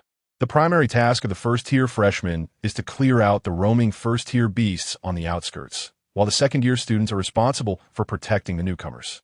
This way, once they penetrate deeper, the second-year students will have ample stamina to confront the third-tier beasts in the core area. Heaving breaths echoed from behind, as a classmate struggled to catch their breath in this cursed place. Gu Luochen did not turn back. His gaze swept across the peculiar forest ahead like that of a hawk, leading the way into the depths of the strange vegetation. Adjust your breathing. His voice, though low, carried authority. Stay close. Tread in my footprints. If you stray, Zhou Jia, you'll find yourself feeding the wolves. The visibility ahead was poor, and it was challenging for his mental energy to penetrate the dense foliage. As they entered the forest, Lin Xiaoyu's voice reached Gu Luochen's ears. Luochen, there are 3 Shadowclaw wolves in the trees ahead. Almost simultaneously with her warning, a fiery orb erupted, incinerating the 3 first-tier wolves attempting to leap down from the treetops into mere ashes. These first-tier beasts, on the periphery of this alien realm, stood no chance against Gu Luochen now. Luochen, impressive, Gao Tian exclaimed. Instead of praising me, why not scout the flanks? You run fast enough. If there's trouble, don't engage immediately. Confine me. With that, Gao Tian vanished in a flash of electric light, appearing in the distant woods to the left of the group. In this alien world, the predominant beasts were Shadowclaw wolves, with the occasional bone lizard making an appearance, the same as the last realm they encountered. These creatures fell one by one under the organized assault of the students' abilities, posing little threat. With 35 hours remaining, Gu Luochen could feel an increasing pressure of energy ahead, indicating they were approaching the core area of this realm. Before proceeding, it was imperative to ensure everyone was well rested. The core area would undoubtedly be inhabited by third-tier beasts. Gu Luochen halted and decisively commanded, "Rest in place." Upon hearing the order, the tension among the team eased, and they sat down on the ground. The earlier battles had evidently taken a toll on their stamina. Gu Luochen surveyed the surroundings and chose a sturdy ancient tree to lean against. With a flick of his wrist, the Stardust sword emitted a resonant hum as he plunged it into the black earth by his feet, embedding it deeply and standing firm before him. A faint energy field began to form between the Stardust sword and Gu Luochen, allowing him to both rest and sense the energy fluctuations in the area. After approximately half an hour of respite, Gu Luochen and Lin Xiaoyu's attention was suddenly drawn toward a specific direction. Lin Xiaoyu leaned closer to Gu Luochen and remarked, "Luochen, it seems someone is approaching. 3 of them." 3? Gu Luochen replied, puzzled. The composition of this group seemed off, as they had entered in teams of 5. Soon, Gu Luochen spotted the newcomers, 1 third-tier and 2 second-tier, all senior students from their second year. Senior Zhao Gang, where are your teammates? Gao Tian inquired with curiosity. Zhao Gang, a third-tier ice element ability user, was one of their top combatants in this expedition. We're nearing the core area. We sent them back to check for any undetected first-tier beasts. Zhao Gang's lips curled into a slight sneer as he remarked that their presence would be of no assistance. What not? No sooner had Zhao Gang's words faded than another voice emerged beside him. Gu Luochen, you are of S rank, but your classmates are not. Are you intending to lead them in apparel? The speaker was Lu Shuang, a second-tier enhancer, who toyed with a clawed dagger. Lu Shuang's words, though harsh, stirred a flicker of contemplation in Zhou Jie, who had been panting since the outset. He pressed forward, fully aware of the high probability of death and injury. Gu Luochen cast a cold glance at Lu Shuang, remaining silent. Indeed, operating alone would be more convenient for him. Yet he felt compelled to honor his promise to Teacher Li to look after his classmates. However, he would not hinder anyone wishing to depart. Gao Yuan seemed to sense the subtle tension within the group and quickly interjected, "We have followed Brother Chung here. How could Brother Chung allow anyone to come to harm? We are a team. We cannot abandon each other at such a time." Gao Yuan's fervor was palpable. Even if our strength is insufficient, we can still contribute in other ways, even if it is merely by providing information support. Upon hearing this, Lu Shuang twirled the dagger on his fingers and exchanged a glance with Zhao Gang before grinning. "Very well. If you wish to court death, we shan't impede you. Instead, we shall accompany you, providing protection along the way, shall we?" "Absolutely. That'll be splendid," Zhou Tao exclaimed, as if he had grasped a lifeline, interrupting Gu Luochen before he could respond. Gu Luochen sensed something amiss, yet felt it inappropriate to voice his concerns at this moment. As they resumed their journey, the pace of the group did indeed quicken considerably. Many of the exotic beasts went unnoticed by Lin Xiaoyu, but Zhao Gang swiftly dispatched them with ice spikes, eliminating threats from afar. The new students predominantly took on the role of collecting spoils. Nevertheless, Gu Luochen remained on high alert, acutely aware of several malevolent gazes fixated upon him, akin to a lingering pestilence. "Brother Chung, those three fellows are eyeing you again," a soft yet vigilant voice whispered beside him. It was Lin Xiaoyu speaking. Gu Luochen remained silent, his fingertips gliding along the cold spine of the Stardust Sword, a barely perceptible spark igniting and extinguishing. The pressing urgency was to eliminate the exotic beasts. Time was of the essence. He glanced back at Lin Xiaoyu, offering her a reassuring look. If these foolish clowns sought confrontation, he would not hesitate to unleash the power of his Stardust Sword. Blood must be seen. With less than 30 hours remaining until the main interdimensional passage forcibly opens, time was indeed running short. Chapter 24. Gu Luochen has killed. At that moment, Gao Tian, who was scouting ahead, let out a sharp cry of alarm. "Third rank. It's the Bone Lizard King." A colossal creature burst through the thick, dark red trunks, suddenly appearing before everyone. It measured over 5 meters in length, its back adorned with menacing, metallic spines that gleamed ominously. Its tail, lined with barbs, whipped through the air, effortlessly tearing the ground apart. Upon seeing the Bone Lizard King again, Gu Luochen felt no trace of his previous caution. During this time, he had honed his mastery over his abilities, discovering numerous commonalities in the application of elemental laws. Coupled with the fact that he had yet to find a worthy opponent for his Stardust Sword, he now felt an exhilarating eagerness to confront it. "Gao Tian, lead the others in retreat.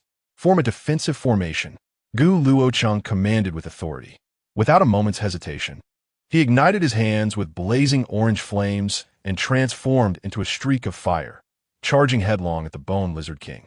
A flicker of coldness flashed in Zhao Gang's eyes as he exchanged a knowing glance with Lu Shuang and another companion. They followed suit, Zhao Gang calling out, "Junior Gu, watch out for its tail." Though he spoke with caution, his own attack was merely a prelude. The battle erupted instantaneously.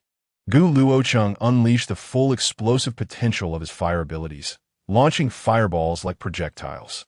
The Bone Lizard King, renowned for its formidable strength and defense among third-rank beasts, possessed a grayish-white carapace that exhibited some resistance to flames.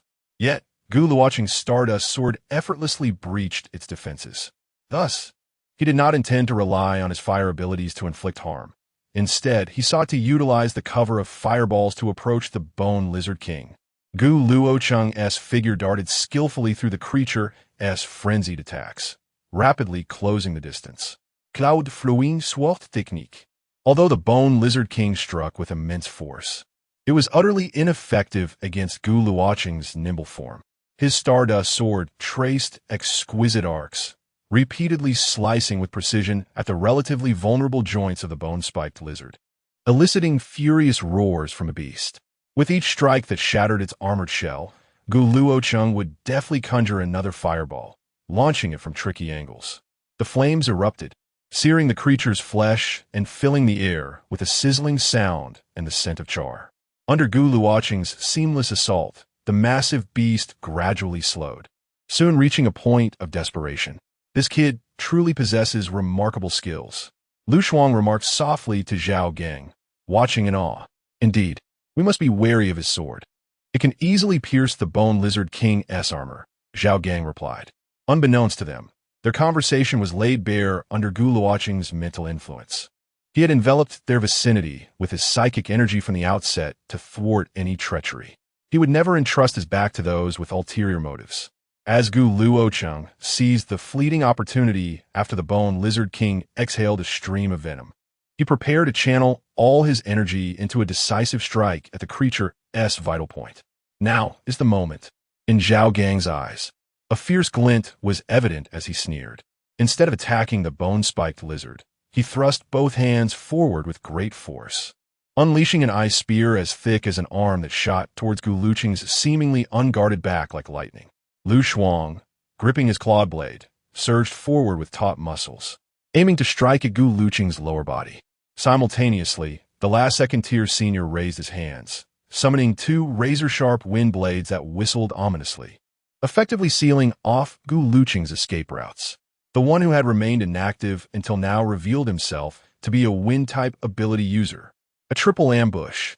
The timing was ruthlessly calculated. Gu Luocheng sensed the movements behind him, but remained utterly composed. How could he allow himself to be caught off guard? In his strategy, he had already prepared to redirect his charged battle technique, intending to catch at least one of them by surprise. Yet, just as Gu Luocheng was ready to counter, an unexpected figure appeared before him. It was Lin Xiaoyu. The fire-based technique he had been poised to unleash dissipated in an instant. With a sickening sound, the ice spear pierced Lin Xiaoyu's frail left shoulder, while the clawed blade brutally penetrated her abdomen. She collapsed before Gu Luocheng like a broken kite. Lin Xiaoyu's plant-based perception had detected the cold, murderous intent aimed at Gu Luocheng mere moments before the ambush commenced. In that fleeting instant, her mind went blank, and her body instinctively acted to shield Gu Luocheng from the impending attack. This scene left everyone present in shock. Xiaoyu. Lin Xiaoyu's warm blood splattered across Gu Luocheng's cheek, the vivid red igniting a surge of suppressed rage and murderous intent within him. You seek death. A roar, reminiscent of the depths of hell, erupted from Gu Luocheng's throat, no longer restraining his energy control. The flames engulfing him transformed from a scorching orange red to a profound deep blue. Even the Stardust sword became enveloped in this azure flame. This weapon empowerment was a capability reserved for 6th-tier ability users. Facing the Bone Lizard King just inches away, Gu Luocheng did not even glance at it. Instead, he executed a frenzied horizontal slash with the Stardust sword, ablaze with deep blue flames. A perfectly condensed line of azure fire silently swept across the Lizard King's thick neck. Time seemed to freeze for a moment. The fierce 3rd-tier beast halted abruptly. In the next instant, its skull, encased in bone, along with half of its neck, silently fell away. The severed area was charred black, devoid of any blood, as if the deep blue flames had instantaneously vaporized it. The massive body collapsed with a thunderous crash, stirring up clouds of dust. A swift kill. Gu Luocheng did not pause for even a moment, nor did he cast a glance at the fallen giant. His figure, resembling a vengeful deity, abruptly turned towards the 3 assailants, his eyes now brimming with icy, murderous intent. Zhao Gang and his companion's sinister grins were swiftly replaced by sheer terror. They witnessed the instantaneous obliteration of the Bone Lizard King and were engulfed by an overwhelming sense of dread. Are you a devil? Lu Shuang's voice trembled as he found himself closest to Gu Luocheng at that moment.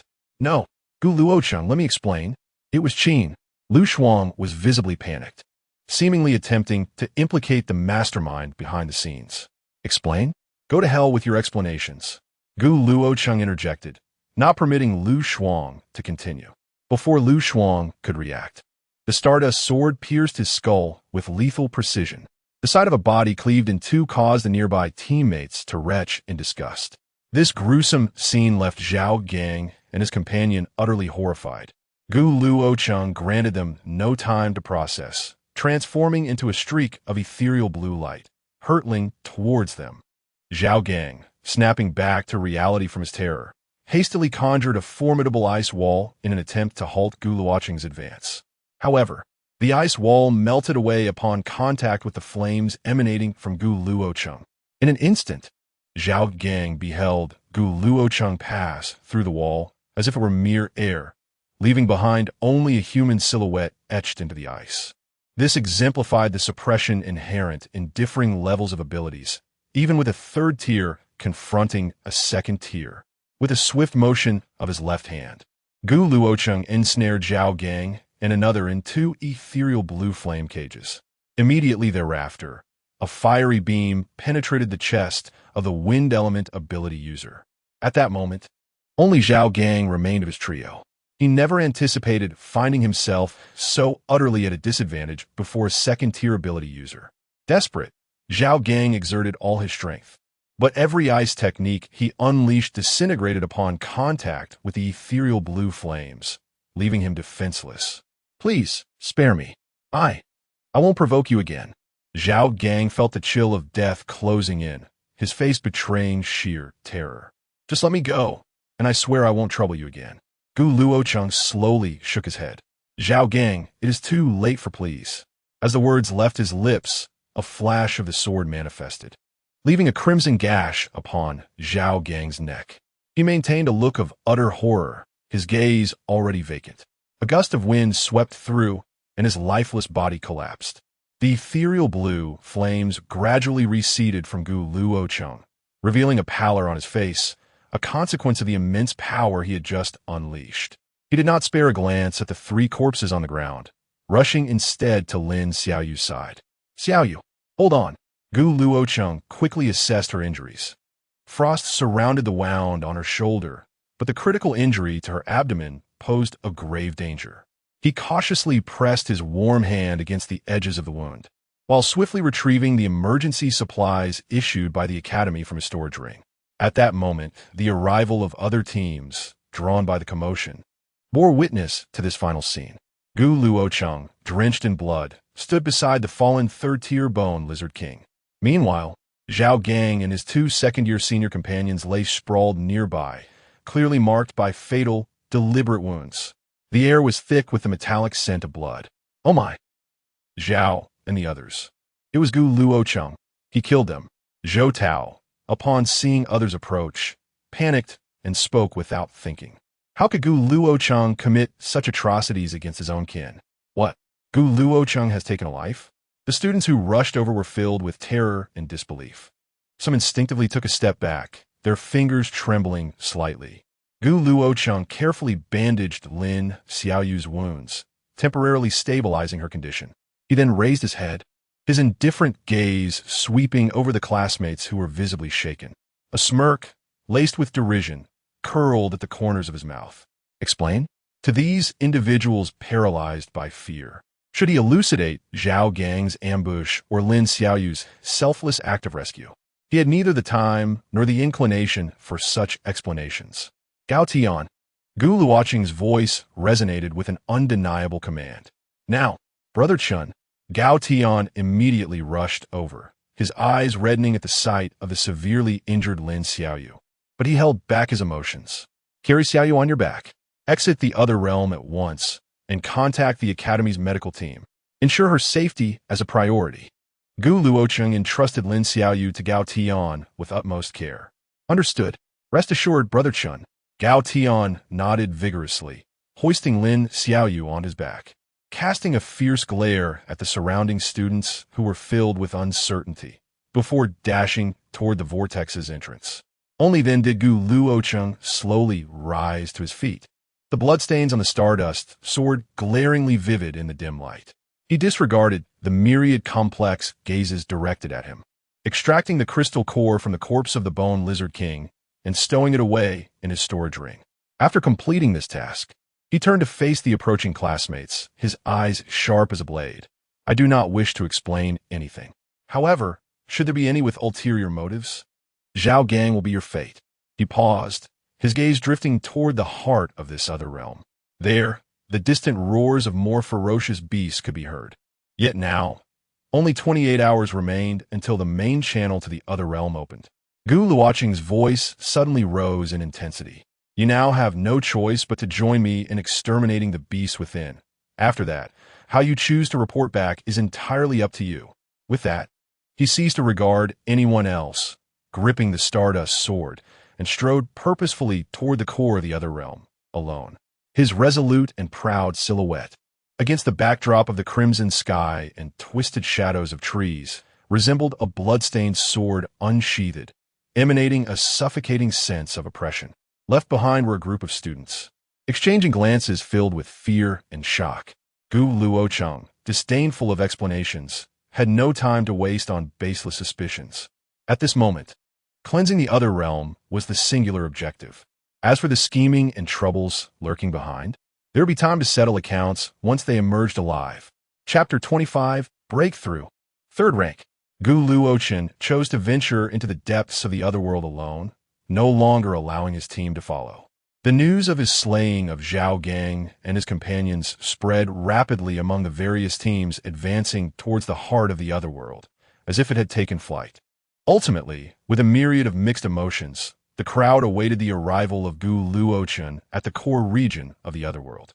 Upon his arrival, Gu Luochen cast a glance and saw a throng gathered before a massive cavern entrance.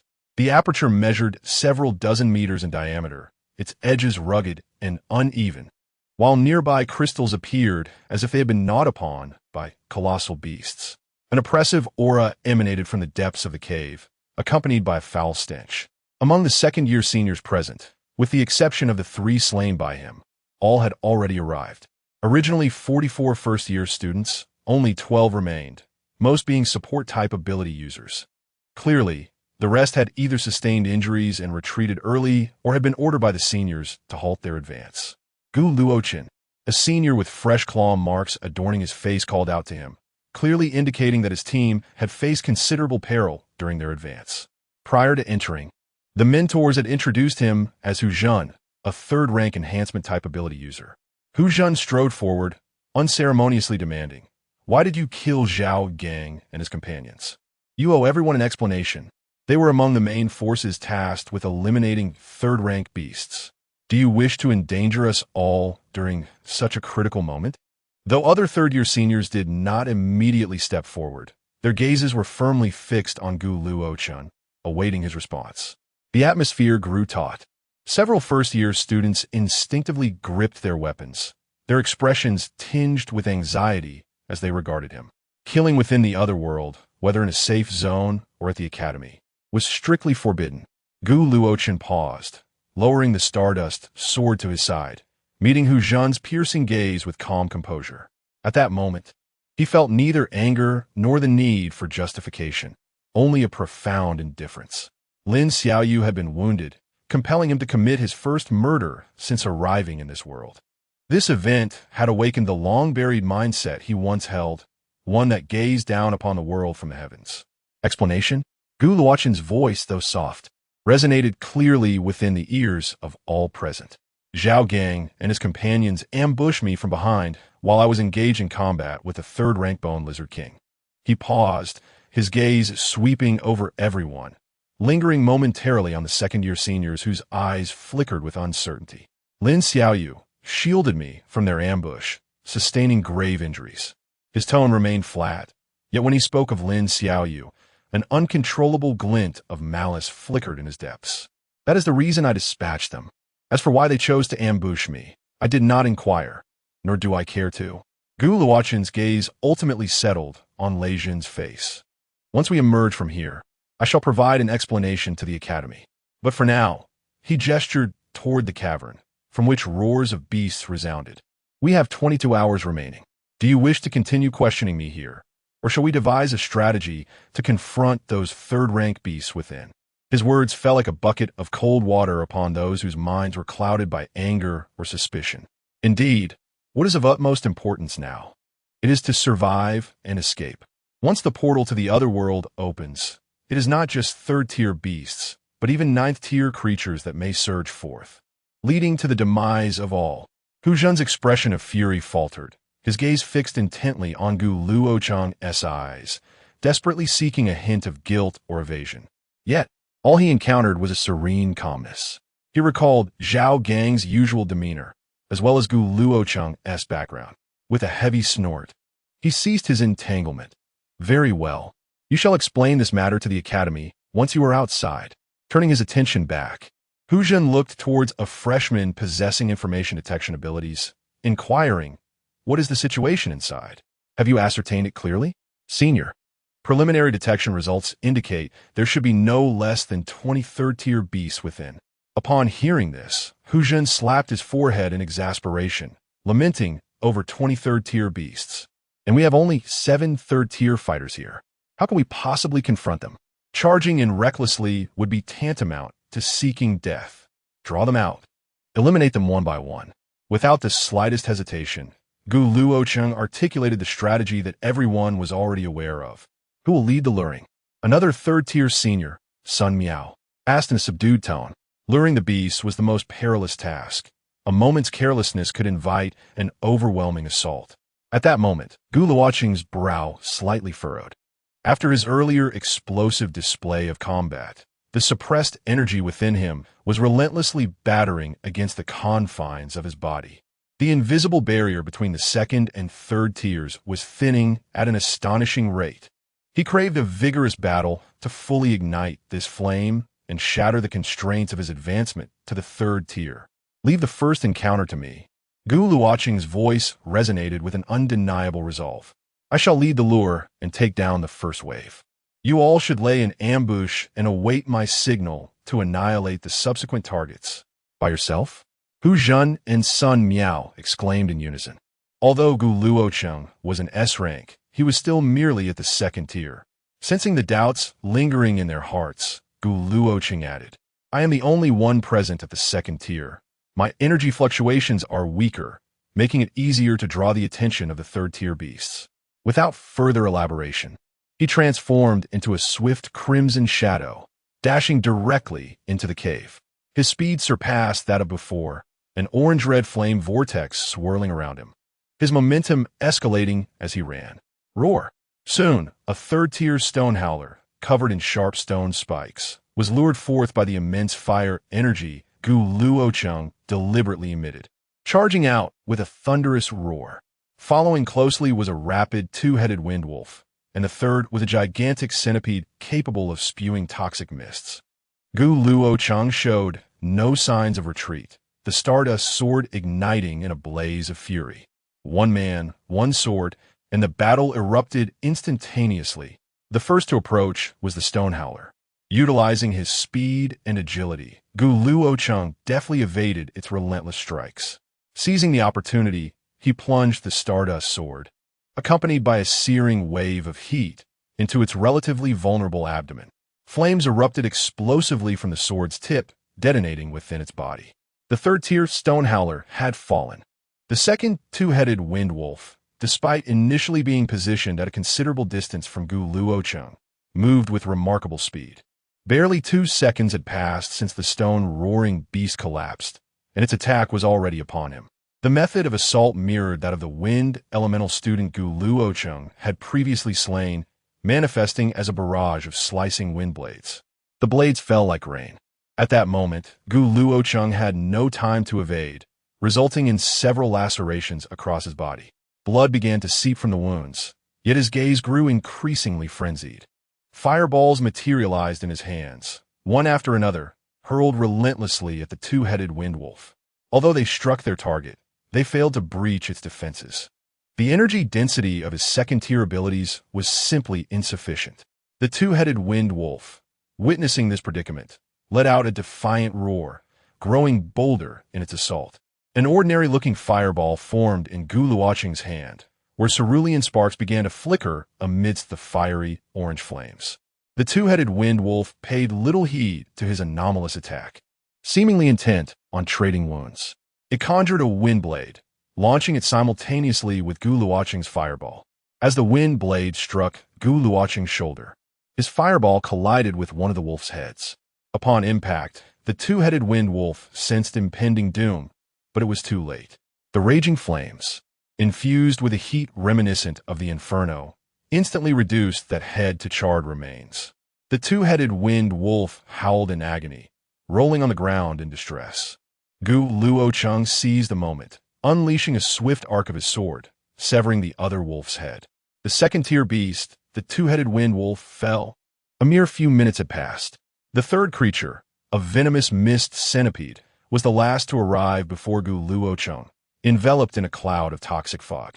The mist obscured his vision and hindered his breathing. Yet, with his vast combat experience, such trivial tactics posed no challenge to him. He held his breath, compressing flames around his body to form a thin, protective layer. Navigating through the toxic haze, he awaited the opportune moment, and with precision, the Stardust sword transformed into a fiery drill, forcefully penetrating the centipede's thick exoskeleton, pinning it to the ground. The third-tier beast, the venomous mist centipede, was vanquished. At this juncture, the barrier within him, which stood between him and the third tier, had grown as delicate as a gossamer thread. Luochen, while attuning to the energy fluctuations within his body, continued onward, soon discovering two more third-tier beasts. They, too, had simultaneously detected Luochen. A massive fire bat soared into the air, unleashing a fireball from its maw towards him, while another creature, the drilling rock beast, burrowed underground, launching a surprise attack. Faced with the dual onslaught from above and below, a brilliant light ignited in Luochen's eyes. Now was the moment. Break for me. At this instant, he ceased to hold back, unleashing all the boiling energy within him, along with the accumulated ferocity from battle, into the Stardust sword he wielded. The blade erupted in a dazzling, cerulean glow. Celestial sword art. 1,000 stars fall. Luochen leaped into the air, and the Stardust sword emitted a cascade of radiant light. At the tip of the sword, countless ethereal blue flames streaked through the air like meteors, unleashing devastating heat as they violently surged toward the flame vulture swooping down and the burrowing beast emerging from the earth. Boom! The air filled with a cacophony of explosions. In the blink of an eye, the flame vultures were pierced by dozens of azure fire meteors, transforming into charred remains before they could even utter a cry. Plummeting from the sky, the enormous body of the burrowing beast was stuck in a hole it had just emerged from, unable to evade the onslaught of fire meteors raining down from above, turning it into a sieve. The fifth-tier 3 beast had fallen. Luochen steadied himself. He could feel the threshold within him on the verge of shattering. A low hum resonated in the air. The flames surrounding Luochen ceased their erratic dance, gradually stabilizing and returning to his body. Suddenly, a surge of life essence erupted from the depths of his being. The gate of vitality had been breached. Luochen had ascended to Tier 3, achieving this transformation in less than 2 months since awakening his powers. He had once again shattered the record for breakthroughs among supernatural beings in China. The commotion from this breakthrough left Hu Zhen, Sun Miao, and the other 7 Tier 3 seniors, along with the first-year students of the Perception Department, utterly astounded. Hiss! Tier 3. He has broken through? At such a moment? My heavens! Less than 2 months? How? How is this possible? He is merely a first-year freshman. The aura of S-Class is overwhelmingly potent. Shock and envy instantly replaced the prior doubts and tension, especially among the Tier 3 seniors present, who understood just how formidable the barrier between Tier 2 and Tier 3 was. Some had struggled for an entire year without making any progress. Yet Gu Luochen had managed to achieve this breakthrough under such perilous circumstances. Such talent is nothing short of monstrous. Gu Luochen stowed the Stardust sword into his storage ring. He felt an overwhelming surge of energy within him, yet also sensed the waves of exhaustion from the intense battle. It seemed prudent to first stabilize his realm and allow his body a brief respite. His gaze swept through the depths of the cave, where the remnants of the battle and his aura had thoroughly enraged the remaining Tier 3 beasts. Their furious roars reverberated, energy fluctuations intensified, and the sound of heavy footsteps drew closer. Clearly, several Tier 3 beasts had been lured over and were charging toward him with wild abandon. Without hesitation, Gu Luochen turned on his heel and fled.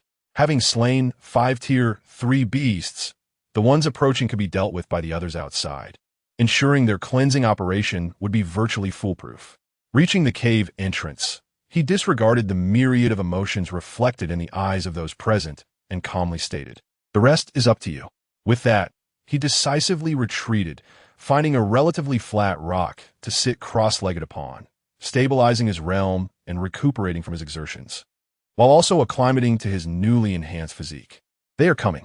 According to the original plan, annihilate them," a senior at the cave entrance shouted urgently. "Damn it, I've been waiting impatiently." Hu Zhen was the first to react, his face alight with excitement and a fierce determination. "Let the third-tier abilities confront them head-on. The rest of you provide support. We must vanquish these beasts. We cannot allow Gu Shuidi to underestimate us." In an instant, a fierce battle erupted. At this moment, the previous pressure had dissipated, replaced by an overwhelming sense of confidence in the fray. Gu Luochen had transformed into the steadfast anchor of the group. An S-rank third-tier ability user in a lower-tier realm was akin to a child playing house. Time remained 21 hours. The true showdown had only just begun. He needed to swiftly seize control of the energy that belonged to third-tier ability users. Chapter 26. Humanoid beasts in the otherworld in the core region of a superior otherworld. The scenery starkly contrasts with that of a lower-tier realm. While the lairs of low-level realm lords typically reside within caves, the core of a superior otherworld presents a strikingly different visage. The earth is tainted with an eerie shade of purple-black, fissures oozing with searing lava. Enormous, grotesque plants, seemingly composed of bones, twist and writhe, emitting a nauseating miasma. Amidst this desolate expanse stands a colossal palace, looming behind a jungle of bones, exuding an unsettling aura. Yet, this bizarre tranquility is shattered by the cacophony of battle. The sounds of combat resonate like the thunder of apocalypse, relentless and thunderous. Ice freeze for 1,000 miles. A cold, commanding voice reverberates across the battlefield. The Ice Sovereign hovers in midair, her hair cascading like a waterfall, her azure eyes devoid of any emotion, surrounded by an aura of chilling frost capable of freezing souls. She is not alone. Beside her is a massive creature exceeding 100 meters in length, its body adorned with diamond-like ice crystal scales, the Ice Scale Dragon. This formidable being is the Ice Sovereign's contracted beast. Many believe the Ice Sovereign's powers stem solely from her own abilities. Yet only a handful of elite warriors understand the truth. Her ice attributes were bestowed upon her through a pact with the incredibly powerful Ice Scale Dragon, granting her access to nearly limitless icy might. The Ice Scale Dragon shares a profound bond with her. Their fates intertwined, they rise and fall together. When it opens its mouth, a breath capable of freezing space surges forth, instantly transforming the area ahead into a hell of absolute zero. Several 7th-tier beasts attempting to approach are instantly encased in ice. On another front, the battle rages with even greater intensity. Gu Jinting is clad in a heavy fiery armor adorned with flowing dark red magma patterns, exhaling scorching white vapor with each breath. He resembles a flame-wreathed warrior, rampaging across the battlefield. The 8th-tier fiery armor grants him terrifying defensive capabilities and explosive strength. At this moment, deep red flames coil around his fists made of an unknown material, smashing down onto the head of the mountain-like 8th-tier beast, the black radiant demon Rhino. Boom! The black radiant demon, Rhino, lets out a pained roar as its hardened skull fractures under the blow. Yet, it is ferociously resilient. Its massive horn ignites with an ominous black glow, launching a fierce assault toward Gu Jinting. Commander Gu, dodge! A calm voice resounds. Wu De appears enigmatically at Gu Jinting's front flank. With outstretched hands, he distorts the space before him like crumpled paper, ensnaring the unstoppable attack of the black radiant demon Rhino in an intangible mire, its speed and power diminished in an instant. At the same time, a flicker of white light darts from Wu De's fingertips, precisely striking the tip of the horn. The concentrated black energy vanishes silently, obliterating a significant portion. Thank you, Wu De. Seizing the opportunity, Gu Jinting withdraws and retaliates with another devastating fiery punch, focused to its utmost, crashing into the relatively vulnerable flank of the demon Rhino. Buzz! A clear and resonant sound of swordplay echoed, as countless strands of condensed sword energy, akin to a torrential downpour of pear blossoms, precisely pierced towards the vulnerable eyes and joints of the demonic rhinoceros. Ouyang Chuan moved like a wraith, weaving around the colossal beast, each strike executed with exquisite precision and ferocity. Although his 7th-tier prowess could not inflict fatal damage, it significantly disrupted the movements of the formidable creature. With the exquisite coordination of several individuals, combined with the constraints imposed by other powerful beings, the astonishingly resilient 8th-tier black obsidian demonic rhinoceros finally emitted a cry of reluctant despair.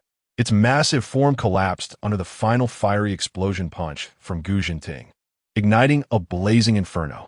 Wang De exhaled softly, his breath labored, yet his expression bore little semblance of joy. While they had overcome the threat posed by the 8th-tier beast, the most daunting adversary loomed ahead. Above the innermost palace, 2 suffocating pressures of 9th-tier caliber bore down upon the hearts of all present. One of these ominous presences was familiar to the crowd, emanating from the 9th-tier star erosion beast, a bizarre creature resembling an exaggerated amalgamation of a centipede and a scorpion. Its shell shimmered with dark purple starlight, and its countless appendages seemed capable of rending the very fabric of the cosmos, while its massive venomous stinger radiated an unsettling glow. The source of the other oppressive force sank the spirits of all human warriors to an abyss. It was not a monstrous beast, but a humanoid entity. Humanoid aberrations possessed intelligence and energy far surpassing that of ordinary creatures. It hovered before the star erosion beast, its elongated form cloaked in dark golden scales, sharp bone spikes protruding from its joints, and its face vaguely reminiscent of humanity, yet its vertical pupils glimmered with a pure, emotionless gold. Most astonishingly, it possessed the ability to articulate speech. Its voice, though raspy, cut through the cacophony of battle with clarity. Humans, your struggles are in vain. The Ice King. Your ice cannot freeze the inevitable destruction. The Ice King bore a frosty countenance, and the ice-scaled dragon beneath her emitted a menacing growl. She offered no reply, yet the chill surrounding her intensified as ice crystals coalesced in her grasp to form a colossal spear of frost. Everyone, proceed as planned, Gu Jinting commanded, his voice resonating across the battlefield. Wang De and others, focus on restraining the star erosion beast. Ice King, that person is entrusted to you. Without hesitation, the Ice King guided her ice-scaled dragon, transforming into a streak of azure light, boldly advancing toward the terrifying humanoid 9th-tier aberration. Ice collided with an unknown, corrosive dark golden energy, distorting and tearing the very fabric of space, erupting with a deafening roar. This was a pinnacle confrontation of the 9th-tier. Simultaneously, Wang De, Gu Jinting, Ouyang Chuan, and several other peak 7th-tier warriors charged fiercely towards the equally terrifying 9th-tier star erosion beast. A dazzling array of potent abilities intertwined, clashing violently against the beast's limbs capable of tearing apart reality and its venomous stinger imbued with the corrosive power of the stars. The battle spiraled into a fevered intensity, each passing second fraught with peril. However, the humanoid beast engaged in combat with the Frost King appeared to handle the situation with remarkable ease. As it deflected the onslaught of the Frost King and the Ice-Scaled Dragon, it uttered in a hoarse, icy tone, "Do you truly believe that blocking the passage to the main alternate realm guarantees your victory? Do you think time is on your side? Foolishness."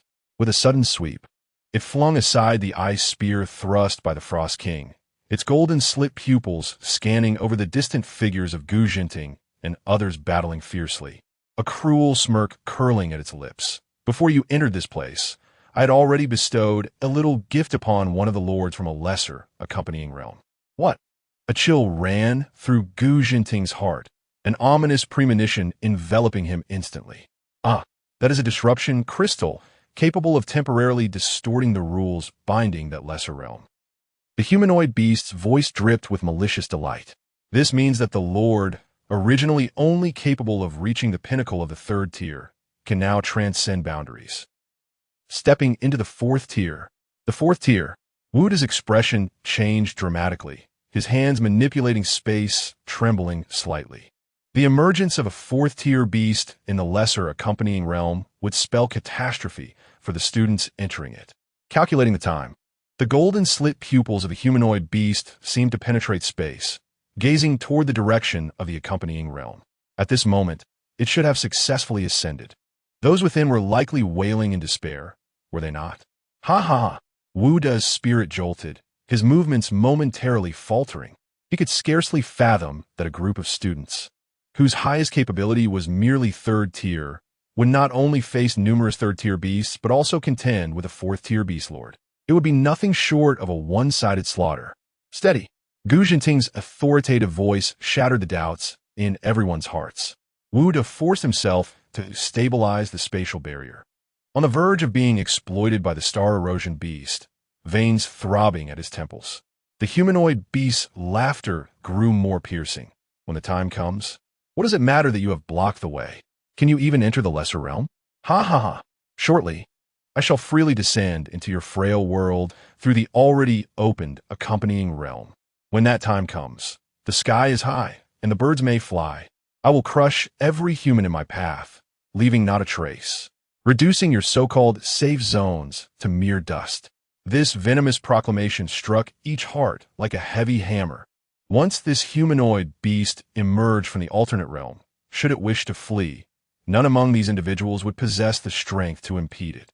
Yet, it could unleash devastating assaults upon humanity at will. This inevitably rekindled memories of the harrowing battle against the 32nd alternate realm. "Soon, my lord shall descend. Prepare yourselves, stubborn humans, for the judgment day awaits." Ha ha ha! The crowd keenly detected the reference to my lord in its words, as if heralding the arrival of an even more formidable elite alternate realm. The brief phrases, laced with its jarring laughter, plunged everyone into profound despair. This overwhelming sense of hopelessness momentarily stilled their assault on the star erosion beast. The Ice King's gaze was frigid and piercing, as the ice-scaled dragon beneath her let out a furious roar. Her onslaught grew even more ferocious, seeking to suppress the humanoid beast and prevent it from further disturbing the morale of the troops. Yet, the humanoid creature possessed unfathomable strength, managing to sow discord among the ranks even under the full force of the Ice King and the Ice-Scaled Dragon's assault. Do not heed its nonsensical utterances. It seeks to undermine us, the Ice King commanded, her offensive becoming increasingly fierce. "If we can slay it here, I am eager to witness how a corpse might depart." Indeed, ancient Zhun Ting gritted his teeth, the flames in his eyes igniting to their utmost intensity. "Kill!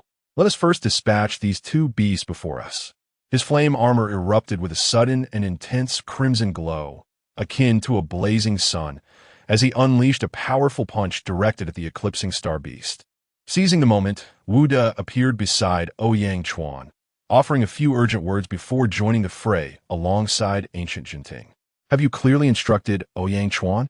Ancient Jinting inquired after delivering another blow and retreating to Wuda's side. "Yes, I have prepared him for departure. Should the native realm fail to be entirely purged within the allotted time, if the passage to the primary realm remains intact." Wuda's expression was graver than ever. Time was slipping away swiftly amidst the chaos of battle. At that moment, only 14 hours remained for them. Chapter 27. The approaching crisis in the companion world where Gu Luochen resided at the core of a cavern. The ground was strewn with the remnants of various third-tier beasts and shattered crystalline ores. The third-tier seniors had already slain over 10 third-tier beasts they had lured out. Now, they gathered at the entrance of the cave, awaiting the results of their reconnaissance. Gu Luochen approached, having just stabilized his third-tier realm, his aura now more refined than before. He remained silent, drawing the Stardust sword from his storage ring, letting it hang by his side. After a moment, a first-tier student, whose forehead glistened with sweat, suddenly opened his eyes wide, withdrawing his hands from the ground where they had been emanating perceptive waves. A look of confusion and suspicion crossed his face. "What's the situation?" someone inquired. "Only 5 energy signatures remain. However, one of them is extraordinarily peculiar. As soon as my perception nears it, it becomes distorted, as if the signal is undergoing severe interference. But I can confirm that the other 4 are definitely at the peak of the third tier. Yet they seem quite tranquil, as if they are lying in wait. Interference? Lying in wait?" Huzhen wiped the blood from his face, his brow furrowed. What on earth is going on? Could it be a beast with some special ability? Regardless of what it is. Sun Miao's eyes flashed with a fierce resolve. There are only 5 left. We still have 8 third-tier fighters. The advantage lies with us. Time is running out. We have less than 4 hours. We must go in and eliminate them. Exactly. No more delays. The other seniors echoed. Their series of victories, coupled with Gu Luochen's recent breakthrough, had bolstered their confidence to unprecedented heights. Inside the cave, there were only 5 third-tier beasts. In the face of their team, they would pose no significant threat. Gu Luochen's gaze swept over the weary yet determined faces of his companions before turning toward the dark mouth of the cave. He seemed to sense an unusual aura. Yet time was pressing, leaving no room for contemplation. "Into the cave. Let us be swift," Huzhen declared, stepping into the cavern that resembled the throat of a colossal beast. Gu Luochen raised the Stardust sword and followed closely behind. The interior of the cave was larger and deeper than anticipated, with the walls embedded with peculiar ores that emitted a faint glow, providing a dim light source. At last, they reached the vast underground cavern at the heart of the cave. The sight before them plunged the eager fighters into a chilling silence.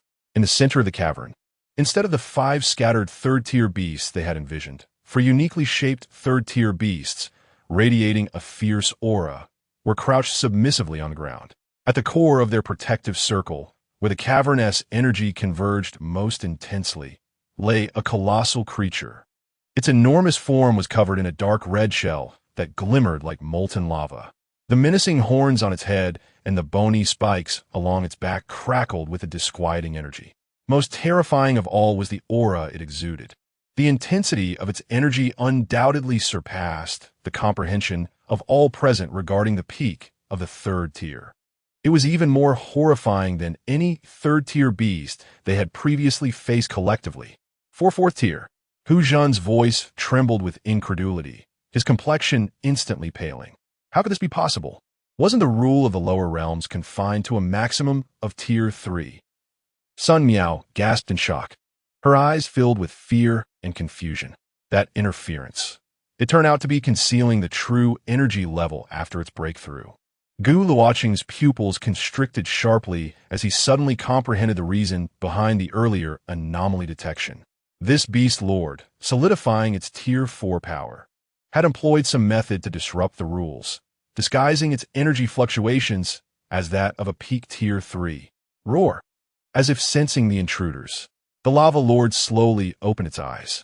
Its pupils were not the slitted eyes of a beast, but rather crimson compound eyes. A violent tier 4 pressure swept through the entire cave like a tsunami. The 4 crouching tier 3 beasts simultaneously raised their heads, emitting threatening growls, locking onto them. The morale that had just surged was instantly deflated, akin to a punctured balloon. Faced with a tier 4 lord and 4 tier 3 beasts, even with their numerical advantage, the disparity proved utterly futile.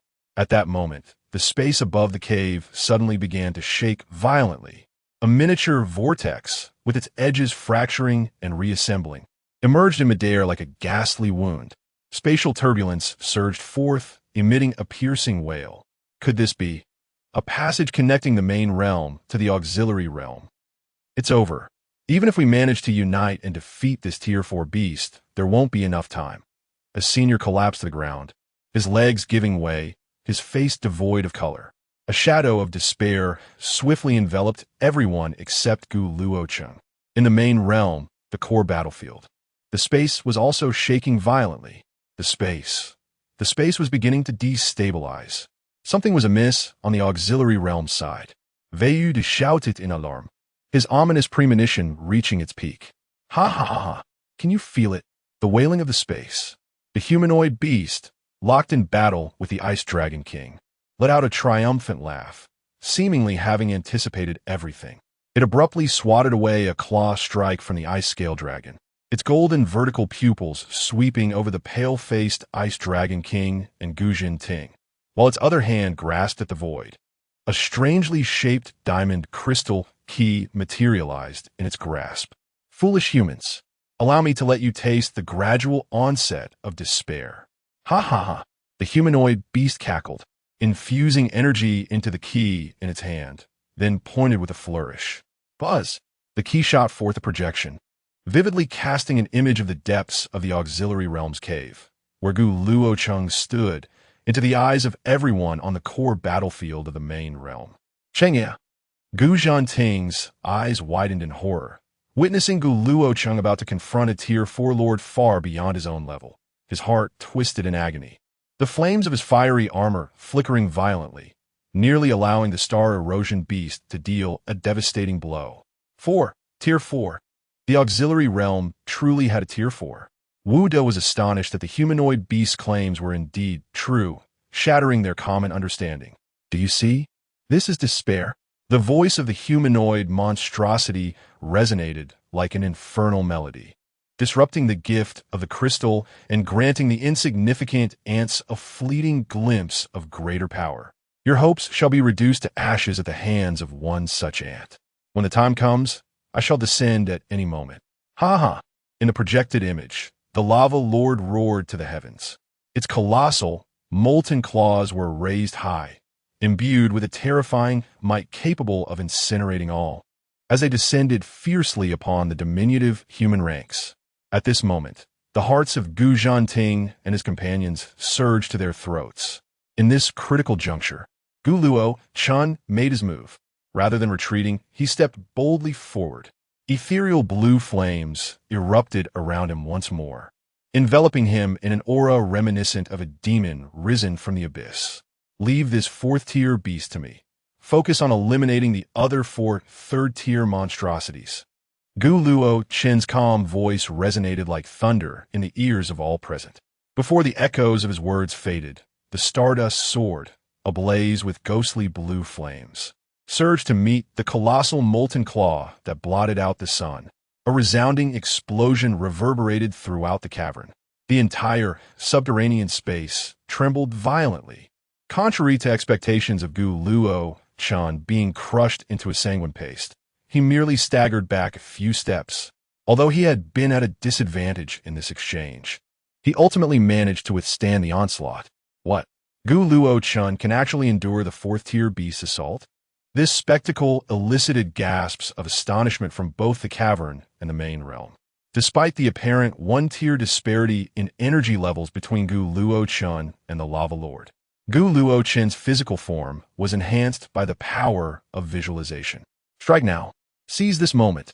Guzhen was the first to react, his eyes alight with determination and resolve. Junior Brother Gu has held off that 4th-tier beast. We must swiftly eliminate those 4 third-tier ones. Sun Miao snapped back to focus. Bellowing, let us confront them head-on. The other 3rd-tier seniors, fueled by fervor, unleashed their most potent abilities and charged at the 4 third-tier monstrosities. Chaos erupted instantaneously. Various powers flared wildly within the cavern, though periodically buffeted by the pressure of the 4th-tier beast. The 7 third-tier seniors unleashed a combat prowess far exceeding their usual capabilities in this life-or-death moment. The 4 third-tier monstrosities found themselves ensnared. Useless. You can't even crush a single third-tier human. What value do you possess? The humanoid beast's golden vertical eye fixated fiercely on the lava lord in the projection. Its voice contorted with rage. Oomph. Even if you can barely withstand it, what of it? Once the time arrives, I shall personally slay them. It had initially planned to leisurely observe the human struggle and despair, tormenting Gu Zhanting and the others through the projection. However now, it yearned to witness that ant who had disrupted its grand spectacle be utterly torn apart. Crush them for me. Immediately. At once. It commanded, channeling energy into the key, sending forth a lethal mental directive to the lava lord in the projection. At this moment, the attention of the humanoid being was firmly captivated by the duel between Gu Luochen and the lava lord. The once brazen arrogance has been reduced to a fury ignited by the sting of insignificant ants, a desperate urge to annihilate all in its path. Isol, seal of heaven, the Xianbing king, who had been biding her time, felt a surge of cold brilliance in her eyes. This was the moment she had awaited. Beneath her, the ice-scale dragon unleashed a thunderous roar, channeling the ultimate frigid energy it had amassed, transforming it into an ice-blue light seal that seemed to pierce through the very fabric of space, striking fiercely against the chest of the humanoid beast. Instantly, a layer of crystalline ice enveloped its chest, swiftly spreading across its entire form. The creature's body became rigid from the Xianbing King's onslaught. An opportunity. The main battlefield of the otherworld has encountered a fleeting moment of lethal potential. Gu Zhanting and his companions abandoned their entanglement with the corroding star beast, each concentrating their mightiest abilities to unleash a barrage upon the immobilized humanoid beast constrained by the Xianbing King. Time is running short, with less than 2 hours remaining. Chapter 28. The crisis approaches. Now is the moment. Focus your fire, roared Director Wu De, as the power of spatial folding was unleashed, firmly locking onto the ice-encased figure of the humanoid beast. Frost slash. The Ice King drew forth a long sword, infused with the ultimate power of primordial ice provided by the ice-scale dragon, and slashed at the humanoid beast. Flame, fist obliteration. Gu Zhanting seized the opportunity, shooting skyward like a falling star, channeling all his fiery energy into a devastating punch aimed at the icebound beast's head.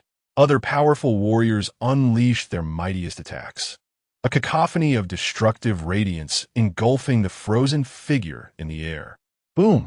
An unprecedentedly terrifying explosion erupted above the core region of the main alternate dimension. The very fabric of space was torn asunder, fissures of darkness appearing in multitude. Energy turbulence surged forth like a tsunami.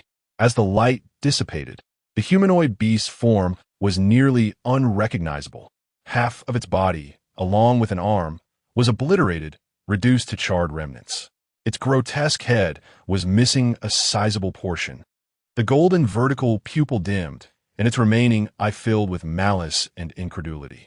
It plummeted from the sky like a puddle of mud, its breath faint to the point of death. Had they succeeded? A surge of joy flooded Wu De's heart. Is it dead? The Ice King's hand trembled slightly as he held the sword. Gu Zhanting returned to the ground, gasping heavily. The brilliance of his flame armor dimmed significantly. Yet his gaze remained fixated on the dying figure. However, just when everyone believed this terrifying ninth-tier humanoid beast was on the verge of collapse, an unexpected turn of events occurred. The Star Eater, with its broad back, caught the seemingly near-lifeless humanoid beast. Then, everyone witnessed a fierce madness erupt from the remaining golden vertical pupil. The still intact claw of the humanoid beast struck like lightning into the back of the Star Eater. Roar! The Star Eater let out a spine-chilling cry of agony, its massive body writhing in distress. The claw of the humanoid beast precisely grasped the ninth-tier crystal core within the Star Eater's body. A frenzied grin spread across its face. Fool, your power is now mine. With a sudden thrust, it forcibly extracted the ninth-tier crystal core from the Star Eater's body. The enormous form of the Star Eater froze in place. The light of life extinguished in its eyes. Its colossal body crashed to the ground, raising a cloud of dust. It was evident that it had completely lost its vitality. The humanoid beast, in a greedy frenzy, plunged the crystal core containing the essence of the Star Eater into its shattered chest. Virum! A tempest of violently unfathomable dark purple energy erupted, centered around the humanoid beast. Its broken body visibly began to mend and reshape within the energy storm. The obliterated arm and half of its head regrew in an instant. The beast's waning breath surged back to its peak state. Roar! A ferocious bellow erupted from its newly formed head. In the newly emerged golden vertical pupils burned a fierce and bloodthirsty desire, fixating intently on the human warriors below, whose expressions had drastically changed. You insignificant ants! How dare you? How dare you force me to this extent? It laughed in rage, vowing that once it stepped out of this place, the first thing it would obliterate would be the safe zone you protect. Let it become the inaugural monument of my descent into the human world, a grand edifice forged from corpses and despair. Its words were imbued with an overwhelming desire for destruction, sending shivers down the spines of those present. Should it be allowed to escape, the consequences would be unfathomable. In this suffocating atmosphere, Wu instinctively glanced at the projection of the accompanying otherworld. The scene within the projection made their hearts, teetering on the brink of despair, leap with sudden hope. It turned out that while the lava lord had succumbed to madness, unleashing devastating attacks on Gu Luochen and the beleaguered Huzhan, several familiar presences were rapidly approaching the cavern entrance. Luochen, hold on! A voice, urgent and melodic, rang out. A pure white light surged into the cavern, heralding the arrival of Su Muxiue. At that moment, she radiated a pristine luminescence, bestowing a healing energy upon Gu Luochen and the others. Boom! Following Su Muxiue, 5 formidable, third-tier warriors charged into the battlefield. Come quickly. Eliminate these beasts first, then assist Junior Gu. Good. Huzhan, we are here to aid you. These were the 5 third-tier seniors who had just completed their tasks in another accompanying otherworld and rushed over upon receiving an urgent message from Ouyang Chuan. Reinforcements.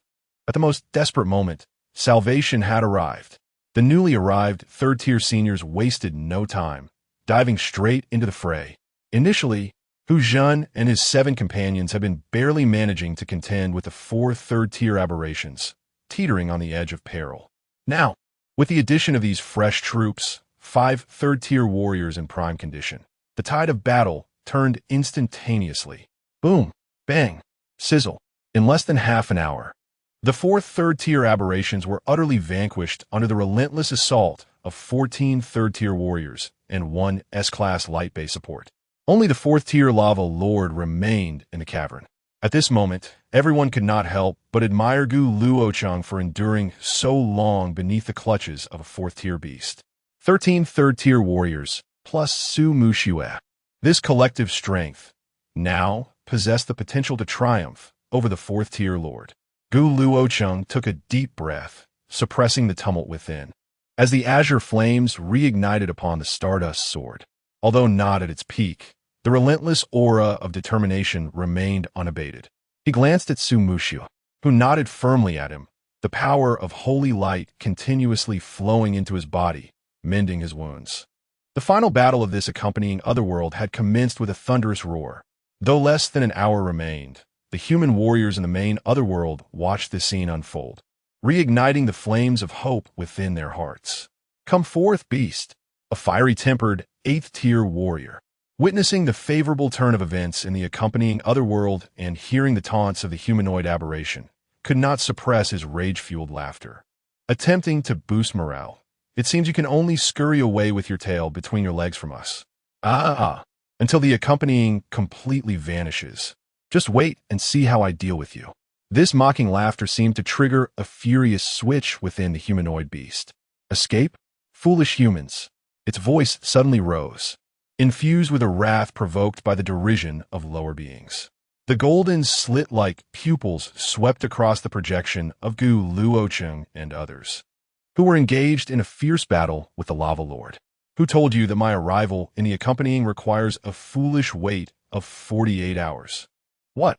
Wu'd his pupils constricted sharply, and an ominous premonition surged to its peak within his heart. A terrifying conjecture surfaced. Gu Jinting and the Xianbing king also underwent a drastic change in expression. Do not heed his nonsensical words. Another 8th-tier powerhouse admonished sharply, attempting to reassure the crowd. If he could leave, why has he not departed earlier? Why is he still entangled with us? Clearly, he lacks the strength and seeks to sow discord and delay. Oomph. The humanoid beast emitted a disdainful snort, raising its arm covered in menacing bone spurs as purple energy began to converge wildly towards the key in its grasp. The space around began to tremble violently. Arriving early merely incurs a greater cost. Its voice grew increasingly frigid, akin to a death sentence. Yet now, less than an hour remained, and the restrictions of the rules had become exceedingly weak. What does this minor cost matter? Let the blood and flesh of these ants replenish the toll of my forced arrival. Having spoken, it aimed the hand holding the key sharply behind itself. A scarlet vortex approximately 2 meters in diameter swiftly took shape, the surrounding space torn apart, unleashing a cacophony of thunderous roars.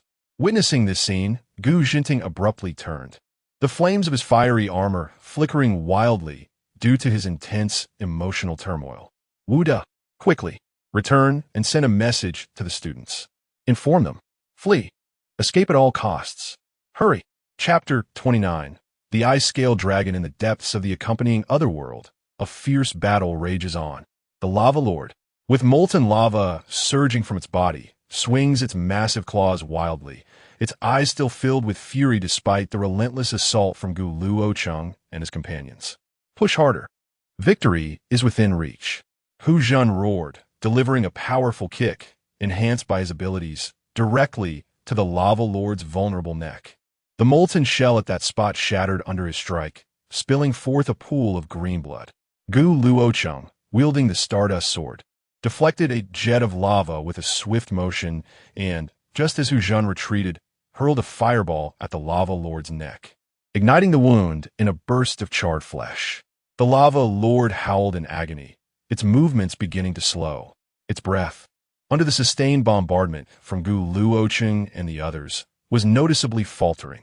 The scales of victory were gradually tilting in favor of humanity. At that moment, a chilling and dreadful pressure descended without warning from the unformed vortex. Thud! Thud! Many could no longer withstand this malevolent force and instinctively fell to their knees. Boom! The space trembled violently, and the rock layers at the cave's ceiling shattered like fragile glass. It was not merely falling. It was annihilating. The vortex revealed a vivid scene of the core battlefield of the main otherworld, reminiscent of an apocalyptic landscape. Alongside the figure of a humanoid 9th-tier beast radiating an aura of destruction, its gaze, tinged with a hint of amusement, precisely locked onto Gu Luochen, who was desperately holding his ground against the oppressive force. Surprisingly, it seems the ants have played their game, and now it is over. The voice, utterly alien to humanity, echoed like the whisper of death in the minds of everyone within the accompanying otherworld. And not 9th tier, a humanoid beast.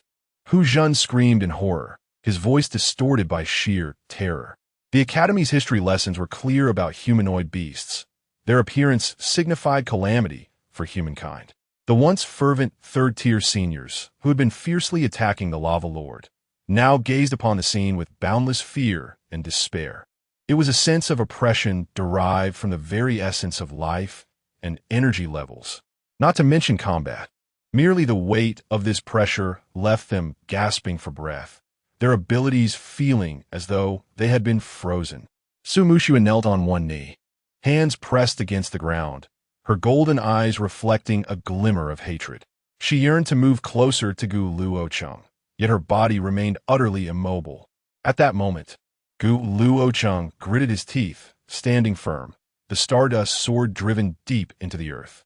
His joints cracked as he strained to raise his head, his eyes ablaze with indomitable fire, fixating on the humanoid beast at the entrance, devoid of fear, filled only with overwhelming rage. He, the son of the Celestial Emperor, was being coerced into submission beneath this pressure, forced to kneel before a beast. How absurd! Gu Luochen's fury was not solely directed at the beast, but also at his own helplessness. The main otherworld, despite the collective efforts to impede its progress. The crowd found themselves powerless, ultimately left to watch helplessly as the humanoid beast traversed the vortex passage. Gu Jinting had secretly dispatched individuals to search for the portal to the accompanying alternate realm, yet they returned empty-handed, unable to identify even a single spatial anomaly. It was only upon witnessing the creature produce a key that he realized the location of the passage could seemingly be designated at will. With a swift motion, Gu Jinting propelled himself towards the entrance just as the beast had entered. In the instant his form was about to make contact with the passage, it appeared to become somewhat translucent, allowing him to pass through and arrive on the other side. The rules governing this portal appeared to prohibit human entry. Damn it! Must we merely stand by and watch? One 8th-tier powerhouse gazed at the swirling passage, his eyes nearly bursting with frustration. The projection had completely vanished with the departure of the humanoid beast, leaving the circumstances within the alternate realm entirely unknown to the onlookers. A sense of despair enveloped them, each passing second akin to torment in a boiling oil pot. Amidst this stifling silence, a cool voice broke through. Ice Scale. The Ice King silently approached the passage, slightly turning to place her hand gently upon the colossal head of her ice scale dragon, which was adorned with crystalline ice. Her fingertips glided over its scales with a tender touch. Then, she gazed into the dragoness' eyes, her expression profound, tinged with a barely perceptible ache and resolve. As if seeking an answer or perhaps bestowing a charge, the ice scale dragon's eyes flickered slightly, and its massive head nodded. It then unfurled its wings and soared towards the passage. It intends to enter? Wudo exclaimed in astonishment. The rules. Those rules specifically barred humans. The Ice Scale Dragon. It is the contract beast of the Ice King. It does not fall under the category of humanity. Indeed, the regulations governing this passage likely pertain to species. The Ice Scale Dragon stands a chance. Another powerful figure reacted, his voice trembling with excitement. Under the watchful eyes of the crowd, the immense form of the Ice Scale Dragon did not pass through the entrance like Gu Jinting. Instead, it boldly stepped into the passage. There is hope. Wudo watched as the Ice Scale Dragon was gradually consumed by the passage, his momentary elation swiftly replaced by profound concern. He looked towards the figure entwined in frost above. Could the Ice Scale Dragon contend with that humanoid beast? The proud silhouette of the Ice King appeared somewhat fragile at that moment. She remained silent, her eyes closed, lips pressed tightly together. The Ice Scale Dragon was not only her contract beast, but also her companion throughout this journey. Allowing it to confront such a formidable foe alone weighed heavily on her heart. Yet it was the only course of action available. Nevertheless, there remained a glimmer of hope. The Ice King couldn't help but recall the figure that had embraced her from behind that day. No time for hesitation. Gu Jinting's hoarse voice shattered the reverie of the crowd as he forcefully waved his hand, declaring with conviction, "Remaining here is utterly futile. Everyone, withdraw from the main realm immediately. We must be prepared for the emergence of the humanoid beast on the surface. Only by laying an intricate net at the vortex of the primary and accompanying realms can one ensnare the humanoid beasts that emerge, thus minimizing losses to the utmost." At this moment, the inhabitants of the accompanying realm remain oblivious to the circumstances within the primary realm. Yet, the shadow of death looms heavily upon each heart, weighed down by the oppressive force of the 9th tier. The humanoid beasts that have crossed over exhibit a certain instability in their energy fluctuations. The act of forcibly opening a passage between realms inevitably incurs a price. It gazes down upon the insignificant ants below, particularly fixating on the ancient figure, Gu Luochen, who still strives against the oppressive force. A cruel and delightfully sinister smile spreads across its grotesque visage. It revels in the desperate struggles of its prey. "Ah, what a poignant scene we have here," the humanoid beast remarked, its voice resonating with a metallic rasp, dripping with derision. "Look at these ants, foolishly believing that by vanquishing a mere cockroach, they can thwart my arrival. Ha ha! The assembled individuals within the cavern have long since ceased to be astonished by its speech. The overwhelming pressure has forced most of the ground, gasping for breath. The gaze of the humanoid beast ultimately lands on Gu Luochen, tinged with disdain. Especially you, little insect.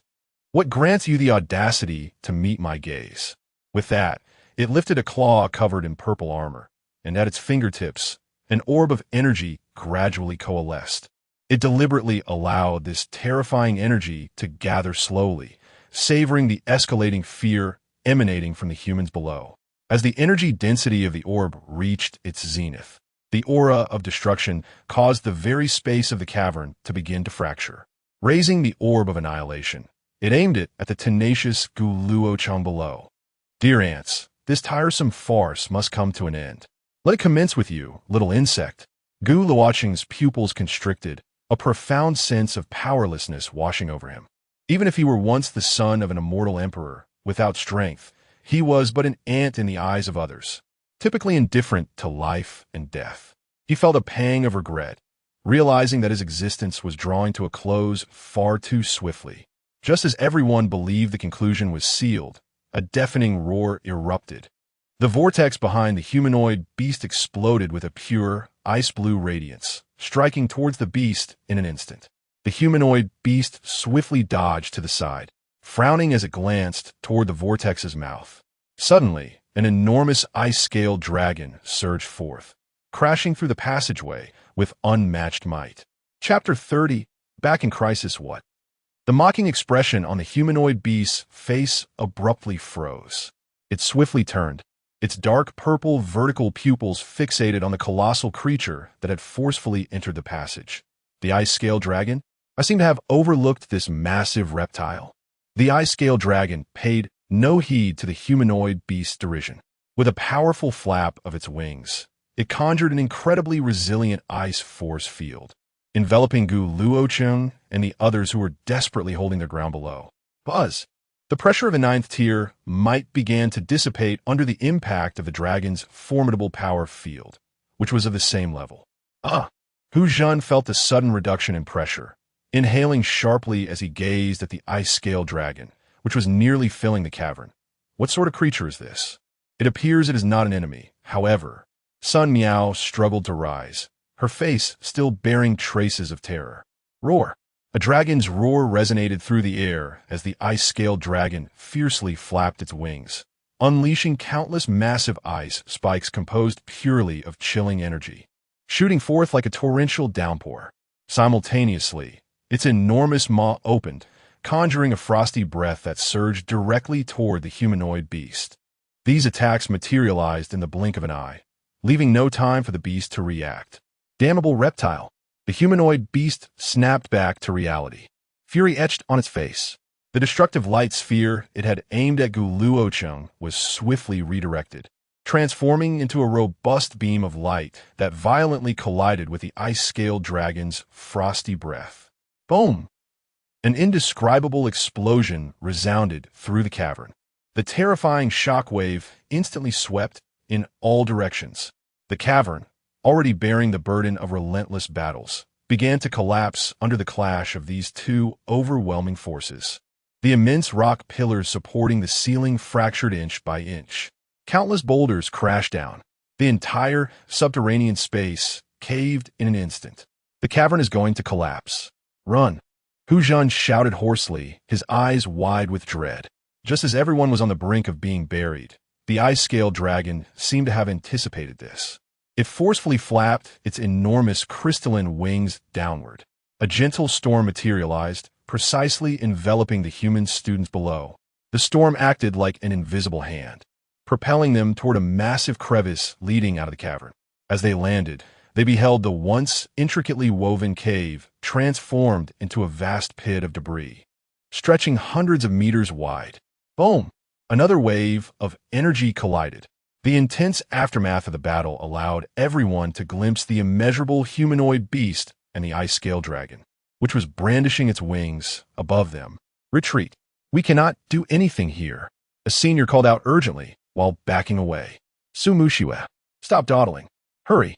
Su Mushiwa, in a state of panic, failed to notice the familiar figure. Gu Luochen. Gu Luochen. She exerted all her strength to call his name, but her voice was barely audible amidst the cacophony. It's over. Gu Luochen seems not to have made it out. Luochen also could not find Gu Luochen's trace. Feeling an ominous premonition. In a 9th-tier battle, even a slight touch of the aftermath would turn us to dust. While the humanoid beast is occupied by that ice dragon, we must retreat quickly. Sun Miao grasped Hu Zhen's arm, her mind clouded by urgency. Su Muxue, hurry, don't linger. If we don't leave now, it will be too late. A senior's voice echoed from behind Su Muxue, laced with anxiety. You all go ahead. Su Muxue's gaze darted through the swirling dust. Resolute in her determination not to abandon Gu Luochen a second time. You, Sai. Hu Zhen and the others witnessed the intensifying aftermath of the battle between the ice-scale dragon and the humanoid beast. Lingering any longer would only result in further casualties, forcing them to depart reluctantly. In the vast crater, only Su Muxue remained. Ignoring the cataclysmic energy clashes above, she fervently began to shift the massive stones obstructing their path. When her abilities waned, she resorted to potions for recovery. When the potions ran out, she dug with her bare hands. Amidst her labor, as she struggled to move yet another boulder, she finally caught sight of the figure clutching the stardust sword tightly. His breath was faint, his body stained with blood. With her lips tightly pressed, a trickle of blood seeped from the corner of her mouth.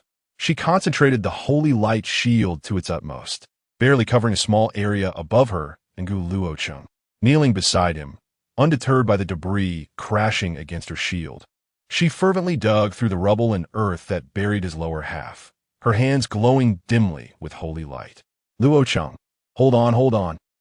She whispered as she excavated, pouring the remnants of her holy light into him in a desperate attempt to mend his wounds. At some unknown moment, Gu Luochen's consciousness stirred, and he beheld the disheveled, dust-covered Su Muxue before him. In a faint voice, he murmured, "Foolish girl, why bother? I knew you were resilient." She exclaimed, tears of joy spilling forth as she once again confronted the specter of life and death. "You crybaby. I can't even lift my hand to wipe your tears now." Even in such dire circumstances, he still found the strength to jest. Su Muxue rubbed her reddened eyes. Pinching his arm playfully, "Don't talk, just focus on recovering." He acquiesced, closing his eyes to meditate. Initially, he had been swept along with the others in the storm, on the verge of escape from the cave, when a chilling pressure suddenly bore down on his shoulders, wrenching him from the tempest and burying him under the falling debris. It was evident that the humanoid beast was responsible, possessing the power to claim his life, yet choosing instead to toy with him. Fists clenched in anger, he simmered with rage. Moments later, Su Muxue dragged him to a corner formed by a massive boulder that had lodged itself. "Rest here for a moment. Once the situation improves, we'll venture out," she said softly, her eyes fixed on his pale face. "All right," he replied, with a thunderous roar. The battle between the ice-scale dragon and the humanoid beast raged on, shaking the very fabric of their surroundings. Gu Luochen sensed a familiar aura emanating from the ice-scale dragon, prompting a question. "Muxue, what is the origin of that ice dragon? Why did it shield us from the attacks of that humanoid beast?" "I am uncertain. Its aura is somewhat different from that of the other beasts." Su Muxue gazed upwards at the floating ice-scale dragon and added, "My abilities harbor an instinctual aversion to these foul creatures, yet this ice dragon does not evoke such feelings in me. Rather, it feels exceptionally pure. Oh, it seems it is not a beast after all. Indeed, it could be a contracted beast of our human champions." "A contracted beast? Such a thing exists? Clearly, you did not pay attention in class." Su Muxue shot Gu Luochen a disapproving glance and continued. "Some individuals possess abilities that have a minuscule chance of resonating with powerful entities from alternate dimensions. Once they gain the entity's acknowledgement, they can forge a summoning contract. No wonder, this explains certain matters." Gu Luochen stroked his chin, his gaze profound as he observed the ice-scale dragon. "It appears that the passage imposes some restrictions on humans, preventing those from the main dimension from coming to assist." Just as he spoke, the situation in the skies took a sudden turn. Roar! The ice-scale dragon emitted a cry filled with pain and fury. It turned out that the humanoid beast seized upon a fleeting opening, using its claws, shrouded in a dark purple shell, to evade the ice dragon's frontal breath and viciously tore into the base of the dragon's left wing. Crack! The resplendent, diamond-like ice scales were ruthlessly shredded apart. The massive form of the ice scale dragon trembled violently. Its flight destabilized in an instant. It was forcefully hurled away by the terrifying power contained within that strike. Reptile, an easy target. The humanoid beast hovered in the air, gazing down at the injured ice scale dragon, its face alight with cruel satisfaction. It did not pursue. Instead, it flexed its claws stained with dragon blood, savoring the taste of victory. Is that woman truly sending you, this reptile, to your demise? How pitiful! The humanoid beast regarded the distance with disdain, noting, many toys have escaped. Yet you are indeed far more intriguing than those ants. Regaining its composure, the ice scale dragon let out a low, rumbling roar. Its left wing hung limply, the wound pulsating with dark purple energy, impeding its self-healing. The humanoid beast, losing its patience for further amusement, scrutinized the injured ice scale dragon and cast a glance at the corner where Gu Luochen and Su Mushue were concealed. A cruel grin spread across its lips. All right, time to clear the field. Once I deal with this bothersome reptile, I shall crush those two little bugs. Chapter 31. Beast Mastery. A humanoid beast hovered in the air, its hands pressed together in prayer. Once more, a surge of destructive energy gathered before it, and in the blink of an eye, a torrent of purple energy erupted forth. The ice scale dragon quickly amassed a frosty breath, but was utterly overwhelmed. Its massive form was violently hurled away, crashing into a rocky wall. Though the ice scale dragon sustained no severe injuries, it found itself completely at a disadvantage. If this continued, the defeat of the ice dragon was inevitable. Gu Luochen felt his heart plummet to the depths of despair. His mind raced, assessing the situation, seeking any possibility of victory. The energy levels of the humanoid beast and the ice scale dragon were not vastly different. The primary disparity lay in the application of that energy, in which the ice dragon was severely lacking. If only he could harness the power akin to that of the Ice King as he did previously, there would be a chance to conquer this humanoid beast. Yet, his physical condition was deplorable. Not only was it nearly impossible to forcibly bear the strength of the 9th tier, but even standing was an arduous task. Wait! In a flash of inspiration, a wildly audacious, even reckless thought surged through Gu Luochen's mind. Beast Mastery. This technique could transcend the gap between the caster and the demon beast, establishing a profound connection that allowed the caster to wield the beast's power as if it were an extension of themselves. However, the prerequisite was that the demon beast must willingly comply. Any hint of resistance from the beast would result in catastrophic backlash for the caster. During his time in the celestial realm, his father, the Celestial Emperor, had raised numerous celestial birds, and it was through this very secret art that he had controlled them for his amusement. As the son of the Celestial Emperor, Gu Luochen had mastered this technique with ease. Seeing the ice scale dragon retreat under the relentless assault of the humanoid beast, its massive form marred with fresh wounds, Gu Luochen realized that he could no longer hesitate. Mushue, he abruptly turned, his voice hoarse yet resolute. Guard me. No matter what happens, do not disturb me. Guard you? Luochen you. Sumu Shui was utterly perplexed. Given Gu Luochen's current state, he could scarcely protect himself, let alone anything else. Yet, witnessing the almost frenzied glint in his eyes, she swallowed her doubts and nodded emphatically. All right. She immediately summoned her abilities to their utmost, erecting a thin barrier of light in the corner where they concealed themselves, like the last flickering candle flame amidst a tempest. Gu Luochen ceased his words, swiftly seating himself in a meditative posture, focusing his mind as he condensed his mental energy into ethereal tendrils, cautiously reaching out toward the battlefield above, attempting to connect with the consciousness of the ice scale dragon. However, the aftershocks of a 9th tier battle were nothing short of terrifying. The chaotic energy currents swirled like an invisible meat grinder. As soon as his mental energy ventured beyond the protective barrier, it was instantly shredded to pieces. Once, twice. With each obliteration of his mental energy, darkness clouded his vision and blood spilled from his mouth and nose. A pitiful insect, still clinging to futile tricks? The humanoid beast keenly sensed this feeble probe of mental energy and, without pausing its assault, merely redirected a fragment of its consciousness toward Gu Luocheng's daring attempt, letting out a disdainful snort. As if struck by an invisible hammer, Gu Luocheng's body convulsed violently, and he expelled a copious amount of fresh blood, plunging into utter darkness. This time, the blow was a profound injury to his very soul, far more lethal than any physical wound. Just as his consciousness teetered on the brink of oblivion, a faint yet chilling wave surged from the depths of his soul, illuminating the abyss. A hazy yet imposing figure of a woman gradually emerged within the ocean of his consciousness. The Ice Queen. Gu Luocheng was utterly astounded. This is the remnant of my soul that I left deep within you. The Ice Queen's figure, resembling an ice sculpture, resonated directly in Gu Luocheng's mind. When your soul suffers grievous harm, it shall safeguard the last vestige of your true spirit and assist in mending your soul's wounds.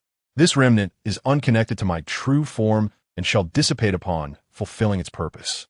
So, it appears to be a contingency left from my previous healing. Fortunately, there is no connection, otherwise his subsequent actions. Great Ice Queen, under the protection of the soul remnant, Gu Luocheng's injuries swiftly stabilized, yet he spoke urgently. Do not use all of this soul remnant to mend my wounds. Please allocate a portion for my immediate use. I am currently facing a formidable adversary and desperately require this power. Borrow a portion? The Ice Queen's figure seemed to waver slightly, revealing her confusion. You can manipulate the power of the soul? This is not a realm that ordinary ability users can traverse, let alone that you're merely a low-tier ability user. There was no time for explanation. Trust me. Gu Luocheng conveyed an intense urgency. The Ice Queen fell silent for a moment, recalling that he had spoken in such a tone before, and then she resolved without hesitation. Very well. A chilling thought descended. Gu Luocheng felt a pure essence, imbued with the unique aura of the Ice Queen, separate from the soul remnant, and merge into his own soul. This soul power was instantly under his command. Now is the moment. Gu Luocheng cast aside all distractions, drawing upon the indomitable will forged through countless trials in the celestial realm, and deftly wielded the immense soul power, silently directing it toward the battling ice-scaled dragon in the sky. The power of the soul, formless and intangible, transcends mental energy at the level of consciousness. It effortlessly penetrated the chaotic currents of energy, swiftly reaching the vicinity of the ice-scale dragon's colossal form, seamlessly entering the depths of its awareness. The ice-scale dragon struggled to withstand the humanoid beast's claw, which threatened to rend space once more. Yet, within its sea of consciousness, a familiar yet foreign soul power abruptly intruded. It then beheld the ethereal silhouette of Gu Luocheng materializing within its mind. A human youth? Gu Luocheng's appearance both astonished and intrigued the ice-scale dragon. I recognize you. You aided Yusheng in vanquishing formidable foes. But how is it that you can enter my consciousness? It shared a mental connection with the Ice Queen and naturally remembered this human youth who had assisted her. Yusheng, is that the Ice Queen's name? However, Gu Luocheng had little time for contemplation. He swiftly transmitted his thoughts while deliberately invoking the unique essence belonging to the Ice Queen within that soul power. It is the esteemed Lord of the Ice that has guided me here. She sensed your arduous struggle and sent me to assist you. Please, relinquish your power to me for a moment. I can help you conquer this foe. He skillfully leveraged the absolute trust the ice-scale dragon had in the Ice Lord. The ice-scale dragon could indeed perceive the essence of the Ice Lord within that surge of soul energy, which instantly alleviated much of its doubt. If you consent, regardless of what transpires, please lower your defenses and refrain from resisting. Very well. I trust you. The ice-scaled dragon hesitated no longer, fully opening its consciousness to the soul energy of Gu Luocheng. Beast mastery, spiritual resonance. Gu Luocheng silently chanted within, activating the supreme celestial art of his past life in an instant. A profound and wondrous wave of energy was established between the consciousness cores of Gu Luocheng and the ice-scale dragon. This wave carried an essence that transcended the mundane. The ice-scale dragon felt a deep and intricate bond form with Gu Luochen, more profound than its pact with the Ice Lord, almost as if it had become a part of him. What a remarkable covenant this is. The ice-scale dragon was astonished yet chose to trust unreservedly, relinquishing all control over its own power. It is done. In that moment, Gu Luocheng's consciousness seized the boundless icy energy of the ice-scale dragon. At that instant, he felt as though he had transformed into a colossal frost dragon soaring through the heavens. Roar! Outside, the ice-scale dragon, which had been on the defensive, suddenly released a mighty roar that pierced the sky. The timbre of that roar was suffused with a momentum starkly different from before. In its immense eyes, an air of disdain for the world emerged. Though its current ability was of the fire attribute, its mastery over various laws had long reached an extraordinary level. Even having just commandeered the power of the ice-scale dragon, his control over ice energy far surpassed that of the dragon itself. A pure chill erupted violently, centered around the ice-scale dragon.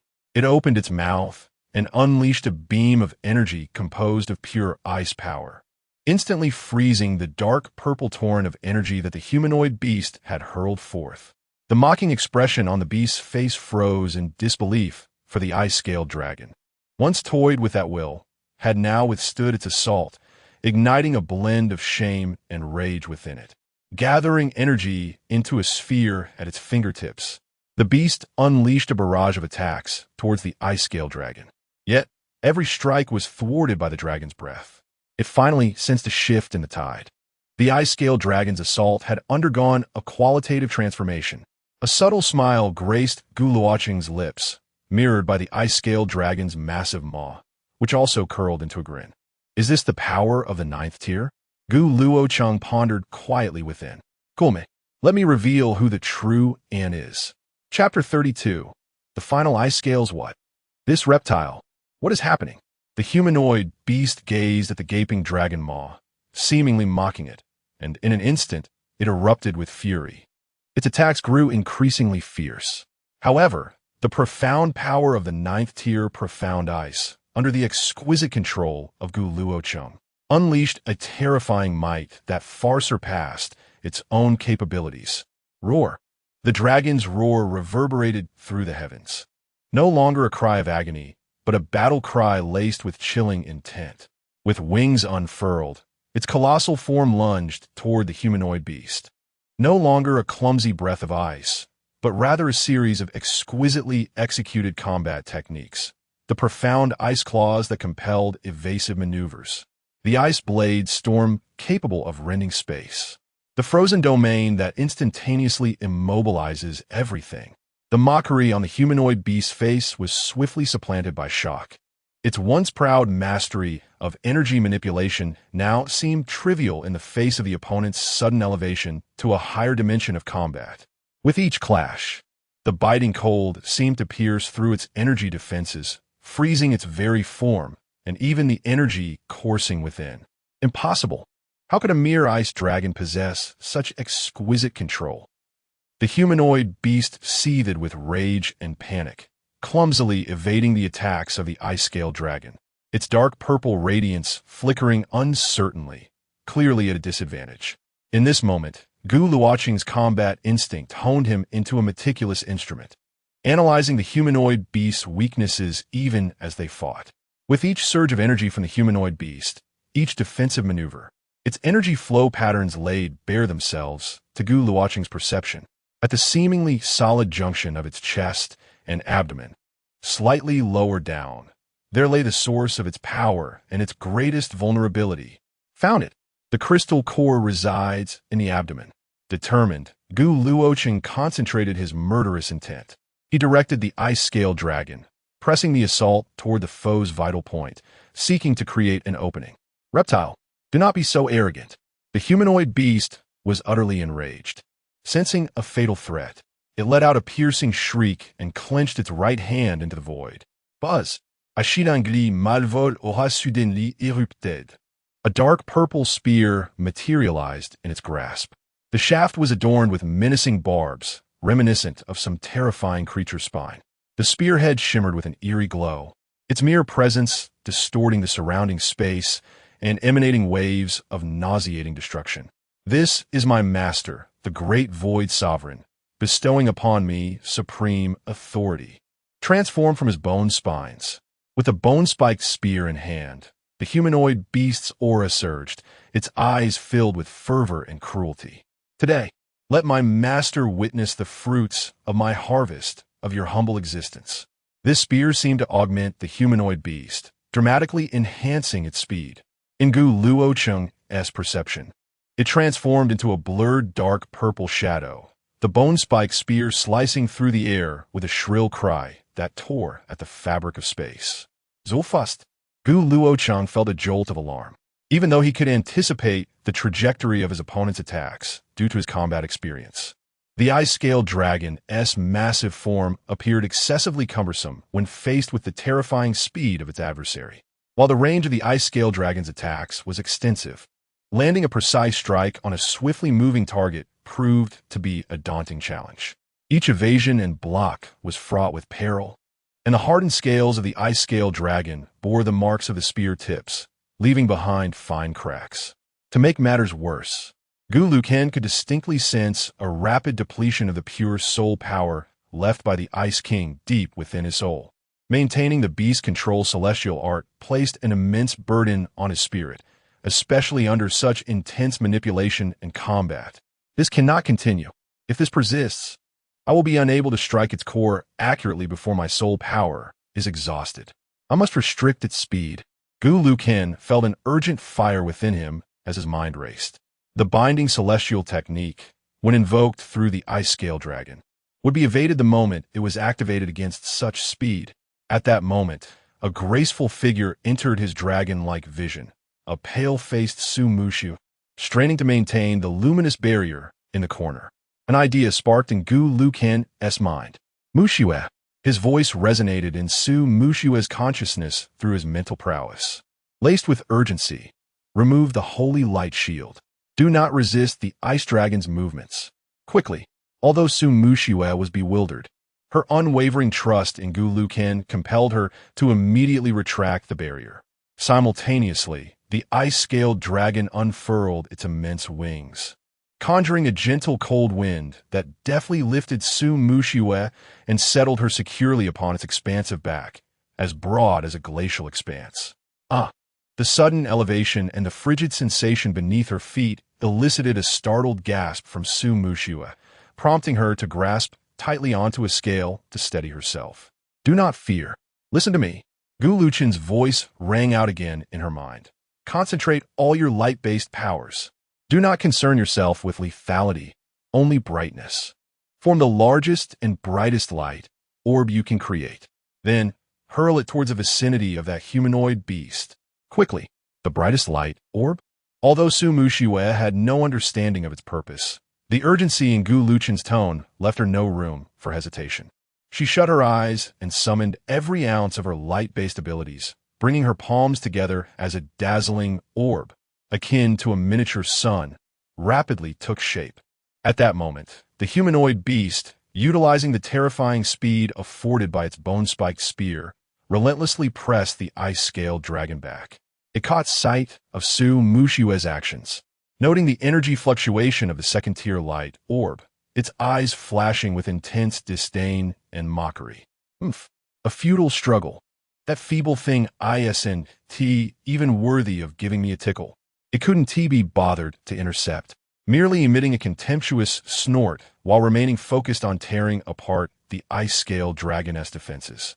Just as the colossal light orb, infused with all of Su Mushue's power and reaching its maximum brightness, was about to soar within mere meters of the humanoid beast. Bang! Luochen's voice commanded within Su Mushue's consciousness. Pop! The loose light orb burst open like a balloon. There was no explosive force, only an overwhelming, pure brilliance, as if a supernova had erupted in the pitch-black depths of the abyss. The vertically slit pupils of the humanoid beast, accustomed to the dim environment, were instantly overwhelmed by this blinding light that transcended all limits. A searing pain surged from its eyes, leaving only a stark white in its vision. This was bad. Damn, the insignificant creature. The humanoid beast let out a pained roar, instinctively covering its eyes. In a fit of rage, it immediately summoned its formidable mental power, attempting to scan and locate the ice scale dragon. However, this brief moment of blindness and confusion was a fatal flaw for Luochen. Now is the time. Celestial Array, Ice Burial Formation. The enormous claw of the ice scale dragon traced an arcane trajectory through the air, instantly unleashing a torrent of profound ice energy. The temperature around the humanoid beast plummeted to below absolute zero. Countless shards of profound ice coalesced out of thin air, forming a hexagram-shaped ice crystal array beneath the beast's feet. Crack! In merely a breath's time, an ice crystal coffin emanating a terrifying chill completely sealed the humanoid beast, which was still attempting to use its mental power to perceive its surroundings. Roar! Break free! Filled with both fury and desperation, the humanoid beast unleashed a wild explosion of dark violet energy within. The ice coffin trembled violently, its surface instantly covered in countless fissures. After all, it was a ninth-tier powerhouse, and this hastily formed ice coffin could only restrain it for a brief moment. Yet, that fleeting moment was more than sufficient for Luochen to concoct his ultimate killing move. Celestial Technique, Ice Emperor Destruction Finger. The ice scale dragon let out a skyward roar. Its maw agape as boundless primordial ice energy surged wildly before it. This was not dragon breath, but a colossal finger seemingly sculpted from ancient ice itself. This finger embodied the ultimate principle of annihilation, one of the ancient forbidden techniques preserved in the memories of Luochen's past life. With a single touch, all things would freeze, and vitality would be extinguished, unyielding and ruthless, leaving no room for mercy. Just as the ice coffin shattered with a thunderous crash, and the humanoid beast broke free from its constraints, still wearing an expression of astonishment and rage, that finger of Ice Emperor Destruction, which radiated a chill capable of freezing the very soul, had already struck its target, the crystalline core located in its abdomen. Puffed. The fingertip precisely landed on the beast's belly. Time seemed to freeze at that moment. There was no earth-shattering explosion, only an overwhelming coldness akin to that from the depths of the underworld, rapidly spreading from the point of contact between the fingertip and the humanoid beast's abdomen. No! The eyes of the humanoid beast were filled with disbelief and terror. Crack, crack, crack. The unsettling sound of fractures began to resonate from its core. The dark violet, hardened skin, resilient muscles, and flowing energy veins all rapidly lost their vitality and vigor beneath this ultimate cold of annihilation. Like a shattered ice sculpture, it splintered inch by inch. The speed of a shattering was astonishingly fast, threatening to engulf its entire body in the blink of an eye. Cursed, the crawler, you have ruined my master, momentous events. The final consciousness of the humanoid aberration was suffused with resentment and unwillingness. As it crumbled, its hand lunged toward its waist, grasping the shimmering key that radiated an ethereal glow. I am dead. You shall not fare well either.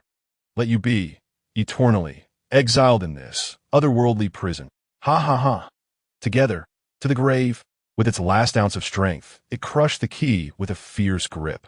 Crack! The key shattered with a resounding sound. Buzz! The entire accompanying otherworldly space trembled violently in an instant. Enormous black fissures began to appear in the sky, while the earth collapsed and disintegrated in a frenzy. And the tumultuous spatial currents began to violently tear apart and consume everything. This is bad. Luochen instantly comprehended the purpose of the key, not merely to unlock, but to sustain the stability of this otherworldly realm. With the key shattered, the space was on the brink of total collapse. Move, he commanded the ice scale dragon, its massive wings flapping vigorously as it carried Su Musha, transforming into a streak of azure light, rushing toward the swirling vortex. The spatial storm raged. Innumerable fragments of space sliced through the ice-scaled dragon's body like the sharpest blades, leaving deep wounds that exposed bone. The ice-scaled dragon emitted a mournful roar, It pressed on with all its might toward the rapidly diminishing vortex. At last, the vortex was within reach. Bang! The colossal head of the ice-scaled dragon collided fiercely with the edge of the vortex, only to be violently repelled by an unseen force. What? Gu Luochen exclaimed, his consciousness having returned to his physical form. He suddenly realized the key. That key was not only for stabilizing space, but also a credential allowing beings of specific energy levels to pass through. The ice dragon, being of the 9th tier, could not escape without the key. Meanwhile, he and Su Mushue, as lower-tier humans, might not be subjected to such restrictions. Roar! The ice-scale dragon let out a lament, gazing at the increasingly turbulent spatial storm, then at the two small figures on its back, having made its decision. It lowered its head sharply, gently touching Gu Luochen's forehead with its enormous horn. At the same time, a palm-sized scale, exuding its primordial essence, detached itself and floated into Gu Luochen's hand. Little friend, you must go ahead. It seems I cannot escape. A gentle voice resonated directly within Gu Luochen's consciousness. Sensing his silence, the ice-scale dragon nudged him with its massive head. If fate allows, we shall meet again. By the way, please convey my regards to Yu Sheng. I shall not be able to accompany her in the days to come. The voice carried with it boundless reluctance and regret. Gu Luochen clutched the cool dragon's scale tightly. A person who seldom made choices now faced a separation. Perhaps it could even be a final farewell. He raised his head, looking at the ice-scale dragon with a determination he had never possessed before. You must save yourself. Trust me. I will find you. I will bring you back intact to Yu Sheng. The great eyes of the ice-scaled dragon fixed upon him, seemingly seeking affirmation in his gaze. It could not ascertain whether this promise was mere comfort or held genuine hope, yet it chose to believe. Roar! A resounding dragon's roar echoed, reverberating through the collapsing heavens and earth. The colossal tail of the ice-scaled dragon lashed out with ferocity, summoning a gentle yet chilling breeze that enveloped Gu Luochen and Su Mushue, propelling them like arrows released from a bow towards the minuscule vortex that remained. Wait for me! Gu Luochen's desperate cry was torn asunder by the raging spatial tempest. He and Su Mushue felt themselves spinning wildly, their bodies thrust forward by an immense force, crashing into the swirling vortex. In a fleeting moment before being entirely consumed by the whirlpool, Gu Luochen cast a glance back. Amidst the boundless storm of space, the massive form of the ice-scale dragon resembled a solitary vessel amidst a tempestuous sea, violently battered by the chaotic currents. It raised its head defiantly towards the crumbling sky, emitting an indomitable roar, only to be engulfed by a colossal rift in space, vanishing from Gu Luochen's sight. In the next instant, with a thud, two figures tumbled clumsily from the air, landing heavily upon the cold, unyielding ground. The familiar air rushed back into their nostrils. At last, they had returned. Chapter 33. The resonance of dragon scales beyond the associated otherworld. Time seemed to stretch into a viscous tar. The energy at the edge of the massive vortex surged unpredictably, emitting a low, rumbling hum. Nearly half an hour had elapsed since Hu Jun, Sun Miao, and the last group of students escaped the associated otherworld under the escort of the ice-scale dragon. For those waiting at the periphery of the vortex, each passing second was agonizingly torturous. Leading the charge were several 8th-tier powerhouses, including Guzhen Ting and Wuda, standing resolutely in midair. Numerous high-tier supernatural beings, esteemed academy instructors, elite soldiers, and reinforcements who had come in response to the urgent call had skillfully arranged layers of supernatural formations around the vortex's entrance. Their gazes were fixated on the ever-twisting vortex, a silent question hanging in the air. Why haven't they emerged yet? An officer responsible for monitoring the energy fluctuations sensed a weakening in the vortex's energy waves, his voice dry as he broke the oppressive silence. Indeed, Hu Jun and the others had been gone for nearly half an hour. A faculty member clenched his fists, thoughts racing to Gu Luochen and Su Mushue. Surely it couldn't be. Another voice echoed the sentiment with a tinge of despair. These are two S-class individuals, with such promising futures. Could they truly perish here? The implication hung heavily in the air, the notion of death striking each heart like a cold stone. A stifled sob arose from the crowd, belonging to a friend of Su Mushue's. Enough. Dean Wu just suddenly turned, his usually gentle visage now cloaked in frost. His sparse hair standing on end as he glared at those voicing their pessimism. Until a conclusion is reached, cease your unfounded speculations. With a formidable enemy before us, any further disruption of morale will be dealt with according to wartime regulations. Though his tone was severe, it bore an undercurrent of anxiety. Two S-class newcomers. The Academy's future, the hope of humanity. The loss was too great for him to bear. As seconds ticked by, the vortex entrance not only failed to stabilize, but instead contracted with increasing ferocity, the radiance at its edges dimming as if it might vanish entirely at any moment. The expressions of the onlookers shifted from anxious anticipation to a heavy gloom. Gu Zhanting, clad in fiery armor, stood at the forefront of the defensive position, his back to the crowd. He remained erect like a spear, embodying the highest will of the third safety zone S military. He did not turn to reprimand anyone nor engage in discussions. His unwavering gaze was fixed on the vortex, his tightly clenched fists turning pale from exertion, veins bulging on the back of his hands. Inside that vortex was his son, his pride. At a slight distance, the Ice Queen stood silently, her long hair unruffled by the chaotic energy winds. Her gaze, too, was directed at the vortex, yet deep within her ice-blue eyes. It seemed as though another dimension was unfolding in reflection. Through the feedback from the Ice Scale Dragon, she had gleaned some knowledge of the events transpiring within. However, her connection with the Ice Scale Dragon had severed half an hour ago during the most perilous moment. Although her heart was filled with concern, she could do nothing but wait until a resolution was reached. Just as this heavy atmosphere quietly enveloped the area, buzz, the violently contracting vortex entrance suddenly trembled with intensity. They are coming. The atmosphere grew tense, as uncertainty loomed over whether the emerging figures were allies or foes. Yet the overwhelming likelihood pointed to the terrifying humanoid aberration. This creature had battled fiercely against the likes of Xianbing Wang and others for an entire day and night, and everyone was acutely aware of its dreadfulness. Suddenly, two figures were forcefully ejected from the chaotic maelstrom of space, landing heavily on the cold, hard ground, stirring up a cloud of dust. An eerie silence enveloped the area, an absolute stillness. All eyes instantly fixated on the two blood-soaked figures. After a brief moment of suspended disbelief, a voice erupted from the crowd, filled with unrestrained joy.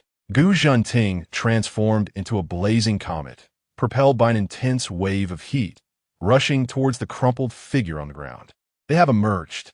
It was Gu Luochen and Su Mushue. Oh my heavens, they're truly alive. Quick, call for the medical team. Following the initial shock, a wave of incredulous elation swept through the crowd. Dean Wu dashed forward, his face alight with excitement and relief. Gu Luochen, Su Musue. Wonderful. Simply wonderful. Meanwhile, Xianbing Wang remained rooted in place. She observed Gu Zhanting tightly embracing Gu Luochen, watched as Dean Wu attended to Su Mushue, and took in the fervent crowd around her. Her gaze ultimately settled on Gu Luochen's left hand, which gripped something tightly, the familiar glimmer of icy blue light, infused with primal coldness, seeping between his fingers. Within the depths of her icy blue eyes, a tempest of complex emotion swirled. Beneath her frigid exterior, an unseen turmoil stirred silently. Just as Gu Zhanting and Dean Wu were about to inquire about the events inside, Xianbing Wang had silently materialized before Gu Luochen. Her gaze was a tapestry of complex emotions, scrutinizing, probing, with a hint of something almost imperceptible. Concern? Yet more dominantly, a profound anxiety and sorrow. She remained silent, having confirmed what she sought. Clutched tightly in Gu Luochen's palm was a crystalline dragon scale. With the support of his adoptive father, Gu Luochen lifted his head, locking eyes with Xianbing Wang, whose gaze seemed capable of piercing the very soul. A sudden pang of guilt gripped him fiercely. Taking a deep breath to steady his tumultuous emotions, he spoke in a hoarse whisper. The humanoid beast that appeared afterward was formidable, but fortunately, An ice dragon also emerged to engage in battle. The clash of their powers shattered the fabric of space, causing the entire realm to collapse. Ultimately, the humanoid beast was torn apart by the rift in space. Torn apart by space? That creature is dead? Good. It deserves that fate, Gu Zhenting exclaimed, patting Gu Luochen's shoulder, his eyes alight with a mix of joy and relief. However, Gu Luochen's demeanor remained somber. As for the ice dragon, it was drawn into the chaotic currents of space to facilitate our escape, and became lost. Lost in the otherworld? Dean Wu gasped, his face a canvas of disbelief and sorrow. The ice scale dragon, indeed, stands as the most significant companion of the Ice King, representing humanity's pinnacle of power. A furtive glance was cast towards the Ice King, the Ice Sovereign this. Yet, she remained there, tranquil and undisturbed, as if the surrounding clamor bore no relevance to her. However, Gu Zhenting and Wu De could discern the sorrow and solitude enveloping her. At this moment, Gu Luochen recognized the woman before him. She was the formidable figure he had encountered at close quarters on Changbai Mountain. Upon hearing the title of Ice Sovereign uttered by Dean Wu De, he could no longer feign ignorance of her identity. A wave of unease washed over Gu Luochen, especially with his esteemed father present. Should a confrontation arise now, it would be, well, this dragon scale was entrusted to me by the Ice Dragon at its last moment. Perhaps it would be best for you, esteemed Ice King, to safeguard it. Gu Luochen hastily sought a topic to avert any potential awkwardness.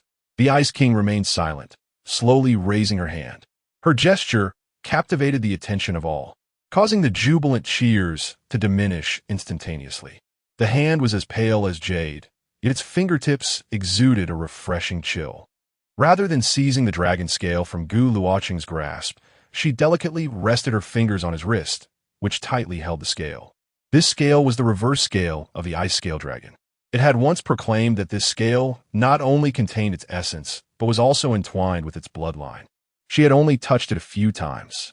The fact that it entrusted this to Gu Luochen at such a critical moment indicated that something extraordinary had transpired, fostering such profound trust. As her fingertips made contact with his wrist, a persistent chill coursed through Gu Luochen's body, causing him to tremble. An infusion of pure spiritual energy, accompanied by a hint of icy current, silently penetrated his being through the Ice King's fingertips. This power bore no ulterior motive. It merely sought to restore Gu Luochen's depleting soul. He felt a soothing comfort enveloping his spirit and understood the essence of this power, which instigated a wave of guilt within him. Gu Luochen felt remorse for not having eradicated the humanoid beast before it destroyed the key, thus preventing the ice dragon from accompanying them. This failure potentially robbed it of the chance to reunite with Yusheng. He chastised himself for his inadequacy. Had he possessed greater strength, such calamities might have been averted. Until now, he had relied on others to protect him, the son of the celestial emperor, never needing to concern himself with such matters. For the first time, he felt a powerful instinct to protect rising within him. Simultaneously, the Ice King was engulfed in her own contemplations. Through her unique abilities, she could distinctly sense that her partner, the Ice Scale Dragon, had not perished. It was merely ensnared in the depths of an alternate space. Yet, she was aware that Gu Luochen was deceiving himself. The Ice Scale Dragon lacked the capacity to vanquish the humanoid beast. Even when many had joined forces, they could only manage to inflict severe injuries upon the creature. He had undoubtedly become the unforeseen variable in that encounter. This boy, whose face still bore a hint of youthfulness, was enveloped in a mystery that eluded even her understanding. With this thought, the fingertips resting on his wrist quivered slightly. Her ice-blue eyes fixated intently on Gu Luochen, who also raised his gaze to meet hers. In that fleeting moment, time appeared to stand still. There were no questions, only a profound silence weighing heavily in the air.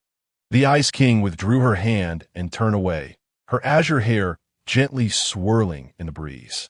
That solitary and upright silhouette seemed to bear the frost and weight of the entire world. I shall place this dragon scale in your care. Ensure its safekeeping. The Ice King's voice echoed, devoid of any emotion. She did not cast another glance at anyone, her figure transforming into a stream of ice-blue light. vanishing instantaneously into the horizon. Su Muxue silently observed the direction in which the Ice King had disappeared, then turned her gaze to Gu Luochen, whose hand tightly clutched the dragon scale, biting her lip gently. The other realm has perished. It is unwise to linger here. We must return to the safe zone. With Gu Jinting's command conveyed, the vast procession surged forth towards the third safe zone, buoyed by the elation of victory. Chapter 34. The Cycle. Preparation for battle in the third safety zone, atop the towering steel city walls. When a multitude of formidable figures and students from the Academy of Abilities emerged on the horizon, the soldiers stationed on the walls erupted into thunderous cheers. Although the main battlefield lay in another world, and the safety zone remained untouched, the pervasive dread of an impending disaster that loomed over everyone finally dissipated. The taut nerves relaxed at last, filled with the elation of having survived a calamity. Armored vehicles passed through the colossal alloy gates into the safety zone, while the streets were already teeming with crowds pouring out from the shelters. Everywhere, there were gazes filled with reverence and awe. The ordinary citizens residing within the safety zone led lives focused solely on the basic necessities of sustenance and warmth. The notion of safeguarding their homes felt entirely distant. After all, only a small fraction of the vast population of Huaxia possessed the potential to awaken extraordinary powers. Gu Luocheng's injuries were not too severe this time, primarily due to the continuous exertion and excessive consumption at the soul level. His complexion remained somewhat pale, and a lingering weariness shadowed his brow. At this moment, he sat in the armored vehicle with Dean Wu, alongside several new students, en route to the academy. Along the way, Gu Luocheng reported the circumstances surrounding his actions to Dean Wu. Rather than reproach him, Dean Wu praised Lin Xiaoyu for her loyalty and compassion. It was then that Gu Luocheng noticed Su Muxue appeared somewhat downcast. Usually seated beside him, she now sat alone by the window, her golden eyes gazing out at the bustling streets, lost in thought. Muxue? Gu Luocheng inquired softly, "What is wrong? Are you feeling unwell?"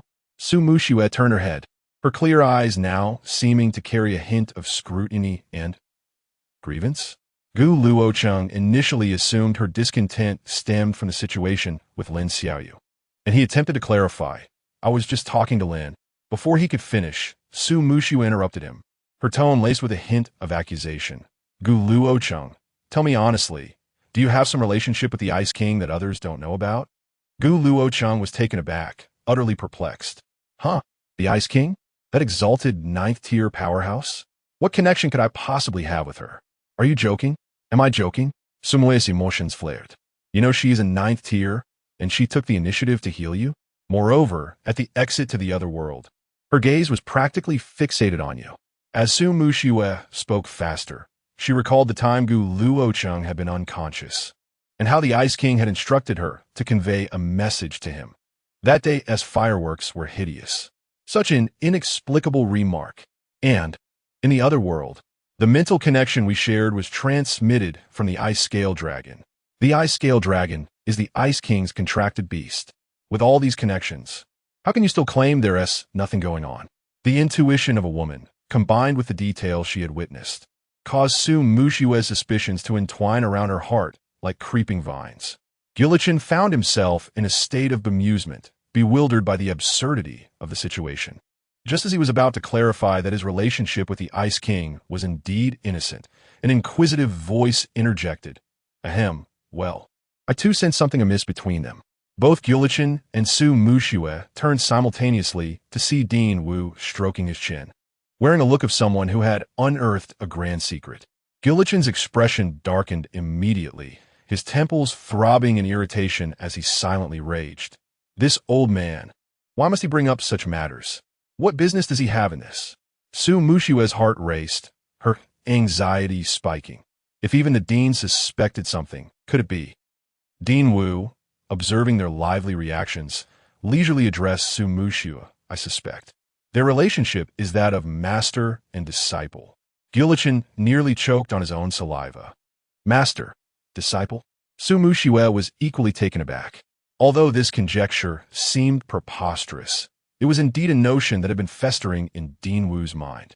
Following his awakening, The Ice King's peculiar attention towards Luochen, combined with Luochen's commendably mature combat skills, led him to ponder whether the Ice King had engaged Luochen as a private tutor through connections with Gu Jinting.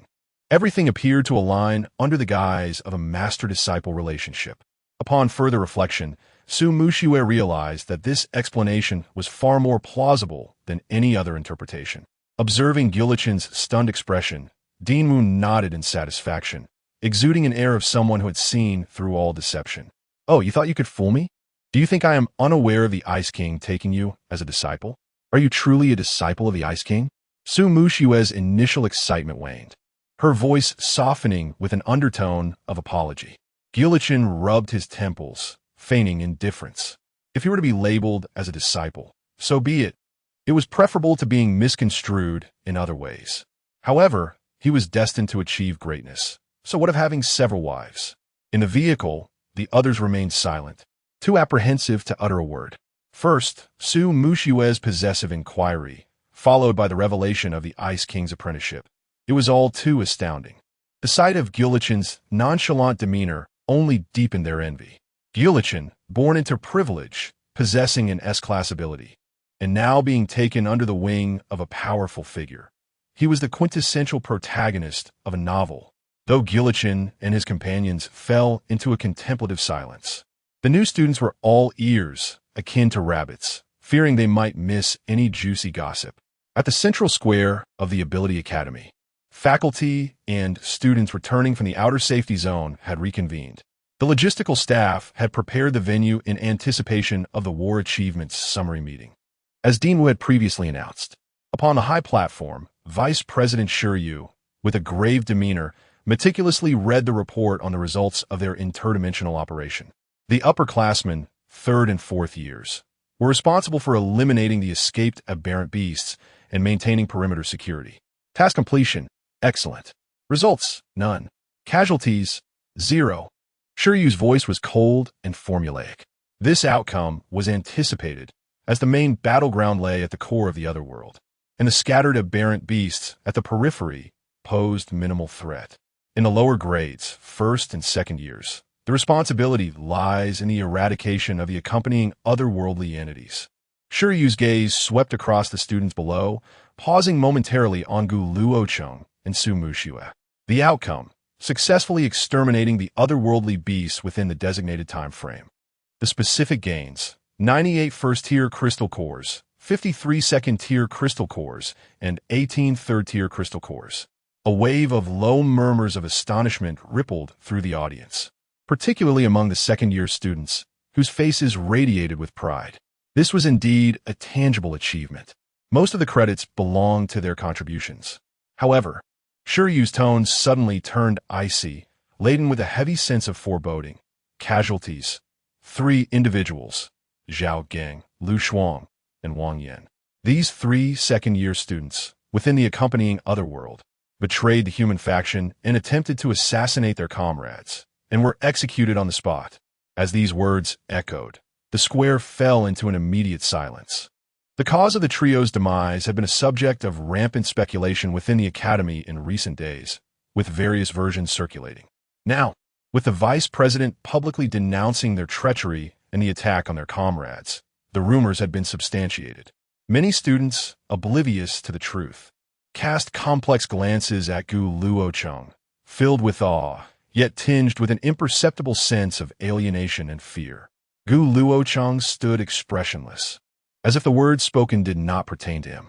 He had already provided a detailed report of the incident to Dinwu, alongside the near-fatal injuries sustained by Lin Xiaoyu, as irrefutable evidence. At that time, Wu not only refrained from holding him accountable, but also explicitly stated that a thorough investigation into the instigators would be conducted. Lin Xiaoyu, currently in the Special Care Unit, was reportedly out of immediate danger, which brought him a modicum of solace. Shiryu continued to declare, the Academy will reward the students who participated in this operation based on their contributions. The specific allocation plan will be announced shortly. As Gu Luochen listened to Shiryu's address, he furrowed his brow. He could not shake the feeling that he had forgotten something. Upon hearing that 18 third-tier crystal cores had been collected, Gu Luochen suddenly slapped his forehead. Damn, He had forgotten about the ninth-tier crystal core. Su Mushua looked at him in confusion. Gu Luocheng's expression was one of agony. The crystal core from that humanoid beast. Ninth tier. Surely it had been swept away by the spatial turbulence. What tremendous loss. Gu Luocheng had never made a habit of collecting spoils of war, as previously. Such menial tasks would be handled by others without him needing to voice it. The thought of the potential energy and value contained within the ninth-tier crystal core made him wish to bash his head against a wall in regret. After Shi Yu concluded his report, Dean Wu ascended the podium. At this moment, Wu donned an impassioned expression, his voice resonant. Fellow students. He surveyed the crowd, his gaze sharp and fervent. During this otherworldly mission, we faced unprecedented challenges. Fourth-tier beast lords.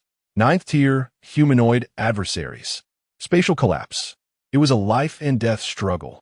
But Wu's voice suddenly soared, imbued with strength. We triumphed. With our courage and wisdom, we defended our safe zone and purified the threats from the otherworld. This is not merely the completion of a task. It is a victory of our academy, a testament to humanity's indomitable spirit. All participants in this endeavor, particularly those in the lower grades, have demonstrated through their actions that they are the pride of the Academy and the shining stars of humanity as future. The Academy takes great pride in you. The applause resounded like a tidal wave, and the youthful students radiated a fervent determination. Wuda pressed his hands downwards, signaling for silence, his face adorned with a hopeful smile. The joy of victory is worthy of celebration, yet our march forward must not falter. In 1 month, the Huaxia New Students Extraordinary Abilities League is set to commence. This is the premier stage established by the central authority for this cohort of newcomers to showcase their strengths. This month will be a crucial period for you to consolidate your achievements and transcend your limits. The Academy will also initiate an intensive training program of the highest caliber. I hope you, especially our 2 S-class students at this point, Wuda's gaze shifted towards Gu Luochen and Su Mushua. Seize this opportunity to train diligently. And on the stage of the league, bring glory to our Zone 3 and to our Academy once more. The Huaxia New Students League. The audience erupted with enthusiasm, particularly the newcomers, their eyes brimming with excitement and anticipation. Gao Tian clenched his fists in exhilaration. Just wait until I unleash my full potential. Gu Luochen smirked. New Students League? Does he expect to play house with a bunch of children? Nonetheless, this expedition has indeed made him acutely aware of his current shortcomings. If his physical strength were sufficient, he could easily defeat that 4th-tier lava lord all on his own. It seems that merely mastering the first realm of the myriad phenomena immortal technique is no longer adequate. Chapter 35. The purpose of the league, the clamor of the central square of the Academy, gradually subsided. Although the day was still young, the aftermath of the recent fierce battle compelled the Academy to urge the students to return home and rest. As Gu Luocheng strolled, he contemplated his internal state. Having ascended to the 3rd tier after numerous skirmishes, he sensed fluctuations in his aura. He resolved to dedicate the coming days to consolidating his strength. His thoughts then turned to his body refinement visualization technique. At this juncture, he had already mastered the first realm of the 10,000 phenomena immortal technique, casting form by observing mountains. It was time to prepare for the cultivation of the second realm.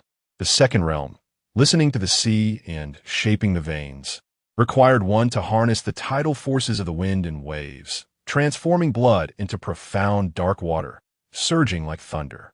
The focal point of this technique's observation was the tumultuous sea. Locating the sea was not a challenge.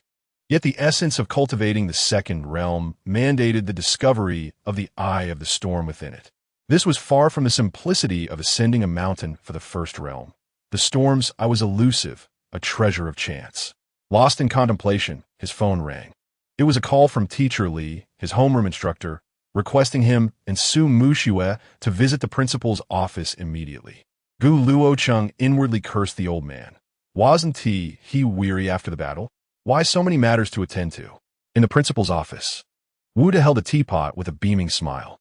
Observing Gu Luocheng and Su Mushua enter side by side, his yellowed teeth, stained by tea, gleamed. Please sit. Wuda gestured for them to take their seats, his gaze lingering on Gu Luochen for a considerable time. Your performance during the otherworldly expedition was nothing short of exemplary. Su Mushiwa led the successful cleansing of a companion world.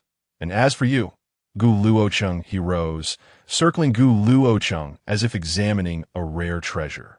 You single-handedly confronted a fourth-tier beast lord, even amidst the direst situation with a ninth-tier humanoid beast descending. Not only did you survive, but you also retrieved crucial information. Remarkable. Truly remarkable. He clapped Gu Luochen on the shoulder with such force that it made him wince slightly. However, Wuda's astonishment soon morphed into a hint of concern. But Luochen, I sense your aura. Just now you've broken through to the third tier? Yes, Gu Luochen replied nonchalantly, as if it were a trivial matter. Wuda gasped. The third tier? How few days has it been? I recall that you took only 22 days to break through to the second tier, shattering the 40-day record in Huaxia. And now, from awakening your abilities until today, it has been precisely 34 days. You ascended from the pinnacle of the second tier to the third tier in merely 12 days? 34 days. This is yet another unprecedented record, Wuda exclaimed with excitement. A sense of pressure lifted from his shoulders. Gu Luochen smirked inwardly, thinking, after sharing a journey with you for so long, it took you this long to realize. Although he felt like expressing his grievances internally, he respectfully replied, Director, you flatter me. It is thanks to the Academy's diligent training that I have achieved all of this. With a chuckle, Wuda remarked, Well, at least you have some conscience. However, his expression soon turned serious as he continued. Gu Luochen, I recognize your extraordinary talent. Yet it is imperative to emphasize the importance of gradual progression and a solid foundation. Your speed is somewhat astonishing. He cautioned. You must refrain from consuming any supplements that forcefully elevate your level. Such practices, akin to pulling up seedlings to hasten growth, will destabilize your foundation and could inflict irreparable harm on your future development. Gu Luochen raised his gaze, aware of Wuda's misunderstanding, and reassured him, Director, you worry too much. I am well aware of my own foundation. Hearing Gu Luochen's resolute tone left Wuda momentarily speechless. Wuda opened his mouth, and upon meeting Gu Luochen's tranquil gaze, he recalled the special attention granted by the Lord of Xianbing. Suddenly, he smacked his forehead in realization. How could I forget? You have the esteemed guidance of Lord Xianbing. She must have a clear understanding. It is I who was unnecessarily concerned. Instantly relieved, a smile returned to his face as he found the most reasonable explanation. Having a ninth-tier master as a mentor justifies any rapid progression. Gu Luochen's lips twitched imperceptibly, opting not to clarify this clever misunderstanding. Wuda then composed himself, stating earnestly, I have summoned you both primarily to discuss the upcoming Huaxia freshman tournament in a month. He took a sip of strong tea before continuing. This tournament is of the highest caliber, with all academies participating, showcasing the finest freshmen from across Huaxia. However, Wuda's demeanor turned grave as he paused. On the surface, this tournament aims to foster exchange and discover talent. Yet one of its core purposes is to poach individuals. His gaze swept over the two, lingering on Su Mushiwa with a hint of seriousness.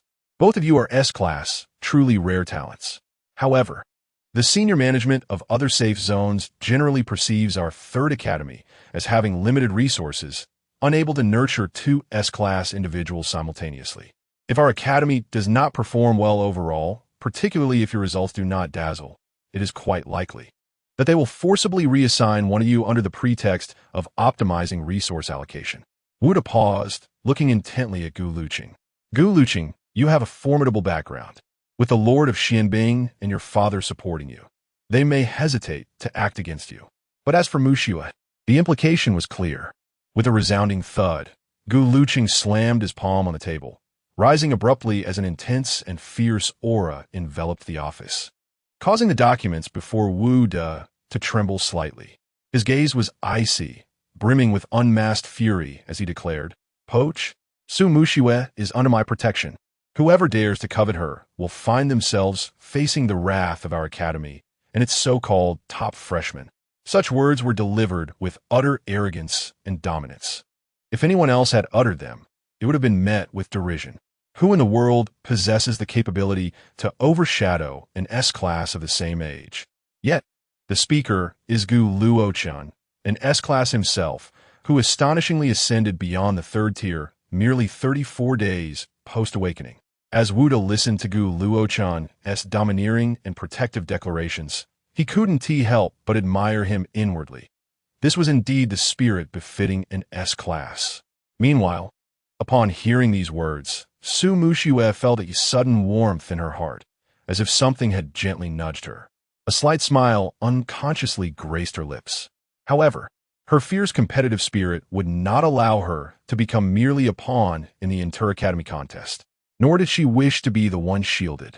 She held steadfast to her beliefs. Dean, Su Muxue's melodious voice rang out, infused with unwavering determination. What are the rules of this freshman league? Hearing her inquiry, Wuda elaborated. The league primarily consists of two segments: individual competitions and team contests. The top 3 in both categories will receive exceedingly generous rewards from the central authority, the specifics of which remain undisclosed, but they are undoubtedly treasures that will serve you well for a long time. The rules for the individual competition are straightforward: an elimination system on the arena to determine final rankings. The crux lies in the team contests. Wuda's expression shifted to one of seriousness. The team competitions will be organized in the standard format of a hunter squad, comprising 5 members, 2 from the enhancement category, offensive-defensive, 2 from the control category, elements telekinesis or similar range control, and 1 from the perception or support category. The competition will not only involve direct confrontations between teams, but also entail survival, exploration, and hunting designated targets within specific otherworldly environments, culminating in a comprehensive scoring for rankings. Fear not, with the 2 of us, it will be exceedingly difficult for other teams to make any headway. Gu Luochen regarded the freshman league with a sense of nonchalance, perceiving it merely as a childish play. Wuda, however, looked at him with a hint of resignation. Moreover, other academies have jointly advised the central authority to impose an additional rule for the league. What rule? Su Muxue inquired with curiosity. That is, you 2 S-classes cannot be placed in the same group. How intriguing. Gu Luochen did not find the league itself amusing, but rather expressed his disdain for the absurdity of such regulations. They proclaimed to seize individuals based on merit, yet simultaneously prevent the 2 strongest from being in one group. It truly is a grand farce. A confident smile curled at the corners of Gu Luochen's mouth as he turned to Wuda. As for the individual competition, you need not worry. The first place is already reserved for me. Gu Luochen's gaze met Su Muxue's golden eyes, and a teasing smile emerged on his lips. Regarding the team contest, to ensure you are not coveted by other academies, I shall certainly claim the top spot in this team contest as well. Su Muxue's clear eyes sparkled with defiance and fervor. What do you mean by for you? Young Master Gu, do not speak too confidently. I too shall strive for the first place in the team contest. Work hard, and do not let me surpass you in leading the team. I may not be able to defeat you in the individual competition, but surely I cannot lose to you in team leadership. Su Muxue slightly raised her chin, exuding a unique pride characteristic of youth.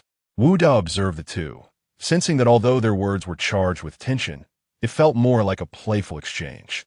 He instinctively touched his sparse hair, muttering to himself, "It's over." It seems this girl Su is truly at risk of being swept away by this young man from the Gu family. Yet in this case, fulfilling the old fox Gu Zhanting's request might not be such a loss. He recalled the prior negotiations with Gu Zhanting regarding land and compensation. All right. Wuda waved his hand, interrupting the unspoken sparks between the 2. Ambition is commendable. However, the league is no trifling matter. Starting tomorrow, the Academy will conduct a month-long intensive training for all freshmen, from which individuals and teams will be selected for the league. You 2 are the leaders among the newcomers, the role models for all. During the training, you must lead by example and exhibit an S-class spirit. Do you understand? Yes, Dean. Su Muxue nodded earnestly, her eyes brimming with determination. Gu Luochen, on the other hand, leaned lazily against the back of his chair, maintaining an air of casual indifference. Yet deep within, He pondered how to elevate the Wanxiang immortal technique to its second realm. Should he achieve this advancement, facing the Lava Lord and the accompanying otherworld would be manageable, even against a third-tier combatant without the use of immortal techniques. All right, return and rest well, conserve your energy. Starting tomorrow, you will have plenty to endure. Wu De waved his hand, signaling that they could depart. Gu Luochen stood up, pulling Su Mu Shui along as they turned to leave. This old man, calling us over for such trivial matters. Does he think I can come and go at his beck and call? Gu Luochen strolled lazily with his hands in his pockets, venting his frustrations to Su Mu Shui. Wait, that sounds oddly familiar. He then turned to see the profound gaze of Su Mu Shui. Chapter 36. Wu De's devilish training at the Third Abilities Academy. On the first day back to school after the Great Battle, Dean Wu De instructed the homeroom teachers of the first-year students to inform the newcomers to prepare their belongings for a 30-day journey, with a gathering scheduled for 6 o'clock the next morning. Although the notice was unexpected, the students were not entirely unprepared, as this was a significant event for all of Huaxia. Other safe zones had already issued their notifications. However, the third safe zone was delayed due to the expedition against the level 40 extraordinary otherworld. Gu Luochen managed to find time to visit Lin Xiaoyu. On her sickbed, Lin Xiaoyu no longer wore her hair in a ponytail, but rather let it fall messily over the pillow, her delicate face pale. Gu Luochen sat beside her and asked, "Xiaoyu, do you feel any better?" Lin Xiaoyu's eyelashes fluttered as she slowly opened her eyes. Upon recognizing Gu Luochen, she attempted to curve her lips into a smile, yet it appeared feeble. "Qinggu, I'm relieved you're safe. I heard that day was quite perilous."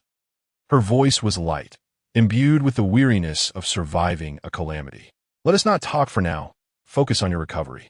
At that moment, Gu Luochen felt reassured that Lin Xiaoyu's injuries were under control and that she was gradually healing. His anxious heart finally settled.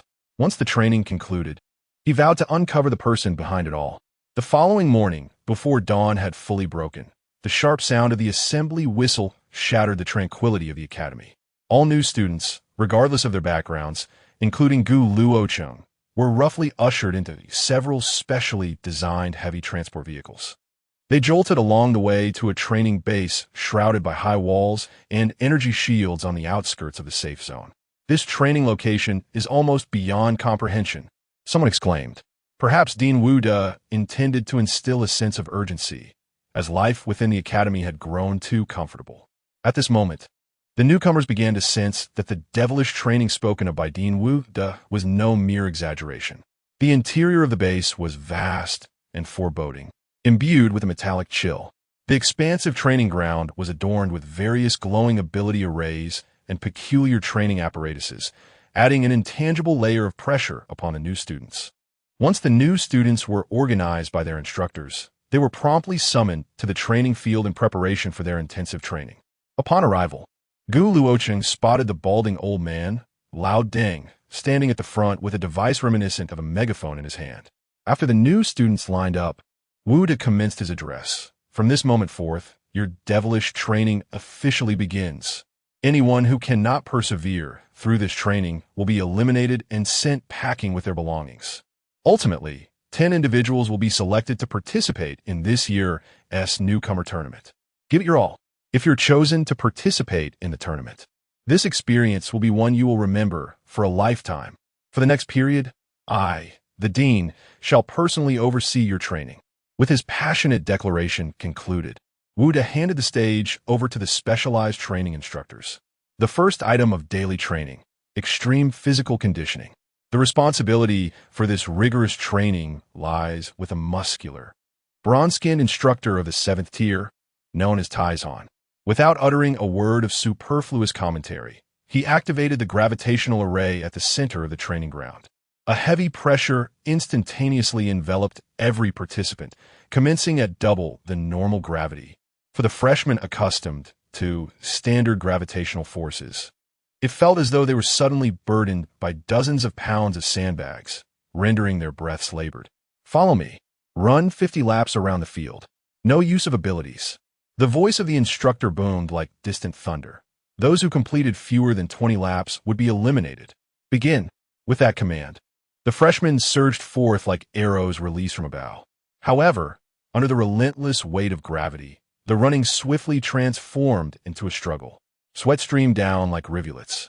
Muscles ached as if they would tear, and their lungs burned with fiery discomfort. Gu Luochen and Su Muxiue were also among the runners. Su Muxiue's light-based abilities, being one of the elemental types, offered limited enhancement to her physical capacity. Yet, her indomitable spirit compelled her to grit her teeth. And with the formidable, life-rejuvenating powers of her S-class ability, she endeavored to maintain her position among the leading group. As for Gu Luochen, he appeared entirely unaffected. After completing 30 laps, most freshmen were already staggering, some even resorting to vomiting or collapsing.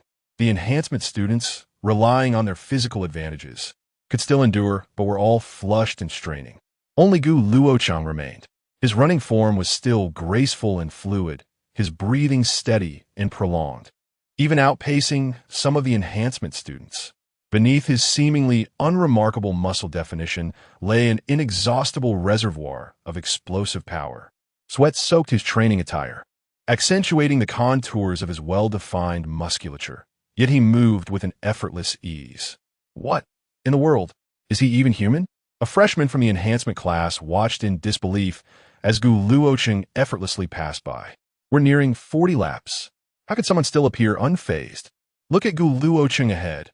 ISN he a fire type. How could his physical prowess surpass that of our enhancement class? Another enhancement student gasped, his face a mask of incredulity. A monster. Gu Luochen is undoubtedly a monster. This sentiment resonated among all the freshmen witnessing the scene. Ultimately, when Taizhan led the group to complete the 50 laps, Gu Luochen appeared in the best condition, his breath even and composed. Following him were Su Muxiue and a select few top enhancement students. By the end of this grueling training, 2/3 of the freshmen had collapsed on the ground. Some unable to even move their fingers, swiftly attended to by the medical team. Those who failed to finish gazed at the few remaining figures still standing in the field, their eyes filled with disbelief and profound feelings of defeat. Having barely spent 2 months in school, the disparity was astonishingly vast. Wu De and several instructors were pointing at the projections on screen. Unexpectedly, there are indeed a few promising talents, one instructor remarked, stroking his chin. Zhang Tao, appearing cumbersome, surprisingly managed to endure until the very end. Another mentor pointed to the screen, highlighting the robust figure who, though panting, remained upright. What was his ability again? An A-grade earth rock armor. Ah, indeed, he is a promising contender, a stamina-oriented athlete. Wuda nodded, his gaze swiftly shifting to the most prominent figure at the center of the screen, his voice suddenly rising. Hiss, look at that fellow Gu Luochen. His finger excitedly tapped on the close-up of Gu Luochen, where the youth appeared only slightly perspired, his demeanor excessively calm. After 50 laps, his face bore no flush, nor did he seem out of breath. His condition was simply as if nothing had transpired. Such physical conditioning and recovery capabilities, extraordinary. Once the physical training concluded, the group finally welcomed a precious hour of respite. Gu Luochen sat at ease beside Gao Tian. This level of exertion was far from his limit. As he contemplated whether to engage in additional training, a familiar figure approached him. Almost simultaneously, a wave of wolf-like howls erupted from the boys' team, filled with a teasing tone. Without needing to glance upwards, Gu Luochen knew it had to be Su Muxiue. Draped casually over her shoulder was a white towel, while her fitted training shorts revealed a fair leg. The exuberance unique to youthful maidens seemed to manifest around her, creating a tangible halo.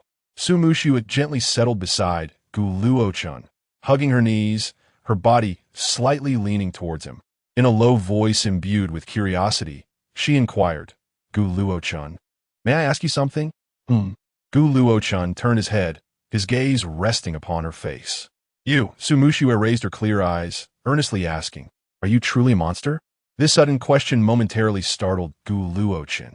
Observing Su Muxiue's serious expression left him uncertain whether she was jesting. What do you think? Gu Luochen raised an eyebrow, responding with a playful counter, his tone laced with intrigue. If you're not a monster, Su Muxiue's lips curled into a mischievous smile. Then why do I always feel that nothing seems to challenge you? Seeing her lively expression, a barely perceptible smile crept onto Gu Luochen's lips. This woman dared to tease him. Consequently, Gu Luochen leaned slightly closer, his nose nearly brushing against Su Mushiue's face. Simultaneously, he feigned a deep gaze into her golden eyes, his voice low and deliberate. If I reached the pinnacle without you by my side, I would surely find myself at a loss. As soon as the words escaped his lips, Su Mushiue's fair cheeks flushed a deep crimson to the tips of her ears. Almost as if jolted, she sprang to her feet, and in a flurry of embarrassment, she tossed the towel from her shoulder onto Gu Luochen's face without a second thought. Like a startled fawn, she turned and fled without looking back. Gu Luochen lifted his hand to brush aside the towel, revealing a victorious smirk. Little girl, do you think you can playfully tease me? You're still a bit too naive. Oh, Tian Yi. Your eloquence in this statement certainly pales in comparison to your poetic expressions when writing love letters. Gao Tian leaned in a tease.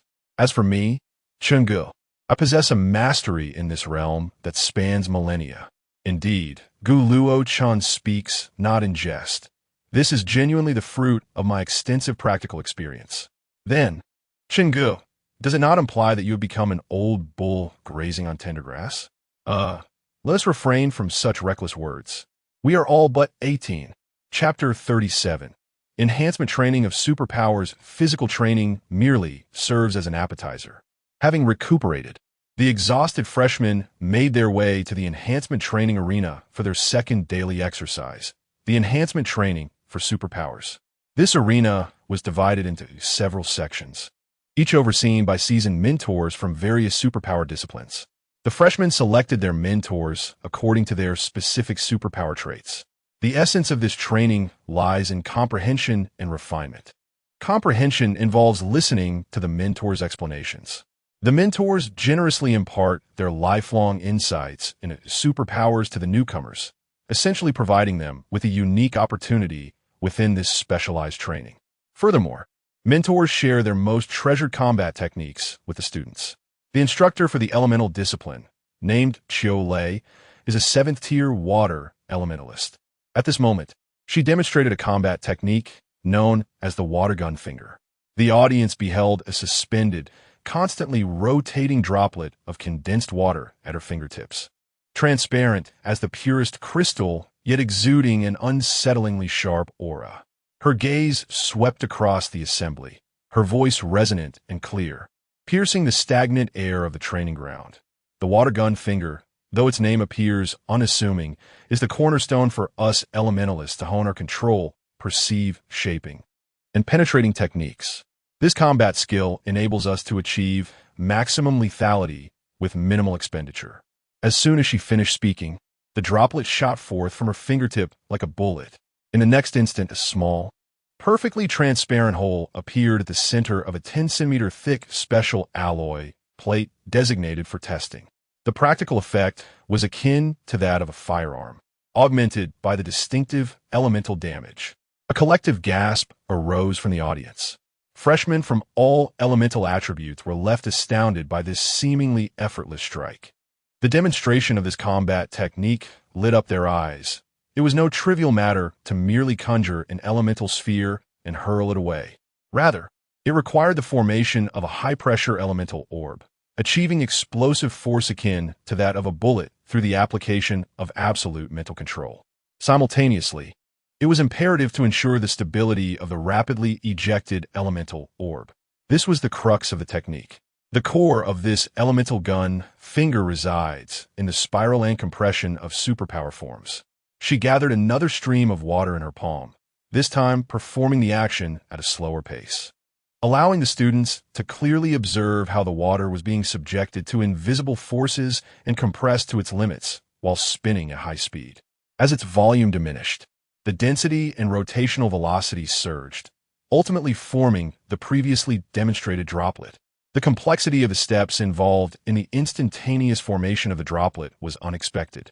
The rotation provided it with stability and tearing kinetic energy, while compression endowed it with unparalleled penetrating power. Our mental force must be as deft as a skilled artisan. precisely controlling every nuance of rotational force and each inch of compression boundary. A slight miscalculation. Her watery stream suddenly lost control and erupted into a harmless mist, illustrating the consequences of negligence. Now, everyone, please attempt this technique following my guidance. Upon hearing the words, everyone immediately began to take action, and an array of uniquely shaped orbs swiftly materialized in the elemental training ground. However, not everyone found this combat technique to be suitable. One individual, possessing wind abilities, spent quite some time attempting to manifest even a small wind orb, but to no avail. Feeling somewhat disheartened, he glanced at a classmate nearby and said, "Li Jie, your abilities are of the ice element, right? Why not give it a try? My wind attribute proves to be quite challenging." Upon hearing this, a boy with ice abilities promptly took action. He concentrated, and a small ice orb rapidly formed at the tip of his finger. Although the result was not entirely satisfactory, it produced a faint sound as it struck the soft target, leaving a distinct indentation of ice that drew murmurs of admiration from those around. It appeared that ice abilities did not necessarily need to conform to the shape of a sphere. Rather, the elemental form was more conducive to coalescing into an ice spike, enhanced by a rotational effect, thereby augmenting its power. Qiulei approached, offering gentle guidance, which instantly enlightened Li Jie, prompting him to continuously attempt to consolidate the rotating ice spike. At this moment, Su Muxue also stood up, preparing to make her attempt. She slightly raised her hand, and a layer of almost tangible pearlescent light enveloped her fingertips. This was highly concentrated light energy. Just then, Qiulei's voice resonated beside her. Light, though formless and intangible, is malleable. One can draw upon the principles of condensation and directionality, guiding it with mental strength to compress it into a beam. Upon hearing this, Su Muxue felt the light at her fingertips begin to collapse inward, its brightness surging dramatically. The originally gentle glow was stretched into an increasingly slender beam, reminiscent of a light needle undergoing refinement. For the first time, Qiulei's gaze genuinely brightened, filled with anticipation as it rested upon Su Muxue's steady fingertips. She distinctly sensed the astonishing energy being forcefully constrained and compressed within the light thread. It was undoubtedly a power that was supremely restrained, poised to unleash its sharpness. Excellent. A subtle note of admiration laced Qiulei's voice. Su Muxue, you have grasped the essence. Different elemental combat techniques should draw inspiration from concepts rather than mere imitation of forms. The light element is inherently adept at high levels of condensation. The principles behind the water gun technique harmonize naturally with the characteristics of your light element. Continue to deepen your focus on mental guidance, striving for the ultimate energy density. When your light thread is sufficiently condensed, it will possess unparalleled cutting and lethal capabilities, even. She paused, her words laden with significance. It may become the dawn light on your path in the realm of light. As the blinding light at Su Muxue's fingertips slowly dissipated, she nodded thoughtfully, her eyes shimmering with enlightenment. She recognized the need to further optimize her application of her abilities. Observing Qiulei's explanation, Gu Luochen could not help but concede that this mentor indeed possessed a remarkable understanding of elemental manipulation techniques. At this moment, he too fell into contemplation. He realized that manifesting his fire abilities as an orb might not be the most optimal choice. Gu Luochen sensed he had seemingly fallen into a misconception. Unlike water, ice, or light, elements that took on tangible forms, his fire was ethereal. Without altering the grade of the flame, he needed to coalesce a larger orb to achieve a tangible effect. Gu Luochen spread his palm, and a fireball materialized. He then commenced to manipulate it with a rotational force. As the energy within the fireball became highly concentrated, the rapidly spinning orb trailed a vivid crimson flame, creating a formidable spectacle that drew the attention of onlookers. This scene seemed eerily familiar to me. You must have seen it before. However, that one was of the wind attribute. I understand now. It resembles the spiral sphere. The moment the fireball detached from Gu Luochen's palm, it shot forth like a spinning projectile towards the target range. Upon contact with the target, The rotational structure of the fireball disintegrated instantaneously. The compressed energy, losing its confinement, violently surged and expanded. A muffled explosion ensued, not the sharp sound of penetrating the target, but rather a chaotic burst of a searing orange fireball. The scorching air dispersed rapidly, forcing several nearby students to retreat from the intense heat. Cough, cough, cough. What monster? Exclaimed a water attribute student, shielding his nose from the scorching wave. Instructor Chiole waved her hand, summoning a stream of water to dissipate the heat, creating a veil of mist. Her expression remained calm and composed, as if she had anticipated this. Fire is characterized by its explosive and incendiary nature, wild and difficult to contain, making penetration impossible. To forcefully mimic the water attributes, shaping, and compression methods would indeed yield little reward for great effort. Chiole smiled at Gu Luochen and remarked, "However, Gu Luochen, you possess remarkable talent, quickly discerning combat techniques that align with your unique abilities. You truly deserve your S rank." Gu Luochen remained silent. Ordinary flames, indeed, lacked penetrating capabilities, but once they transitioned into the state of annihilation, they were an entirely different matter. This was a lesson he had imparted to Su Muxiue. Classmates, Gu Luochen's techniques may not be suited for everyone. Yet, if you take a moment to reflect and uncover the combat skills that belong to you, you too can become a formidable force. Following Chiole's assessment, a profound silence enveloped the training ground. Whether it be icicles, beams of light, or fireballs, each required adjustments based on one's unique abilities. If they continued to merely imitate the instructor's orbs, they risked remaining hollow in form, devoid of essence. Contemplating this, everyone gradually relinquished their fingers from the orb they were trying to coalesce, their eyes now reflecting deep thought. Chapter 38. Impeccable Gu Luochen Awakening. Physical Limit Training. Rest. Ability Enhancement Training. Rest. This past fortnight has been spent in this regimented cycle of training. Although the physical training still consisted of 50 laps, the gravity field has gradually intensified from twice to 5 times its original force. Occasionally, Wuda would surprise the newcomers with unexpected challenges, just as the fresh recruits focused on maintaining their breath and a steady running rhythm. They would suddenly discover mutated wolves lurking behind them, amidst the chilling commands from Wu Da forbidding the use of abilities against the beasts. The echoes of their bloodthirsty howls filled the air. Indeed, being pursued by such creatures propelled many to transcend their limits. However, this relentless pressure became the final straw for most, reducing the original cohort of over 300 newcomers to a mere 50. Although non-enhanced ability, users inherently possess a disadvantage in physical prowess.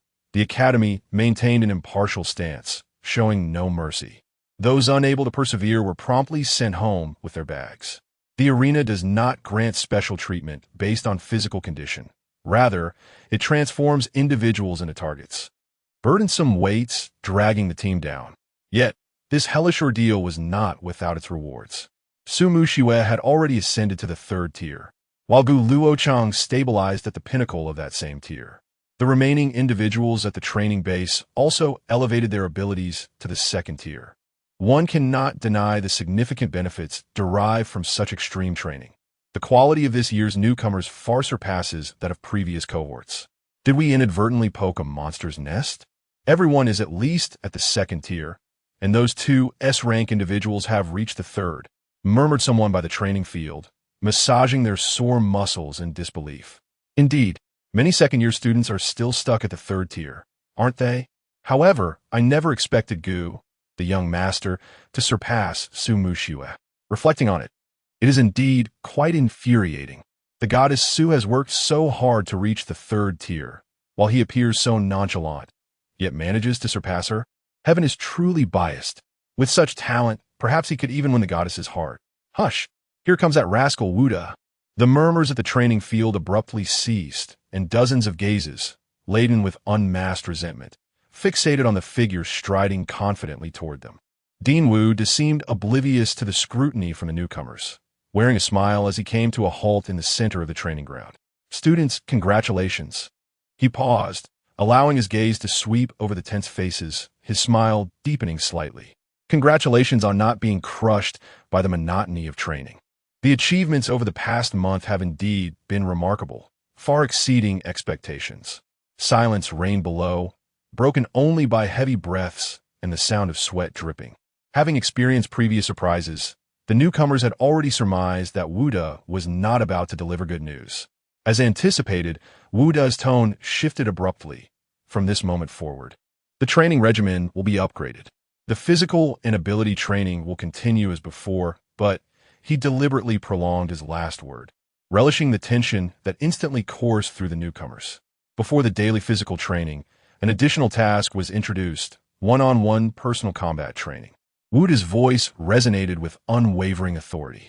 There were no restrictions on the type of abilities or combat styles. The only rule was to exert oneself fully to defeat the opponent without inflicting irreversible harm. Remember, during the confrontation, do not perceive your opponent as a fellow student, but rather as a mere representation of potential adversaries you may encounter on future battlefields. Before the conclusion of this grueling training, the Academy would conduct a comprehensive evaluation of the results and select 15 participants for the competition. At this moment, all the trainees were acutely aware that both Gu Luochen and Su Mushiwe had advanced their ability levels to the 3rd tier, regardless of whether they were classified as S rank. Their selection was assured. This meant that ultimately, 8 individuals would be chosen from the pool of 48. This was tantamount to one being selected from every 6, making the competition exceedingly fierce. The one-on-one combat arena was equipped with an energy shield. Initially, the matches were to be determined by a random draw. However, after everyone had drawn their respective numbers, Wuda abruptly altered the rules. He positioned Gu Luochen and Su Mushiwe on separate platforms while instructing the others to sequentially challenge them until either Gu Luochen or Su Mushiwe was exhausted or conceded. Contestants with odd numbers would face Gu Luochen, while those with even numbers would confront Su Mushiwe. Thus, this training exercise was transformed into a defensive battle, with Gu Luochen and Su Mushiwe becoming the center of attention. Such an arrangement, utilizing so many newcomers for their practice, was a feat only the Academy's director could orchestrate. After all, other academies deemed them incapable of nurturing 2 S-rank talents. The fact that both had elevated their powers was the best testament to their abilities. Amidst the hushed discussions of the instructors overseeing the special training, the defensive battle commenced. Gu Luochen stood upon the platform, resembling an insurmountable mountain. His 3rd-tier aura was not fully unleashed, yet everyone was aware of his undeniable strength as the top newcomer. The first participant to ascend the stage was also fire-affiliated, but appeared to hesitate before engaging. In an attempt to bolster his courage, he unleashed a meticulously honed combat technique, summoning several serpents of fire to charge forth. The flames writhed with fury. Gu Luochen did not even flinch. With a mere flick of his finger, a strand of compressed crimson fire sliced through the air with surgical precision. In an instant, all the fire serpents were severed, and the newcomer was violently propelled backward. It could be said that this student had barely entered the fray before experiencing defeat. Dong Wei had been overly complacent, failing to wear Gu Luochen down in the slightest. The second challenger, grumbling as he approached the platform, was determined to face Gu Luochen. Gu Luochen was already poised with a fireball in hand, awaiting him. The challenger, wielding the common earth attribute ability, erected a formidable stone barrier on the platform in a futile attempt to withstand Gu Luochen's impending assault. Observing this, Gu Luochen smiled faintly. The fireball dissipated, enveloping his fist instead. In a swift motion, he appeared right before the earth-affiliated student, who was taken aback and hastily conjured another rock wall in front of him. Yet that fist enveloped in concentrated flames loomed before him like a battering ram, shattering the hastily erected wall of rock. The ensuing shockwave swept him off the arena with ease. It was a display of overwhelming might, devoid of any suspense. Gu Luochen's combat style was remarkably straightforward and efficient, leaving the newcomers in a state of astonishment. My goodness, can we truly contend with this monster, Gu Luochen? Given the circumstances, a direct confrontation would surely fail. We must adhere to the original plan and continue to wear him down. The students preparing to battle Gu Luochen silently exchanged thoughts as if strategizing for a boss fight. After Gu Luochen effortlessly defeated one opponent after another, it finally came down to the last contender, a robust student named Zhang Tao, an A-class ability user with the power of Earth Rock Armor, primarily a reinforcement type. He represented their final hope of overcoming Gu Luochen. He leapt onto the stage, casting a defiant gaze at Gu Luochen and declared, "Gu Luochen, what skill is it to bully others relying on your third-tier abilities? If you have the courage, fight me without your powers. Are you willing to accept the challenge?" Zhang Tao was astute. Possessing formidable physical strength gave him a distinct advantage if Gu Luochen refrained from using his abilities. While Gu Luochen's stamina was commendable, it had undoubtedly diminished over the course of the battles. Would the proud Gu Luochen choose to accept this challenge? The anticipation was palpable, all eyes fixed upon him. Among the spectators, Su Mushiue understood Gu Luochen better than anyone else. If he employed his swordsmanship, Zhang Tao would only suffer a more crushing defeat. Indeed, she noticed the corners of Gu Luochen's mouth curl into a playful smirk. "Oh, no abilities?" Gu Luochen nodded. "Very well, I shall grant your request." To the astonishment of all present, he truly reigned in the flames that enveloped him. Then, leisurely, he retrieved a rather ordinary wooden sword from his storage ring. Upon witnessing this, Zhang Tao's heart leapt with joy, sensing an opportunity. With a fierce roar, he charged at Gu Luochen, muscles taut like a raging bull, his massive fists slicing through the air toward Gu Luochen's face. He was confident that, relying solely on his physical prowess, he would not falter.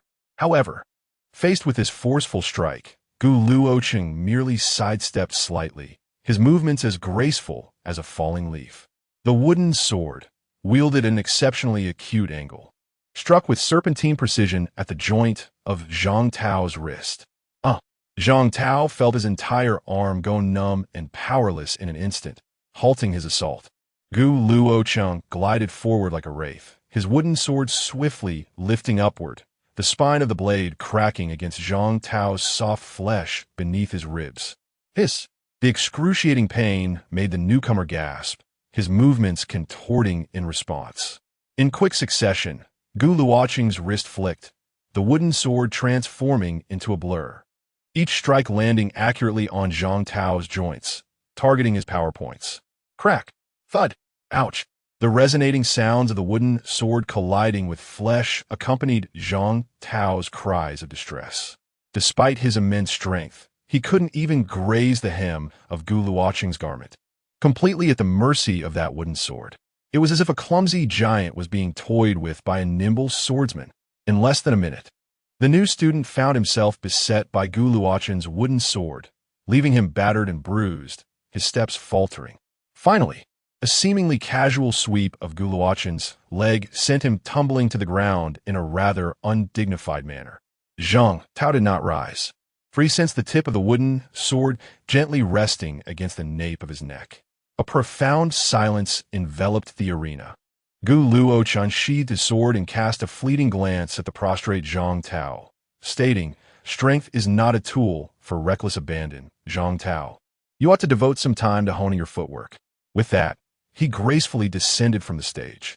This confrontation had obliterated any lingering hopes among the students.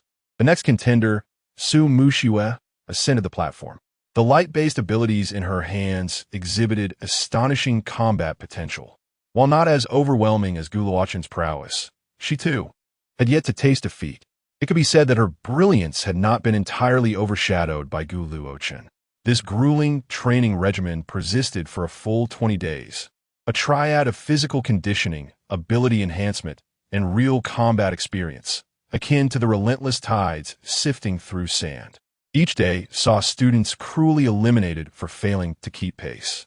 The training grounds often bore witness to exhausted students collapsed on the ground.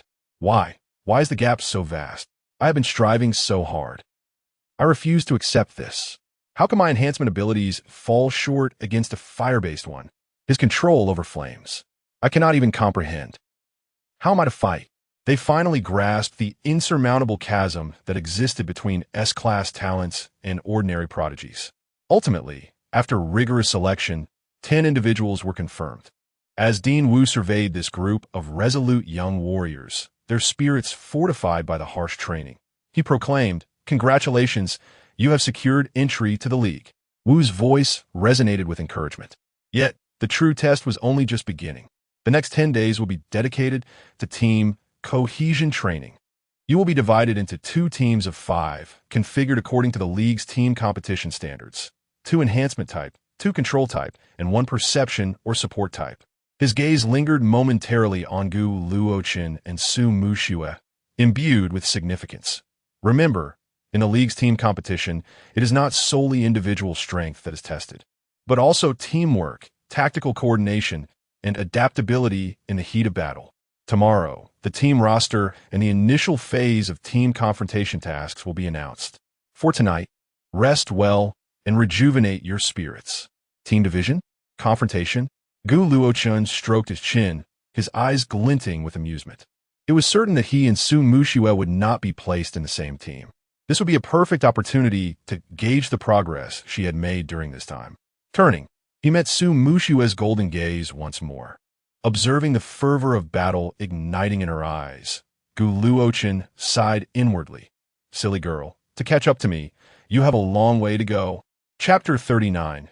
Team combat training in the specialized training base. Within the arena designated for team battles, Dean Wu stood at the forefront, holding a list of team assignments. He gazed with satisfaction at the 10 newly selected students before him, particularly pleased with the addition of 2 S-ranked individuals. After a comprehensive evaluation, they would be divided into 2 teams of 5 for collaborative training. However, before announcing the team assignments, they were to select their weapons. Gu deposed briefly, gesturing towards the adjacent armory. That area contains standardized weapons in accordance with league regulations. Please make your selections and return for registration. After a while, Wu reviewed the completed registration list, nodding in approval. Listen carefully. I will now announce the team assignments. Please direct your attention to the projection screen. As he spoke, a projection screen emerged in the training ground, clearly displaying the team information. A group, team leader, Gu Luochen, primary attacker, tier 3 S rank, fire elemental sovereign. Weapon, standard longsword. Team member, Sun Yo, primary defender, tier 2A rank, rhinoceros transformation.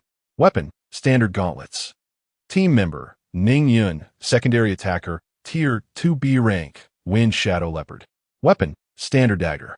Team member, Dong Wei, auxiliary attacker, tier 2B rank, fire element manipulation. Weapon, standard staff. Team member, Chun Wei, support, tier 2A rank, mental link. Weapon none. B group, team leader, Su Muxue, primary attacker, tier 3S rank, light elemental sovereign. Weapon, standard longbow. Team member, Zhang Tao, primary defender, tier 2A rank. Earth armor. Weapon, standard heavy shield. Team member, Gao Tian, secondary attacker, tier 2A rank, electric element manipulation. Weapon, standard short blade. Team member, Zhao Rui, auxiliary attacker, tier 2B rank, wind element manipulation. Weapon, standard staff. Team member, Wang Lu, support, tier 2A rank, illusory mist. Weapon, standard staff. Wu then appointed 2 seasoned mentors of tier 7. Mentor Li Yin would guide Group A, while Mentor Zhou Ying would oversee Group B. For the ensuing 3 days, the 2 teams underwent rigorous training under the guidance of their respective mentors. Group A emphasized coordinated offensive firepower, while Group B focused on mobility and tactical maneuvering. The distinct styles of the 2 teams became apparent. 3 days later, at the center of the vast simulated combat platform, Groups A and B faced each other across the expanse, the atmosphere heavy with tension. Gu Luochen swiftly assessed the situation. They needed to neutralize Su Muxue first, otherwise, her teammates would be unable to withstand her onslaught. He drew his standard longsword, its tip angled toward the ground, positioning himself at the forefront of his team. Then, an astonishing spectacle unfolded. Fiery, golden flames erupted instantaneously from the sword's hilt, enveloping the entire blade. The flames did not detach from the weapon, but instead clung to it perfectly, blazing fiercely. Weapon empowerment. How could this be possible? Mentor Li Yin was the first to vocalize his shock. his voice cracking in disbelief. He was only Tier 3. Mentor Zhou Ying also sprang to her feet, her expression one of utter incredulity.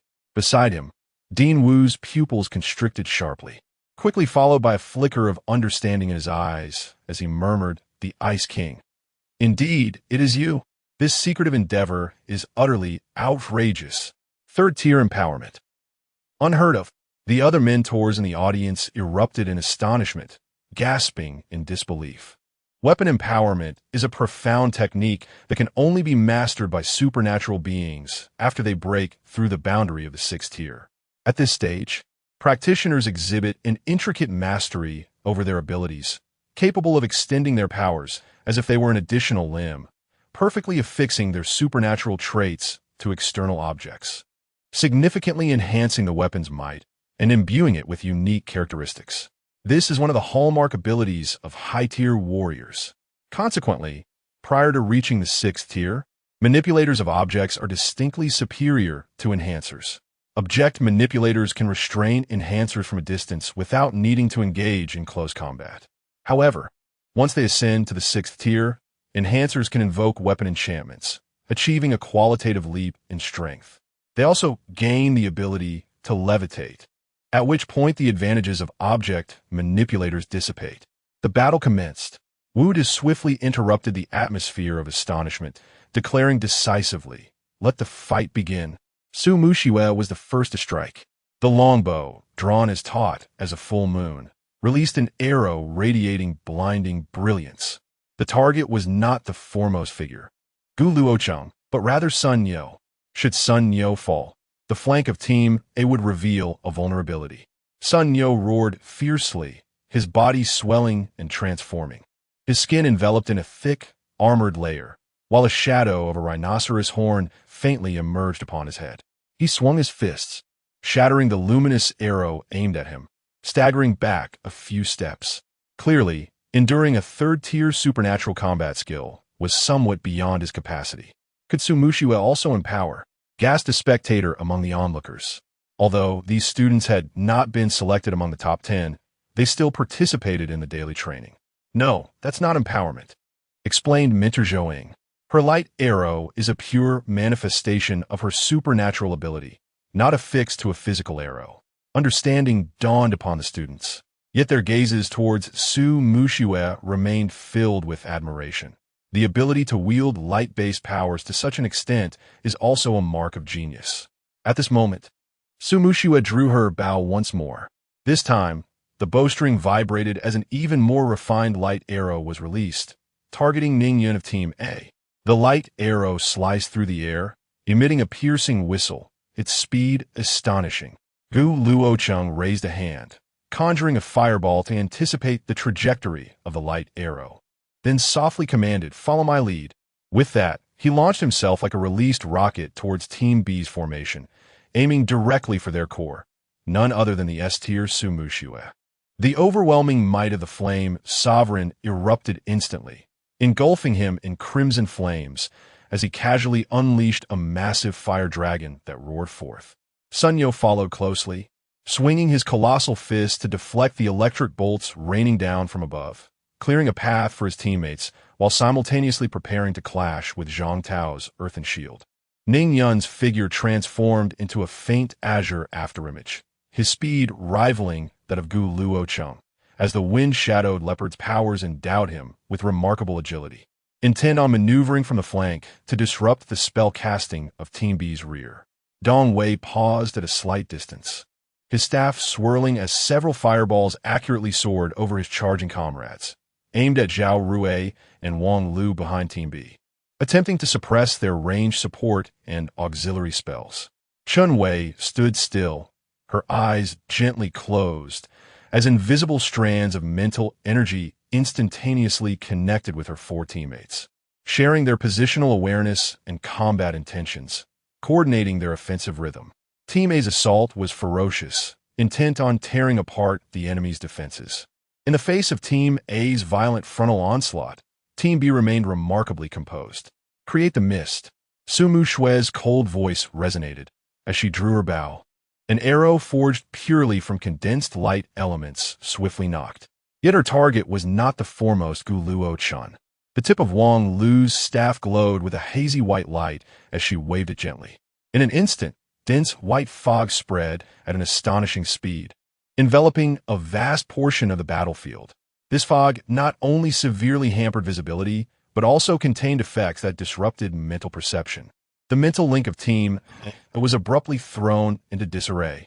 Chunwei gasped, her complexion paling, as the information shared with her teammates became increasingly unstable. Damn it! The mental link has been disrupted. Chunwei cried out, yet her voice seemed faint and elusive amidst the mist. In that fleeting moment, Su Mushue's light arrow was released. It did not fly straight. Instead, it traced a peculiar arc in the air, precisely striking between Sun Yo's charging path and Zhang Tao's heavy shield. The arrow detonated, transforming into a blinding curtain of light, temporarily blinding Sun Yo while the tremendous force sent him reeling, forcibly separating him from Gu Luochen. Seizing the opportunity, Zhang Tao let out a low roar. Thrusting his heavy shield forward, a brownish-yellow aura erupted, firmly pinning Sun Yo, who had momentarily lost his sense of direction, in place, preventing him from timely aiding his teammates. Gao Tian had long vanished from sight. His mastery over electric elements granted him terrifying speed, utilizing the cover of the phantom mist. He appeared like a specter behind Ning Yun, whose movements were slightly hesitant due to the disruption of the mental link. With a sharp crackle, Gao Tian's dagger, shimmering with brilliant blue and white electric light, plunged fiercely into Ning Yun's lower back. Though Ning Yun's wind shadow leopard was swift, he could not completely evade this surprise attack given the severe interference to his perception. The dagger, imbued with powerful electric currents, pierced through his defenses, and with a pained scream, Ning Yun was violently thrown back, crashing outside the mist, rendered unable to continue the fight. Zhao Rui's wind element staff glowed with an azure radiance amid the fog. "Wind blades, dance," he commanded, and dozens of sharp wind blades howled forth, not in blind fury but with precision, targeting the area where Dongwei and Chunwei stood, bereft of Sun Yo's protection and Ning Yun's restraint, and hindered by both the phantom mist and mental disruption that made it difficult to locate Zhao Rui for an effective counterattack. Dongwei could only hastily raise a fire shield for defense. Yet the sheer number of wind blades, coming from intricate angles, shattered the fire shield in an instant, leaving Dongwei with several deep cuts, causing him to lose grip on his staff and be declared out of the match. Chunwei possessed no close combat capabilities whatsoever. Faced with the swiftly approaching blades of wind, her feeble psychic shield proved utterly inadequate, and she was instantly hurled out of the arena by the shockwave. In mere moments, Team B, utilizing Wang Lu's illusory mist, successfully disrupted the most vital tactical connection of Team A, the psychic link.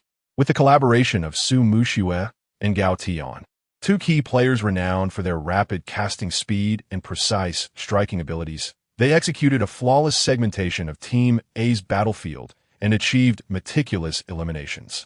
Chapter 40. The Monstrous Gu Luochen.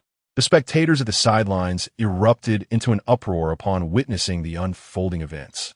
It was over. The rear of Team A had crumbled. What was Gu Luochen doing? If he had unleashed his full power earlier and coordinated with his teammates, how could Team B have had the opportunity to divide? Indeed, he had been brandishing that fiery sword, appearing quite gallant, yet his teammates had all fallen. He clearly did not understand the essence of teamwork. Too preoccupied with his own flamboyance, Wu De furrowed his brow, struggling to comprehend Gu Luochen's intentions. Although the flame dragon he conjured was formidable, upon breaking through the veil of mist, only Sun Yo remained at his side. The others had all succumbed behind him. The searing flames enveloped Gu Luochen, dissipating the surrounding fog and revealing his solitary figure against the 5 members of Team B. Team B's formation remained intact. Zhang Tao stood resolutely at the front with his heavy shield, while Gao Tian and Zhao Rui flanked him on either side. Wang Lu maintained the periphery of the mist, restricting Gu Luochen's movements. Su Mushue once again drew her bow, the string taut with a dazzling arrow of light, calmly locking onto the sole adversary in the arena. A profound silence enveloped the training ground. The watching instructors and fellow students were awestruck by the dramatic turn of events. The overwhelming firepower of Team A appeared remarkably fragile in the face of Team B's exquisite tactical coordination. Gu Luochen surveyed his fallen comrades, then turned his gaze towards the poised Team B, a spark of excitement playing upon his lips. He slowly raised his fiery sword, pointing it at Su Muxia, his voice low. Very well, now it finally becomes interesting. This was the outcome he had anticipated. Slightly tilting his head, he addressed Sun Yo behind him. Sun Yo, take care of yourself and watch from the sidelines. With that, the blazing red flames surged violently around him, causing the metallic ground beneath his feet to glow ominously. As the raging fire energy radiated wildly from Gu Luochen, they understood that he was now serious. Su Muxia's expression remained as icy as ever, her bowstring fully drawn, the radiant arrow shimmering brilliantly. Gu Luochen, come forth. Let me witness how your flames can breach our formation. Behind her, Wang Lu's staff flickered with a soft light, ready to provide cover for her teammates or disrupt Gu Luochen's perception with illusions. Zhao Rui's wind element swirled atop his staff, while Zhang Tao's heavy shield was firmly embedded in the ground, steady as a rock. Gao Tian was crackling with electric energy, poised for action. As Gu Luochen's most steadfast supporter, he would never underestimate him. At the center of the training ground stood a complete 5-member team, harmoniously coordinated under the command of a third-tier S-class light element, facing the solitary fire element dominator, Gu Luochen. The remaining flames and the radiant aura formed a stark contrast. Director Wu De observed the scene, a glimmer of insight flashing in his eyes. He leaned towards Instructor Li Yin and murmured, "Did you see that? Wang Lu's abilities are the key to this victory. An exceptional support role can sometimes prove more lethal than sheer firepower in a team." Indeed, although Gu Luochen possesses remarkable strength, the power of an individual ultimately has its limits. Su Muxia is adept at harnessing every ounce of her team's potential. Mentor Li Yan's expression grew solemn as he nodded, his gaze firmly fixed on the solitary Gu Luochen. Over the past 3 days of training, Team A had devised contingency plans for such extreme scenarios. When confronted by a team proficient in battlefield segmentation, the other 4 would form a defensive cluster, leaving the remainder to Gu Luochen. This strategy was proposed by Gu Luochen himself. Li Yin, realizing the audacity of Gu Luochen's assertion, understood that such confidence must be underpinned by formidable capability. With this thought, anticipation flickered in Li Yan's gaze as he pondered the source of Gu Luochen's assurance. At that moment, Gu Luochen wielded a blazing sword, resembling a fiery deity of war. He refrained from launching an offensive, instead opting to maneuver continuously, adeptly parrying the attacks from Team B. Rather than engaging in a brute force confrontation, he sought vulnerabilities within Team B's formation. With a casual flick, he unleashed 5 fireballs, each aimed at the 5 members of Team B. The instructors observed in awe as this display of control illuminated their expressions. With lightning speed, Gao Tian evaded a fireball, deftly positioning himself beside the unsuspecting Sun Yo. An opportunity. Gao Tian, return. Su Muxia's urgent voice pierced the air, but it was too late. Just as Gao Tian's blade darted toward Sun Yo, Gu Luochen's figure appeared like a specter from the shadows, his flaming sword striking with precision. The clang of metal echoed, sparks flying in all directions. Gao Tian felt an intense heat surge through him, his grip faltering as he was sent hurtling away. Gao Tian, you acted impulsively. As Gao Tian steadied himself, he heard Gu Luochen's voice, tinged with admonition, only to feel a searing heat at his back. His instinct screamed in alarm. A fireball was hurtling toward him. Boom! Caught off guard, Gao Tian was blasted out of the arena. Gu Luochen, exploiting Gao Tian's eagerness to expand his advantage, had used Sun Yo as bait, luring him away from formation. Seizing the moment of vulnerability, he struck decisively, even calculating Gao Tian's evasion point, preemptively launching a fireball to deliver the finishing blow. The entire sequence unfolded seamlessly, leaving Team B's other members unable to assist Gao Tian in time. Impressive. Mentor Li Yin could not contain his exclamation, his eyes gleaming with excitement. All right, we've dealt with the swift one. Now it's your turn. Gu Luochen's calm voice resonated in the center of the arena, eliciting a note of gravity in the eyes of Su Muxue and her companions. Having had numerous encounters with Gu Luochen, Su Muxue understood that his methods would undoubtedly surpass the imagination of everyone present. Zhang Tao, hold steady. Do not grant him an opportunity. Zhao Rui, apply wind pressure to restrict him. Wang Lu, continue to shroud his vision with mist. Su Muxue issued her commands swiftly, her tone unwavering. The luminous arrows on her bow glimmered with intensified brilliance, diligently locking onto Gu Luochen as they sought the chance for a decisive strike. Dense fog once again enveloped the surroundings, and the howling winds formed invisible walls, pressuring Gu Luochen from all directions and constraining his movements.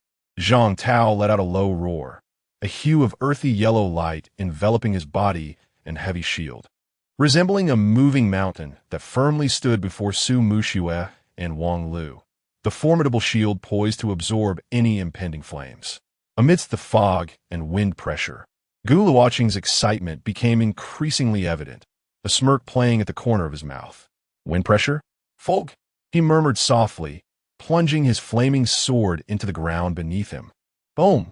A brilliant crimson fire ring expanded outward from his center, instantly vaporizing the dense, illusionary mist into nothingness.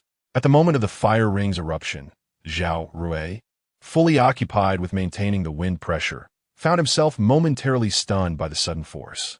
His extraordinary ability required immense concentration, and the abrupt interruption caused a backlash of mental energy, leaving his vision darkened and his movements halted for a fraction of a second.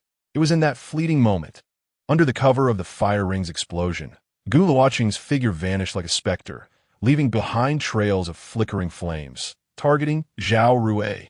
Watch out! Su Muxue's gathered light arrow finally took flight, aimed at Gu Luochen's path. Yet, as if foreseeing this, Gu Luochen traced a peculiar zigzag in midair, narrowly evading the light arrow. He had already reached Zhao Rui's front. Zhao Rui, Zhang Tao bellowed, attempting to turn and assist, but his cumbersome movements left him unable to react in time. Just as Zhao Rui emerged from the mental backlash, he saw the blazing sword of destruction rapidly enlarging before him. He barely had time to conjure a wind shield, instinctively raising his staff in front of his chest. Sizzle! The standard staff shattered before the flaming sword like decayed wood. The sword's momentum remained unyielding, striking Zhao Rui squarely in the chest. Thud! Zhao Rui was sent flying like a marionette with severed strings, crashing heavily against the edge of the arena, losing consciousness. How could Gu Luochen, not a strengthening ability user, possess such formidable strength? Have you forgotten the physical assessment report from Taizhan? Gu Luochen ranks first. Lian excitedly explained to Zhouang, the memory of yesterday, when this fellow excitedly approached him, wagering on 3 fifth-tier crystal cores that his B team would win, brought a smile to his face. Be careful. In the arena, Zhang Tao glanced at the advancing Gu Luochen, smashing his heavy shield into the ground, sending a wave of earthy shock outward in an attempt to force Gu Luochen back. However, Gu Luochen adeptly performed a nimble flip, landing securely between Wang Lu and Zhang Tao. Not good. Zhang Tao realized Gu Luochen's intentions and hurriedly charged towards him. Yet, Gu Luochen paid no heed to Zhang Tao, his gaze fixed intently on Wang Lu, who was maintaining the fog. Your formation's greatest flaw is its excessive reliance on this layer of mist, Gu Luochen stated calmly, a hint of didacticism in his tone. Zhang Tao, if you fail to protect Wang Lu, your team will resemble a turtle stripped of its shell. A pang of anxiety gripped Wang Lu's heart, prompting her to retreat from Gu Luochen. Yet, Gu Luochen would not grant her such an opportunity. He needed no dash to strike. With the flaming longsword aimed at Wang Lu, he executed a swift cut through the air. A fiery sword aura materialized instantaneously, accompanied by a piercing shriek.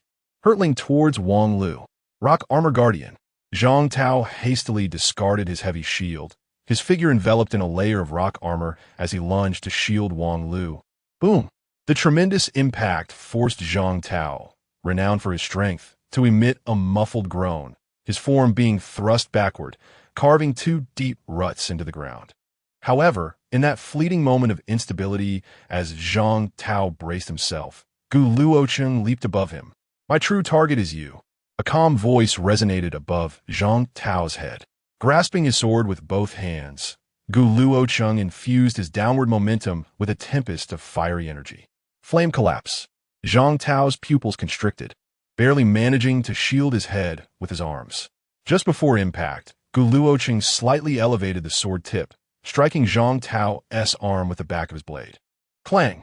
The ferocious fire energy surged violently along the sword, crashing into Zhang Tao's armored form, sending him crashing to the ground. Zhang Tao's eyes rolled back, entirely devoid of combat capability. Shield shattered, man defeated, amidst the swirling smoke and embers. Gu Luochen pointed his fiery longsword at the last two figures remaining in the arena, the poised Su Mushiwe and the exhausted Wang Lu, who could no longer harness her abilities. "Now it is just us left." Gu Luocheng's voice carried a hint of exhilaration from the battle's aftermath.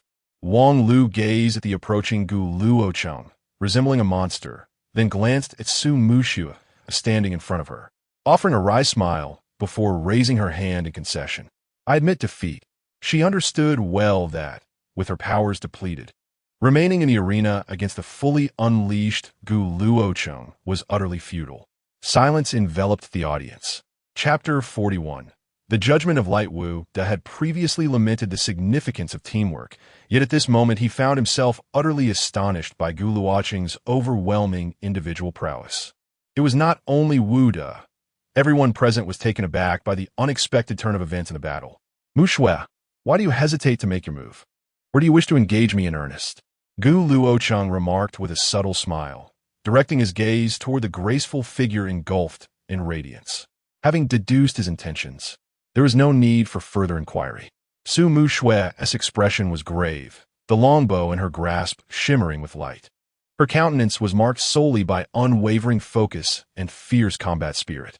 "Very well, Sun Yo, I shall take it from here." Upon hearing Gu Luocheng's words, Sun Yo understood his meaning and conceded, stepping back from the arena.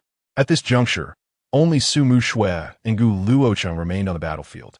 Brilliant white flames surged and danced around Gu Luocheng, illuminating his figure as if he were a deity of fire descended upon the mortal realm.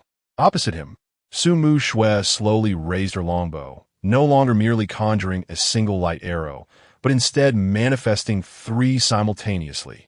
Each arrow was imbued with the utmost compression of light energy, their tips aimed directly at Gu Luocheng. "Do not hold back," as Su Mushiwe's voice, tinged with a hint of chill, resonated in the air. The three resplendent light arrows tore through the atmosphere, arranged in a triangular formation, and hurtled toward Gu Luocheng. Excitement ignited within Gu Luocheng's eyes as he laughed heartily. "Come forth." He ceased to evade or seek out weaknesses. In response to Su Mushiwe's martial intent, he opted for the most direct and ferocious counterattack. This was a mark of respect toward her. With his left hand outstretched, crimson flames coalesced wildly within his grasp, ultimately taking the form of a fiery spear. He stepped forward, pivoted, and infused his arm with power, launching the spear toward the three light arrows with fierce determination. Flame Dragon Break. This was one of the signature combat techniques imparted by his mentor during the special training for elemental powers. Gu Luocheng executed it with remarkable ease. The fiery spear roared forth, transforming mid-flight into a fearsome crimson dragon, fiercely colliding with the three light arrows. The collision of light and fire, the pinnacle attributes of an S-class dominator, erupted in a cataclysmic explosion at the center of the training ground. Boom! The shockwave from the chaotic clash of energies spread like a tangible force, a tempest of energy swirling wildly.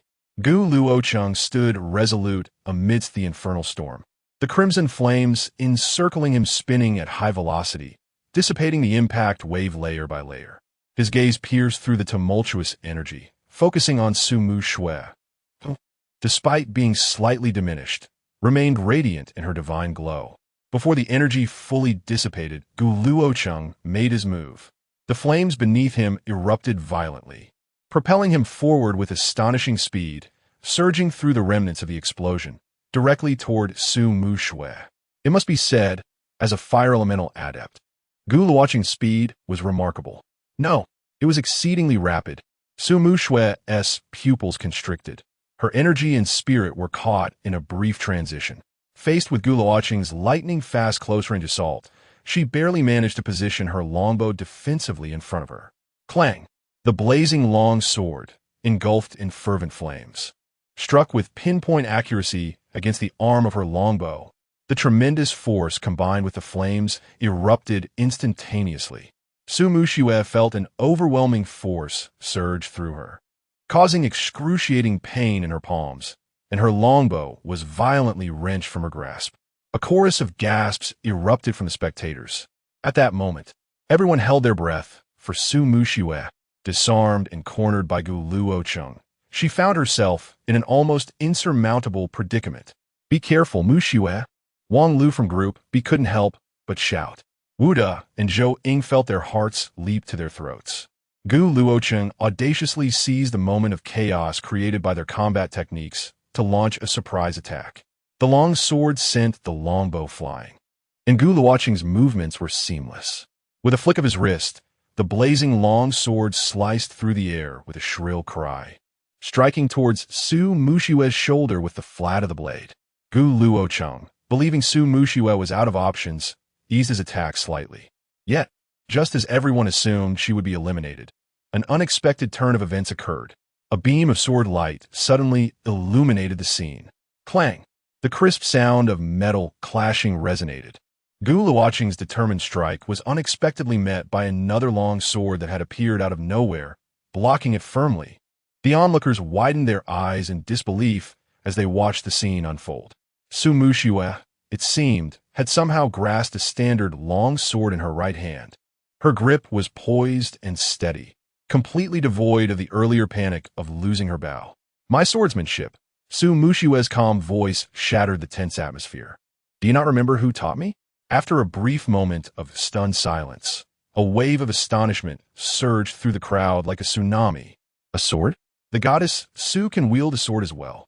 The students were clearly taken aback by this revelation. On the instructor's platform, Li Yin and Zhou Ying exchanged incredulous glances, equally unprepared for Su Mushui's hidden prowess. Moreover, judging by her stance and technique in drawing the sword, it was evident that this was no mere fleeting skill. A flicker of surprise crossed Luochen's eyes, but it was quickly replaced by a more intense fervor for battle. A wild grin spread across his face. "Ah, it seems you've learned to imitate a bit," but with a sudden surge of strength, he unleashed a torrent of flames from the blazing long sword, the flames coiling like a venomous serpent, transforming the sword's momentum into a ferocious and unpredictable force. Not nearly enough. Before his words had fully dissipated, Luochen's sword descended like a tempest. No longer was it the grand, sweeping flame strikes of before. Instead, it contained a multitude of variations within fundamental sword techniques. Luochen sought to showcase his skill, each strike precisely targeting the vulnerabilities in Su Mushui's defense. Gritting her teeth, Su Mushui wielded her long sword with the swiftness of the wind. It was evident to all that her swordsmanship was indeed solid and her reflexes incredibly quick, a testament to her rigorous training. However, before a master of swordsmanship like Luochen, whose expertise spanned countless years, her techniques were riddled with flaws. His sword seemed to anticipate her movements, and every block left her arms tingling with fatigue. With a swift motion, Luochen seized upon a minor opening, his long sword darting forth like a venomous dragon emerging from its lair, piercing through Su Mushui's defensive web at an exceedingly cunning angle, striking her wrist with pinpoint accuracy. If it weren't for the audience watching, Luochen would not have minded spending a little more time sparring with Su Mushui. In the presence of such a multitude, excessive performance inevitably poses certain complications. Su Mushui's wrist throbbed with pain, rendering her unable to maintain her grip. The longsword slipped from her grasp, and soared away. Her complexion paled, yet without hesitation, she leveraged her momentum to swiftly retreat, instantly widening the distance between herself and Gu Luochen. It was over. Just as Gu Luochen prepared to launch a follow-up assault, he abruptly halted, a chill of foreboding creeping into his heart. Before him, Sumu Shui, in her rapid withdrawal, formed a complex and sacred seal with her hands before her chest. Her eyes were entirely consumed by a brilliant golden radiance, and she was enveloped in a halo of divine light. A formidable aura, seemingly capable of purifying all filth and darkness from the world, erupted with her as its epicenter. The judgment of light.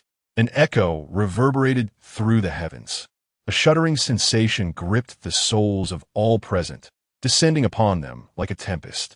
From behind Sumu Shui, a phantom radiating boundless majesty and sanctity gradually materialized.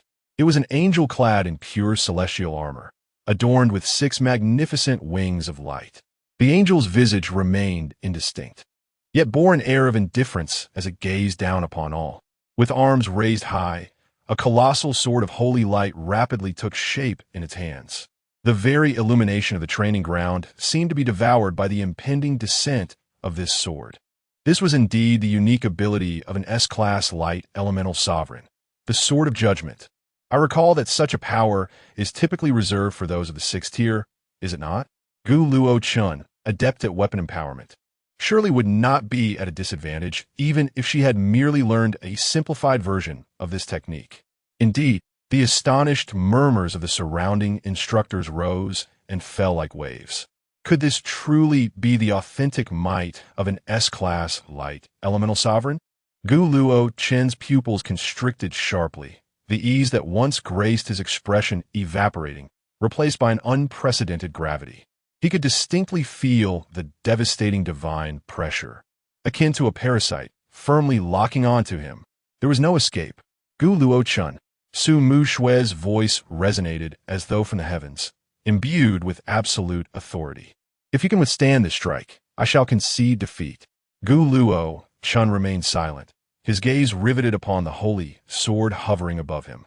Drawing a deep breath, flames ignited fiercely in his eyes. Flame Dragon Break. He roared, once more conjuring a fiery spear, hurling it with all his might towards the forming sword of holy light. Heaven's Descent. Immediately thereafter, he grasped his sword with both hands, channeling his fiery abilities to unleash a massive wave of flame upwards. The 2 formidable fire-based techniques struck fiercely beneath the holy sword. Boom! A violent explosion erupted once more, causing the sword of holy light to tremble slightly. Its descent seemingly decelerated by the most minuscule fraction of a moment. Yet, the sword of judgment continued its inexorable descent, moving slowly yet resolutely towards him. This is hopeless. The disparity in power levels is insurmountable. Instructor Lian exclaimed in disbelief. It's over. Gu Luochen may not withstand this. Dean Wu clenched his fists, ready to intervene at any moment. Just as the holy sword hovered less than 10 meters above Gu Luochen's head, he did not falter. Instead, he executed a move that left everyone utterly astounded. He abruptly plunged the blazing sword of flame in his hand into the softened, crimson alloy ground beneath him. Simultaneously, he spread his arms wide, and the violent flames surrounding him ceased to radiate outward, collapsing inward frantically around his form. What was he attempting? To endure it? A fool's errand. Someone gasped in astonishment. No, it was not that. His flames were condensing. The keen-eyed mentor discerned the anomaly. Gu Luochen's body seemed to transform into a black hole, voraciously absorbing all the fiery energy, even the flames contained within the sword embedded in the ground. The brilliant crimson flames enveloping him vanished in an instant, replaced by a deeply restrained, dark red glow emanating from his skin. Just as the radiant light of the holy sword was about to engulf him, "Break for me!" Gu Luochen roared. A concentrated pillar of deep red fire erupted from him, akin to a spear piercing the heavens. This pillar, darkened to an almost black hue, lacked grandiose force, yet embodied an unparalleled will to annihilate everything in its path. The meticulously refined pillar of deep red fire managed to withstand the might of the holy sword. The fire energy column completely obscured Gu Luocheng's figure, leaving the onlookers to witness only the clash between the energy column and the holy sword. Su Mushue's golden eyes were fixed intently ahead. She was nearing exhaustion, and the angelic apparition behind her began to blur gradually. It was at that moment that the holy sword began to dissolve bit by bit under the pillar's assault. The energy being unleashed by Gu Luocheng had reached a level comparable to that of the 4th tier, truly deserving of the S rank. Even his energy reserves were far beyond what an ordinary person could muster. Finally, Su Mushue's energy was depleted, and she could no longer sustain the angelic figure. The holy sword was gradually penetrated, its golden light shattering like fragile glass, scattering and illuminating the entire training ground in a golden hue. At this juncture, the crowd gazed curiously at the energy column of Gu Luocheng, which was beginning to shrink. Just as his figure was about to be revealed, everyone held their breath in anticipation. This individual who had boldly withstood the judgment of light, was he now at his limit, or did he still stand resolute? Chapter 42. Gu Luocheng's old habit resurfaces at the center of the arena as the last remnants of the frenzied fire pillar energy receded like a tidal wave. The ground, scorched to a fiery red by the terrifying heat, came into view. The sight before everyone plunged the training ground into an eerie silence that lasted several seconds. All eyes were wide, mouths agape in astonishment. Gu Luocheng sat comfortably, not as exhausted as one might expect, but rather at ease. His arms were casually crossed over his chest, one leg resting languidly over the other. Supporting him was a throne fashioned entirely of pure flame, resplendent and flamboyant. The design of the throne was strikingly familiar. The backrest soared high, with swirling flames outlining a crown of thorns. The armrests were shaped like roaring dragon heads, and the base intermingled with blinding white and dark red flames. This form, this posture, this aura, mirrored the S-class flame throne he had first revealed during the awakening ceremony of his new abilities. Suddenly, a laugh, utterly out of place, broke the silence, igniting a wave of suppressed coughs throughout the training field. On the instructor's platform, Dean Wu's lips twitched uncontrollably, while Li Yin grimaced, clutching his forehead in pain. Zhou Ying turned away, though her shoulders betrayed a suspicious tremor. The expressions of the students below were a kaleidoscope of emotions, shock, reverence, swiftly shifting to a mix of helpless laughter and an indescribable awkwardness. Excitement? Elation? Indeed, for he had just achieved a stunning reversal. Yet, more prevalent was a collective sense of as expected, a realization that this was precisely how it would unfold, mingled with a potent sense of incredulity. Gu Luocheng appeared entirely oblivious to the bizarre atmosphere. Seated upon his flaming throne, he slightly raised his chin, directing his gaze toward the pallid-faced Su Mushue. He even adjusted his posture to exude a more regal air before deliberately lowering his voice to ask, "Su Mushue, do you wish to concede?"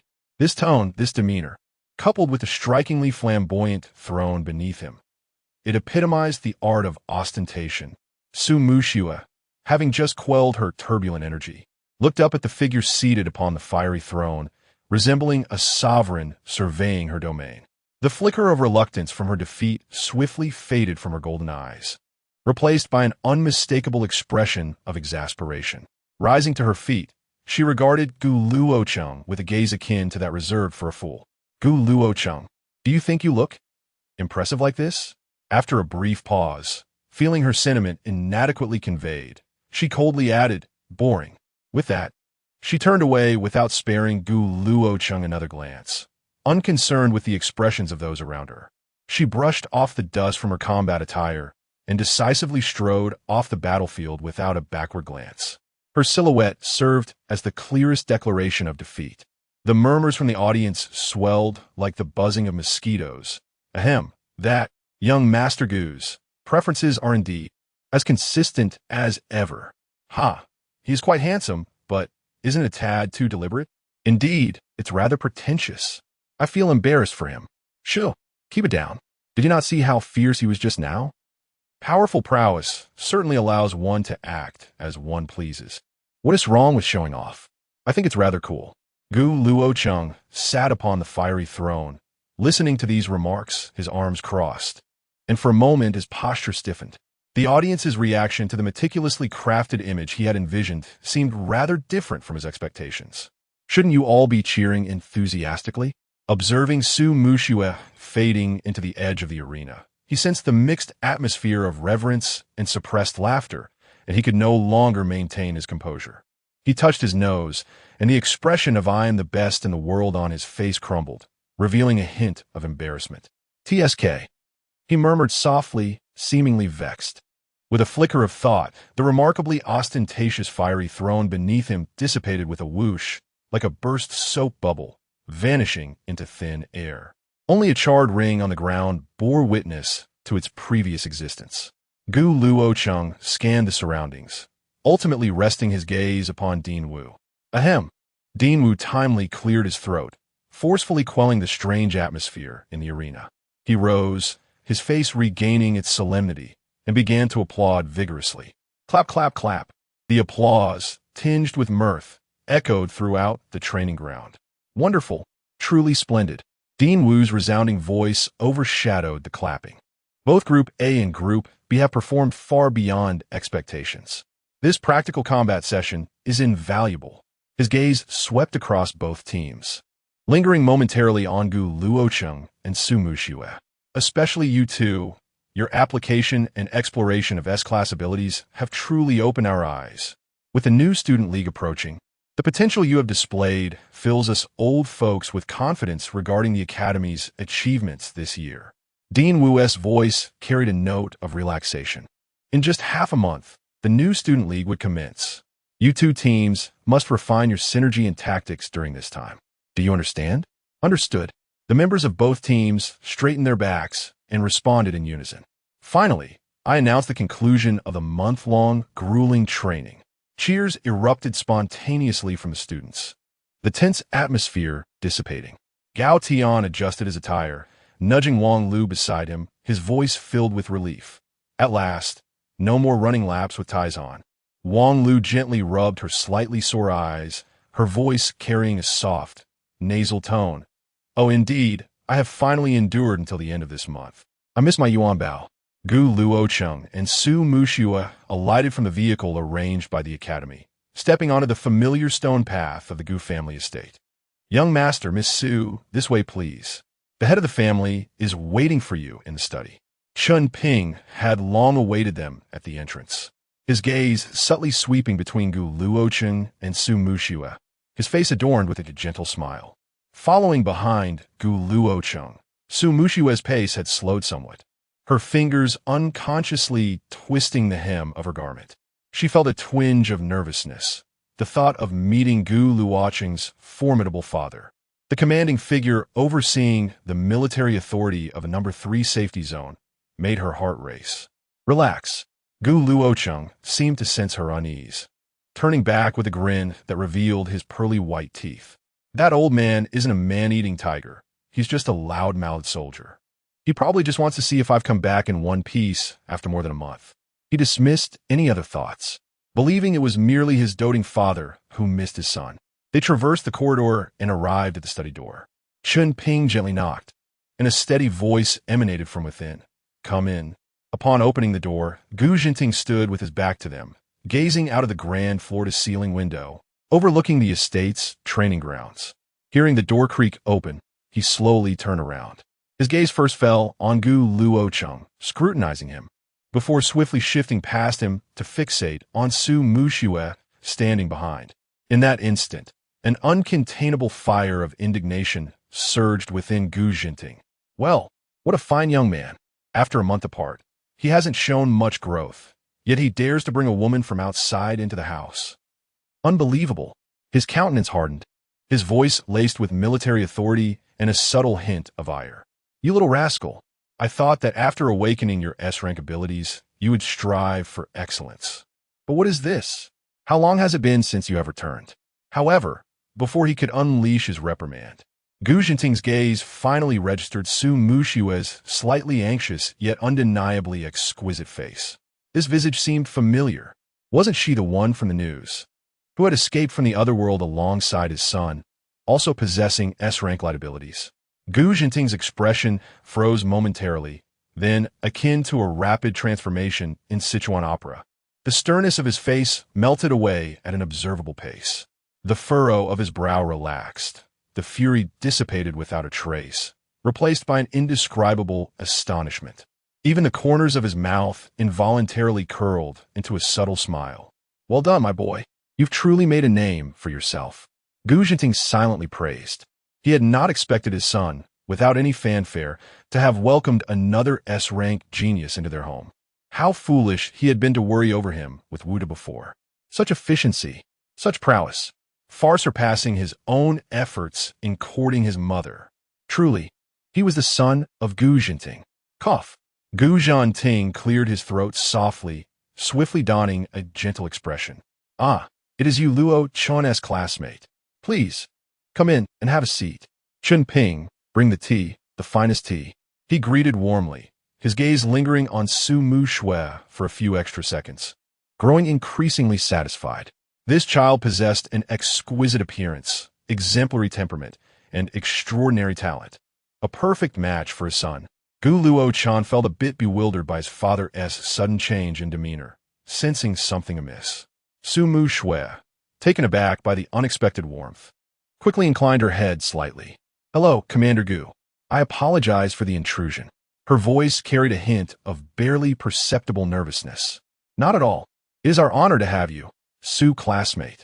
Gu Jinting waved his hand grandly, his smile widening. He approached Gu Luochen, casually patting his son's shoulder. Yet, his eyes bore a strong insinuation. Lowering his voice and raising an eyebrow, he said, Well done, young man. Remember, while honing your abilities is crucial, one must also pay attention to other important matters. Gu Luochen looked at his father in confusion. Hadn't he just criticized him for lacking ambition? However, he found himself saying, Mushue is here as my training partner. If there are no other circumstances, she should be staying with us for a while. Our family wouldn't deny her a meal, would we? Gu Jinting's smile faltered momentarily, nearly breaking. He took a deep breath, suppressing the urge to thump this insolent boy's head. Turning to Su Mushue, his smile softened with a touch of elder affection. Su classmate, your presence in our home is a privilege. Should Gu Luochen dare to bully you, do not hesitate to come to me. I will personally deal with him. As he spoke, he shot a glare at Gu Luochen. As long as you are in the Gu household, I shall ensure you suffer no grievances. He then turned to Chen Ping, who stood by attentively. Chen Ping, immediately arrange everything during Su classmate's south stay at the estate. Her treatment must match that of Luochen. No, it must be even better. Whatever she needs, see to it with utmost dedication. Gu Jinting's tone was resolute, imbued with an undeniable authority. Su Mushue was momentarily taken aback. She had anticipated that being in the presence of such a high-ranking and decisive military commander would create a serious, even oppressive atmosphere. However, she was pleasantly surprised by the warmth and a hint of familiarity that greeted her instead. The protective undertone in Gu Jinting's boisterous manner instantly reminded her of a man who had unconditionally adored her in her memories. A wave of bittersweet emotion surged to her eyes, prompting her to lower her head to conceal her momentary lapse. Thank you, Commander Gu. I truly appreciate your kindness. Not at all. It is no trouble whatsoever. Gu Luochen's lips twitched to the side, fully aware of his father's intentions. To prevent further misunderstandings, he quickly interjected, All right, if there is nothing else, we'll take our leave to rest now. He hastily added, fearing that Su Mushue might genuinely be overwhelmed by his father's exuberance. Very well, very well. You young people arrange your own matters. Gu Jinting smiled gently as he waved his hand. Observing Gu Luochen leading the somewhat bewildered Su Mushue out of the study, he stroked his chin, his eyes glimmering with the warmth of a proud father. Chen Ping, Gu Jinting began leisurely. Do you think I should start preparing to embrace my future grandchild? Chen Ping replied, Head of the family, there is something I have not mentioned to you since your return. What is it? In fact, Sumu Shui has been living here for quite some time. Really? That rascal moves so quickly? Well, that is indeed his style. Sir, you may have misunderstood. The situation is precisely as the young master described. She is merely here to be his sparring partner. Miss Su usually rests in another room. Is that so? He managed to endure that. Has the sun risen in the west? Chapter 43 Arrival at the port stronghold after the grueling training sessions. Gu Luochen and his fellow competitors were granted a precious 3-day respite. During this time, he and Su Mushua diligently honed their skills within the training room of the Gu family estate. However, Gu Luochen's approach to training diverged from that of others. He would enter a meditative state for 1 or 2 hours each day. Su Mushua initially believed he was merely refining the energy circulation within his body, yet in truth, Gu Luochen was employing visualization techniques to cultivate his inner self. Upon completing his meditative practice, he would engage in swordplay to acclimate to the enhancements in his physical capabilities. This peculiarity intrigued Su Mushua, for despite possessing an S-class elemental ability, he chose to refine a swordsmanship that bore no enhancement from his elemental prowess. If one were to overlook this detail, Gu Luochen's dedication was undoubtedly on par with her own. However, while her efforts were driven by a desire to avenge her enemies, what was the significance of Gu Luochen's relentless pursuit, given his origins as an ordinary individual? The 3 days swiftly elapsed. In the soft light of dawn, the elite first-year students preparing for the Freshman League had gathered at the designated location. Accompanying them were Li Yin, who was responsible for guiding Group A, Zhou Ying, who oversaw Group B, and the somewhat balding Dean Wu Da. First, I have some news to share, Dean Wu announced. The venue for this year's Freshman League has been set in the 5th safe zone. He paused, seemingly eager to gauge the students' reactions. What? The 5th safe zone? That isolated island at sea? Sun Nyo exclaimed, his voice betraying a hint of trepidation, clearly aware of the notorious reputation of the 5th safe zone. Among the 9 major safe zones in Huaxia, the 5th safe zone was the only one not situated inland. It was said to have been established primarily to monitor and eliminate the otherworldly threats emerging from the Black Dragon Sea. However, the truth was more complex. Gao Tian, privy to some insider information, noted that the 5th safe zone was adjacent to the 1st safe zone. Without the protective barrier of the 5th safe zone against the incursions from the Black Dragon Sea, the 1st safe zone would face direct assaults from monstrous entities. Does this mean the location for our competition is fraught with danger? Wang Lu inquired, concern etched on her face as she directed her question at Gao Tian. The most perilous places are often the safest. Gao Tian winked at Wang Lu, adding, it is said that all major guilds have established outposts there. So a multitude of high-level practitioners frequent the area for hunting, ensuring a great deal of safety. Gao Tian's assertion rang true, and he assured them, moreover, both mentors and I will personally escort you to the 5th safe zone, so rest assured. The students felt a wave of relief wash over them at the prospect of Dean Wu accompanying them, for his reputation as an esteemed 8th-tier practitioner provided a sense of security. As they continued their idle chatter, 2 military armored vehicles came to a halt before them. Their journey was about to commence. The armored vehicles swiftly traversed the formidable steel barriers of the 3rd safe zone.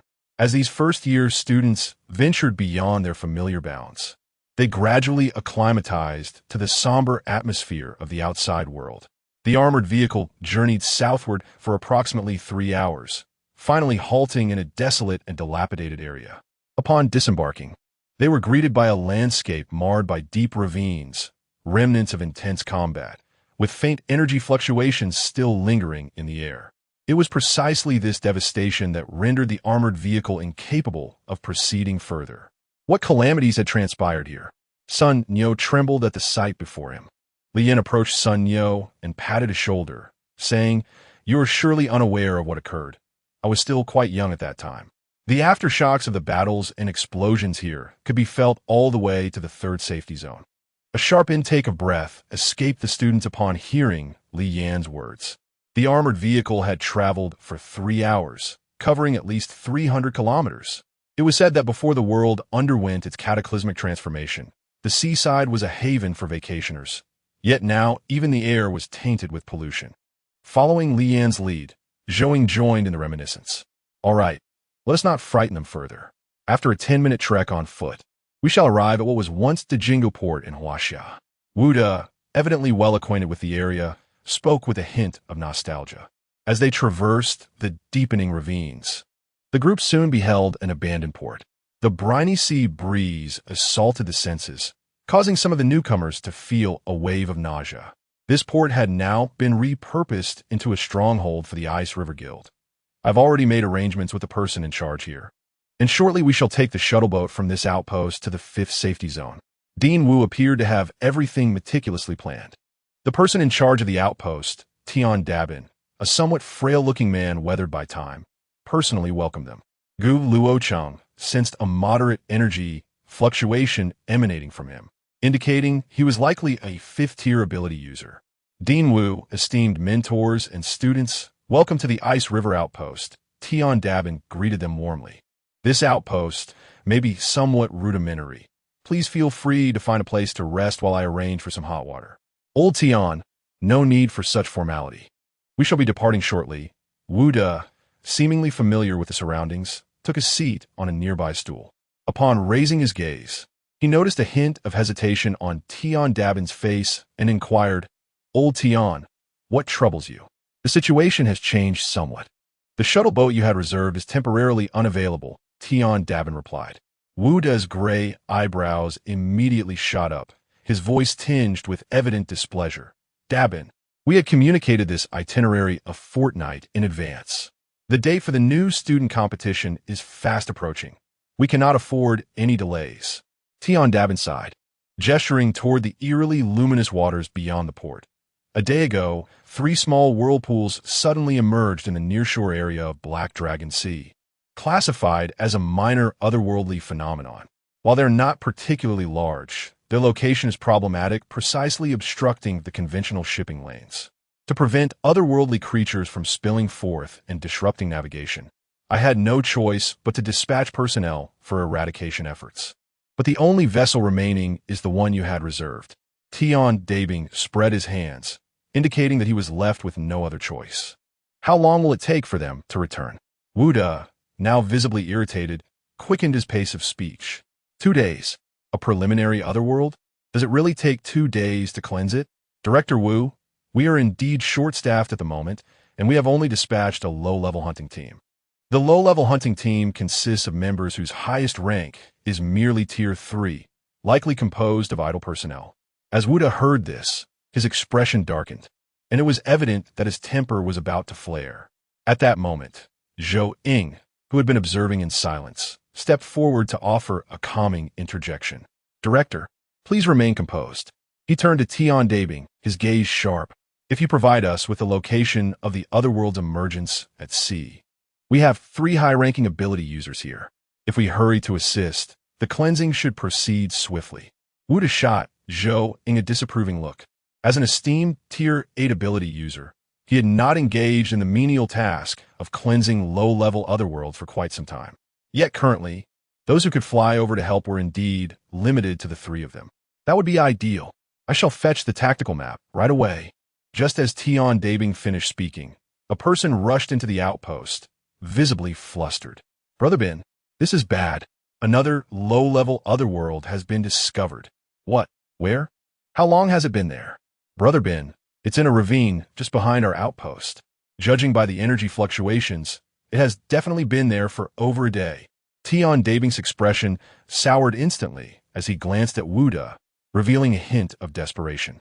Wu De, understanding his intentions, felt his beard bristle with anger. You, Tian Dabin, do you think we are easy to manipulate? Do you want to use our academy as free labor? He harbored a suspicion that Tian Dabin had deliberately delayed the situation. Knowing full well that cleansing low-level otherworlds was a task that high-ranking ability users could accomplish swiftly, while low-tier ones would face considerable challenges, even risking their lives. The simultaneous emergence of these otherworlds suggested that he had intentionally stalled until they arrived, fully expecting their assistance in the cleansing. This cunning tactic employed by someone seasoned in the field left Wu De feeling disgusted, yet he found himself at a loss. Director, Li Yan interjecta. his voice steady as iron. For these young individuals who have just undergone intensive training, a low-level otherworld serves as an excellent arena for practical combat. With Gu Luochen and Su Mushua present, there should be no significant issues. It would be far better for the students to flex their skills and maintain their readiness than await idly for 2 days. He cast a glance at Gu Luochen and Su Mushua, adding, "They're fully capable of leading this level of cleansing." Zhou Ying chimed in, "Indeed.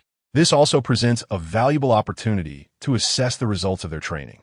With the league approaching, such practical experiences are indeed rare." Wu De surveyed the two mentors, then glanced at the eager faces of the young individuals behind him, noticing their palpable excitement. He let out a heavy grunt, suppressing his fury, and spoke to Tian Dabing with evident irritation. "Very well. We shall cleanse the otherworldly presence at sea. As for the one on land, our students will take care of it. However, Tian Dabing, you would do well to notify the ferry to return at once. Otherwise," Wu De's implication was clear to Tian Dabing, and at that moment, the troubled expression on his face vanished, replaced by a sycophantic smile. "Rest assured, Dean, as long as we eradicate these otherworldly entities, I assure you there will be no delays for anyone's journey," Tian Dabing declared confidently, thumping his chest, before handing the tactical map to Wu De. Wu De cast a brief glance at it, then disregarded him, turning instead to face Gu Luochen and the other students. "Have you all heard? The plan has changed. Your objective is to cleanse a low-level otherworld approximately 20 kilometers away. Teams A and B will operate in coordination. Buckle up and treat this as a warm-up match before the league. Is that clear?" "Yes." The students responded in unison, their voices brimming with excitement. "Excellent. Gu Luochen and Su Mushua, come over and take notes on the tactical map, then prepare to set off immediately." Chapter 44. The tumor in the depths of the frigid, briny sea breeze swept through the desolate harbor, caressing the diverse expressions on the faces of the gathered individuals.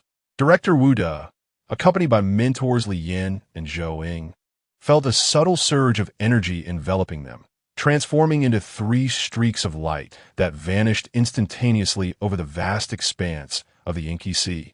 The outpost leader, Tian Dabin, rubbed his hands together, a professionally crafted smile adorning his face as he presented a rudimentary, yet clearly annotated tactical map to Gu Luochen and Su Mushua. "Captains, I have transcribed the map for you. The entrance to the otherworld lies beneath the wreckage of a large abandoned cargo ship. The internal conditions remain unknown, so please exercise utmost caution." "Thank you," Gu Luochen replied, taking the map and letting his fingertips glide over the rough paper surface, his keen gaze scanning each marked point. Su Mushua stood beside him, her cool countenance seemingly illuminated by an inner light against the dim sky. She nodded slightly, her voice as clear as shattered jade. "Since the target location has been confirmed, we must not delay. Let us depart at once." "Yes, Captain Su." The members of both teams responded in unison, their combat spirit ignited in an instant. Having undergone rigorous training, the youthful innocence in their eyes had diminished, replaced by an intense yearning for real combat. The teams swiftly exited the outpost, stepping into the forsaken battlefield. The ground beneath them was a mosaic of cracked, hardened concrete and twisted metal debris, while the air, though thin with residual energy, still held an unsettling potency. "Wow, this place is truly intense," Sun Neo exclaimed, navigating cautiously, unable to suppress his murmurs. His ability to transform into a colossal rhinoceros made him the most imposing figure, tasked with both leading the way and maintaining vigilance. A faint, earthy glow emanated from beneath his skin, ready to confront any unforeseen dangers. "Stay alert, Sun Neo," Gu Luocheng's calm voice resonated. "Ning Yun, scout the fan-shaped area ahead. Zhao Rui, monitor any changes in the side winds." "Understood." Ning Yun's figure shimmered as he melded seamlessly into the wind, advancing stealthily. Zhao Hui concentrated, manipulating the air currents around him, sensing any irregular fluctuations. Gao Tian sidled up to Gu Luocheng, lowering his voice, his customary cleverness evident on his face. "Boss, that Tian Dabin is definitely up to something. The sudden emergence of low-level otherworlds? It's too coincidental. I suspect he's deliberately stalling for us to arrive, using us as free muscle. Luochen's pace remained steady, his gaze unwavering as he surveyed the shattered steel jungle ahead. Regardless of Tian Dabin's intentions, the task of clearing the otherworld had already been assigned. Su Mushue's frigid gaze also flicked toward Luochen, silently agreeing with Gao Tian's suspicions.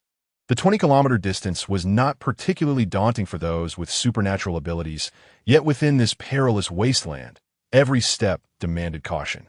Approximately half an hour later, an abandoned dock, resembling the carcass of a steel behemoth, loomed before them.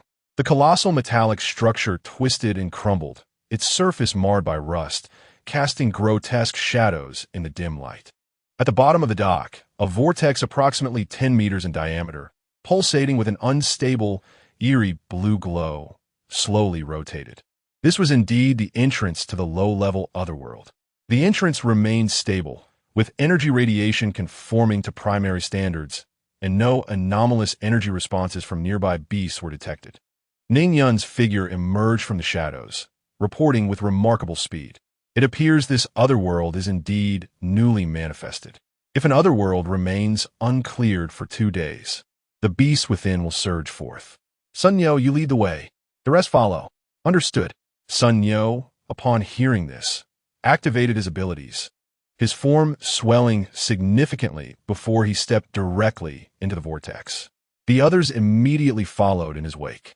After passing through a brief moment of dizziness caused by the spatial barrier, a pungent and acrid stench assaulted their senses. Unlike the primary otherworlds Luochen had previously entered, which were dense jungles, this one resembled the interior of an immense, damp network of metallic pipes. The pipes were vast enough for several individuals to walk side by side. Their inner walls were coated with thick, dark green moss and slime, emitting a faint phosphorescent glow. Battle formation: Zhang Tao, defensive left flank; Gao Tian, Zhao Rui, offensive right flank; Wang Lu, provide support. Su Mushue's commanding voice rang out. Group A, Sun Yo, take the lead. Ning Yun, Dong Wei, provide flank support. Chen Wei, maintain central coordination. Luochen issued his orders simultaneously. The well-trained team immediately dispersed, forming a cohesive offensive and defensive formation. Be cautious. A sharp warning echoed through Chen Wei's mental link. Before the words could fully escape her lips, several shadows shot forth from the thick, dark green slime at the corner of the pipe ahead. They were enormous leech-like beasts, their slippery surfaces adorned with circular suckers. The front ends of the suckers opened into gaping, grotesque mouths filled with numerous sharp teeth, exuding a putrid odor. It's a first-tier corrosive tube leech. Beware of their acidic spittle. Gao Tian identified the creatures. Leave this to me. Dong Wei reacted swiftly. Thrusting his hands forward as a fireball he had already conjured surged forth, striking the foremost corrosive tube leeches with precision. Boom! The flames erupted, casting an orange glow that illuminated the dim pipe. The struck leeches emitted piercing shrieks, instantly carbonizing in the fire. However, more corrosive tube leeches poured in from all directions, resembling a dark green tide. Windblades. Zhao Rui swung his arms, sending forth several pale blue wind blades that sliced through the leeches attempting to flank them. Roar! Sun Yo followed with a thunderous roar, his massive rhinoceros form charging forward, cleaving a path through the swarm of leeches. Meanwhile, Chen Wei's mental energy continuously scanned the intricate network of pipes, sharing the locations of the beasts with everyone. A large number of corrosive tube leeches are gathering at the junction of the left front pipe. Luochen. Su Mushue's cold voice resonated. A radiant white light enveloped her, illuminating the surroundings as brightly as day. This was the unique ability of an S-rank light element dominator at the 3rd tier. Holy light suppression. It could stifle all lower-tier filthy beings for 5 seconds. At that moment, as the swarm of corrosive tube leeches was momentarily subdued by the blinding light, Luochen sprang into action. With a flick of his wrist, the stardust sword materialized in his hand. Sword style, flowing fire. This was a sword technique he had created by integrating his fire abilities. Not only can it guide the release of fire-based abilities, but also possesses the lethal precision of swordsmanship. Gu Luochen murmured softly, the tip of his sword tracing an enigmatic arc. With his movement, the fire energy within him seemed to be drawn by an invisible force, instantly converging upon the sword's edge. A resonant hum emanated from the blade as Gu Luochen flicked his wrist, unleashing a torrent of flame-infused sword energy that surged forward in a fan-like formation, akin to a shower of crimson meteors. The piercing sounds echoed as the swarm of corrosive leeches, suppressed by Su Mushue's radiant light, fell in droves as if reaped like wheat. The area engulfed by the fiery sword energy was cleared in an instant, leaving behind only charred remnants and acrid smoke. A flicker of barely perceptible astonishment crossed Su Mushue's eyes. She had witnessed Gu Luochen's swordplay before, yet she never anticipated that this seemingly unrelated technique could so exquisitely command the power of fire in actual combat, even unleashing a force rivaling pure elemental techniques. Dong Wei stood in awe. As a fellow fire user, he understood the sheer terrifying control required to wield flames with such precision. This was no mere manipulation of fire elements. What are you waiting for? Advance! Gu Luochen sheathed his sword, his voice calm, as if that breathtaking strike was merely a casual act. The morale of the group surged instantly, and under the leadership of Gu Luochen and Su Mushue, they swiftly pressed through the newly cleared path. With Chun Wei's mental alerts and the formidable clearing power of the two S-rank captains, subsequent waves of corrosive leech attacks were swiftly dismantled. At last, they burst forth from the narrow conduit, revealing a vast chamber before them. This chamber was composed of countless metallic remnants intertwined with writhing dark green biological matter. At the center, a pulsating tumor expanded and contracted rhythmically. Surrounding the tumor was the last batch of corrosive leeches. Though few in number, they were significantly bulkier than those encountered previously. The tumor greedily absorbed the energy delivered by the leeches. We found it. An undercurrent of excitement and tension surged through Chun Wei's mental link. That tumor was the lord of another realm. It appeared to be hatching something. As if to affirm her words, the enormous heart-like tumor suddenly contracted violently, emitting a dull thud. Following this, a fissure opened at the top of the tumor, and a viscous liquid burst forth. A massive figure slowly rose from within. It was a more grotesque beast, retaining the fundamental characteristics of the corrosive leech, yet its size rivaled that of a small truck. Its body was encased in a heavy, armor-like dark green shell that glinted with metallic luster. It bore no eyes, only a colossal maw that dominated its head. From the front of this maw extended two scythe-like, bony forelimbs resembling those of a mantis. A ferocious aura, far surpassing that of ordinary corrosive leeches, permeated the air. "It is the third-order corrosive leech king," Gao Tian exclaimed, his voice laden with gravity. Its shell was exceedingly hard, and the acid it spewed was highly toxic. The king of the corrosive tube, leeches emitted a mighty roar, accompanied by a wave of foul stench. Its massive, scythe-like forelimb was abruptly raised, targeting Sun Yo at the forefront of the team, and it struck down with tremendous force. "Sun Yo, retreat," Gu Luochen commanded sharply. Sensing the terrifying power contained in that scythe, Sun Yo did not hesitate to retreat a step. Simultaneously, he crossed his arms in front of his chest, invoking his extraordinary combat technique, the rampaging rhinoceros shield. Clang! The piercing sound of metal clashing erupted. The enormous bony scythe crashed against Sun Yo's shield, producing blinding sparks. Sun Yo let out a muffled groan as his feet carved deep furrows into the ground. The shield trembled violently, its color fading drastically. The force transmitted from the scythe far exceeded that of an ordinary third-tier exotic beast. Meanwhile, a thick, pungent green acidic orb was rapidly coalescing within the gaping maw of the corrosive tube leech's king. "Interrupt it," Su Mushue commanded, drawing back her bow. A luminous arrow swiftly took shape before her, accurately shooting towards the leech king's mouth, where the acid was forming. The spear of thunder. Gao Tian also unleashed his full power, bringing his hands together as a long spear crackling, with blinding lightning followed Su Mushue's holy light. Boom! Crackle! A violent explosion erupted at the head of the Lich King. Holy light and thunder intertwined, creating an even more devastating assault that obliterated its enormous mouth into a grotesque mess of flesh and blood. This was the potency of elemental combat techniques combined. Roar. The corrosive tube Lich's king emitted a painful and furious shriek, its colossal body swaying violently. Now is the moment. A glint of determination flashed in Luochen's eyes. He did not rush toward the injured Lich King, but instead focused on the massive heart tumor behind it, continuously supplying energy. Dongwei, Zhao Rui, attack the tumor with all your might.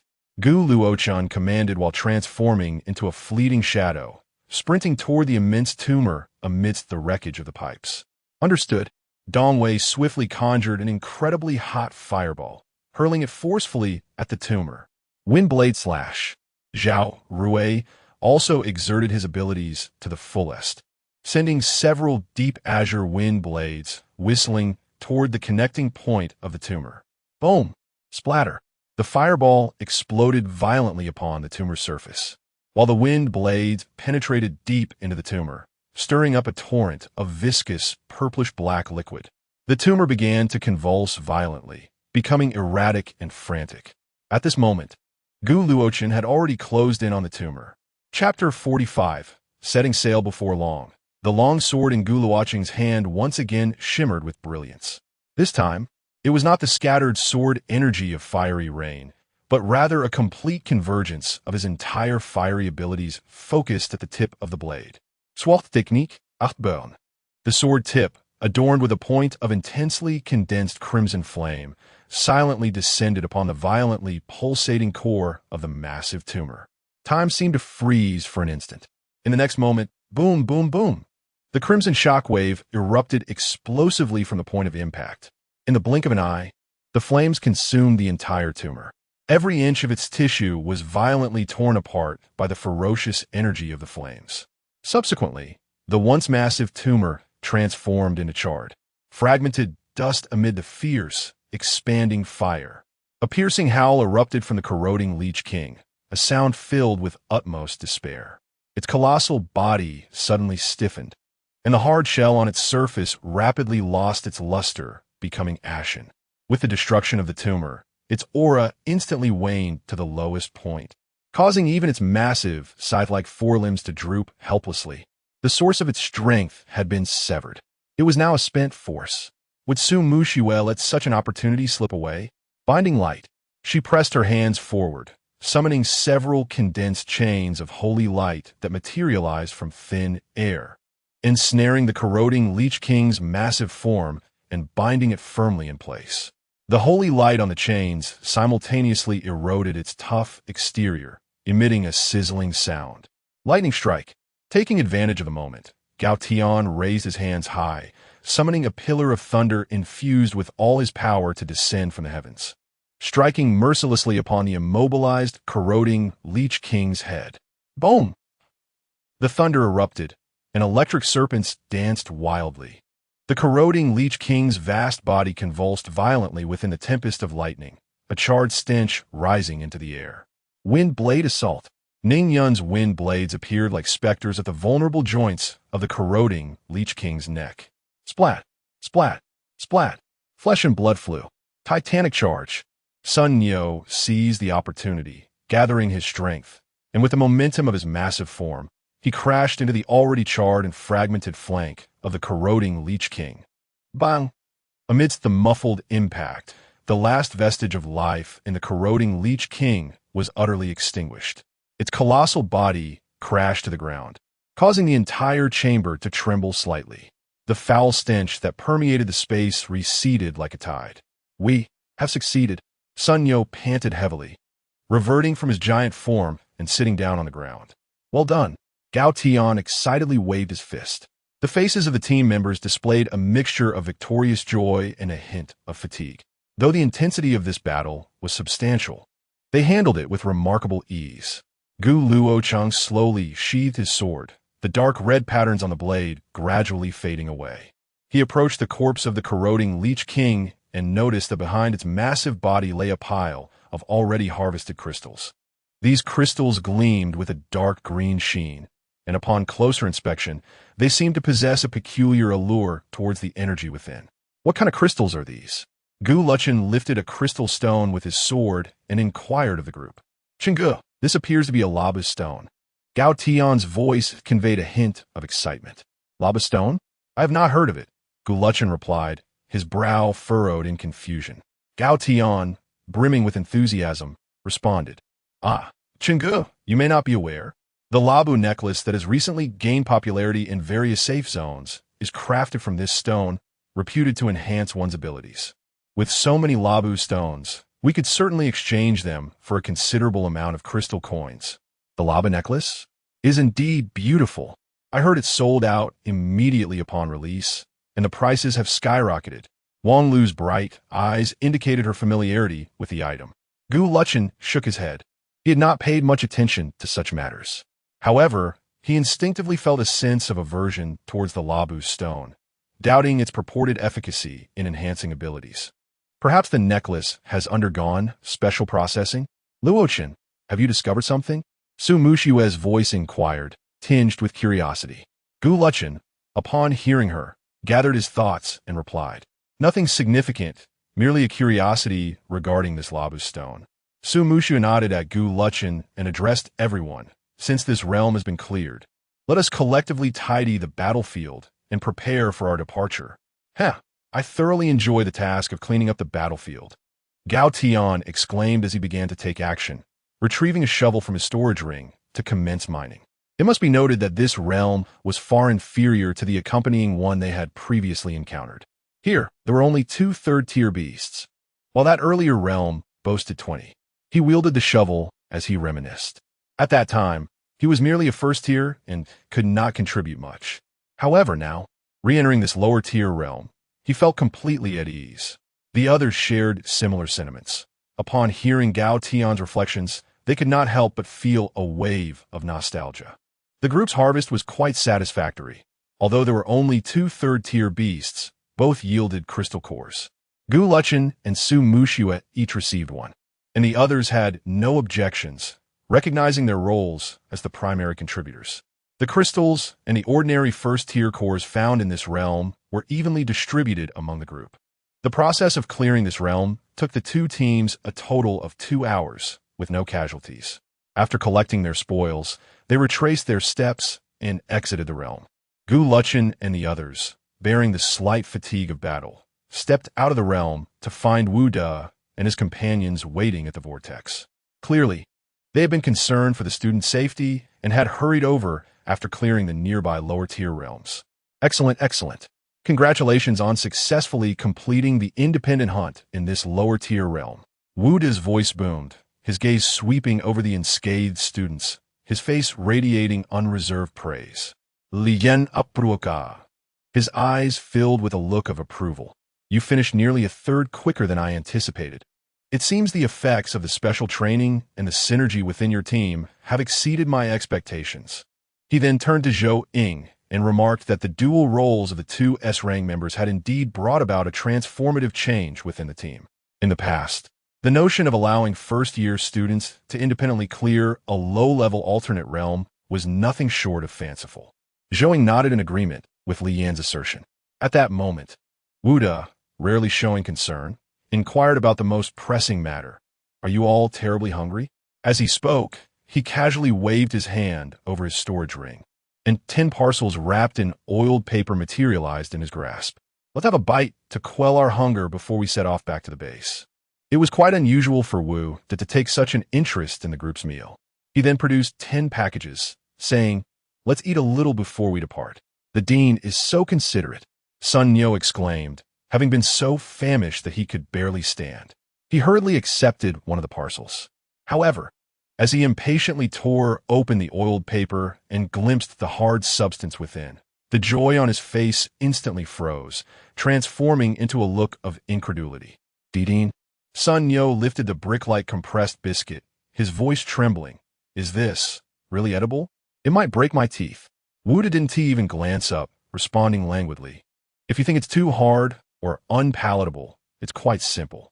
Anyone who brought their own food is welcome to eat it now.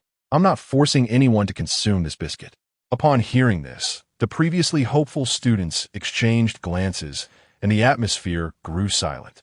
Gao Tian touched the storage ring on his finger and whispered to Wang Lu, "I thought the academy would have everything arranged, so I only brought some energy drinks." Wang Lu replied quietly, "I just brought some candy, but it's not enough to share." Nearby, Ning Yun, Dong Wei, and others wore similarly awkward expressions. Although Su Mu Shui remained silent, her eyes conveyed that she too had not prepared any food. Wu De let out a short, cold laugh, his gaze sweeping over these privileged students with a hint of sternness. "Look at you. After spending so long in the safety of the academy, do you truly believe this outside world is merely a picnic? Living comfortably, eating well, with everything arranged by the academy?" He lifted a piece of compressed biscuit, weighing in his hand, and his voice suddenly rose, naive. "This is your survival lesson. The moment you step out of the safety zone, regardless of the task size or duration, the first thing you must do is confirm your survival supplies. Furthermore, do not dismiss this compressed biscuit as unappetizing." Wu De's voice bore the weight of someone who had endured hardships, emphasizing to them that out there, in the ruins ravaged by alternate realms, on battlefields where supplies have been cut off, being able to gnaw on such a morsel is a matter of life and death. How many have fought tooth and nail for half a moldy piece of bread? Among the permanent residents at the Tian de Bin base, who isn't accustomed to relying on such rations to stave off hunger, having grown accustomed to a life of luxury, if they can't even endure this minor hardship, how can they speak of hunting in alternate realms? Wu De's words struck the students like heavy stones, weighing heavily on their hearts. The complaints and disdain on Sun Yo's face gradually faded, replaced by a complex emotion, shame intertwined with an initial awareness of the harshness of survival outside the circle. Su Muxiue stepped forward, silently taking a package from Wu De's hands. She did not glance at Sun Yo, but calmly tore open the oiled paper, taking small bites of the hard biscuit. The crisp sound echoed sharply in the silence as she chewed expressionlessly, as if savoring something utterly mundane. With Su Muxiue leading the way, the others hesitated no longer. They too took the packages and began to gnaw on this difficult yet profoundly significant lesson in survival. For a moment, the edge of the abandoned industrial zone was filled with the crunching sounds of teeth biting into hard substances. The young faces of the students, slightly immature, were adorned with sweat mingled with crumbs, creating a rather disheveled appearance. Wu De observed this scene, his eyes betraying genuine satisfaction. Lian smiled softly at Zhou Ying, remarking, "Old Wu, sharp tongue but a tender heart." Zhou Ying nodded, her gaze sweeping over Gu Luochen, who was eating quietly. The instinct for survival is sometimes more vital than powerful abilities. These children are beginning to understand. When the group returned to the base, evening was approaching. The shuttle boat had already docked at the deck. Wu De exchanged few words with Tian Dabin, merely nodding slightly before waving his hand decisively. His voice laced with an undeniable authority and dissatisfaction at the delay. Board the ship. The crowd filed onto the vessel. The shuttle was sizable, accommodating nearly 50 people, its hull covered with a layer of menacingly spiked alloy plates, with energy cannons protruding, resembling a moving fortress of steel. In the perilous Black Dragon Sea, a heavily armed ship was essential for low-tier ability users to navigate safely and eliminate bothersome low-tier beasts. The helmsman was an old boatman from the Ice River base, his skin dark and rough, his steady gaze fixated on the expanse of sea gradually shrouded in night. He was taciturn, yet every subtle motion revealed decades of experience battling the ocean. "Little ones," the old boatman's voice was gravelly, "you all go inside and rest. Gather your strength. This journey is not short. I estimate we won't reach the outskirts of Zone 5 until noon tomorrow." Having endured battles in another world and the rigors of travel, the students indeed felt the exhaustion weighing on both body and spirit. Just as they were preparing to retire to the cabin, Wu De's voice rang out once more, this time with a tone markedly different from his earlier admonitions. "Did you hear? Go rest." He paused, his gaze sweeping over the young individuals he had just schooled with compressed biscuits, a faint smile curling at the corner of his mouth. Then, in a tone almost exuberant, he declared, Tomorrow when we disembark, it's on me. I'll treat you to the authentic Azure Sea silver scale fish from the 5th safe zone. The flavor, oh, it will surely make you forget the taste of the bricks you nibbled today. This unexpected promise ignited the atmosphere instantly. Wow! Sun Yo was the first to leap up, his eyes wide with excitement. The shadows of his previous experiences with compressed biscuits completely dissipated. Long live the director, the exquisite silver-scaled fish of the Azure Sea. That was the pinnacle of delicacies from the 5th safe zone. Gao Tian could not contain his astonishment, a smile of anticipation gracing his face as he exaggeratedly rubbed his stomach. Director, you are truly a savior. I feel as though my stomach is already rejoicing. Wu De observed the sudden exuberance of the students and, with a snort, feigned a stern expression, saying, "Enough, enough. Do not revel too much in your joy. Now, immediately, get yourselves into the cabin and rest. If you do not nurture your spirits well, do not blame me if a fishbone gets lodged in your throats tomorrow. Understood? We shall dream of the delectable taste of the silver-scaled fish of the Azure Sea." The shuttle boat slowly departed from the stronghold amidst the cheers of the students.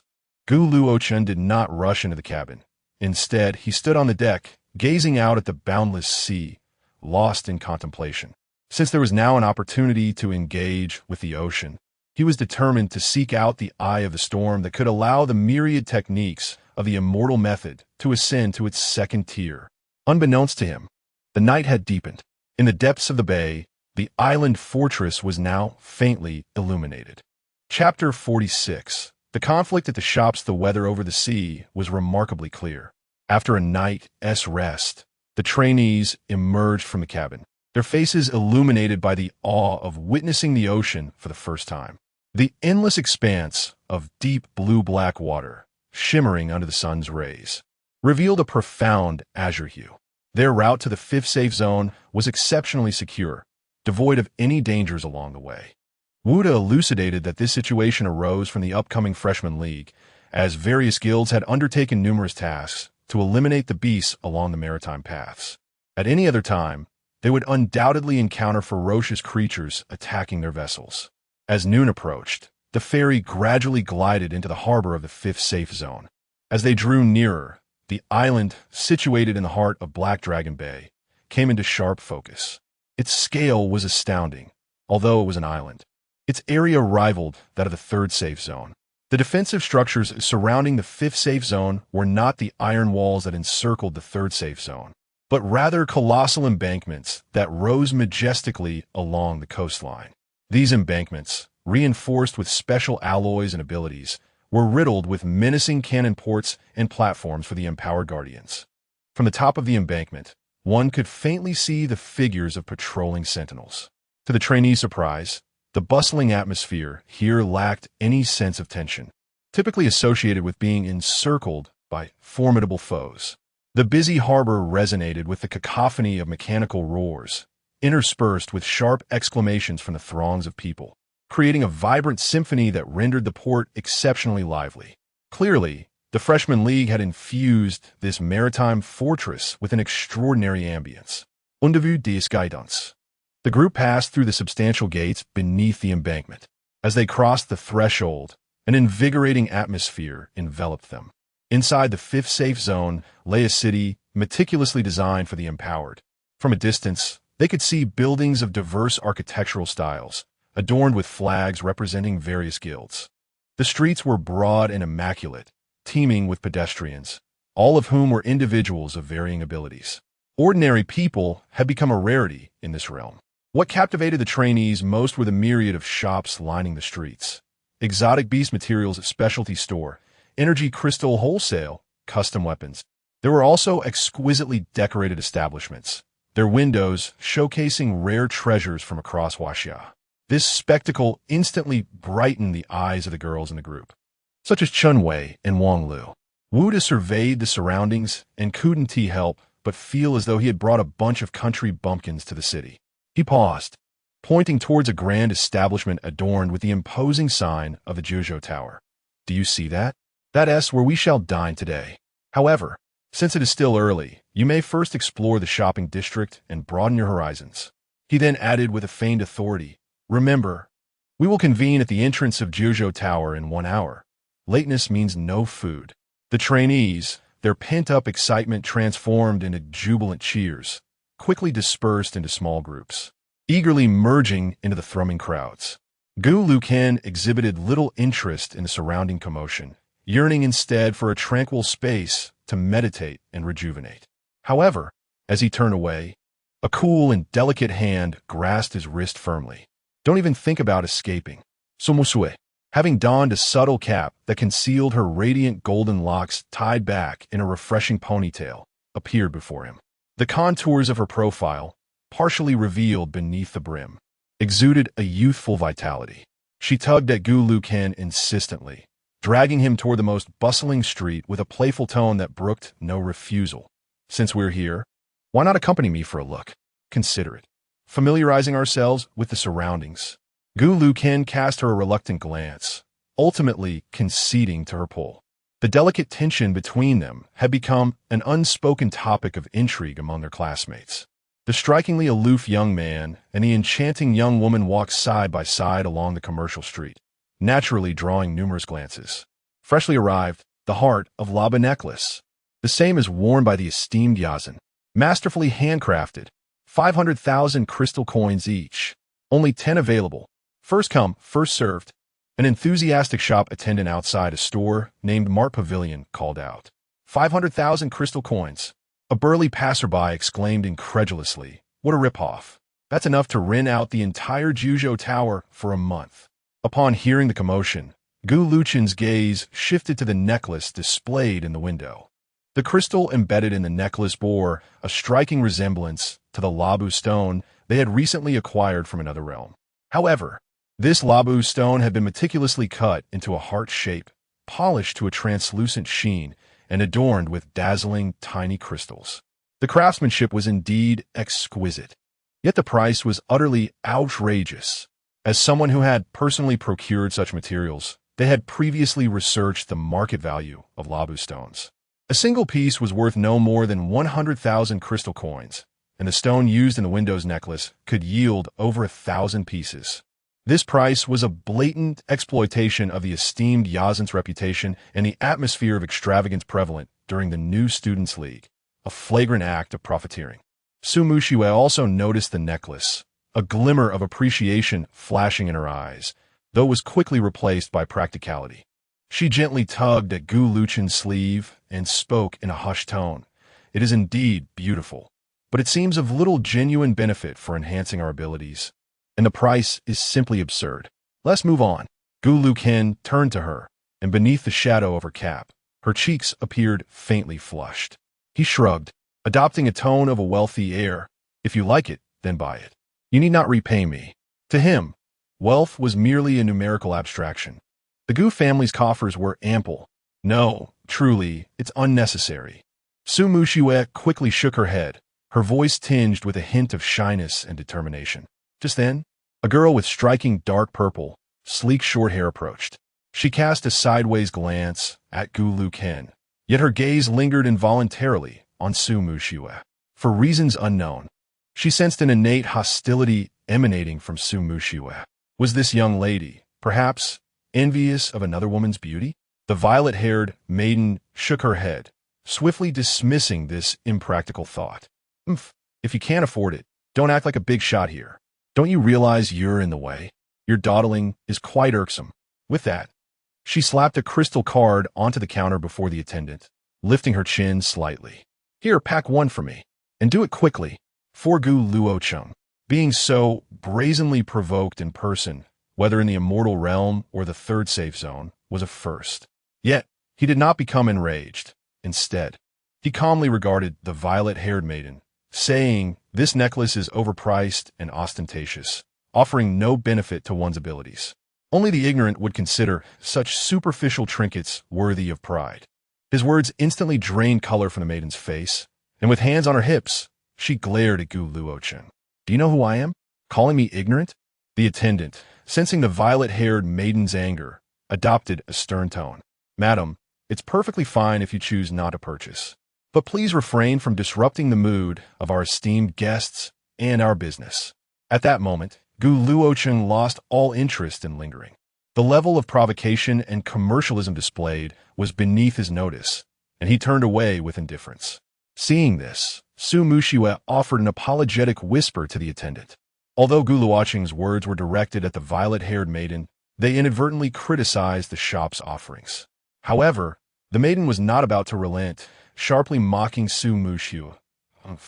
You may have some beauty, but your judgment is poor, following such a talentless, all-talk, no-action pauper. What a waste. At these words, Su Muxiue halted abruptly. Slowly, she turned around, her eyes, once gentle when addressing Gu Luochen, now radiating a chilling coldness, her aura shimmering faintly. She fixed her gaze upon the violet-haired maiden. Her voice crisp. My affairs are none of your concern. Perhaps you should tend to your own matters first. With that, she disregarded the maiden's displeased expression and hurried after Gu Luochen, disappearing into the bustling crowd. Once they departed, the violet-haired maiden remained alone, seething in silence. The attendant, noticing her foul mood, attempted to alleviate it with a smile while holding the packaged necklace. Miss, there is no need to stoop to the level of those uncouth individuals. The prestige represented by this Labu necklace can only be appreciated by someone as gifted as yourself. As he spoke, he reached for the crystal card the maiden had placed on the counter. Unbeknownst to him, his words only deepened her displeasure, particularly when he referred to her as gifted. Who are you calling, miss? This worthless trinket is grossly overpriced. I refuse it. The violet-haired maiden snatched her crystal card from the counter and stormed off. The attendant was momentarily taken aback, but a glint of resentment quickly flickered in his eyes. Damn it, I want to be getting my commission now. If you do not allow me to receive my commission, do not expect to have it easy either. With this thought in mind, the clerk took out their phone and made a call. Boss, there are 2 individuals spreading rumors and slandering our labradorite necklaces.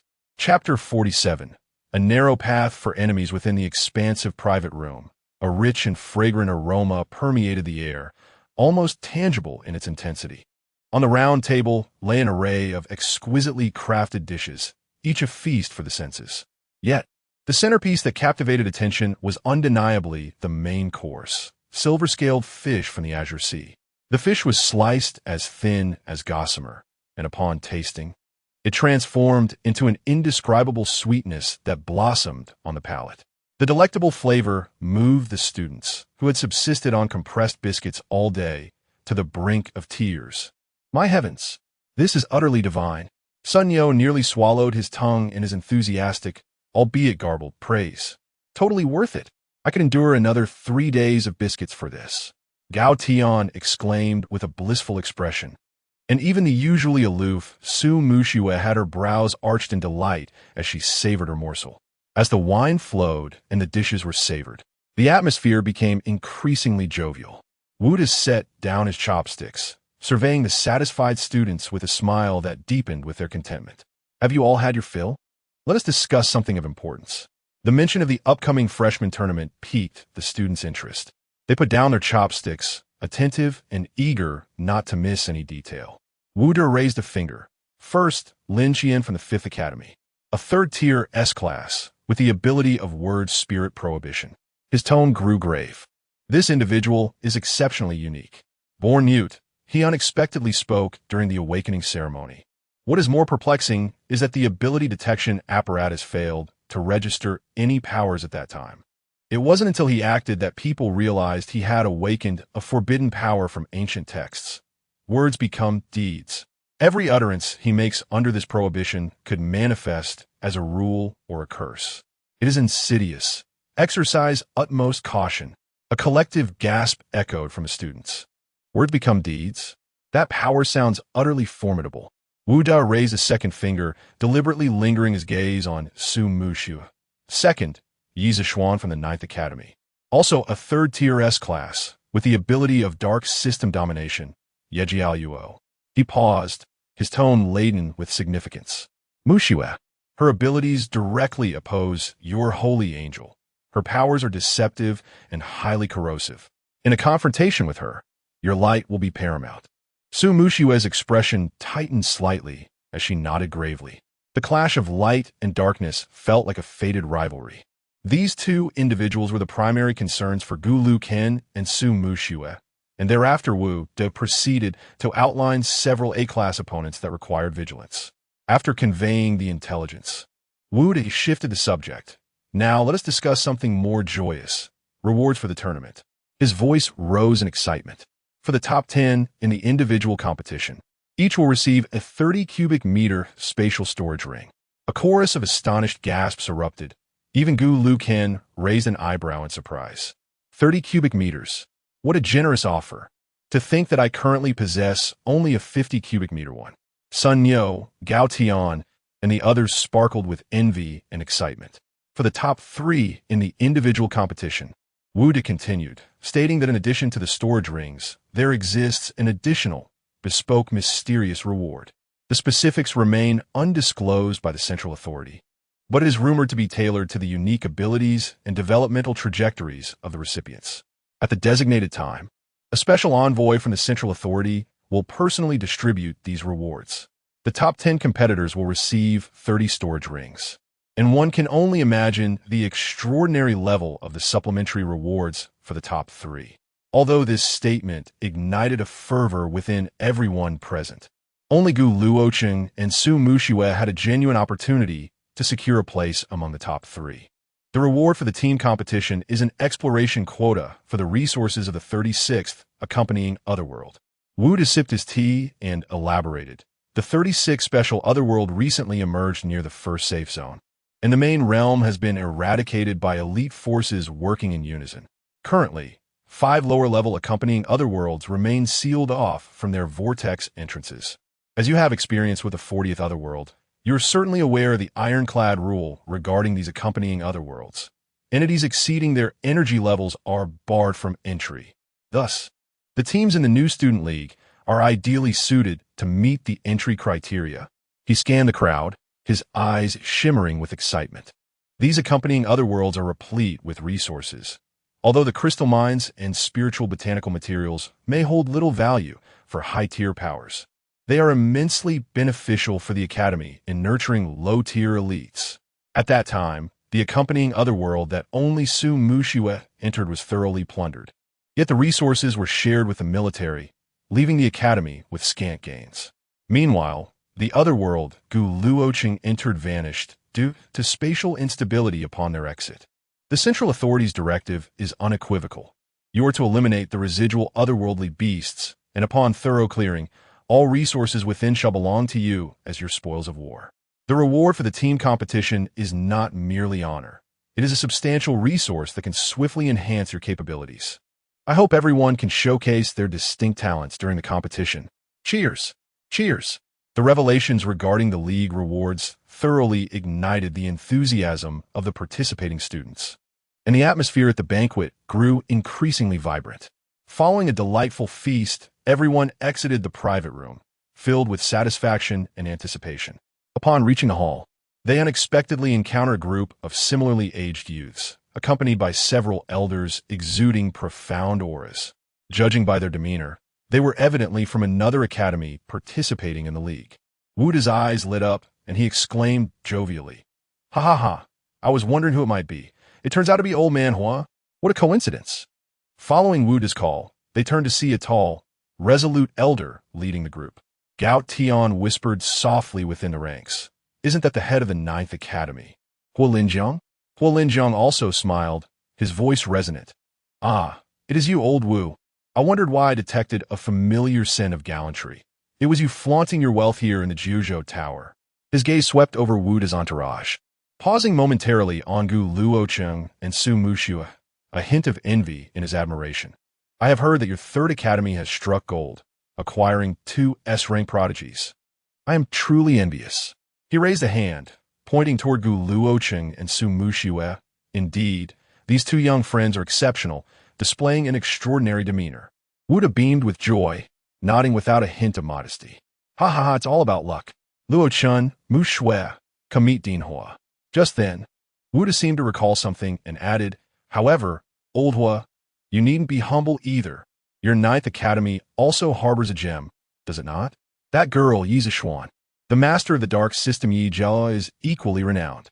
as the two deans exchanged compliments. Gu Luochen's gaze fell upon a familiar figure within the opposing team, the purple-haired girl who had mocked him in front of the Crystal Pavilion. The girl, upon noticing Gu Luochen and Su Muxue, momentarily displayed a flicker of surprise in her eyes before hastily turning away, feigning ignorance.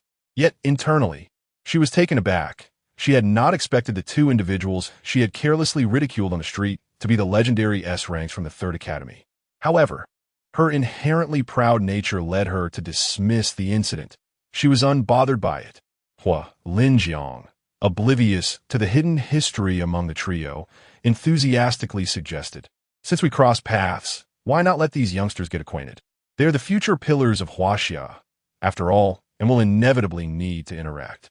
Wuda, in agreement, smiled as both deans encouraged Gu Luochen, Su Muxue, and the purple-haired girl to step forward. Yet, the three remained rooted to the spot, as if their feet were anchored to the ground. Hua Linjiang and Wu De exchanged knowing smiles, attributing the awkwardness to the shyness typical of young people meeting for the first time. At that moment, Gu Luochen took the initiative to step forward, his calm gaze landing on the purple-haired girl's face, a teasing smirk playing on his lips. "Ah, monsieur, what a delightful coincidence. I wonder if that heart of labyrinth necklace worth 500,000 crystal coins suits your taste? I can only imagine how radiant you must look adorned with it." Su Muxue could not contain herself, covering her mouth as she let out a soft laugh, her eyes twinkling with mischief. She easily grasped the blatant sarcasm in Gu Luochen's words.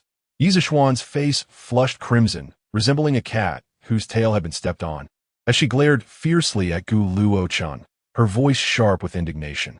Do you think I'm a fool? Only an idiot would purchase such a gaudy, deceitful trinket. Just a glance at it makes my eyes sore."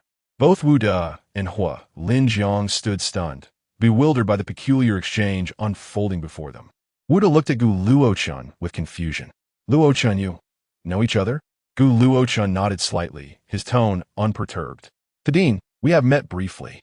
Hua Linjiang, recovering quickly despite the awkwardness, chuckled in an attempt to ease the tension. "Ha, it's good to know each other. That's what matters. Friendship first, competition second. It's only natural for young people to have a little misunderstanding. There will be plenty of opportunities for mutual support in the future." However, Yizishuan had no intention of letting the matter drop, her heavily made-up eyes fixed intently on Su Muxue as if they were sworn rivals. The air around them seemed to shimmer with a palpable tension, as light and shadow subtly intertwined. She raised her chin, her demeanor radiating unmasked defiance and challenge. No wonder you caught my eye with such disdain at first glance. So, you are the infamous Su Muxue. Listen well, I am Yizishuan. In the upcoming Freshman League, I shall bring your holy angel to its knees, begging for mercy beneath my feet. The smile on Su Muxue's face vanished in an instant, replaced by an air of solemn and icy authority, as though an imperceptible halo of purity flickered briefly around her. She met Yizishuan's gaze, her voice sharp as ice, laced with a hint of disdain. "I shall be at your service. Just hope that when the time comes, it is not you who find yourself on the ground, weeping for the lab necklace." Yizishuan was left speechless.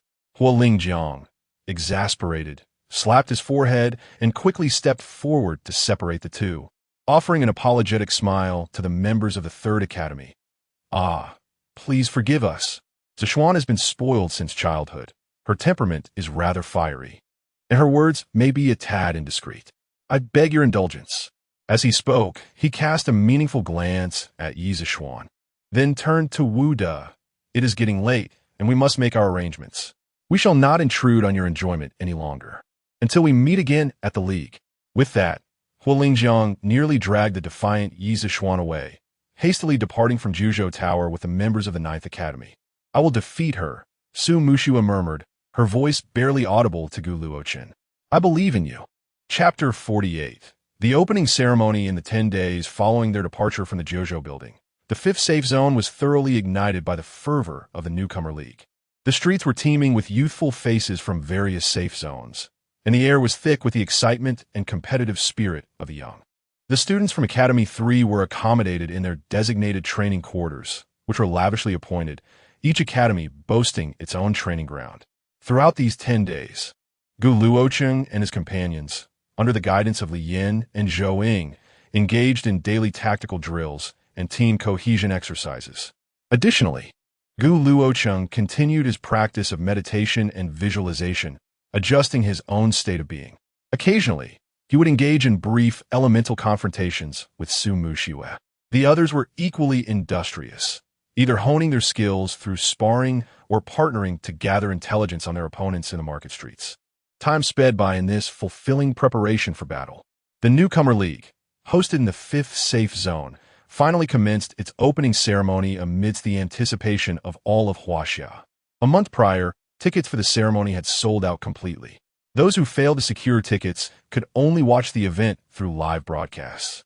On that morning, the sea breeze carried its characteristic salty scent, yet it could not disperse the sweltering heat and excitement emanating from the central competition arena. All participating students formed a long line at the entrance of the vast Dawn Arena, a monumental archway adorned with the emblems of the 9 major safe zones, shimmered with a faint glow of energy. Multiple registration stations were set up, staffed by personnel in military uniforms who worked efficiently and with solemnity. Names, academies, ability ranks, and levels were recited in a mechanical yet clear cadence. Gu Luochen stepped forward, his voice calm. Gu Luochen, Academy 3, S rank, Tier 3. He extended his hand to a crystal ball-like detector. Instantly, the device erupted with a blazing red light, revealing a clear S mark at its core, with the scale rapidly climbing to 3 before stabilizing. Following closely was Su Muxue. Su Muxue, Academy 3, S rank, Tier 3. The crystal ball radiated a pure and sacred white light, similarly displaying S3.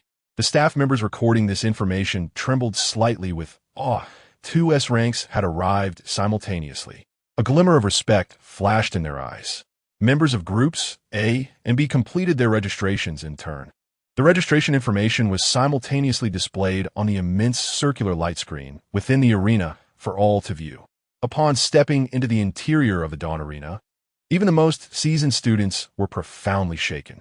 The core area featured 10 independent circular arenas constructed of high-strength alloys and energy barriers, each exceeding 100 meters in diameter, ensuring that ability users could unleash their full potential.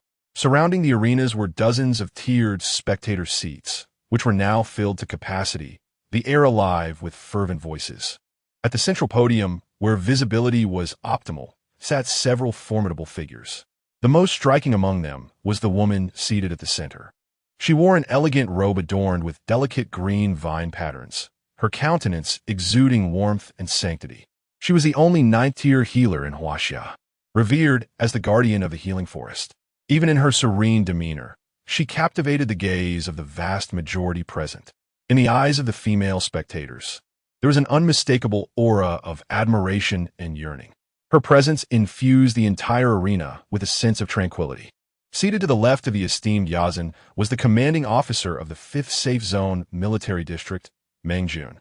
He was a towering figure, exuding a calm yet formidable presence in his impeccably tailored military uniform, embodying the gravitas of an 8th-tier powerhouse.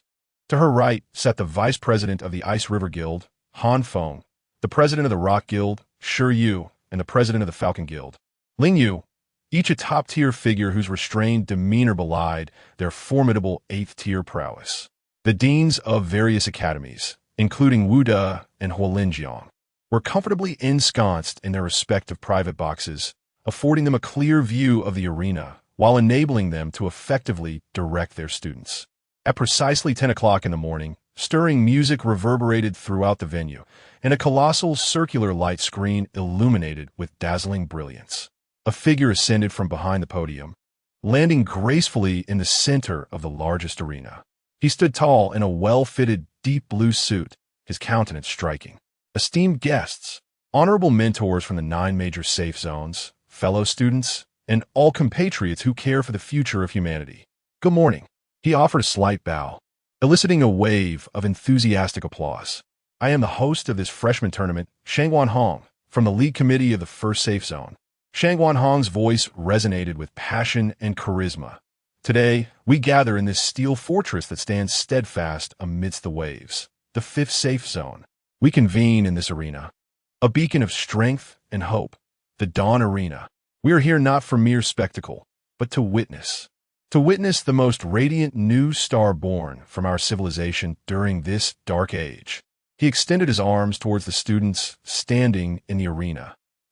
Shang Wanhong's voice rose dramatically, imbued with solemnity. These young men and women standing before us. They are the backbone of humanity, destined to uphold the sky of tomorrow. Let us extend our warmest applause to welcome all participating students. May they showcase their unique styles and shine with their own brilliant light in the upcoming competition. As his words concluded, thunderous applause engulfed the arena. Once the applause subsided, Shang Wanhong's voice rang out once more. Based on the pre-registration information, we are honored to announce the 10 seed competitors of this tournament. They are undoubtedly the CR de la CR among this year's freshmen. Let us invite the future stars to take the stage, one by one. The stirring music played once more, and 10 beams of light illuminated the various contestant passageways. The first contestant, from the 5th Academy, 3rd Tier S Class, Lin Qian, a youth with deep, tranquil eyes, donning a mask, stepped onto the stage with steady strides. As a local contestant from the 5th Safe Zone, coupled with his enigmatic strength, the audience erupted in fervent cheers. The second contestant, from the 3rd Academy, 3rd Tier S Class, Sumusue, the third contestant, from the 3rd Academy, 3rd Tier S Class, Gu Luochen. As the twin stars of the 3rd Academy ascended the stage, they were met with a fervent uproar of applause, clearly indicating that a handsome man and a beautiful woman duo attracts considerable popularity. So it is them, murmured an individual in the audience, casting a furtive glance at Gu Luochen and Su Mushue. He promptly made a phone call. Boss, I have uncovered their identities. They are Gu Luochen and Su Mushue from the 3rd Academy. Amidst the clamor of the crowd, no one paid heed to his conversation, which was soon drowned out by the cheers welcoming the next S-Class participant. The 4th contender, from the 9th Academy, a 3rd Tier S-Class, Yizishuan. The emergence of these 4 S-Class competitors elevated the atmosphere to a fever pitch. The remaining 6 were the de la CR of A-Class seed players, meticulously selected from a multitude of 3rd-tier students. The 10 seed contestants stood in a line at the center of the arena, each exuding a distinct aura while radiating formidable energy fluctuations, symbolizing the pinnacle of this year's new talent. Under the gaze of a nationwide audience, they became the quintessential objects of admiration for the youth of China. Next was the draw for group assignments. Shang Wanhong gestured towards a colossal, transparent energy box that had risen in the center of the arena, within which floated numerous small energy orbs inscribed with the names of the participants. The 10 seed contestants were to draw their respective combatants for the group stage. During the preliminary phase, 8 participants within each group would engage in round-robin matches, with the highest scorer advancing to vie for the sole top 10 position from their group against the seed contestants. The drawing process unfolded with palpable tension and theatricality. Most of the drawn contestants, regardless of their strength, appeared relatively calm, as they were aware that their chances of contending for the top 10 were slim. However, when it was Su Mushue's turn to draw, she selected a 3rd-tier contestant from the 7th Academy, Jiang Xin. His complexion immediately drained of color, his eyes brimming with despair, as if foreseeing the arduous fate of competing alongside an S-Class behemoth, his hopes of advancing to the top 10 evaporating instantaneously. Soon after, Yizishuan approached to draw, a playful smile gracing her lips as she deliberately stirred the contents of the box before extracting an orb. The host announced, Ma Shuai, from the 2nd Academy, 3rd Tier. Another 3rd-tier contestant turned ashen, nearly collapsing to the ground. Yizishuan appeared quite pleased with this outcome, even deliberately nodding towards Su Mushue. Gu Luochen and Lin Qian remained composed during their draws, selecting contestants who were not of the 3rd tier. While the drawing ceremony unfolded, the podium was not devoid of conversation. The venerable Yazan cast a warm gaze over the C contestants, particularly focusing on Su Mushue and Gu Luochen. She slightly tilted her head and gently inquired of Commander Meng Jun beside her, Commander Meng, with your vast experience, which of these young talents do you believe stands the greatest chance of claiming the championship in the individual competition? Commander Meng chuckled heartily, his straightforward military demeanor shining through. Venerable Yazan, does that even need to be said? He raised his hand, pointing towards a seed contestant from the 5th Academy. It must be that lad from the Lin family, Lin Qian. He paused momentarily, his tone imbued with a hint of nostalgia. You have not witnessed the spectacle of him unleashing the word spirit sealing. It transcends mere extraordinary abilities, approaching the very essence of rules. When he speaks, it is as though the heavens and earth must yield to him. Once he steps onto the arena, you will comprehend why I assert that this champion is virtually a foregone conclusion. His words exuded profound admiration for Lin Qian's prowess, suggesting that the outcome of the championship was all but predetermined. Upon hearing this, the Venerable Yazan merely smiled faintly, choosing not to directly address Meng Jun's assertion. Instead, he cast his gaze back to the arena, lingering momentarily on Su Muxue and Yi Zishuan, seemingly appreciating the potential of all the young talents before him. With the draw complete, the groupings were clearly displayed on the large screen. Shang Wanhong proclaimed loudly, "The groupings are finalized. The preliminary rounds will officially commence tomorrow. The first 3 days will witness fierce competition within each group. Let us eagerly anticipate these shining stars, representatives of humanity's future, as they inscribe their glorious chapters on the Dawn Arena." Amidst the thunderous cheers and exhilarating music, the opening ceremony concluded successfully. The new league is about to commence. Chapter 49. The individual competition begins. On the inaugural day of the individual competition, the host, Shang Wanhong, re-emerged to reiterate the fundamental rules of the Freshman League. All participants must select from the standardized weapons provided by the organizing committee prior to the match. The use of personal weapons is strictly prohibited, and violators will be disqualified. This measure is to ensure the integrity of the battles. The weapon selection area displayed an array of armaments, ranging from swords and spears to gauntlets, daggers, and bows, all crafted from uniform, high-strength alloys. These weapons are capable of withstanding the power and fusion of low-tier ability users, yet their lethality is limited, emphasizing skill over brute force. Shang Wanhong's tone grew grave. Swords and blades are blind. Abilities are merciless. However, all competitors must remember that once an opponent is rendered incapable of resistance or concedes, it is utterly unacceptable to pursue them with intent to inflict injury or death. Violators will face severe consequences. The league cultivates guardians, not butchers. Thus, the individual competition commenced in earnest. The 10 arenas within the Dawn Arena operated simultaneously, energy barriers muffling the cacophony of clashes within, yet failing to suppress the thunderous cheers from the spectators. The preliminary rounds unfolded with fervor. Among the students from the 3rd Academy, aside from Luochen and Su Muxue, the individual prowess of the others remained relatively feeble. Wang Lu and Chun Wei, as primarily supportive ability users, found themselves at a distinct disadvantage in the solitary competition. Despite their best efforts to disrupt and control their opponents with their abilities, they lacked effective means to secure a decisive victory against the formidable offensive abilities of their adversaries, resulting in their unfortunate defeat in the first round. Zhao Rui, Dong Wei, and Ning Yun successfully advanced from the first round of 8-4. In the second round, Zhao Rui and Dong Wei faced off against third-tier students from the 5th Academy. The disparity in levels brought about a comprehensive suppression in energy intensity and reaction speed. Zhao Rui's wind blades proved ineffective against the third-tier enhancement user, while Dong Wei's fireballs were effortlessly extinguished by his opponent. Despite their valiant resistance, both succumbed to defeat. Ning Yun, although matched against a second-tier peak opponent rather than a third-tier, found his speed advantage insufficient to translate into victory, ultimately suffering a narrow loss. Sun Yo and Zhang Tao, as defensive ability users, demonstrated remarkable resilience, successfully advancing through the first 2 rounds into the third. Unfortunately, their opponents were equally seasoned and slightly more formidable. Ultimately, only Gao Tian from the 3rd Academy emerged victorious. His mastery of A-grade electric elements endowed him with formidable offensive power and speed.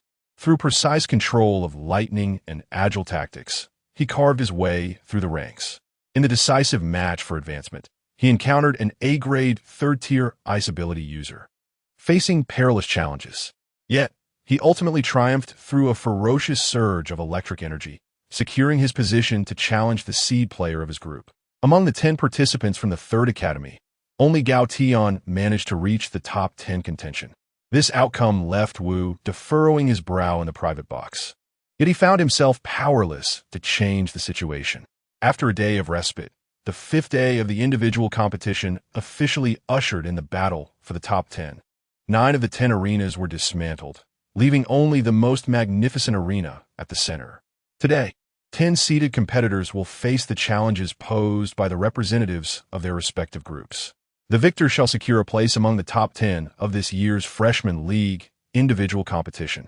The first match features Lin Qian from the 5th Academy against Guoluo from the 7th Academy. As Lin Qian ascended the stage with measured steps, an immediate hush fell over the crowd.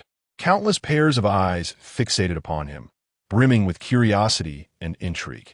The young man, rumored to possess the forbidden power of Word Spirit Ban, was finally poised to demonstrate his prowess. With a solemn demeanor and precise movements, he slowly removed the mask he had consistently worn, revealing a slightly pale yet strikingly handsome visage. Guoluo, evidently aware of Lin Qian's extraordinary abilities, wore an expression of palpable tension. In a comically absurd twist, he had stuffed his ears with thick soundproof earplugs.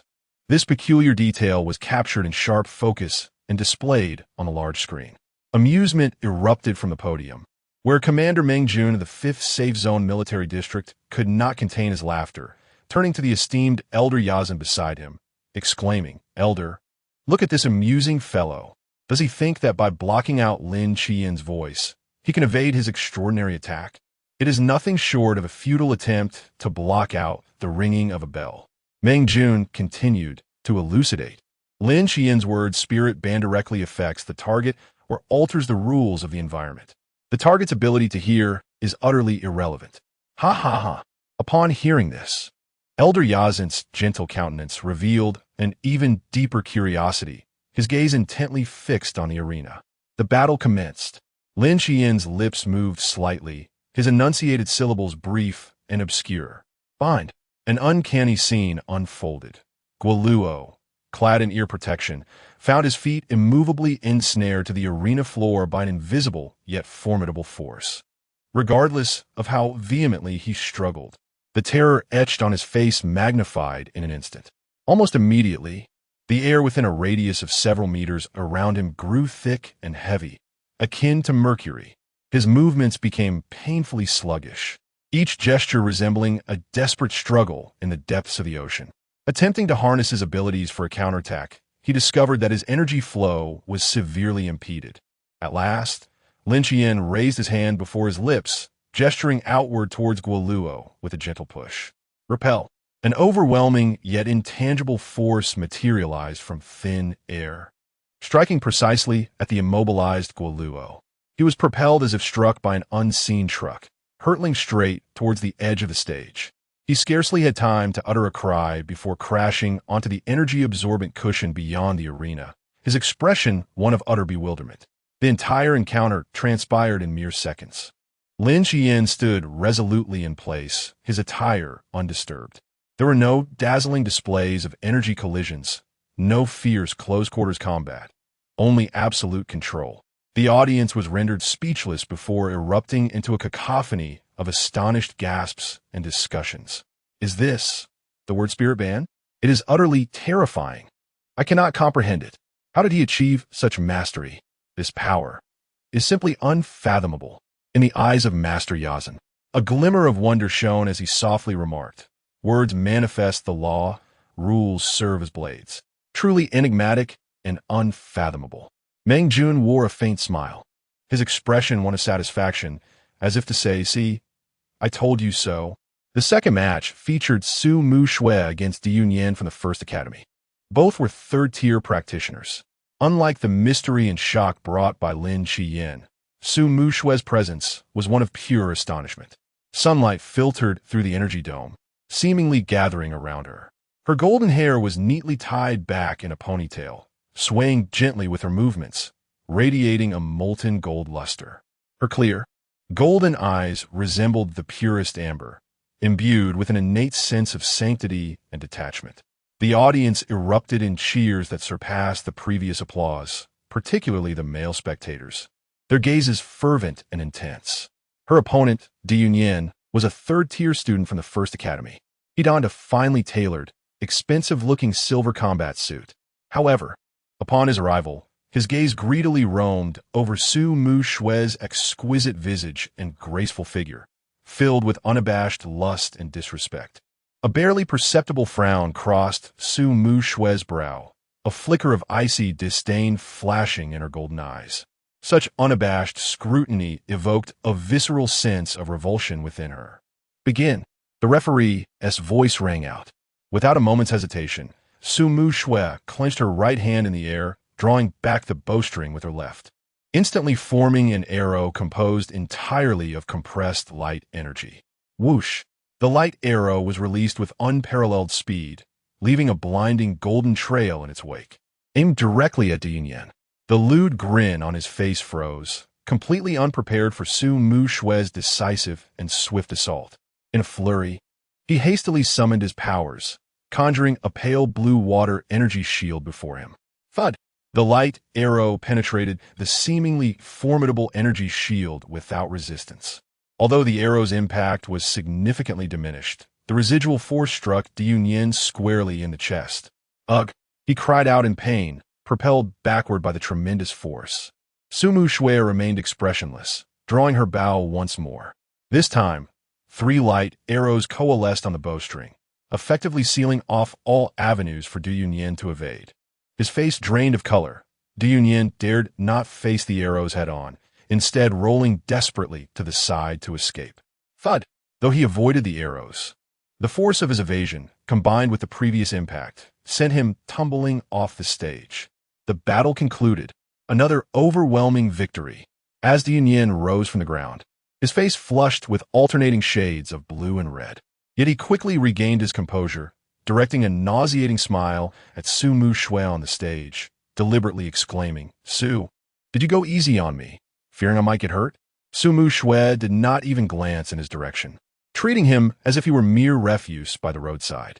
She stored her light bow and swiftly descended from the stage. The third match saw Luochen facing an ordinary second-tier student, a feat in itself to reach this stage against seed contenders. However, faced with Luochen, his eyes brimmed with tension. As the competition commenced, Luochen merely raised his left hand, palm facing upward, and a sphere of intensely concentrated crimson fire began to swirl into existence. "Go!" Luochen commanded softly, thrusting his palm forward. The fireball, akin to a spiraling projectile, traversed the distance in an instant, crashing towards his opponent. The other student's pupils constricted sharply, exerting every ounce of strength to conjure a wall of earth as a shield before him. Yet, in the face of overwhelming power and tear suppression, this defense crumbled like parchment. The ferocious flames surged forth, swiftly consuming the earthen barrier, and propelled the unfortunate student several meters away, akin to a kite severed from its string. Though he sustained no grievous injuries, his combat capability was utterly obliterated. The overwhelming dominance of an S-Class Tier 3 over a Tier 2 was laid bare. A collective gasp echoed throughout the arena, reverberating with awe at the sheer brutality of the fiery force. The fourth match pitted Knight Zishuan of the 9th Academy against Qirun of the 6th Academy. Knight Zishuan glided onto the stage with feline grace, her dark purple hair tousled, her gaze radiating unabashed arrogance. She surveyed the robust Qirun opposite her, a smirk curling her lips in disdain. "Hey, big guy," she drawled with a languid mockery. "Will you concede and crawl off, or shall I dispose of you like refuse?" Qirun's face flushed crimson upon hearing her words. Achieving Tier 3 at such a young age marked him as a prodigy. Although he may not possess the dazzling brilliance of his S-Class peers, he held his own pride. The public humiliation ignited a fiery rage within him. Enough chatter. Prepare for my fist, Chi-Ren bellowed, his muscles swelling instantaneously, skin gleaming with a metallic sheen as his power and speed surged. He charged forth like a frenzied giant ape, unleashing a devastating punch towards Knight Zishuan. The wind from his fist howled, a display of tremendous might. Humph, overestimating yourself. Knight Zishuan scoffed with a scornful smile, barely bothering to shift her stance. Just as Chi-Ren's fist was about to connect, an array of thick, inky shadows surged around Knight Zishuan, swirling tumultuously. These shadows seemed alive, enveloping her graceful form before vanishing without a trace. Chi-Ren's forceful punch met only empty air. Bewildered, he scanned his surroundings, searching for Knight Zishuan's silhouette. "Fool, I'm over here." Her voice, laced with mockery, emanated from a cluster of shadows near the arena's edge. Chi-Ren roared in fury, lunging at the shadowy mass once more. Yet, as he dashed forward, the shadows dissipated instantaneously, revealing nothing within. "To your left. To your right. Behind you, you dolt." Knight Zishuan's voice echoed like a specter, flitting unpredictably from various shadows. Chi-Ren, resembling a bull enraged by a red cloth, frantically chased the elusive source of the taunts, launching futile strikes at the shadows that appeared and vanished in a maddening dance. Each miss elicited peals of laughter from the audience. That insufferable girl. She is playing too many games. The Sixth Academy must be utterly incensed. Inside the private room, the dean of the Ninth Academy, Huo Linjiang, gazed at the scene unfolding on the arena, his frustration evident as he repeatedly smacked his forehead. Meanwhile, Chi-Ren remained obliviously ensnared in a web of tricks. Consumed by rage, he failed to notice that the shadows guiding him had stealthily maneuvered him to the edge of the platform. As he was once again provoked by a taunting voice and lunged forward, a long, graceful leg suddenly shot out from the shadows with lightning speed. Bang! The kick landed squarely on Chi-Ren's backside with remarkable precision, infused with a surprising finesse. Caught completely off guard, Chi-Ren felt an irresistible force propel him forward, causing him to lose his balance entirely and tumble off the stage in an exceedingly undignified manner, landing in a heap. Though the impact was not severely damaging, it was profoundly humiliating. The audience fell silent for a brief moment before erupting into uproarious laughter and whistles. It was only then that Yi Zhishuan leisurely emerged from another shadowy corner, nonchalantly brushing off his hands as if to rid himself of dust. He cast a light remark to the disoriented Chi-Ren below. "I told you to leave on your own, but you wouldn't listen." With that, he turned his back and descended from the arena. Though Yi Zhishuan's combat style was not favored by the elders, it undeniably garnered him a legion of admirers among the youth. Chapter 50. The defense of the platform at this juncture. All four S-rank competitors had successfully secured their places among the top 10. The subsequent 6 matches unfolded without any suspense, culminating in victories for the seeded players. Only Gao Tian from the Third Academy advanced. Yet being merely a second-tier contestant, he found himself utterly outmatched against the third-tier seed from the Second Academy, resulting in a regrettable defeat. As the final battle for the top 10 concluded, the names of the 10 victors illuminated the grand screen. Nevertheless, the murmurs among the audience did not abate. Instead, they resonated with a subtle discontent. So after all this, the top 10 are still those 10 seeded players? Indeed, the contenders fought valiantly to ascend, only for the seeded players to win with such ease, having rested while others toiled. Such critiques, though muted, clearly reflected the audience's dissatisfaction with the privileges conferred upon the seeded players and a sense of pity for the challengers. Amidst this delicate atmosphere, the host, Shangwan Hong, once again commanded the attention of the arena. Esteemed guests, silence, if you please. The most exhilarating moment is upon us. The final 3 contenders for the individual match will engage in a brand new format, the defense battle. As his words faded, 3 striking illusory platforms formed by beams of energy were projected onto the enormous screen, each marked with resplendent golden numerals. 1, 2, 3. The rules are as follows. Shangwan Hong continued, his voice echoing throughout the venue. These three platforms represent the coveted spots of champion, runner-up, and third place. Any of the top 10 competitors may choose to ascend one of these platforms and become the platform master. He paused, his gaze sweeping across the 10 elite contestants, his voice rising decisively. Each competitor has but one opportunity to challenge each platform. Victory will see them replace the current master, while defeat will forfeit their right to contend for that platform. The final three masters who remain atop the platforms will be crowned champion, runner-up, and third place according to the platform numbers. The arena erupted in a fervor. A defense battle? Each person only gets one chance. They must choose the right platform. This is utterly thrilling. It all comes down to who dares to challenge first, and who can withstand the pressure. Oh no, this spells trouble for Lin Qian. No matter how strong he is, how many S-rank challengers can he withstand? And there are still numerous A-rank, third-tier competitors lurking. Indeed, Gu Luochen, Su Muxue, Yizishuan, none of them are pushovers.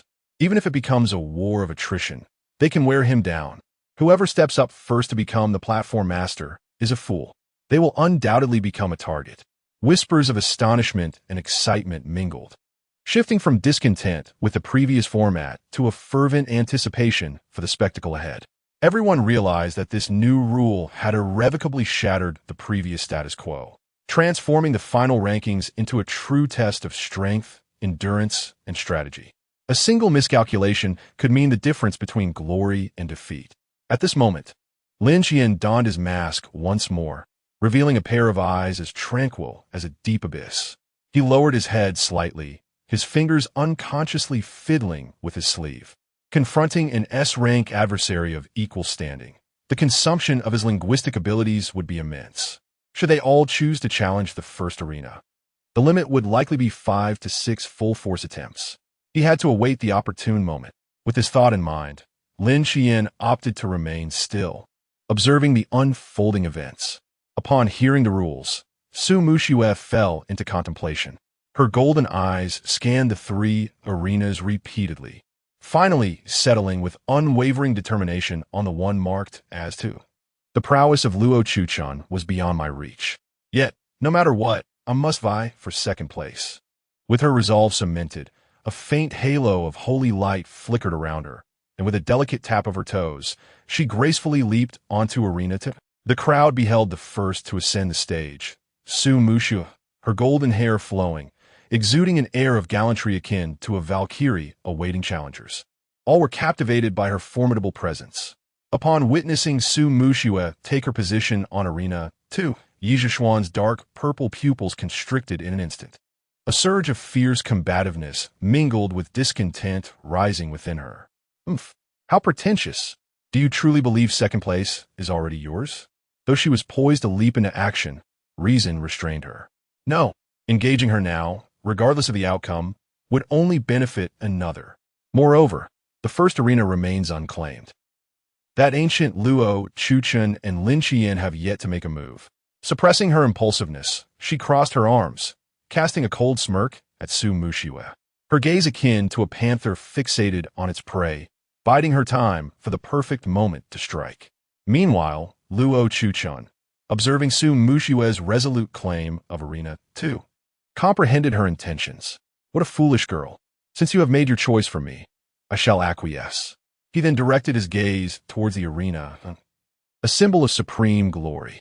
Without a hint of hesitation or weighing the pros and cons, a sense of confidence and disdain, born from his celestial lineage, surged within him. First place, who else but me?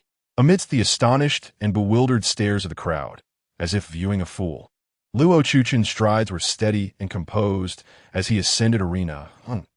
He then stood with his hands clasped behind his back, his gaze calmly sweeping over the few below. Come forth in battle. With Luo Chuchen's provocative declaration echoing through the arena, the entire Colosseum erupted. He actually went up. Arena 1. My heavens. How dare he? Lin Qian hasn't even moved yet. This is disastrous. The two S ranks from Academy 3 might be utterly drained. If the two from Academy 3 choose their moments wisely and coordinate effectively, both could easily secure positions within the top 3. The audience buzzed with fervent discussions, flashes from cameras illuminating the scene with fervor. All lenses were fixed firmly upon the two figures on the arena. Commander Meng Jun, at the VIP table, sat upright, his eyes gleaming with excitement. What a remarkable young man! So audacious, so bold. Knowing well the dangers ahead, he still strides forth. This spirit is something Lin Qian may not possess. Even the usually gentle visage of Elder Yazan revealed a clear sign of surprise for the first time. Her eyes, seemingly capable of perceiving the essence of life, gazed intently at Gu Luochen in the arena, softly murmuring, "No underhanded tactics, no shying away from brilliance, but rather a direct approach to the center. This young man's temperament is indeed extraordinary." Master Yazan did not conceal his admiration. However, in stark contrast to the leisurely commentary from the podium, Wu Da in box 3 was on the verge of tearing out his beard. "Oh, my two little ancestors!" Wu Da exclaimed, anxiously slapping his thigh. "Even if you're vying for first or second place, at least allow others to expend their strength first. That Lin Qian hasn't even made a move yet. In this relentless battle, even the strongest will falter." He felt a mix of urgency and frustration, yet was utterly powerless. The sense of having squandered a winning hand perfectly encapsulated Wu Da's current state of mind. Chapter 51. The Monster of the Trio at this moment. The third arena remained vacant. All eyes were fixed on Gu Luochen and Su Mushiwei on the stage, as well as Lin Qian and Yi Zishuan below, eagerly anticipating the sparks that would fly among these S-rank competitors. As no one stepped onto the stage for an extended period, Lin Qian turned his gaze to a nearby. "Formidable contestant, Xieli."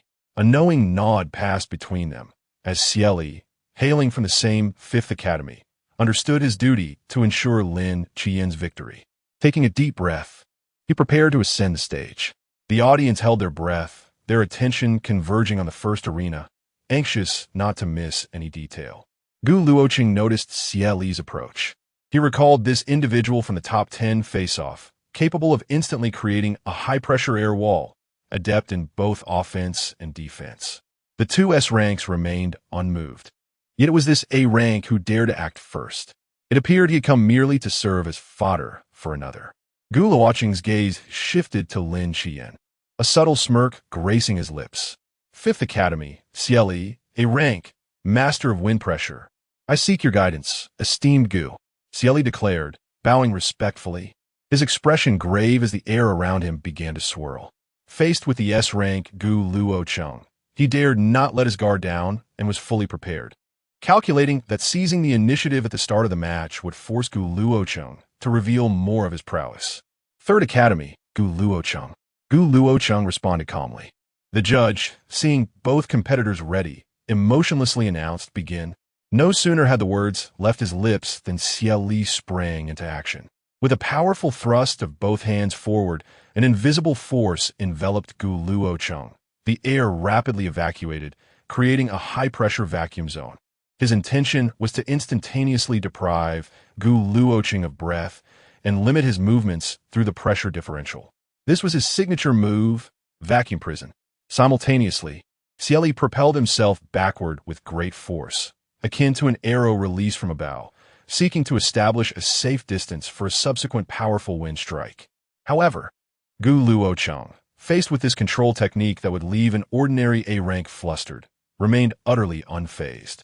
Although Xieli's manipulation of wind elements surpassed Zhao Rui's significantly, it was still beneath Gu Luochen's notice. With what appeared to be a casual half-step forward, Gu Luochen executed a technique known as flame tread. Boom! From his footfall, a violent, blazing wave of dark red flames erupted in all directions, centered on his point of contact. As the flames surged forth, the invisible vacuum prison shattered like a fragile soap bubble, dissipating in an instant. This fiery combat technique was a signature skill of Li Yan, and Gu Luochen appreciated its dual nature of being both ostentatious and practical. He had sought Li Yan's guidance on this technique in the past few days. Though Gu Luochen had only recently mastered it, it was more than sufficient to deal with a minor opponent like Xieli. The relentless wave of fire surged forward, its force rapidly closing in on the retreating Xieli. What? As Xieli's pupils constricted in shock, he was utterly horrified. He had never anticipated that the control techniques he so proudly possessed would be so brutally dismantled in an instant. Yet, before he could contemplate further, a searing wave of heat assaulted him, making him feel as though he were ensconced in a furnace. Wind barrier. In a frantic bid, he summoned all his abilities, conjuring a solid, pale blue wall of wind before him. Swish! The dark red flames collided violently with the wind barrier. The standoff lasted less than half a second before the barrier emitted a harrowing sound of tearing under the strain. And the residual force of the flames slammed brutally against Xie Li's crossed arms before his chest. Thud! Xie Li was struck as though by a heavy hammer, sent flying by the sheer force of the onslaught. Silence enveloped the arena. In a single maneuver, merely a seemingly casual step had vanquished the A-Class, Tier 3 Xie Li. This terrifying display of dominance instantly extinguished any thoughts among the A-Class participants of seizing an opportunity, silencing the earlier murmurs questioning Gu Luocheng's premature entrance onto the stage. Lin Qian furrowed his brow. Xie Li had failed to compel Gu Luocheng to exhibit any semblance of a combat technique before his defeat. On Platform 1, Gu Luocheng stood with his hands clasped behind his back, his garments fluttering slightly in the residual energy waves, as if he had merely brushed away a speck of dust. He did not deliberately raise his voice, yet his words resonated clearly throughout the arena, even overpowering some of the audience's discussions. This is the arena. Those who wish to battle, come forth. He paused briefly, his tone laced with an almost indifferent derision. However, if you possess no genuine skill, I advise you, do not bring disgrace upon yourself. Do not become mere cannon fodder. The term cannon fodder pierced the hearts of some prideful contestants like a cold needle. Arrogance. A furious roar erupted. A burly youth, resembling an iron tower, leapt onto the platform. His eyes blazed crimson, fixated on Gu Luocheng like a provoked beast. From the 8th Academy, Yang Shan. Following his introduction, he bellowed in a deep voice, even if you are S-Class, so what? Today, I shall see just how tough your bones are. Can I gnaw off a piece of you? With that, his skin radiated a metallic sheen, muscles bulging, and an aura of raw, savage dominance enveloped him. Clearly, he was a power-type ability user. Begin. As the referee's words fell, Yang Shan stomped the ground, transforming into a torrent of steel, launching a fist directly at Gu Luocheng's face. Faced with such a fist capable of shattering mountains, Gu Luocheng appeared utterly still, as if frozen in time. Yang Shan, perceiving Gu Luocheng's apparent contempt, felt his anger surge. I want to see how you, an elemental user, intend to win against me in close quarters. With this thought, he poured even more force into his punch. At the very moment Yang Shan's colossal fist was about to connect, Gu Luocheng leisurely raised his right hand. His palm opened, and in an instant, his fingers and palm were enveloped in blazing crimson flames. He then struck toward Yang Shan's iron fist. Gu Luocheng had audaciously chosen to meet a power-type ability user head-on. As he displayed such bravado, many spectators felt their hearts leap into their throats. In the next moment, Gu Luochen's palm precisely struck the metallic fist of Tai Shan. At the moment their hands connected, time seemed to stand still for an instant. The one who screamed in agony was not Gu Luochen, but rather Yang Shan. His fist, enhanced by extraordinary abilities, now hung limply, already fractured. Gu Luochen's physical prowess surpassed that of Yang Shan. How could this be possible? Some spectators instinctively covered their heads with their hands, gasping in astonishment. Gu Luochen's physique had been refined through the myriad celestial techniques. Although he had only mastered the first realm, he was still far beyond the capabilities of ordinary individuals. At this moment, he found Yang Shan's face, contorted in a grotesque scream, rather bothersome. Thus, he delivered a swift kick to Tai Shan's lower abdomen. The burly figure was sent hurtling backward at a speed even greater than before, crashing heavily at the edge of the arena. Yang Shan fell into unconsciousness. Clearly, he was now utterly out of contention for the top 3. Witnessing this scene, the audience collectively inhaled sharply, their gazes towards Gu Luochen filled with incredulity. Was Gu Luochen a monster? How could a mere elemental user stand firm against a formidable enhancer? While others remained bewildered, a wave of cheers erupted. sounding somewhat out of place. Brother Chun, you fought splendidly. Brother Chun, awesome. It turned out to be Gao Tian, who was near the VIP box of the Third Academy, straining his neck to shout. He was the one who had been defeated by Yang Shan. Now, seeing Gu Luochen decisively triumph over Yang Shan, Gao Tian felt a surge of exhilaration. Before long, another figure leaped onto the stage. Gu Luochen focused his gaze and recognized Zhang Meng from the First Academy, an A-grade Earth and Rock ability user. Upon ascending the stage, he first cast a respectful glance at Lin Qian below, then turned to Gu Luochen, forcing himself to maintain composure as he declared, Gu Luochen, you are formidable. However, as long as you remain within the confines of the rules, you will not be able to defeat Brother Yan. Gu Luochen frowned at this. Why was someone from the First Academy also an admirer of Lin Qian? Since he had already incapacitated one, he might as well eliminate another, thus alleviating some pressure on Su Muxue as she aimed for the top 3. Enough of this chatter. Are you prepared? Gu Luochen asked impatiently, fixing his gaze on Zhang Meng. Zhang Meng tensed at his words, nodding to the referee, signaling that he was ready. As the match commenced, he learned from Tai Shan's lesson and did not rashly close the distance. He stepped back, widening the gap, and then fiercely struck the arena floor with both fists. Boom, boom, boom. Several large, sharp rock spikes, imbued with explosive energy, erupted from the ground, assailing Gu Luochen from various angles. This time, Gu Luochen finally moved, not out of fear of the spikes harming him, but rather to take the initiative. He aimed to swiftly conclude the battle. Simultaneously, a massive hammer composed of dense, earthy energy materialized before Zhang Meng, swinging from the side to block Gu Luochen's path forward. Faced with this dual assault, Gu Luochen moved while extending a single finger. He casually pointed his right index finger in the air beside him. In an instant, a beam of pure flame energy shot forth with remarkable speed. This was the pinnacle of the evolution of the flame's annihilation form. Utter obliteration. There was no earth-shattering collision, only a sound akin to hot, iron-searing ice. That crimson spark effortlessly pierced through the seemingly indestructible rock hammer, then through Zhang Meng's shoulder. With a spurt of blood, Zhang Meng was clearly gravely injured the moment the confrontation began. At that moment, Gu Luochen casually waved his left hand, and a wave of scorching heat surged forth like an invisible giant hand, sending the injured and staggering Zhang Meng flying off the stage. Another instant kill. Below the stage, Lin Qian, concealed beneath a mask, bore a remarkably grave expression. He found it hard to believe that Gu Luochen appeared so at ease. Every strike he had just unleashed was undoubtedly a high-level combat technique. Otherwise, it would have been impossible to consecutively defeat 3 formidable A-class Tier 3 opponents in mere moments. At that moment, he was certain that the energy expenditure was considerable. There could be no opportunity for recovery. Chapter 52. Gu Luochen versus Lin Qian. Taking a deep breath, Lin Qian's previously tranquil gaze transformed into one of piercing intensity. An intangible, enigmatic aura began to permeate the space around him. No longer hesitating, he strode forward with unwavering determination towards arena number 1. At the judges' table, Commander Meng leaned forward, his eyes ablaze with anticipation. Lin Qian was finally about to make his move, regardless of the strength of Gu Luochen's fire abilities.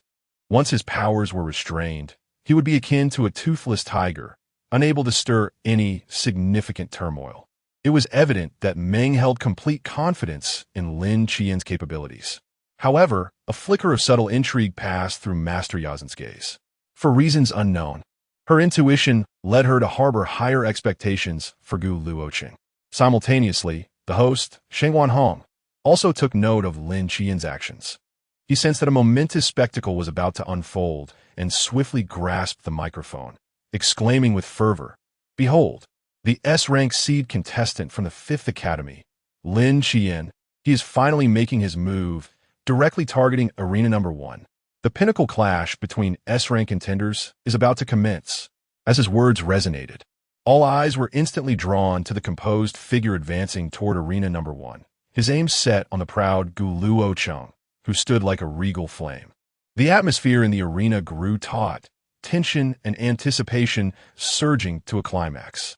At that moment, Lin Qian reached the edge of the arena.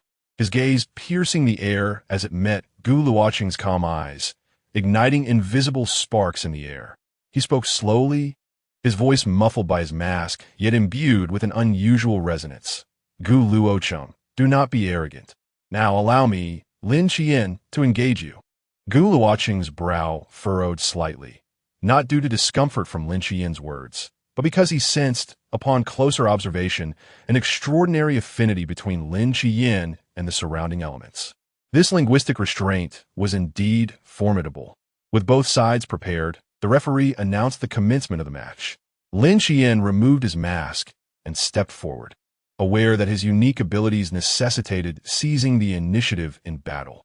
Suddenly, his eyes glowed with an ethereal light, his lips moving soundlessly as an invisible will of the heavens descended upon the arena. Linguistic restraint. Fire. Lin Qian immediately sought to confine Gu Luocheng's powers. A resonating hum echoed through the arena as an unseen shackle seemingly ensnared Gu Luocheng. In that instant, Gu Luocheng felt his connection to the elemental fire severed by an imposing force. It was as if a cold barrier had descended, completely sealing his dominion over flames. He attempted to conjure a flicker of fire with his fingertips, but it was in vain. Instead of the familiar warmth, he was met with a chilling void. Indeed, this was profound. The spoken word wielded the power to alter the very fabric of reality. And it was no exaggeration to call him the child of destiny in this realm. A sense of solemnity washed over Gu Luocheng. It appeared that he must devise a strategy to counter Lin Qian's formidable abilities. He set aside the last remnants of his disdain. With a deft flick of his wrist, Gu Luochen grasped the standard long sword, which emitted a melodious chime. Since he could not rely on his extraordinary abilities, he resolved to wield the sword instead. Meanwhile, Wu De, situated in the VIP box of the Third Academy, wore a troubled expression as he fixated on the arena, muttering incessantly, "This is troublesome. Lin Qian is too formidable. What shall we do now that Gu Luocheng's fire is restrained? Using the sword won't change that, will it? Alas, he has been too impulsive." As Wu De lamented, he struck his thigh in frustration. On the stage, upon witnessing Gu Luochen draw his sword, a fleeting glint of intensity flashed in Lin Qian's eyes, confirming Wu De's apprehensions. The power of the word spirit's restraint was activated once more. Word spirit, restriction. In an instant, every movement of Gu Luochen became excruciatingly laborious, as though he were ensnared in an invisible quagmire. Observing Gu Luocheng's form seemingly bound by ethereal chains of regulation, the audience collectively gasped in astonishment. Hiss! It's over. Gu Luocheng's fire is suppressed, and he is immobile. How can he fight? What is there to fight? The moment Lin Qian speaks, he is invincible. Indeed, witness how Gu Luochen, once arrogant with his S-rank status, has been rendered as powerless as a feeble shrimp before Lin Qian. Both the circumstances on the stage and the spectator sentiments unequivocally illustrated Lin Qian's almost insurmountable dominance. Yet, even in his confinement, Gu Luocheng's gaze remained sharp as an eagle's. He astutely perceived Lin Qian's current state. The forehead exposed above the mask was now glistening with beads of perspiration, and his breathing had grown increasingly labored and rapid. It seemed that the continuous invocation of such potent word spirit techniques was exacting a significant toll on Lin Qian. Indeed, the capability of the word spirit's restraint was not to be wielded frivolously. The stronger the limitation imposed, the greater the cost incurred. Gu Luochen began to attain a clearer understanding of Lin Qian's word spirit restriction. At present, both his extraordinary abilities and sheer physical strength were tightly constrained by those invisible chains of regulation. If he wished to vanquish Lin Qian, he had but two paths, either to forcibly shatter the bindings or to employ powers beyond the constraints of the rules. As both he and Lin Qian were third-tier S ranks, the disparity in their energy levels was minimal, making a brute force breakthrough nearly insurmountable. It appeared the second option was the sole route available. However, to invoke sorcery in such a public setting was undoubtedly inadvisable. Lin Qian, observing the now immobile Gu Luochen, wore a faint smile as he approached him slowly. At that moment, inspiration struck Gu Luochen, and he conceived a method to turn the tide. His deep-set eyes suddenly fixed upon Lin Qian, who was advancing towards him. Mistaking Gu Luochen's intent gaze for defiance, Lin Qian remarked, "You are indeed strong.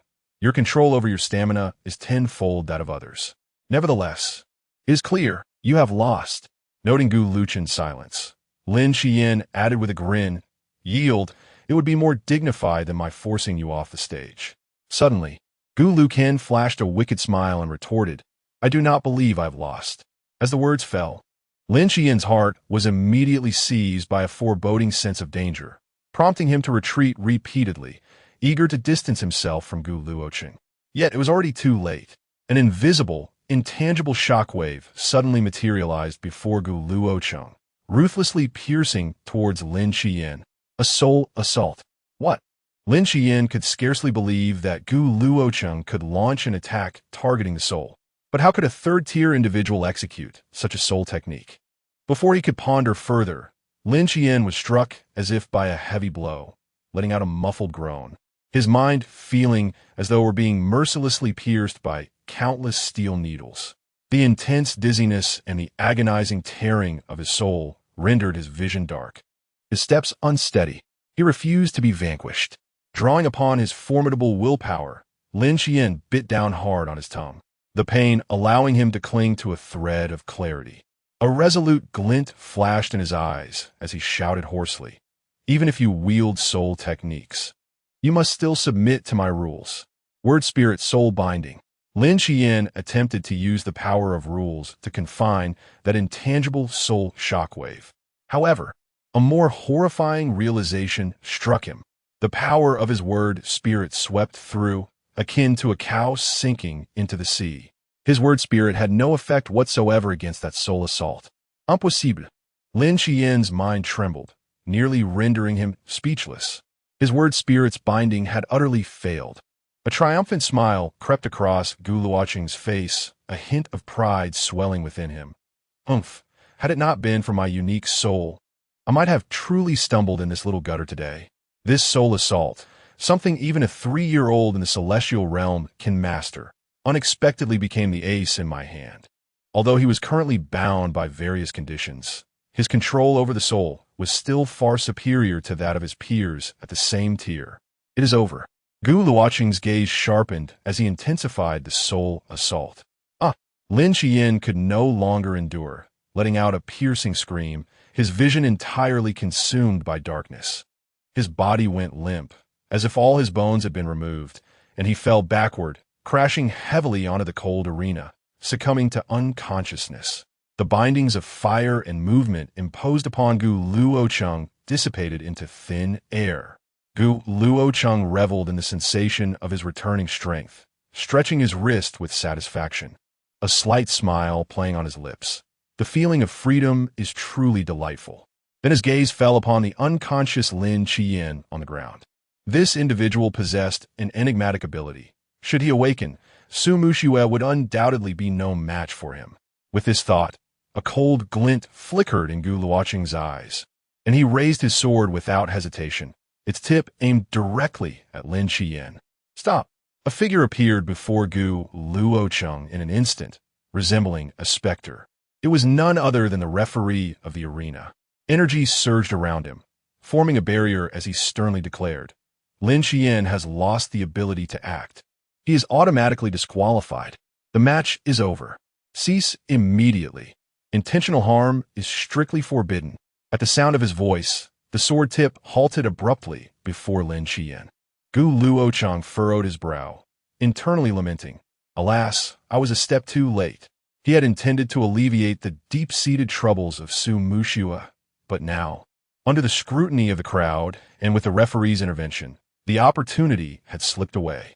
Gu Luochen withdrew his longsword, casting his gaze towards the second arena, where he fortuitously met the eyes of Su Muxue.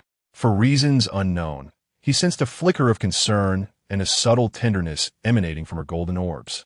Upon noticing Gu Luochen's glance, she gently nodded in acknowledgement. Little did she know the true purpose behind Gu Luochen's final strike. What? Gu Luochen actually emerged victorious? How did he achieve this? I fail to comprehend, but that is of little consequence. Gu Luochen's ultimate turnaround was nothing short of spectacular. Alas, Gu Luochen is invincible, regardless of previous skepticism towards him. Even among the many supporters of Lin Qian, the audience now erupted in cheers for Gu Luochen's remarkable reversal. At this moment, Commander Meng had already risen from his seat, his stern visage etched with profound astonishment and disbelief. How is this possible? He nearly shouted in a hushed tone, his voice brimming with incredulity. The language of spirits. Has it truly been broken? What manner of being is this young man? In contrast to Meng Jun's agitation, the esteemed Yazan appeared markedly composed. As anticipated, she murmured softly, her voice barely audible to the nearby Meng Jun. His soul seems distinctly unique. Lin Qian's rules are formidable, yet they remain confined to this realm. And he, Yazan, chose not to elaborate further, lost in contemplative thoughts. Chapter 53. The choice of Gu Luochen and Yi Zexian with the assistance of medical personnel. Lin Qian slowly sat up, rubbing his still, throbbing temples. His gaze, filled with a complex mix of emotions, rested upon Gu Luochen on Arena 1. How infuriating. I was careless. He possesses an exceedingly rare soul combat technique. Lin Qian's heart brimmed with shock and resentment. He recalled how his final attempt at the forbidden soul words had unexpectedly failed, leaving him utterly perplexed. Ultimately, he could only attribute his defeat to Gu Luochen's swift strikes that had caught him off guard. Within the private box of the Third Academy, Director Wu De's earlier exuberance had now given way to a calm and collected demeanor, as though everything was well within his grasp. Stroking his beard, he addressed the excited crowd within the box with a tone tinged with restrained admiration. A soul combat technique. Remarkable. I told you. This child Luochen is indeed a hidden gem, truly worthy of being taught by the esteemed Master Xianbing. He wields the soul combat technique with such finesse. He paused deliberately, casting a sidelong glance at Lin Qian on the arena. That young lad possesses a peculiar talent, yet ultimately, he is still young. It is only natural that he fell victim to such an unexpected soul technique. The mentors and students in the box displayed expressions of enlightenment and admiration upon hearing this revelation. So it was a secret technique passed down by the king of Xianbing. No wonder it was so formidable. Director Wu's keen insight had evidently seen through everything. The gazes directed at Director Wu were imbued with newfound respect. Sensing their admiration, Wu De felt an inner satisfaction, though he maintained an inscrutable smile on the surface. On Arena 2, Su Mushue's eyes frequently darted towards Lin Qian, who was resting. Although she knew she currently had no means to counter the forbidden words, her S-class pride compelled her to challenge him. Just as Lin Qian felt himself nearly recovered, Su Mushue's crisp voice rang out, "Lin Qian, please enlighten me." Upon hearing her, Lin Qian looked at the battle-ready Su Mushue on the arena and nodded, responding, "All right." His expression turned serious. The lesson learned from Gu Luochen made him wary of underestimating his opponent, especially since she too hailed from the Third Academy. Meanwhile, surrounding Arena 1, the remaining Tier 3 contestants gazed fervently at Gu Luochen, their eyes flickering with uncertainty. Although they were astonished by Gu Luochen's victory over Lin Qian, they believe he must be greatly exhausted, particularly after that enigmatic soul assault. There would surely be a significant cost. This was undoubtedly a once-in-a-lifetime opportunity. If they could seize the chance to claim victory, they might well become the first to stand atop the S-class. Come on, surely he cannot continue. Yes, take advantage of his weakness. Who will go first? You go if you dare. Can't you see Zexian is watching from the sidelines? Though they all wished to step forward, none dared to challenge first, pushing responsibility onto each other. It seemed they all feared the mantis stalking the cicada, oblivious to the oriole behind. Gu Luochen observed this scene with cold amusement, a smirk playing at the corners of his lips, radiating an air of arrogance. He turned his gaze towards the referee and declared in a resounding voice, "Referee, I request a modification to the challenge rules." The referee was taken aback. Modify the rules? Indeed. I propose that all remaining challengers who wish to contest the first arena shall face me simultaneously. Gu Luochen's eyes swept over the eager yet hesitant third-tier competitors below the stage, and he continued, "Whoever can defeat me shall claim the title of the arena's champion." This way, We avoid wasting time with individual challenges. What? Both the referee and the challengers were left astonished. Are you certain?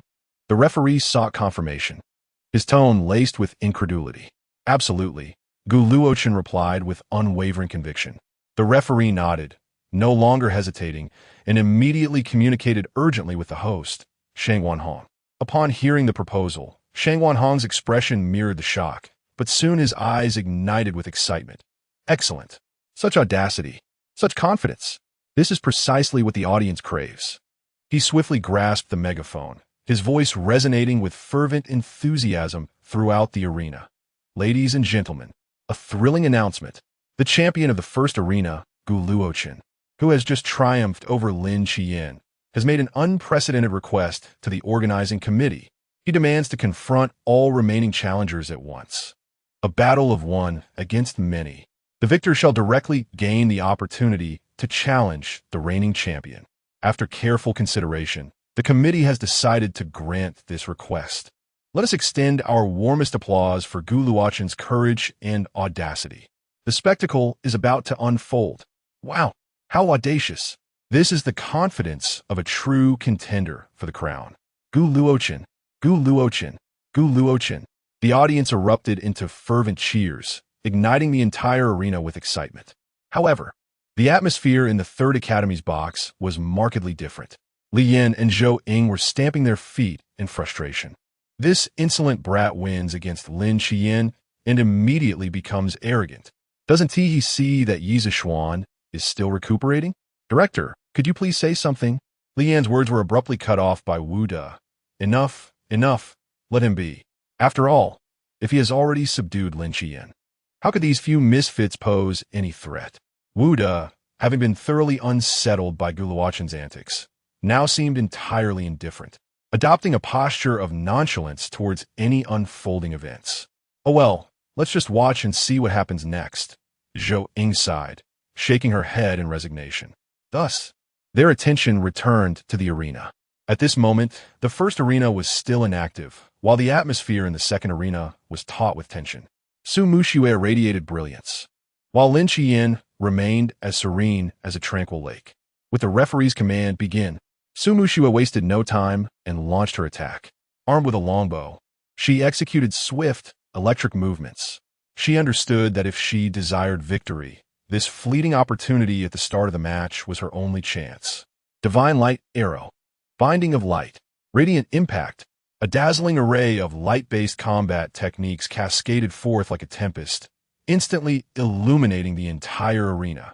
In the face of Lin Qian, Su Muxue could only unleash her faster casting techniques. Once the spirit binding was invoked, no matter how powerful her techniques, they would be rendered futile. Confronted with Su Muxue's onslaught, Lin Qian proceeded with utmost caution, having learned from previous encounters. He was uncertain whether Su Muxue, hailing from the same Third Academy, possessed soul techniques as well. To err on the side of caution, he swiftly layered 3 spirit bindings: spirit binding of light, spirit binding of movement, spirit binding of the soul. A powerful and intangible realm of rules enveloped the entire second arena in an instant. Su Muxue felt a sudden darkness descend before her, severing her connection to the light elements, causing her gathered energy to dissipate into nothingness. Simultaneously, her body was immobilized, and it felt as though her very soul was being constrained. Just as all light was extinguished and Su Muxue found herself immobilized like Luochen in the beginning, an abrupt, piercing sound sliced through the air. An arrow, cleverly concealed within the brilliant arrow of holy light, deftly penetrated the dissipating light's trajectory and shot directly toward Lin Qian's face. What? Lin Qian's pupils constricted. All his focus was dedicated to maintaining the threefold spirit binding, leaving him completely unprepared for this hidden maneuver. Relying solely on his battle instincts honed through extensive training, he instinctively sidestepped. Swoosh! The arrow grazed his shoulder, the sharp tip slicing through his combat attire, leaving a gaping tear. The frigid metallic sensation sent shivers down his spine. Cold sweat instantly soaked Lin Qian's back. So close, just a hair's breadth away. Su Muxue silently observed this scene. After the conclusion of Gu Luochen and Lin Qian's battle, inspiration struck her. As long as she executed an attack that Lin Qian had yet to recognize, she would have a chance. Once the match commenced, Lin Qian would undoubtedly cast his spirit binding to confine her abilities and movements. All she needed to do was conceal a physical arrow within the light arrow, ensuring Lin Qian remained oblivious or discovered it too late for him to invoke the spirit binding. This was her opportunity for victory. Regrettably, Lin Qian's reflexes were swift. He evaded the arrow. Indeed, the gap between them was still too vast. Su Mushue's voice resonated with calmness, tinged with a hint of regret, yet devoid of despair. "Referee, I concede." The referee cast a peculiar glance at Su Mushue, surprised by the quiet girl's fierce tenacity. With her concession, the match was declared a victory for Lin Qian. The audience erupted in a chorus of disappointment, clearly unsatisfied that the battle concluded so swiftly, leaving them wanting more. Lin Qian, having released the spirit binding, gazed at the departing Su Mushue, muttering under his breath in trepidation, "Damn, are all the folks from the Third Academy this cunning?" He felt that in future interactions with the Third Academy, his vigilance would need to be elevated infinitely. Otherwise, he would inevitably find himself ensnared, left with nothing but his undergarments. Beneath the arena, Yi Zixuan stood with her arms crossed, her gaze firmly fixed on Su Mushue as she stepped down from the stage, her chin slightly raised, exuding an unmistakable air of provocation. "TSK," she scoffed softly, her voice not loud, yet distinctly reaching Su Mushue's ears. "You were merely a hair's breadth away from injuring Lin Qian." Su Mushue did not falter in her stride. Her eyes lowered in concentration as she focused on regulating her breath and recovering her energy, seemingly oblivious to Yi Zixuan's taunt. However, it was evident that Yi Zixuan was not inclined to let the matter rest. "Hey," she called out, raising her voice and stepping directly in front of Su Mushue. "I want to take advantage of you. On Arena 3, once you've caught your breath, let us engage in a fair battle. Are you up for it?" Su Mushue lifted her gaze, her pure golden eyes meeting Yi Zixuan's intense stare. A flicker of fierce determination ignited within her, her lips pressing into a silent line. "All right." The word fell from her lips, resonant and firm. Seeing Su Mushue acquiesce, Yi Zixuan ceased her pursuit. Why had she chosen to challenge Su Mushue on Arena 3, rather than one of the other two? It was because she had to admit that she lacked a better strategy to counter Lin Qian's spiritual seals. Furthermore, the enigmatic Gu Luochen, who had triumphed over Lin Qian, was shrouded in mystery. Additionally, her pride, which soared in S rank, would never allow her to ally with others to confront Gu Luochen. Thus, the most fitting course for her was to engage Su Mushue in a duel of light and darkness on Arena 3. Chapter 54. The clash of light and darkness. Shortly after the conclusion of the battle at Arena 2, a fierce assault erupted at Arena 1. 3 non-S rank third-tier combatants surged forth in unison, with the enhancement type Tang Meng charging directly at Gu Luochen, aiming to draw attention and create opportunities for the other two. The telekinesis specialist, Qian Huan, rapidly formed seals with her hands, intoning incantations as she conjured 3 water spheres that hurtled toward Gu Luochen with a ferocious speed. Meanwhile, the other telekinesis user, Zheng Teng, pressed his hands against the ground, causing several spiked energy vines to erupt from beneath Gu Luochen's feet, ensnaring his legs in an attempt to restrict his movements.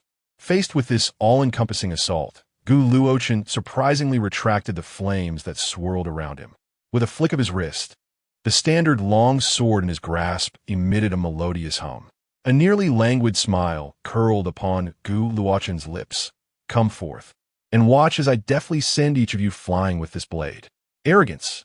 Tang Meng roared as his fist closed in on Gu Luochen's face. Just as the punch was about to land, Gu Luochen moved. His actions appeared unhurried, yet were imbued with an indescribable rhythm and precision.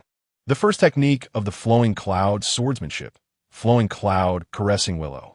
Gu Luochen gracefully sidestepped, his body akin to a drifting feather in the wind, narrowly evading Tang Meng's frontal assault.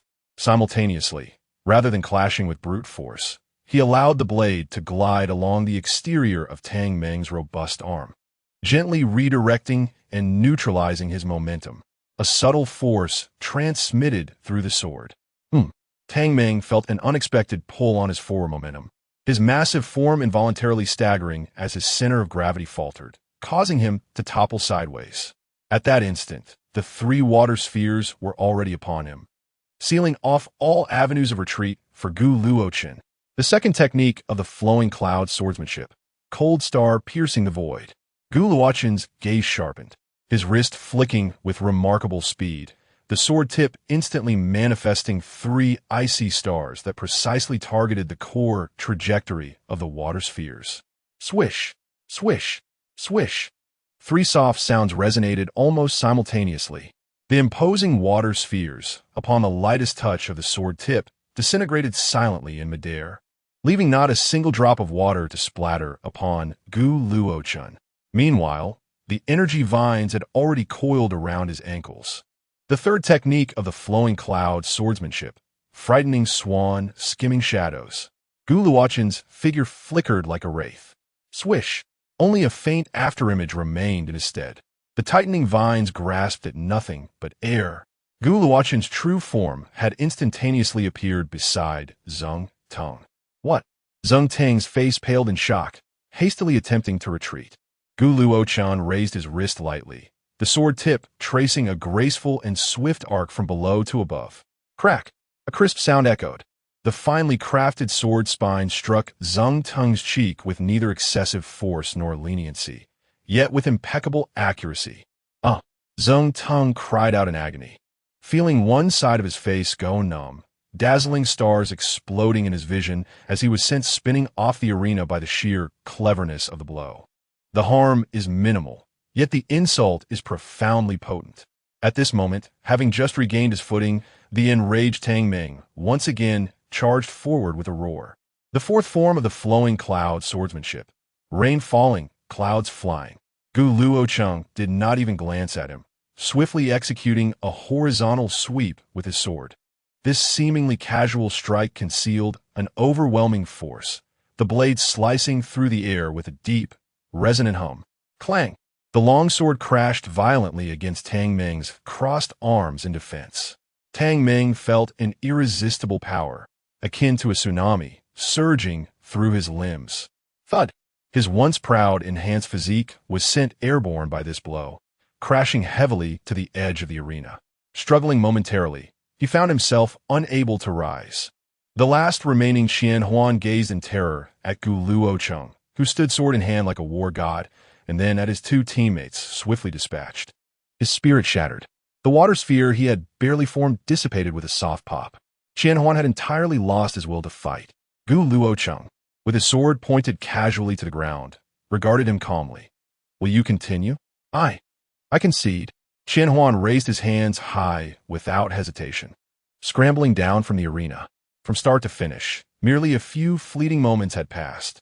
The assault of three third-tier warriors crumbled effortlessly before Gu Luochen's seemingly effortless swordsmanship, like mere clay figures, utterly incapable of withstanding the onslaught. The entire arena fell into an unprecedented silence. Everyone was left in awe by Gu Luochen's extraordinary swordplay. My heavens! What have I witnessed? A sword. He employs pure swordsmanship, not a trace of supernatural energy. How magnificent the flow of his technique. It's pure artistry. Not only is his supernatural ability escalade, but his swordsmanship has also reached such an unparalleled pinnacle.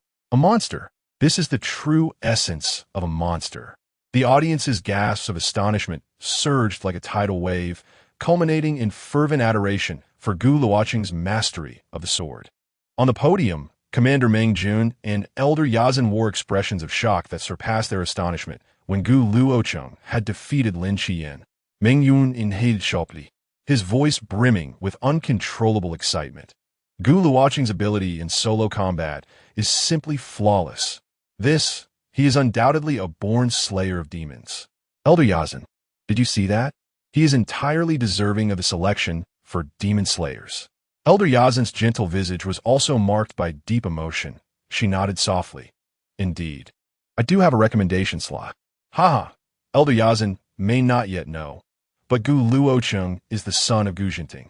You might consider leaving that opportunity for Lin Qian. Oh, the son of Gu Jinting. Elder Yazan mused, seemingly lost in recollection. Gu Luochen stood at the center of Arena 1, seemingly oblivious to the fervor surrounding him. He sheathed his sword, directing his gaze towards Arena 3, where the duel between Su Muxue and Yi Zishuan was about to commence. His choice to eliminate these three with the flowing cloud swordsmanship was for Su Muxue's sake. After all, it was the very first sword technique he had imparted to her. Above Arena 3, surrounded by pure, radiant light, Su Muxue seemed to embody the very essence of illumination. In stark contrast, Yi Zishuan was enveloped in thick, inky shadows, exuding an unsettling aura of oppression. Su Muxue. Yi Zishuan spoke first, her voice brimming with unabashed excitement. Let me see if your holy light can pierce through my eternal night. Su Muxue replied with a clear tone, words are futile. Let us begin. As the judge noted their readiness, he declared, both parties are in position. The match begins. No sooner had the words left his lips than both moved in unison. Su Muxue knocked an arrow with her left hand and drew the string with astonishing speed. Holy light arrow barrage. Dozens of resplendent golden arrows cascaded from her longbow, raining down upon Yi Zishuan's location. With a laugh like silver bells, Yi Zishuan melded into the shadows, evading most of the concentrated arrows. In the next instant, she materialized from the darkness behind Su Muxue in a most uncanny manner. Anticipating the surprise attack, Su Muxue conjured a solid holy light shield behind her in an instant. Hidden within the shadows, Yi Zishuan formed several tendrils of pure shadow energy with her hands, launching them like lightning towards Su Muxue's shield. The impact created a shockwave that thrust both combatants apart by several meters. Nightfall, Yi Zishuan declared, as a thick darkness rapidly expanded from her center, enveloping much of the arena. This darkness not only obscured vision, but also exerted formidable mental pressure and energy erosion. Drawing a deep breath, Su Muxue focused her energy, radiating a soft halo that emanated from her being, attempting to weaken and dispel the surrounding shadows. The clash between Yi Zishuan's nightfall and Su Muxue's halo was intense, as holy light sought to purify the shadows while the darkness relentlessly encroached upon the light. The stage was a mesmerizing dance of light and dark, with the brilliance of holy light rising and the shadows surging in response. The audience was spellbound, scarcely daring to breathe, witnessing a breathtaking confrontation between two equally matched S-class contenders. Realizing that this would devolve into a war of attrition, Su Muxue chose to reveal her true strength. She stepped back to stabilize her form, her serene countenance taking on an air of solemnity. With eyes slightly closed, she began to chant ancient, sacred verses. In an instant, a pure, blinding light surged behind her, forming the ethereal silhouette of an angel intertwined with the will of light and judgment. My heavens, what is that? Gasps of disbelief erupted from the audience. It is an angel. This is undoubtedly a unique technique of the light dominators. Look, the angel wields a sword. Keen observers pointed to the colossal sword, the sword of judgment, coalescing in the angel's grasp. As the tip of the sword ascended, the overwhelming divine pressure stirred the souls of countless spectators, making them feel both exhilarated and insignificant. In that moment of collective breathlessness, the angelic silhouette surged forward, perfectly overlapping with Su Muxue's form. At that instant, she appeared as a walking angel upon the earth. She slowly drew the bowstring, and a luminous arrow, infused with the will of judgment and the power of purification, vibrated into existence upon the string. The arrowhead locked onto the shadowy figure of Yi Zishuan, the destructive energy it harbored distorting the very fabric of space. This was the holy light judgment, arrow of the end. The host, Sheng Wanhong, spoke with a voice laced with an uncontrollable tremor and hoarseness. Feeling the looming threat, Yi Zishuan did not falter. Instead, a fiercer battle intent and madness ignited within her eyes. Holy light judgment? Let us see if your light can pierce through my eternal night abyss. With a clear, resonant howl, she swiftly formed seals before her. The shadows behind her surged like ink, rising up to reveal an eerie and mysterious colossal phantom, seemingly woven from the deepest hues of night. Night Jialaw, another one. The audience felt as if they were on the verge of suffocation. The scene before them surpassed all comprehension. Was that the legendary Night Jialaw, holding a guzheng? Someone recognized the peculiar instrument cradled in the phantom's grasp. The phantom of Night Jialaw lowered its eyelids, slender fingers delicately resting upon the invisible strings. As Yizixiong poured forth the surging power of shadows within her being, the fingers of Night Jialaw began to move. A sound erupted, akin to a melody resonating from the depths of the abyss, not harmonious, but imbued with the power to tear apart souls and a sense of endless annihilation.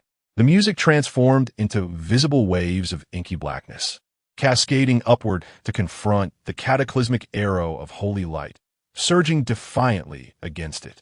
The unique mastery of the shadow domain, the abyssal soul burial melody. The commentator nearly shouted the name. On one side stood an angel wielding a bow, the will of judgment infused within the arrow, manifesting as a brilliant golden rainbow that tore through the fabric of space. On the other, Jialuo played the guzheng, the abyssal melody coalescing into a tangible torrent of darkness. The golden rainbow and the black tide collided with a thunderous roar under the horrified gazes of the spectators. Boom! In that moment, it felt as if the heavens and earth were being reborn, chaos replaying itself. Blinding white light and an all-consuming black radiance intertwined and obliterated one another, then exploded. At the center of this tempest of energy, the figures of Su Muxiue and Yi Zhexiong became indistinct.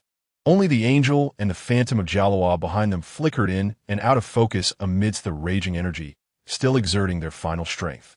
However, this stalemate lasted barely 2 seconds. Puffed. Ugh!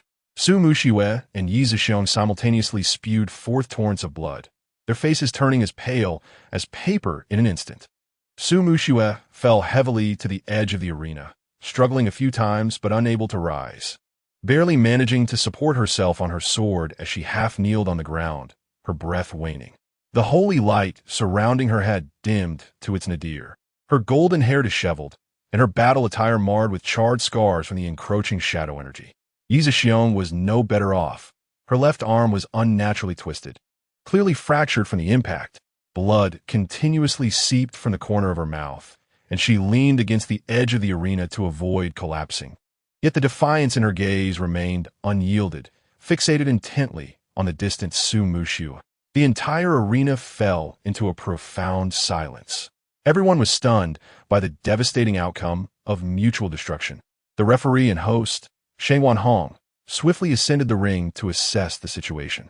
The medical team's healing ability users followed closely behind, enveloping the two combatants in a gentle glow that stabilized their severe injuries. Elder Yazan, seated at the podium, subtly raised his hand, and 2 vibrant emerald beams transcended space, precisely merging into Su Muxiue and Yi Zhexiong's bodies, hastening their recovery. Their injuries were grievous, with severe energy depletion and multiple bodily traumas, particularly due to the backlash from the collision of their primal energies. The medical team leader reported swiftly. Shengwan Hong exchanged glances with several referees and the dignitaries at the podium. Taking a deep breath, he grasped the megaphone, his voice resonating with excitement and a hint of sentiment, echoing throughout the venue. Ladies and gentlemen, in the contest on Ring 3, contestant Su Muxiue and Yi Zhexiong displayed S-level peak prowess and indomitable will, ultimately battling to a standstill, unable to continue. This shall be declared a tie. Furthermore, considering the condition of other competitors who, due to injuries or states, are unable to recover in a reasonable time to continue an effective competition, the organizing committee has unanimously decided, in this year's Freshman League individual competition, the third-place position is jointly awarded to Su Muxiue of Academy 3 and Yi Zhexiong of Academy 9. Upon this announcement, the audience erupted into applause after a brief silence, expressing understanding and support. Joint third place, justifiable. Their fierce battle warranted respect. Indeed, the other competitors have been bested by Gu Luochen, leaving no one else to challenge. On the stage, upon hearing the ruling, Su Muxiue and Yi Zixuan laboriously lifted their heads, their gazes colliding through the swirling energy dust. Su Muxiue's golden eyes bore a trace of fatigue, yet predominantly reflected her acknowledgement of Yi Zixuan's strength, though Yi Zixuan maintained her defiant demeanor. Witnessing Su Muxiue's equally disheveled, yet resolute appearance stirred a flicker of respect for her rival deep within her challenging gaze. She pursed her lips, tacitly accepting the outcome. Medical personnel swiftly and carefully lifted the two from the ring, transporting them to a more specialized treatment room. Thus, the individual competition of the Freshman League finally reached a conclusion. Champion, Gu Luochen, Academy 3. Runner-up, Lin Xian, Academy 5. Third place, Su Muxiue, Academy 3. Yi Zixuan, Academy 9. Despite the S-level students sweeping the top 3 positions, the results diverged significantly from public expectations. Chapter 55. Competition Format and Banquet. As the individual competition concluded, the lingering rays of the setting sun bathed the small square in front of the Third Academy's residence, suffusing the atmosphere with the exhilaration of the students. Inside the residence, a group of learners gathered around Gu Luochen and Su Muxiue, engaged in animated discussions about the recently finished contest. While Yin and Zhou sat to one side, Wu De entered the room, and noticing the crowd, he cleared his throat and addressed them. "Children, please quiet down. The rules for the team competition have been announced." His steady voice, though not loud, effectively interrupted the students' chatter, drawing their attention. He gestured with his hand, and the projection screen in the center of the room sprang to life, revealing a three-dimensional image of an island enveloped by dark blue waters. The commencement of the team competition was set for 3 days hence, with the venue designated as Gulong Island. Located approximately 200 nautical miles offshore from the 5th safe zone, Wu De continued, pointing to the screen. This island was recently infiltrated by a low-level alien realm. Due to its remote location, the incursion went unnoticed for a significant time, allowing many alien beasts to inhabit the island. Fortunately, these lower-tier creatures lack aquatic mobility and have become trapped there. He paused momentarily, then shifted his tone to a more serious note. However, in order to rigorously assess and hone your practical combat abilities, these creatures have been deliberately retained. With another wave of his hand, the screen shifted to display a small stronghold constructed from robust alloys at the center of the island. Now, pay close attention to the scoring rules. The first team to reach the central stronghold on Gulong Island will be awarded a direct score of 1,000 points. Wu De's voice was resolute. Subsequent teams will receive diminishing scores based on their order of arrival, decreasing by 100 points for each position. Thus, the 10th team will receive 100 points, while the 11th and any thereafter will receive nothing, even if they reach the stronghold. Gao Tian gasped in astonishment and interjected, "What is the point in giving 100 points to the 10th place? Isn't the reward only for the top 3? Calm yourself, you little rascal. I haven't finished yet." Wu De playfully tapped Gao Tian's head before continuing. "The alien beasts on the island will serve as obstacles that your teams must confront, and they will also be your sources of points. By defeating these creatures and obtaining their crystal cores, you will significantly enhance your scores. A third-tier core is worth 500 points, a second-tier core is valued at 200 points, and a first-tier core will earn you 10 points. Gao Tian's eyes sparkled with curiosity. "Are there no fourth-tier beasts on the island? Creatures from a low-level alien realm can only reach a maximum of third tier. What have you been listening to in class?" Zhou approached and gave Gao Tian a light tap on the head as well. But what if someone brings cores from outside?" Gao Tian rubbed his head, looking plaintive as he turned to Wu De with his query. The others, upon hearing this, also directed their gazes towards Wu De, clearly sharing the same concern. "Rest assured, once your team reaches the stronghold, the station judges will promptly account for all crystal cores you possess. Newly obtained cores are easily distinguishable from the old ones. They can identify them at a glance. After the referee confirms the crystal core points, your team's corresponding points will be added to it, resulting in your final score for the team competition. Ultimately, the teams will be ranked based on their total scores, with the team boasting the highest score declared as the champion. The rules are quite clear. They test the comprehensive abilities of the team rather than individual prowess. Wu De spoke at length, his gaze landing on Gu Luochen, who appeared utterly indifferent, nearly causing Wu De to choke with frustration. Even if there is an S-rank individual within the team, if they do not unite as one, they could still face disaster. Observing Gu Luochen's continued nonchalance, Wu De shook his head, revealing a hint of exasperation. Suddenly, he slapped his bald head, still adorned with a few remaining strands of hair, as if struck by inspiration. Ah, there is a banquet tonight hosted by Lin Qian's father, and we have been invited. You should all prepare promptly. A banquet? Oh, splendid. The voice of Sun Yo erupted, causing a ripple of laughter among the crowd. As night fell, the lights of countless homes flickered to life. At this moment, Gu Luochen, alongside the team from the Third Academy, entered the Lin family estate. The estate sprawled widely before them, in contrast to the grandeur of the Gu family manor. The Lin family estate epitomized opulence. It seamlessly fused modern technology with classical architectural artistry, adorned with exquisite materials that shimmered brilliantly. The courtyard was replete with rare and exotic flowers from other realms, exuding an enchanting fragrance that captivated the senses. This estate is excessively extravagant. What is the background of Lin Qian's father? Sun Yo inquired with curiosity. You do not know Lin Jianye of the Fifth Safe Zone? Gao Tian replied with a mockingly disdainful expression. Continuing, the Lin family's enterprises span across all sectors of the Fifth Safe Zone, from military industry to the very medicines you consume, wielding immense influence. His mere stomp could send tremors throughout the Fifth Safe Zone. Wow, how impressive. Sun Yo gasped in awe. The team from the Third Academy swiftly traversed the estate to the banquet hall.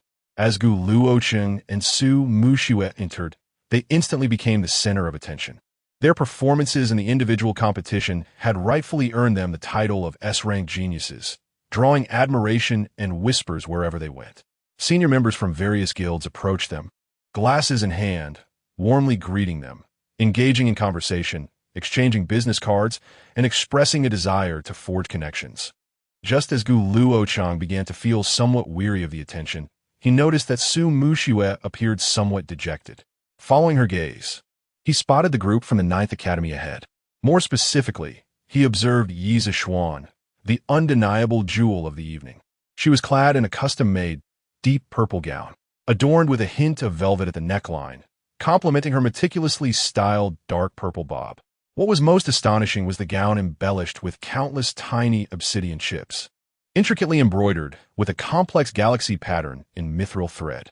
Beneath the resplendent lights of the banquet hall, a myriad of soft glimmers radiated, as if cloaking the scene in a celestial tapestry. At this moment, Yi Zixuan resembled a queen emerging from the myths of the Dark Night, noble and elegant. In contrast, Su Muxue, adorned in a rented moon-white silk dress, though pristine and understated, appeared excessively plain and ordinary against Yi Zixuan's exquisite gown. Gu Luochen could sense Su Muxue's envy. Despite her feigned aloofness, her fingers unconsciously tightened around the hem of her dress. What girl does not yearn to don the most beautiful attire in the most dazzling of settings?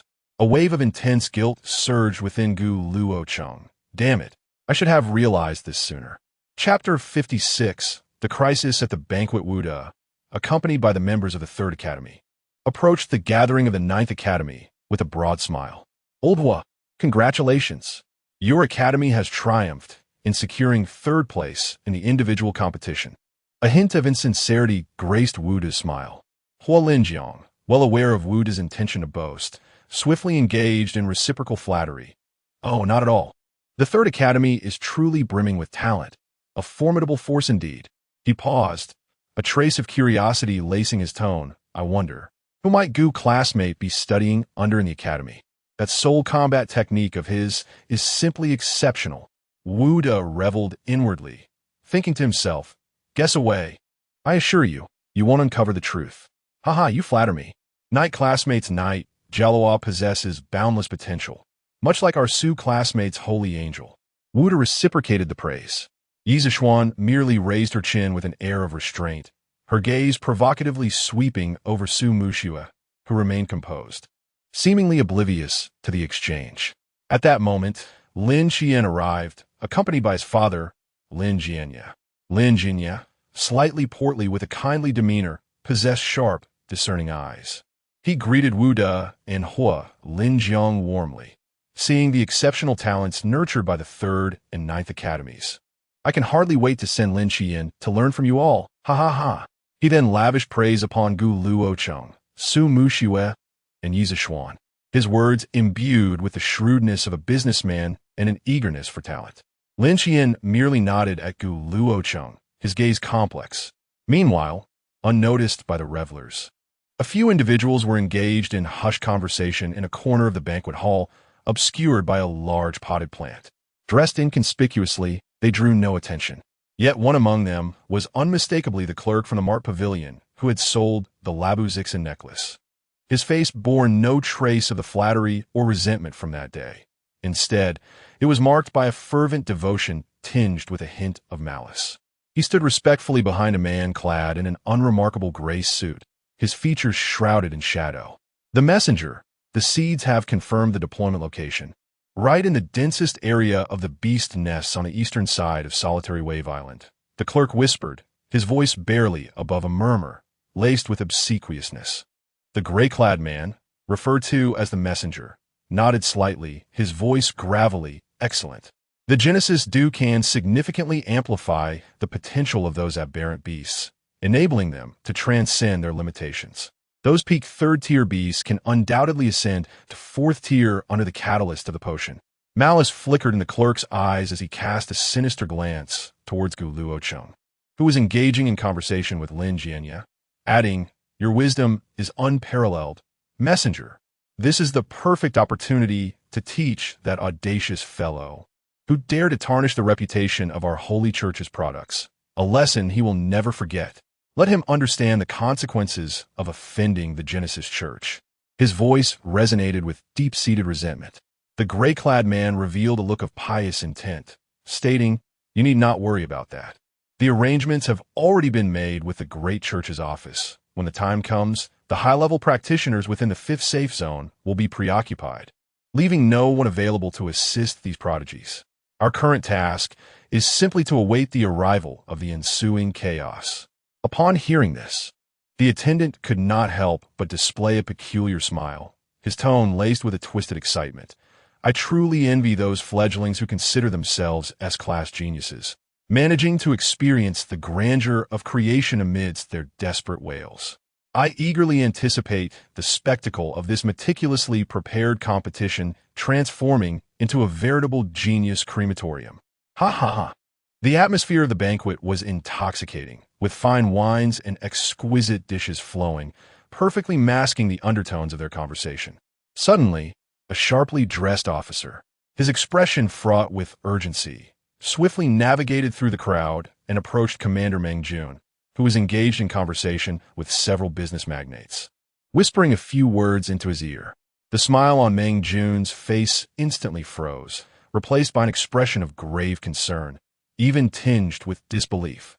He abruptly turned to the officer, who nodded affirmatively. Meng Jun took a deep breath and immediately moved to the side of the banquet host, Lin Jianya. Speaking in a solemn tone, "My apologies, Lin family head, but I must interrupt the festivities." Lin Jianya, taken aback by Meng Jun's severe demeanor, felt a chill in his heart. "Commander Meng, what has transpired?"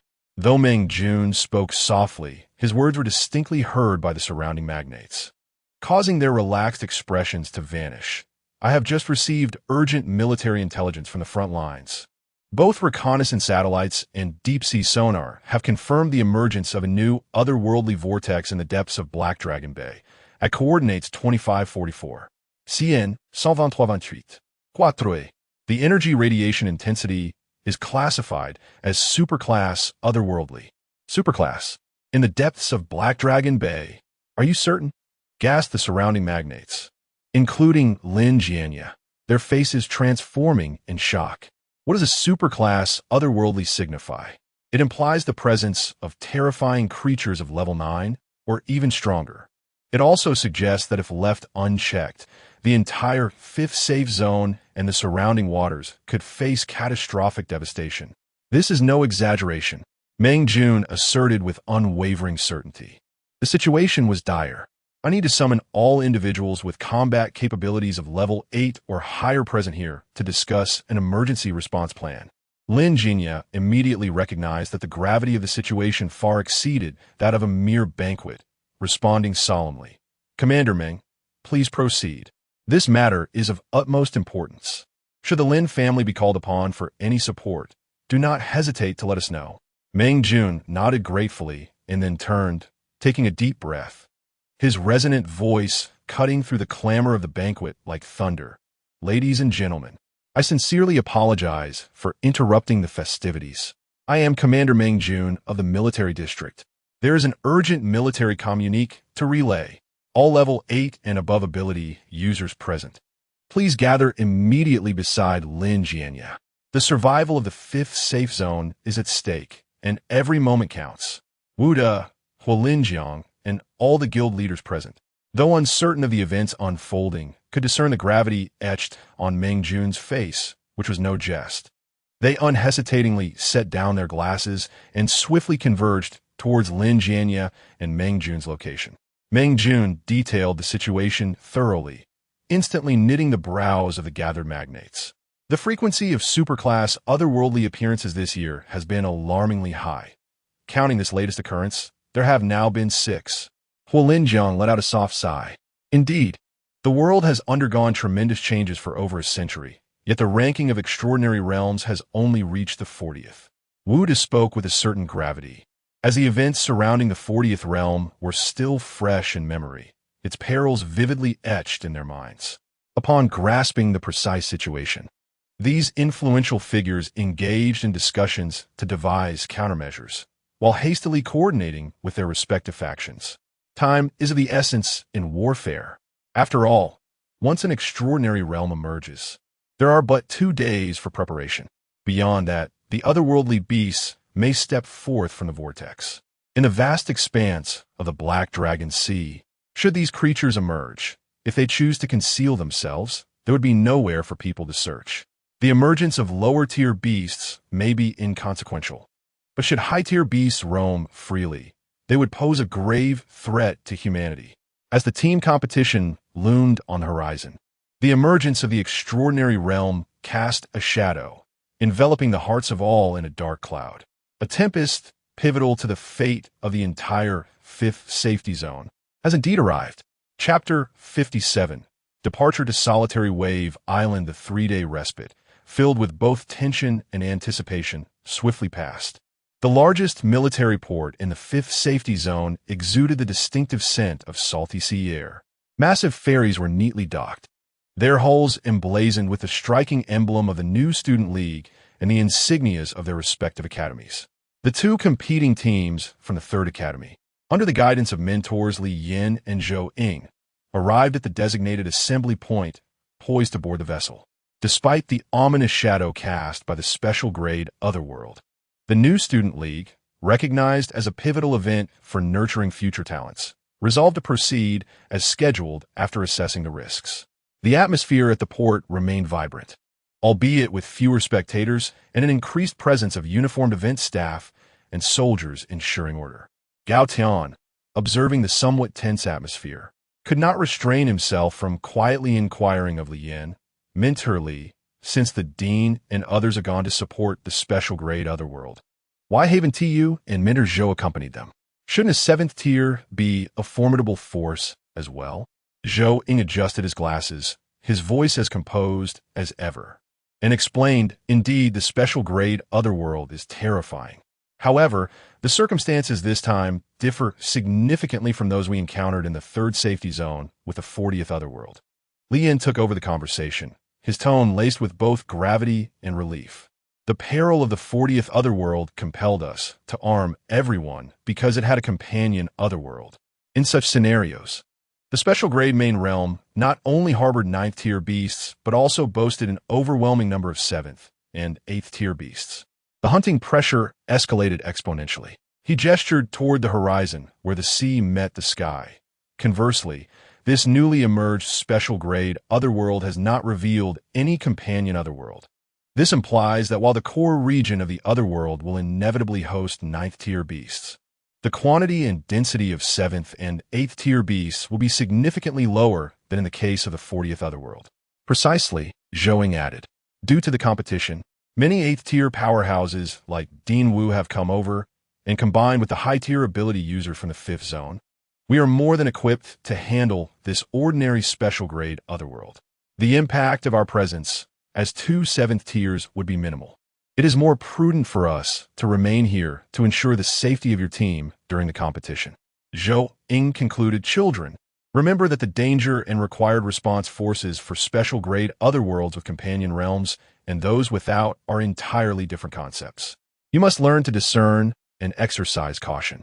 Upon hearing this, the group finally breathed a sigh of relief. Sun Yo flexed his robust wrist, glancing at the tightly bound silver metallic bracelet, and complained, "This thing is so tight, it's quite uncomfortable. What is it for?" The others turned to see the bracelet deeply embedded in his flesh, as if on the verge of bursting, prompting a wave of laughter from the surrounding teammates. Lian shot him an irritated glance and clarified, "This is a competition-specific monitoring bracelet. Every participating student must wear one, as long as the device remains in hand. The Event Command Center can monitor your locations on the island at any time, preventing any unfortunate disconnection."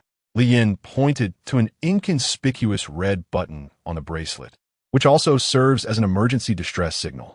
In the event of a life-threatening situation, pressing this button will summon the event emergency team stationed at Lonely Wave Island, who will rush to rescue you at the swiftest speed.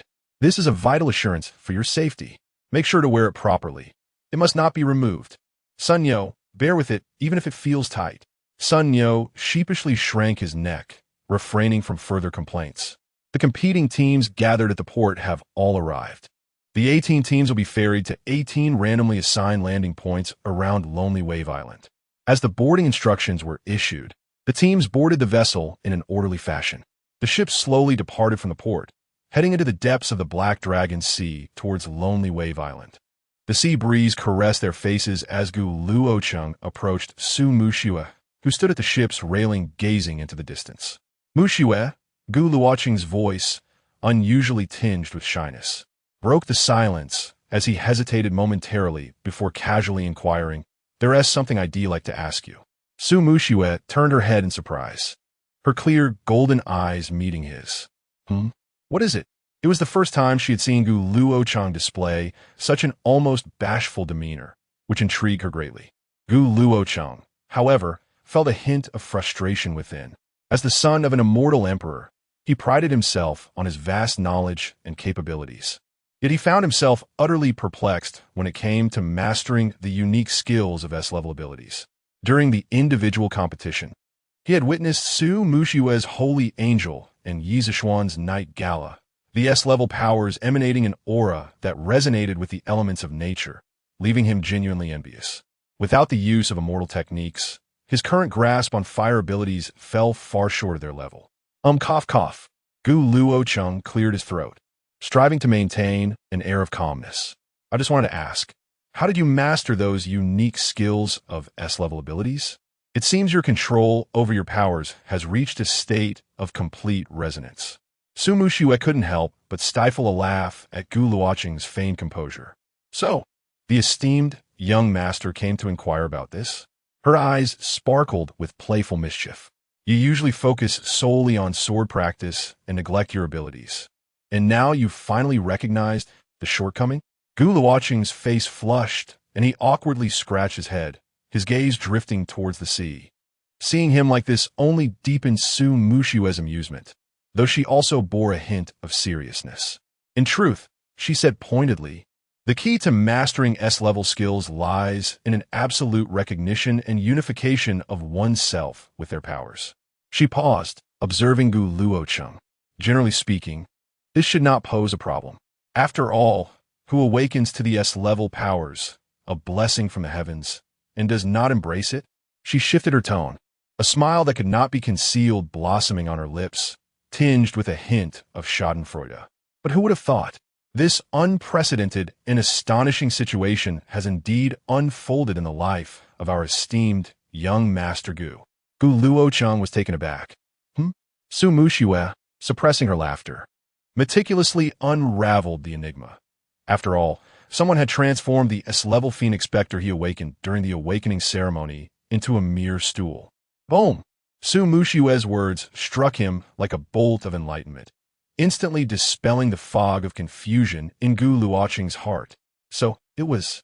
The root of the issue lay in his subconscious disdain and disbelief towards that mundane fire. It was precisely due to his alienation from his own extraordinary abilities that he was unable to manifest the grandeur befitting an S-level power. He had consistently regarded his past methods as fundamental, viewing the powers of this realm as inferior, never truly acknowledging them, and thus could not attain the realm of unity of body and spirit, resonating with the elements. Upon realizing this, a brilliant light erupted in Gu Luocheng's eyes, banishing the previous awkwardness and embarrassment, replaced instead by a profound clarity. So, the problem lies here, Gu Luocheng murmured to himself, then turned to Su Mushue, his gaze filled with gratitude and a hint of eagerness. Thank you, Mushue. Your words are worth their weight in gold. Su Mushue observed his sudden resurgence of spirit. Even more confident and exuberant than before, a gentle smile gracing her lips. Unintentionally, the sea breeze tousled her golden hair, shimmering under the sunlight. Embraced by the light, she outshone any ornate gown that could adorn her exquisite beauty. Chapter 58. The team competition begins. The shuttle boat halted several hundred meters from the shores of Solitary Wave Island, its massive hull gently swaying with the rhythm of the waves. A voice crackled over the intercom. Attention all participating teams. The shuttle is about to arrive at the designated area. Non-participating personnel, please remain on the shuttle. Competitors, kindly board the event speedboats in an orderly fashion, as staff will escort you to your respective landing points on the island. Wishing you all a victorious start. As the announcement concluded, Gu Luocheng and the other members of Team Sun Yo, Ning Yun, Dongwei, and Chen Wei disembarked the shuttle and stepped onto a nimble event speedboat. The vessel sliced through the dark blue waters, carrying them toward a landing point concealed by dense mangroves on the island's periphery. Upon setting foot on the soft sandy beach, a sense of foreboding washed over the group. The island, once described in the briefing as being adorned with lush tropical rainforests, was now shrouded in a thick, gray mist, drastically reducing visibility. Deep within the island, the echoes of beastly roars reverberated, wild and filled with malice, distinctly different from the usual cries of exotic creatures. This atmosphere seems rather unsettling, Chen Wei remarked, instinctively shrinking her neck as an uneasy ripple coursed through their mental connection. Whatever. The pre-competition report indicated that the island is primarily inhabited by goblins, posing little threat, Sun Yo reassured, though his vigilant gaze swept across the mist-enshrouded depths of the jungle. Goblins, with their sharp features and blue or green skin, were known for their tool use and were relatively common low-tier beasts. Meanwhile, at the central stronghold of Solitary Wave Island, several event staff hurriedly arrived and pushed open the metallic doors of the outpost. Old Lu, Little Wong, where is everyone? The team leader called out. The outpost lay empty, save for the rhythmic ticking of instruments. A half-finished cup of coffee rested on the table, still emitting a faint steam. Strange. Where are the duty personnel? Do they step out for a patrol? The leader furrowed his brow, but dismissed the thought. Never mind. Let us activate the monitoring system. The competition is about to commence. All 18 teams had arrived at their respective landing points, poised and ready. The leader's earpiece crackled with the voice of the host, Shangwan Hong. Let us confirm the readiness of each participating team. Point 1 is ready. Point 2 is ready. Point 18 is ready. The leader responded affirmatively. Excellent. I hereby declare, the freshman league team competition officially begins. Shangwan Hong's impassioned voice resonated through the communications device, igniting the spirits of every competitor. Onward.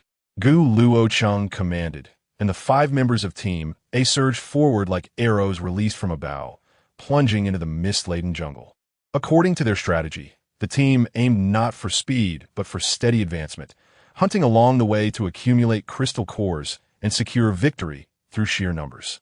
However, as they traversed deeper, they found that the first and second tier goblins were nearly non-existent. Instead, they frequently encountered third tier goblins. These creatures were larger than the descriptions in the material suggested, their skin a sickly dark red, marred by pronounced veins bulging beneath the surface. Their eyes were no longer cunning. Instead, they glowed with a frenzied, bloodthirsty red light.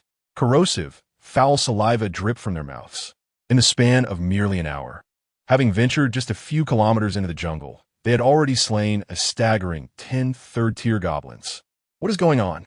Sun Yo had just used sheer brute force to smash a third-tier goblin skull and was now panting heavily. Shouldn't there be more first and second-tier creatures? Why are there only third-tier goblins? Has the competition organizers intentionally adjusted the difficulty for our route? Gu Luochen furrowed his brow, crouching down to examine the charred corpse of a third-tier goblin. His fingers glided over its dark red, coarse skin, sensing the residual energy fluctuations. Something felt amiss. He spoke in a low voice, his words strikingly clear amidst the oppressive miasma. These third-tier goblins possess immense strength but lack finesse. Their energy utilization is shockingly crude, almost as if they were forcibly bred. They gave me the impression that they had only recently broken through to the third tier. Upon hearing this, the others reflected carefully on the recent battle. Indeed, although these goblins had reached the third-tier standard in power, their attacks were utterly chaotic, devoid of the precision characteristic of seasoned third-tier beasts, relying instead on instinctual, frenzied biting. If it were not for this, they could not have dispatched 10 so swiftly. Forcibly bred? Who could have done this? Why? Chen Wei's voice was laced with suspicion.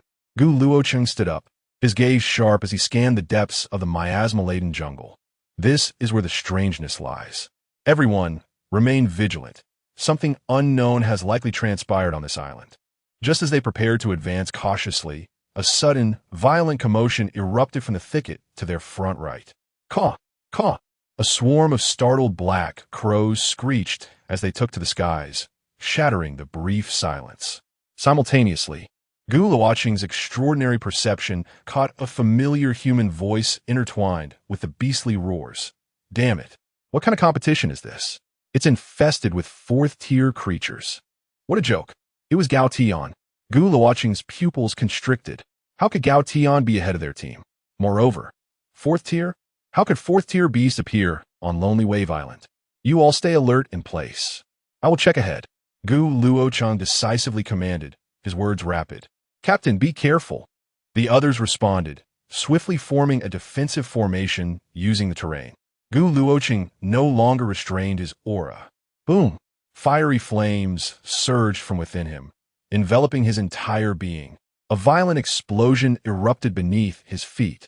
Stepping into the flames, utilizing the tremendous thrust generated by the explosion, he transformed into a crimson meteor, leaving a trail of fiery afterimages as he shot forward.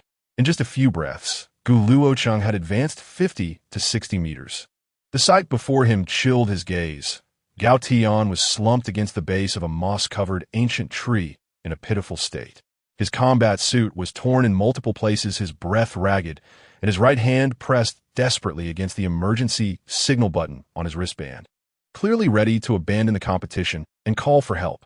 What drove him to the brink of despair were two colossal, giant goblins, their stature far surpassing that of a third-tier beast. Fourth tier, a veritable fourth-tier aberration. One of them raised a fist the size of a grinding stone, striking fiercely towards the utterly cornered Gao Tian. Abominable creature, seeking death. Gu Luochen's furious roar resonated like thunder. Without the slightest hesitation, suspended in mid-air, his standard longsword, enveloped in incandescent flames, had already been unsheathed. Gu Luochen fused speed with the explosive power of fire to perfection, transforming into a dazzling stream of crimson and white light. With a swift thrust, the tip of the sword, ablaze with white-hot flames, effortlessly pierced through the chest of the goblin that was throwing a punch. Boom! With a flick of his wrist, the ferocious energy infused within the sword detonated instantaneously inside the goblin's body. The fourth-tier goblin didn't even have time to scream, as its robust upper body exploded like a lit powder keg. Erupting from within, A fourth-tier beast was, astonishingly, annihilated in an instant by the third-tier Luochen. Chapter 59. The Crisis of Su Mushiwe Changgu. Gao Tian exclaimed, his voice tinged with tears, overwhelmed with joy after surviving the cataclysm.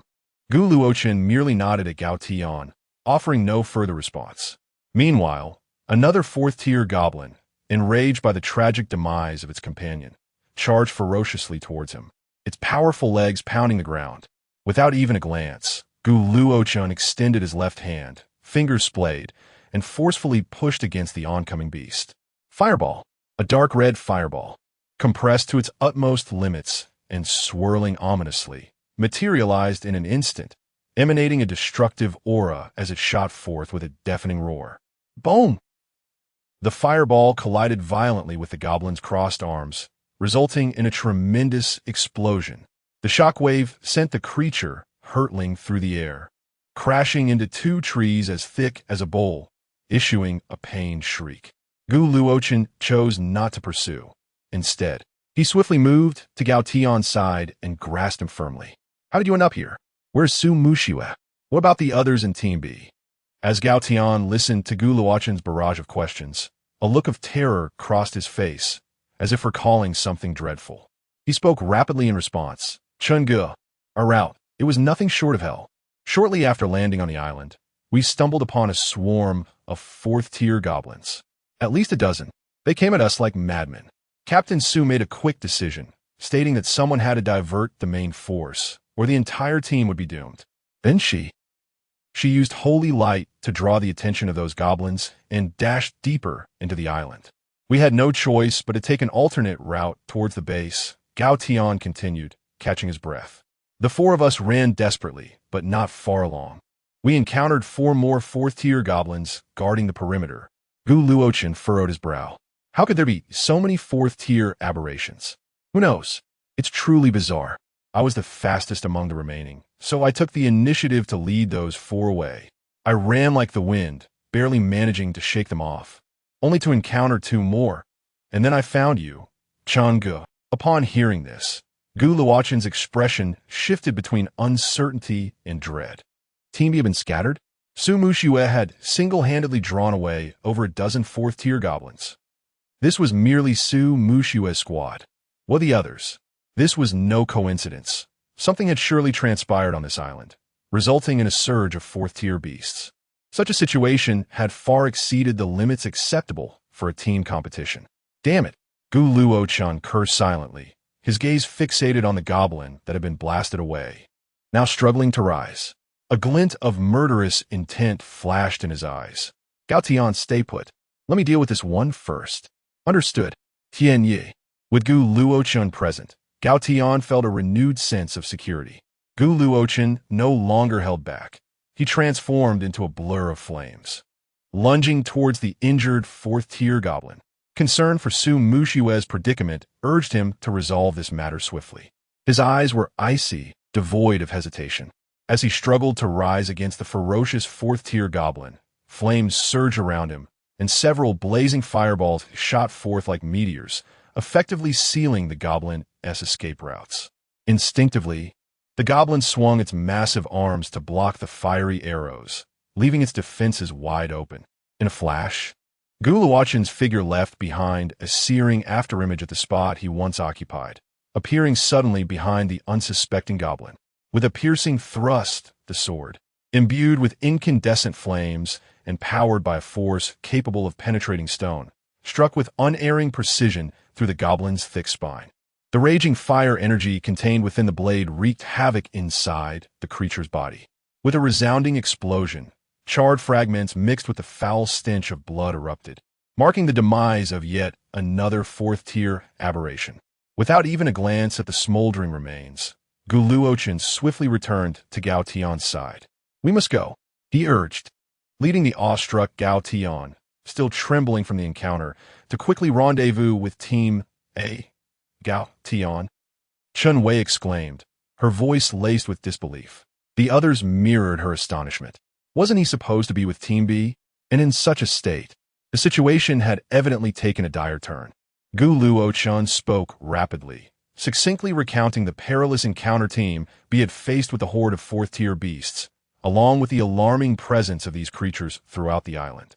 Su Mushue's fate hangs in the balance, and the rest of Team B is scattered. I wish to mount a rescue immediately. His gaze swept over the team, infused with a rare sense of apology. I apologize to everyone. This may require us to forfeit the competition. Hearing this, Sun Yo was the first to roar, Captain. What are you saying? Captain Su is in trouble. How can we just stand by? The competition pales in comparison to saving lives. Indeed, Captain, you are being too formal. Ning Yun's eyes gleamed sharply, the wind element swirling subtly around her. Command us, Captain. Dong Wei and Chun Wei spoke in unison, their faces devoid of hesitation. Seeing such resolute support from his comrades warmed Gu Luochen's heart, and Gao Tian gazed at them with renewed gratitude. Gao Tian, lead the way. Full speed ahead. Our target is the direction where Su Mushua last diverted the beast horde. No longer concealing their movements, the group, guided by Gao Tian, darted like arrows into the depths of the mist-laden forest.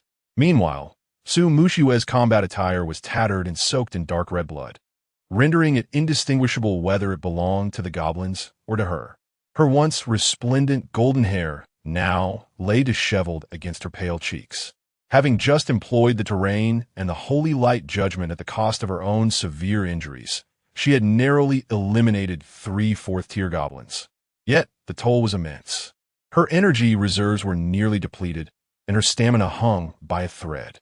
Behind her, the remaining 10 enraged goblins pursued relentlessly, like a swarm of locusts, roaring in fury. Su Mushue could only rely on her willpower and the remnants of her strength to navigate the forest, evading capture. Time became a blur as she ran. Her legs felt as if they were encased in lead, and her vision began to fade. The roars of the beasts behind her gradually diminished. Just as she allowed herself a moment of respite, leaning against an ancient tree to catch her breath, shadowy figures emerged through the miasma ahead. Su Mushue's heart tightened, and she immediately halted, steeling herself for what lay ahead. A shadow approached. Leading the way was a young man whose countenance bore an air of sharpness and malice. None other than Du Enian from the First Academy, who had previously crossed paths with Su Mushue during the individual competition. Behind him trailed 4 other team members, each exuding a formidable aura, clearly indicative of a powerful squad. Upon catching sight of Su Mushue, Du Enian's eyes momentarily glimmered with astonishment, only to be swiftly replaced by a thick layer of mockery and schadenfreude. He sauntered forward, his gaze brazenly sweeping over Su Mushue's dust-streaked and sweat-soaked visage, which, despite appearing somewhat disheveled, remained stunningly beautiful. Ah, is this not our radiant and unparalleled goddess, Su? Du Enian's voice elongated with a mocking tone, laden with frivolity. What a state you find yourself in. TSK, TSK, TSK, this pitiful appearance is more tantalizing than ever. He deliberately licked his lips, his gaze becoming increasingly lascivious, suppressing the wave of nausea and dizziness rising within her. Su Mushue cast him a cold glance with her golden eyes, remaining silent as she turned away to head in another direction. Engaging in discourse with such a person was the last thing she desired at this moment. Ah, don't go, Su Goddess.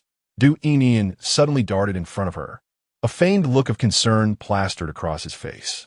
The situation on this island is peculiar, with crazed goblins lurking everywhere. How perilous. Should anything happen to you, it will be a loss for all humanity. He extended his hand as if to assist her, adding, let me, your dear brother Du, ensure your safe passage to the stronghold, or perhaps we could find a quiet place to rest together.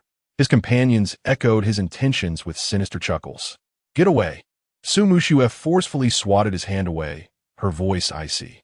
She attempted to summon her powers, but a wave of emptiness surged through her, and the faint glow flickered out. Du Enian's delight grew at her weakened state. Ah, it seems you truly are in no condition.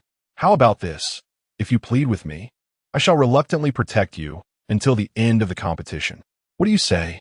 As he spoke, he stepped closer, his gaze becoming ever more brazen. Su Mushue pressed her lips tightly together, refusing to engage further. With a desperate effort, she attempted to muster her strength and staggered away in another direction. Ah, quite stubborn. Du Yinyan's expression hardened, his smile taking on a more sinister edge. Block her. I wish to see just how long this noble S-class can maintain her obstinacy. His team members swiftly fanned out, subtly encircling her. Du Yinyan, meanwhile, leisurely followed behind Su Mushue, akin to a cat toying with a mouse. Having already exhausted her strength, Su Mushue found herself besieged, her stamina utterly depleted.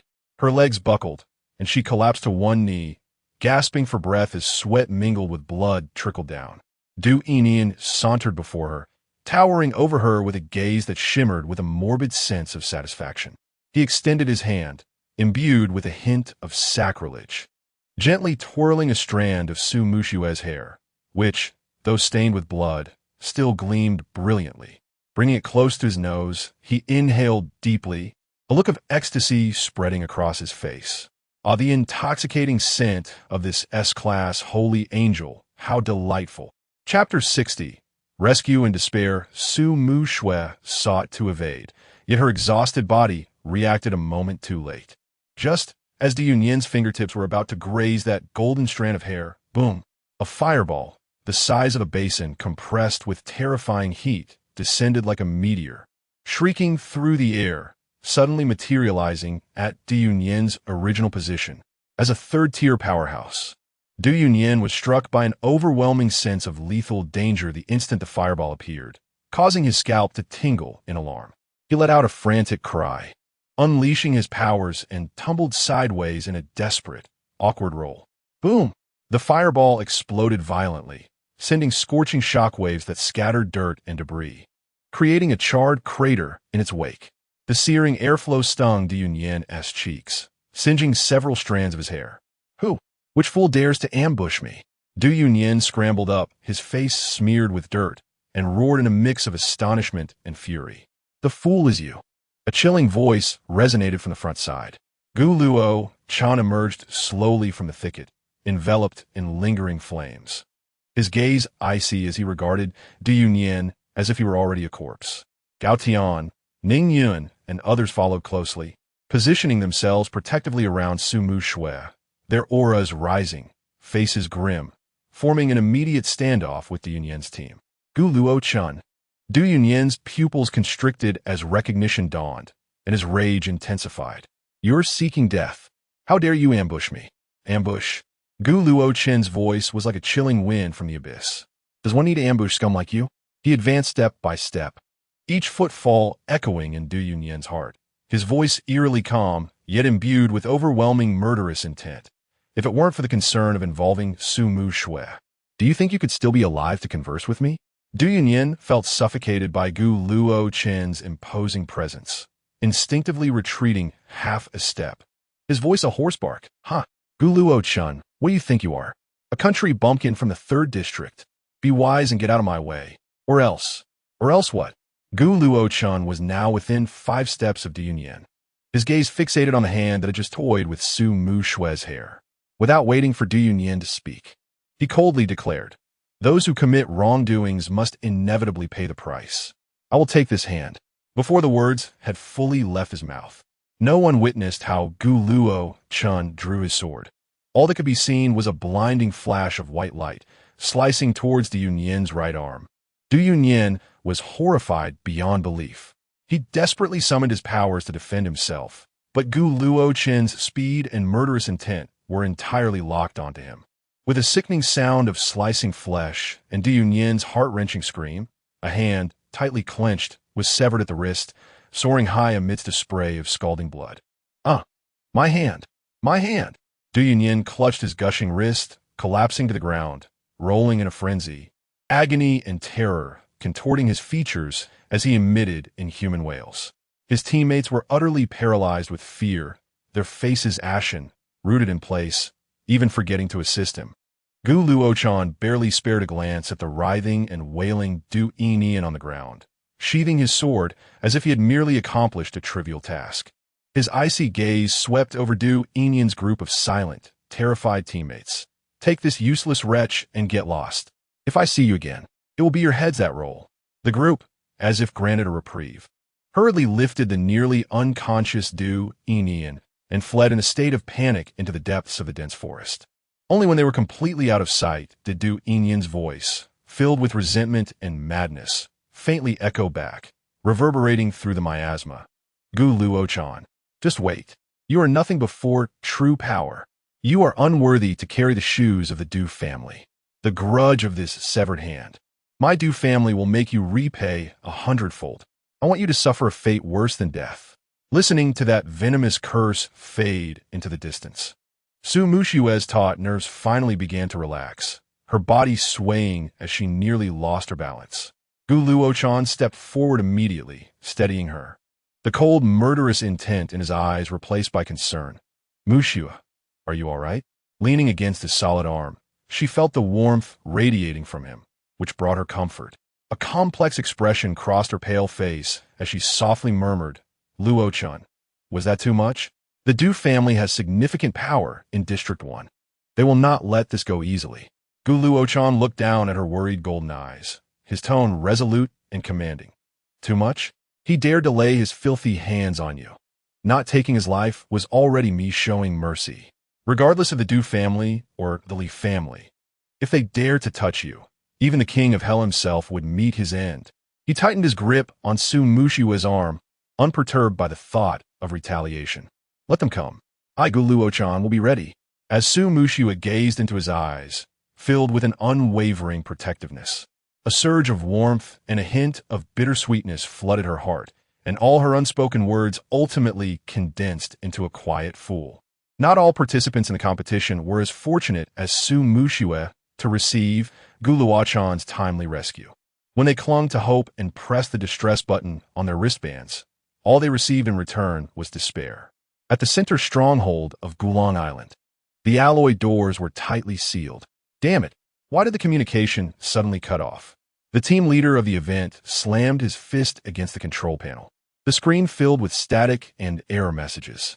Suddenly, an invisible pressure descended without warning, causing the entire internal space of the stronghold to feel as if it had frozen in an instant. Who is it?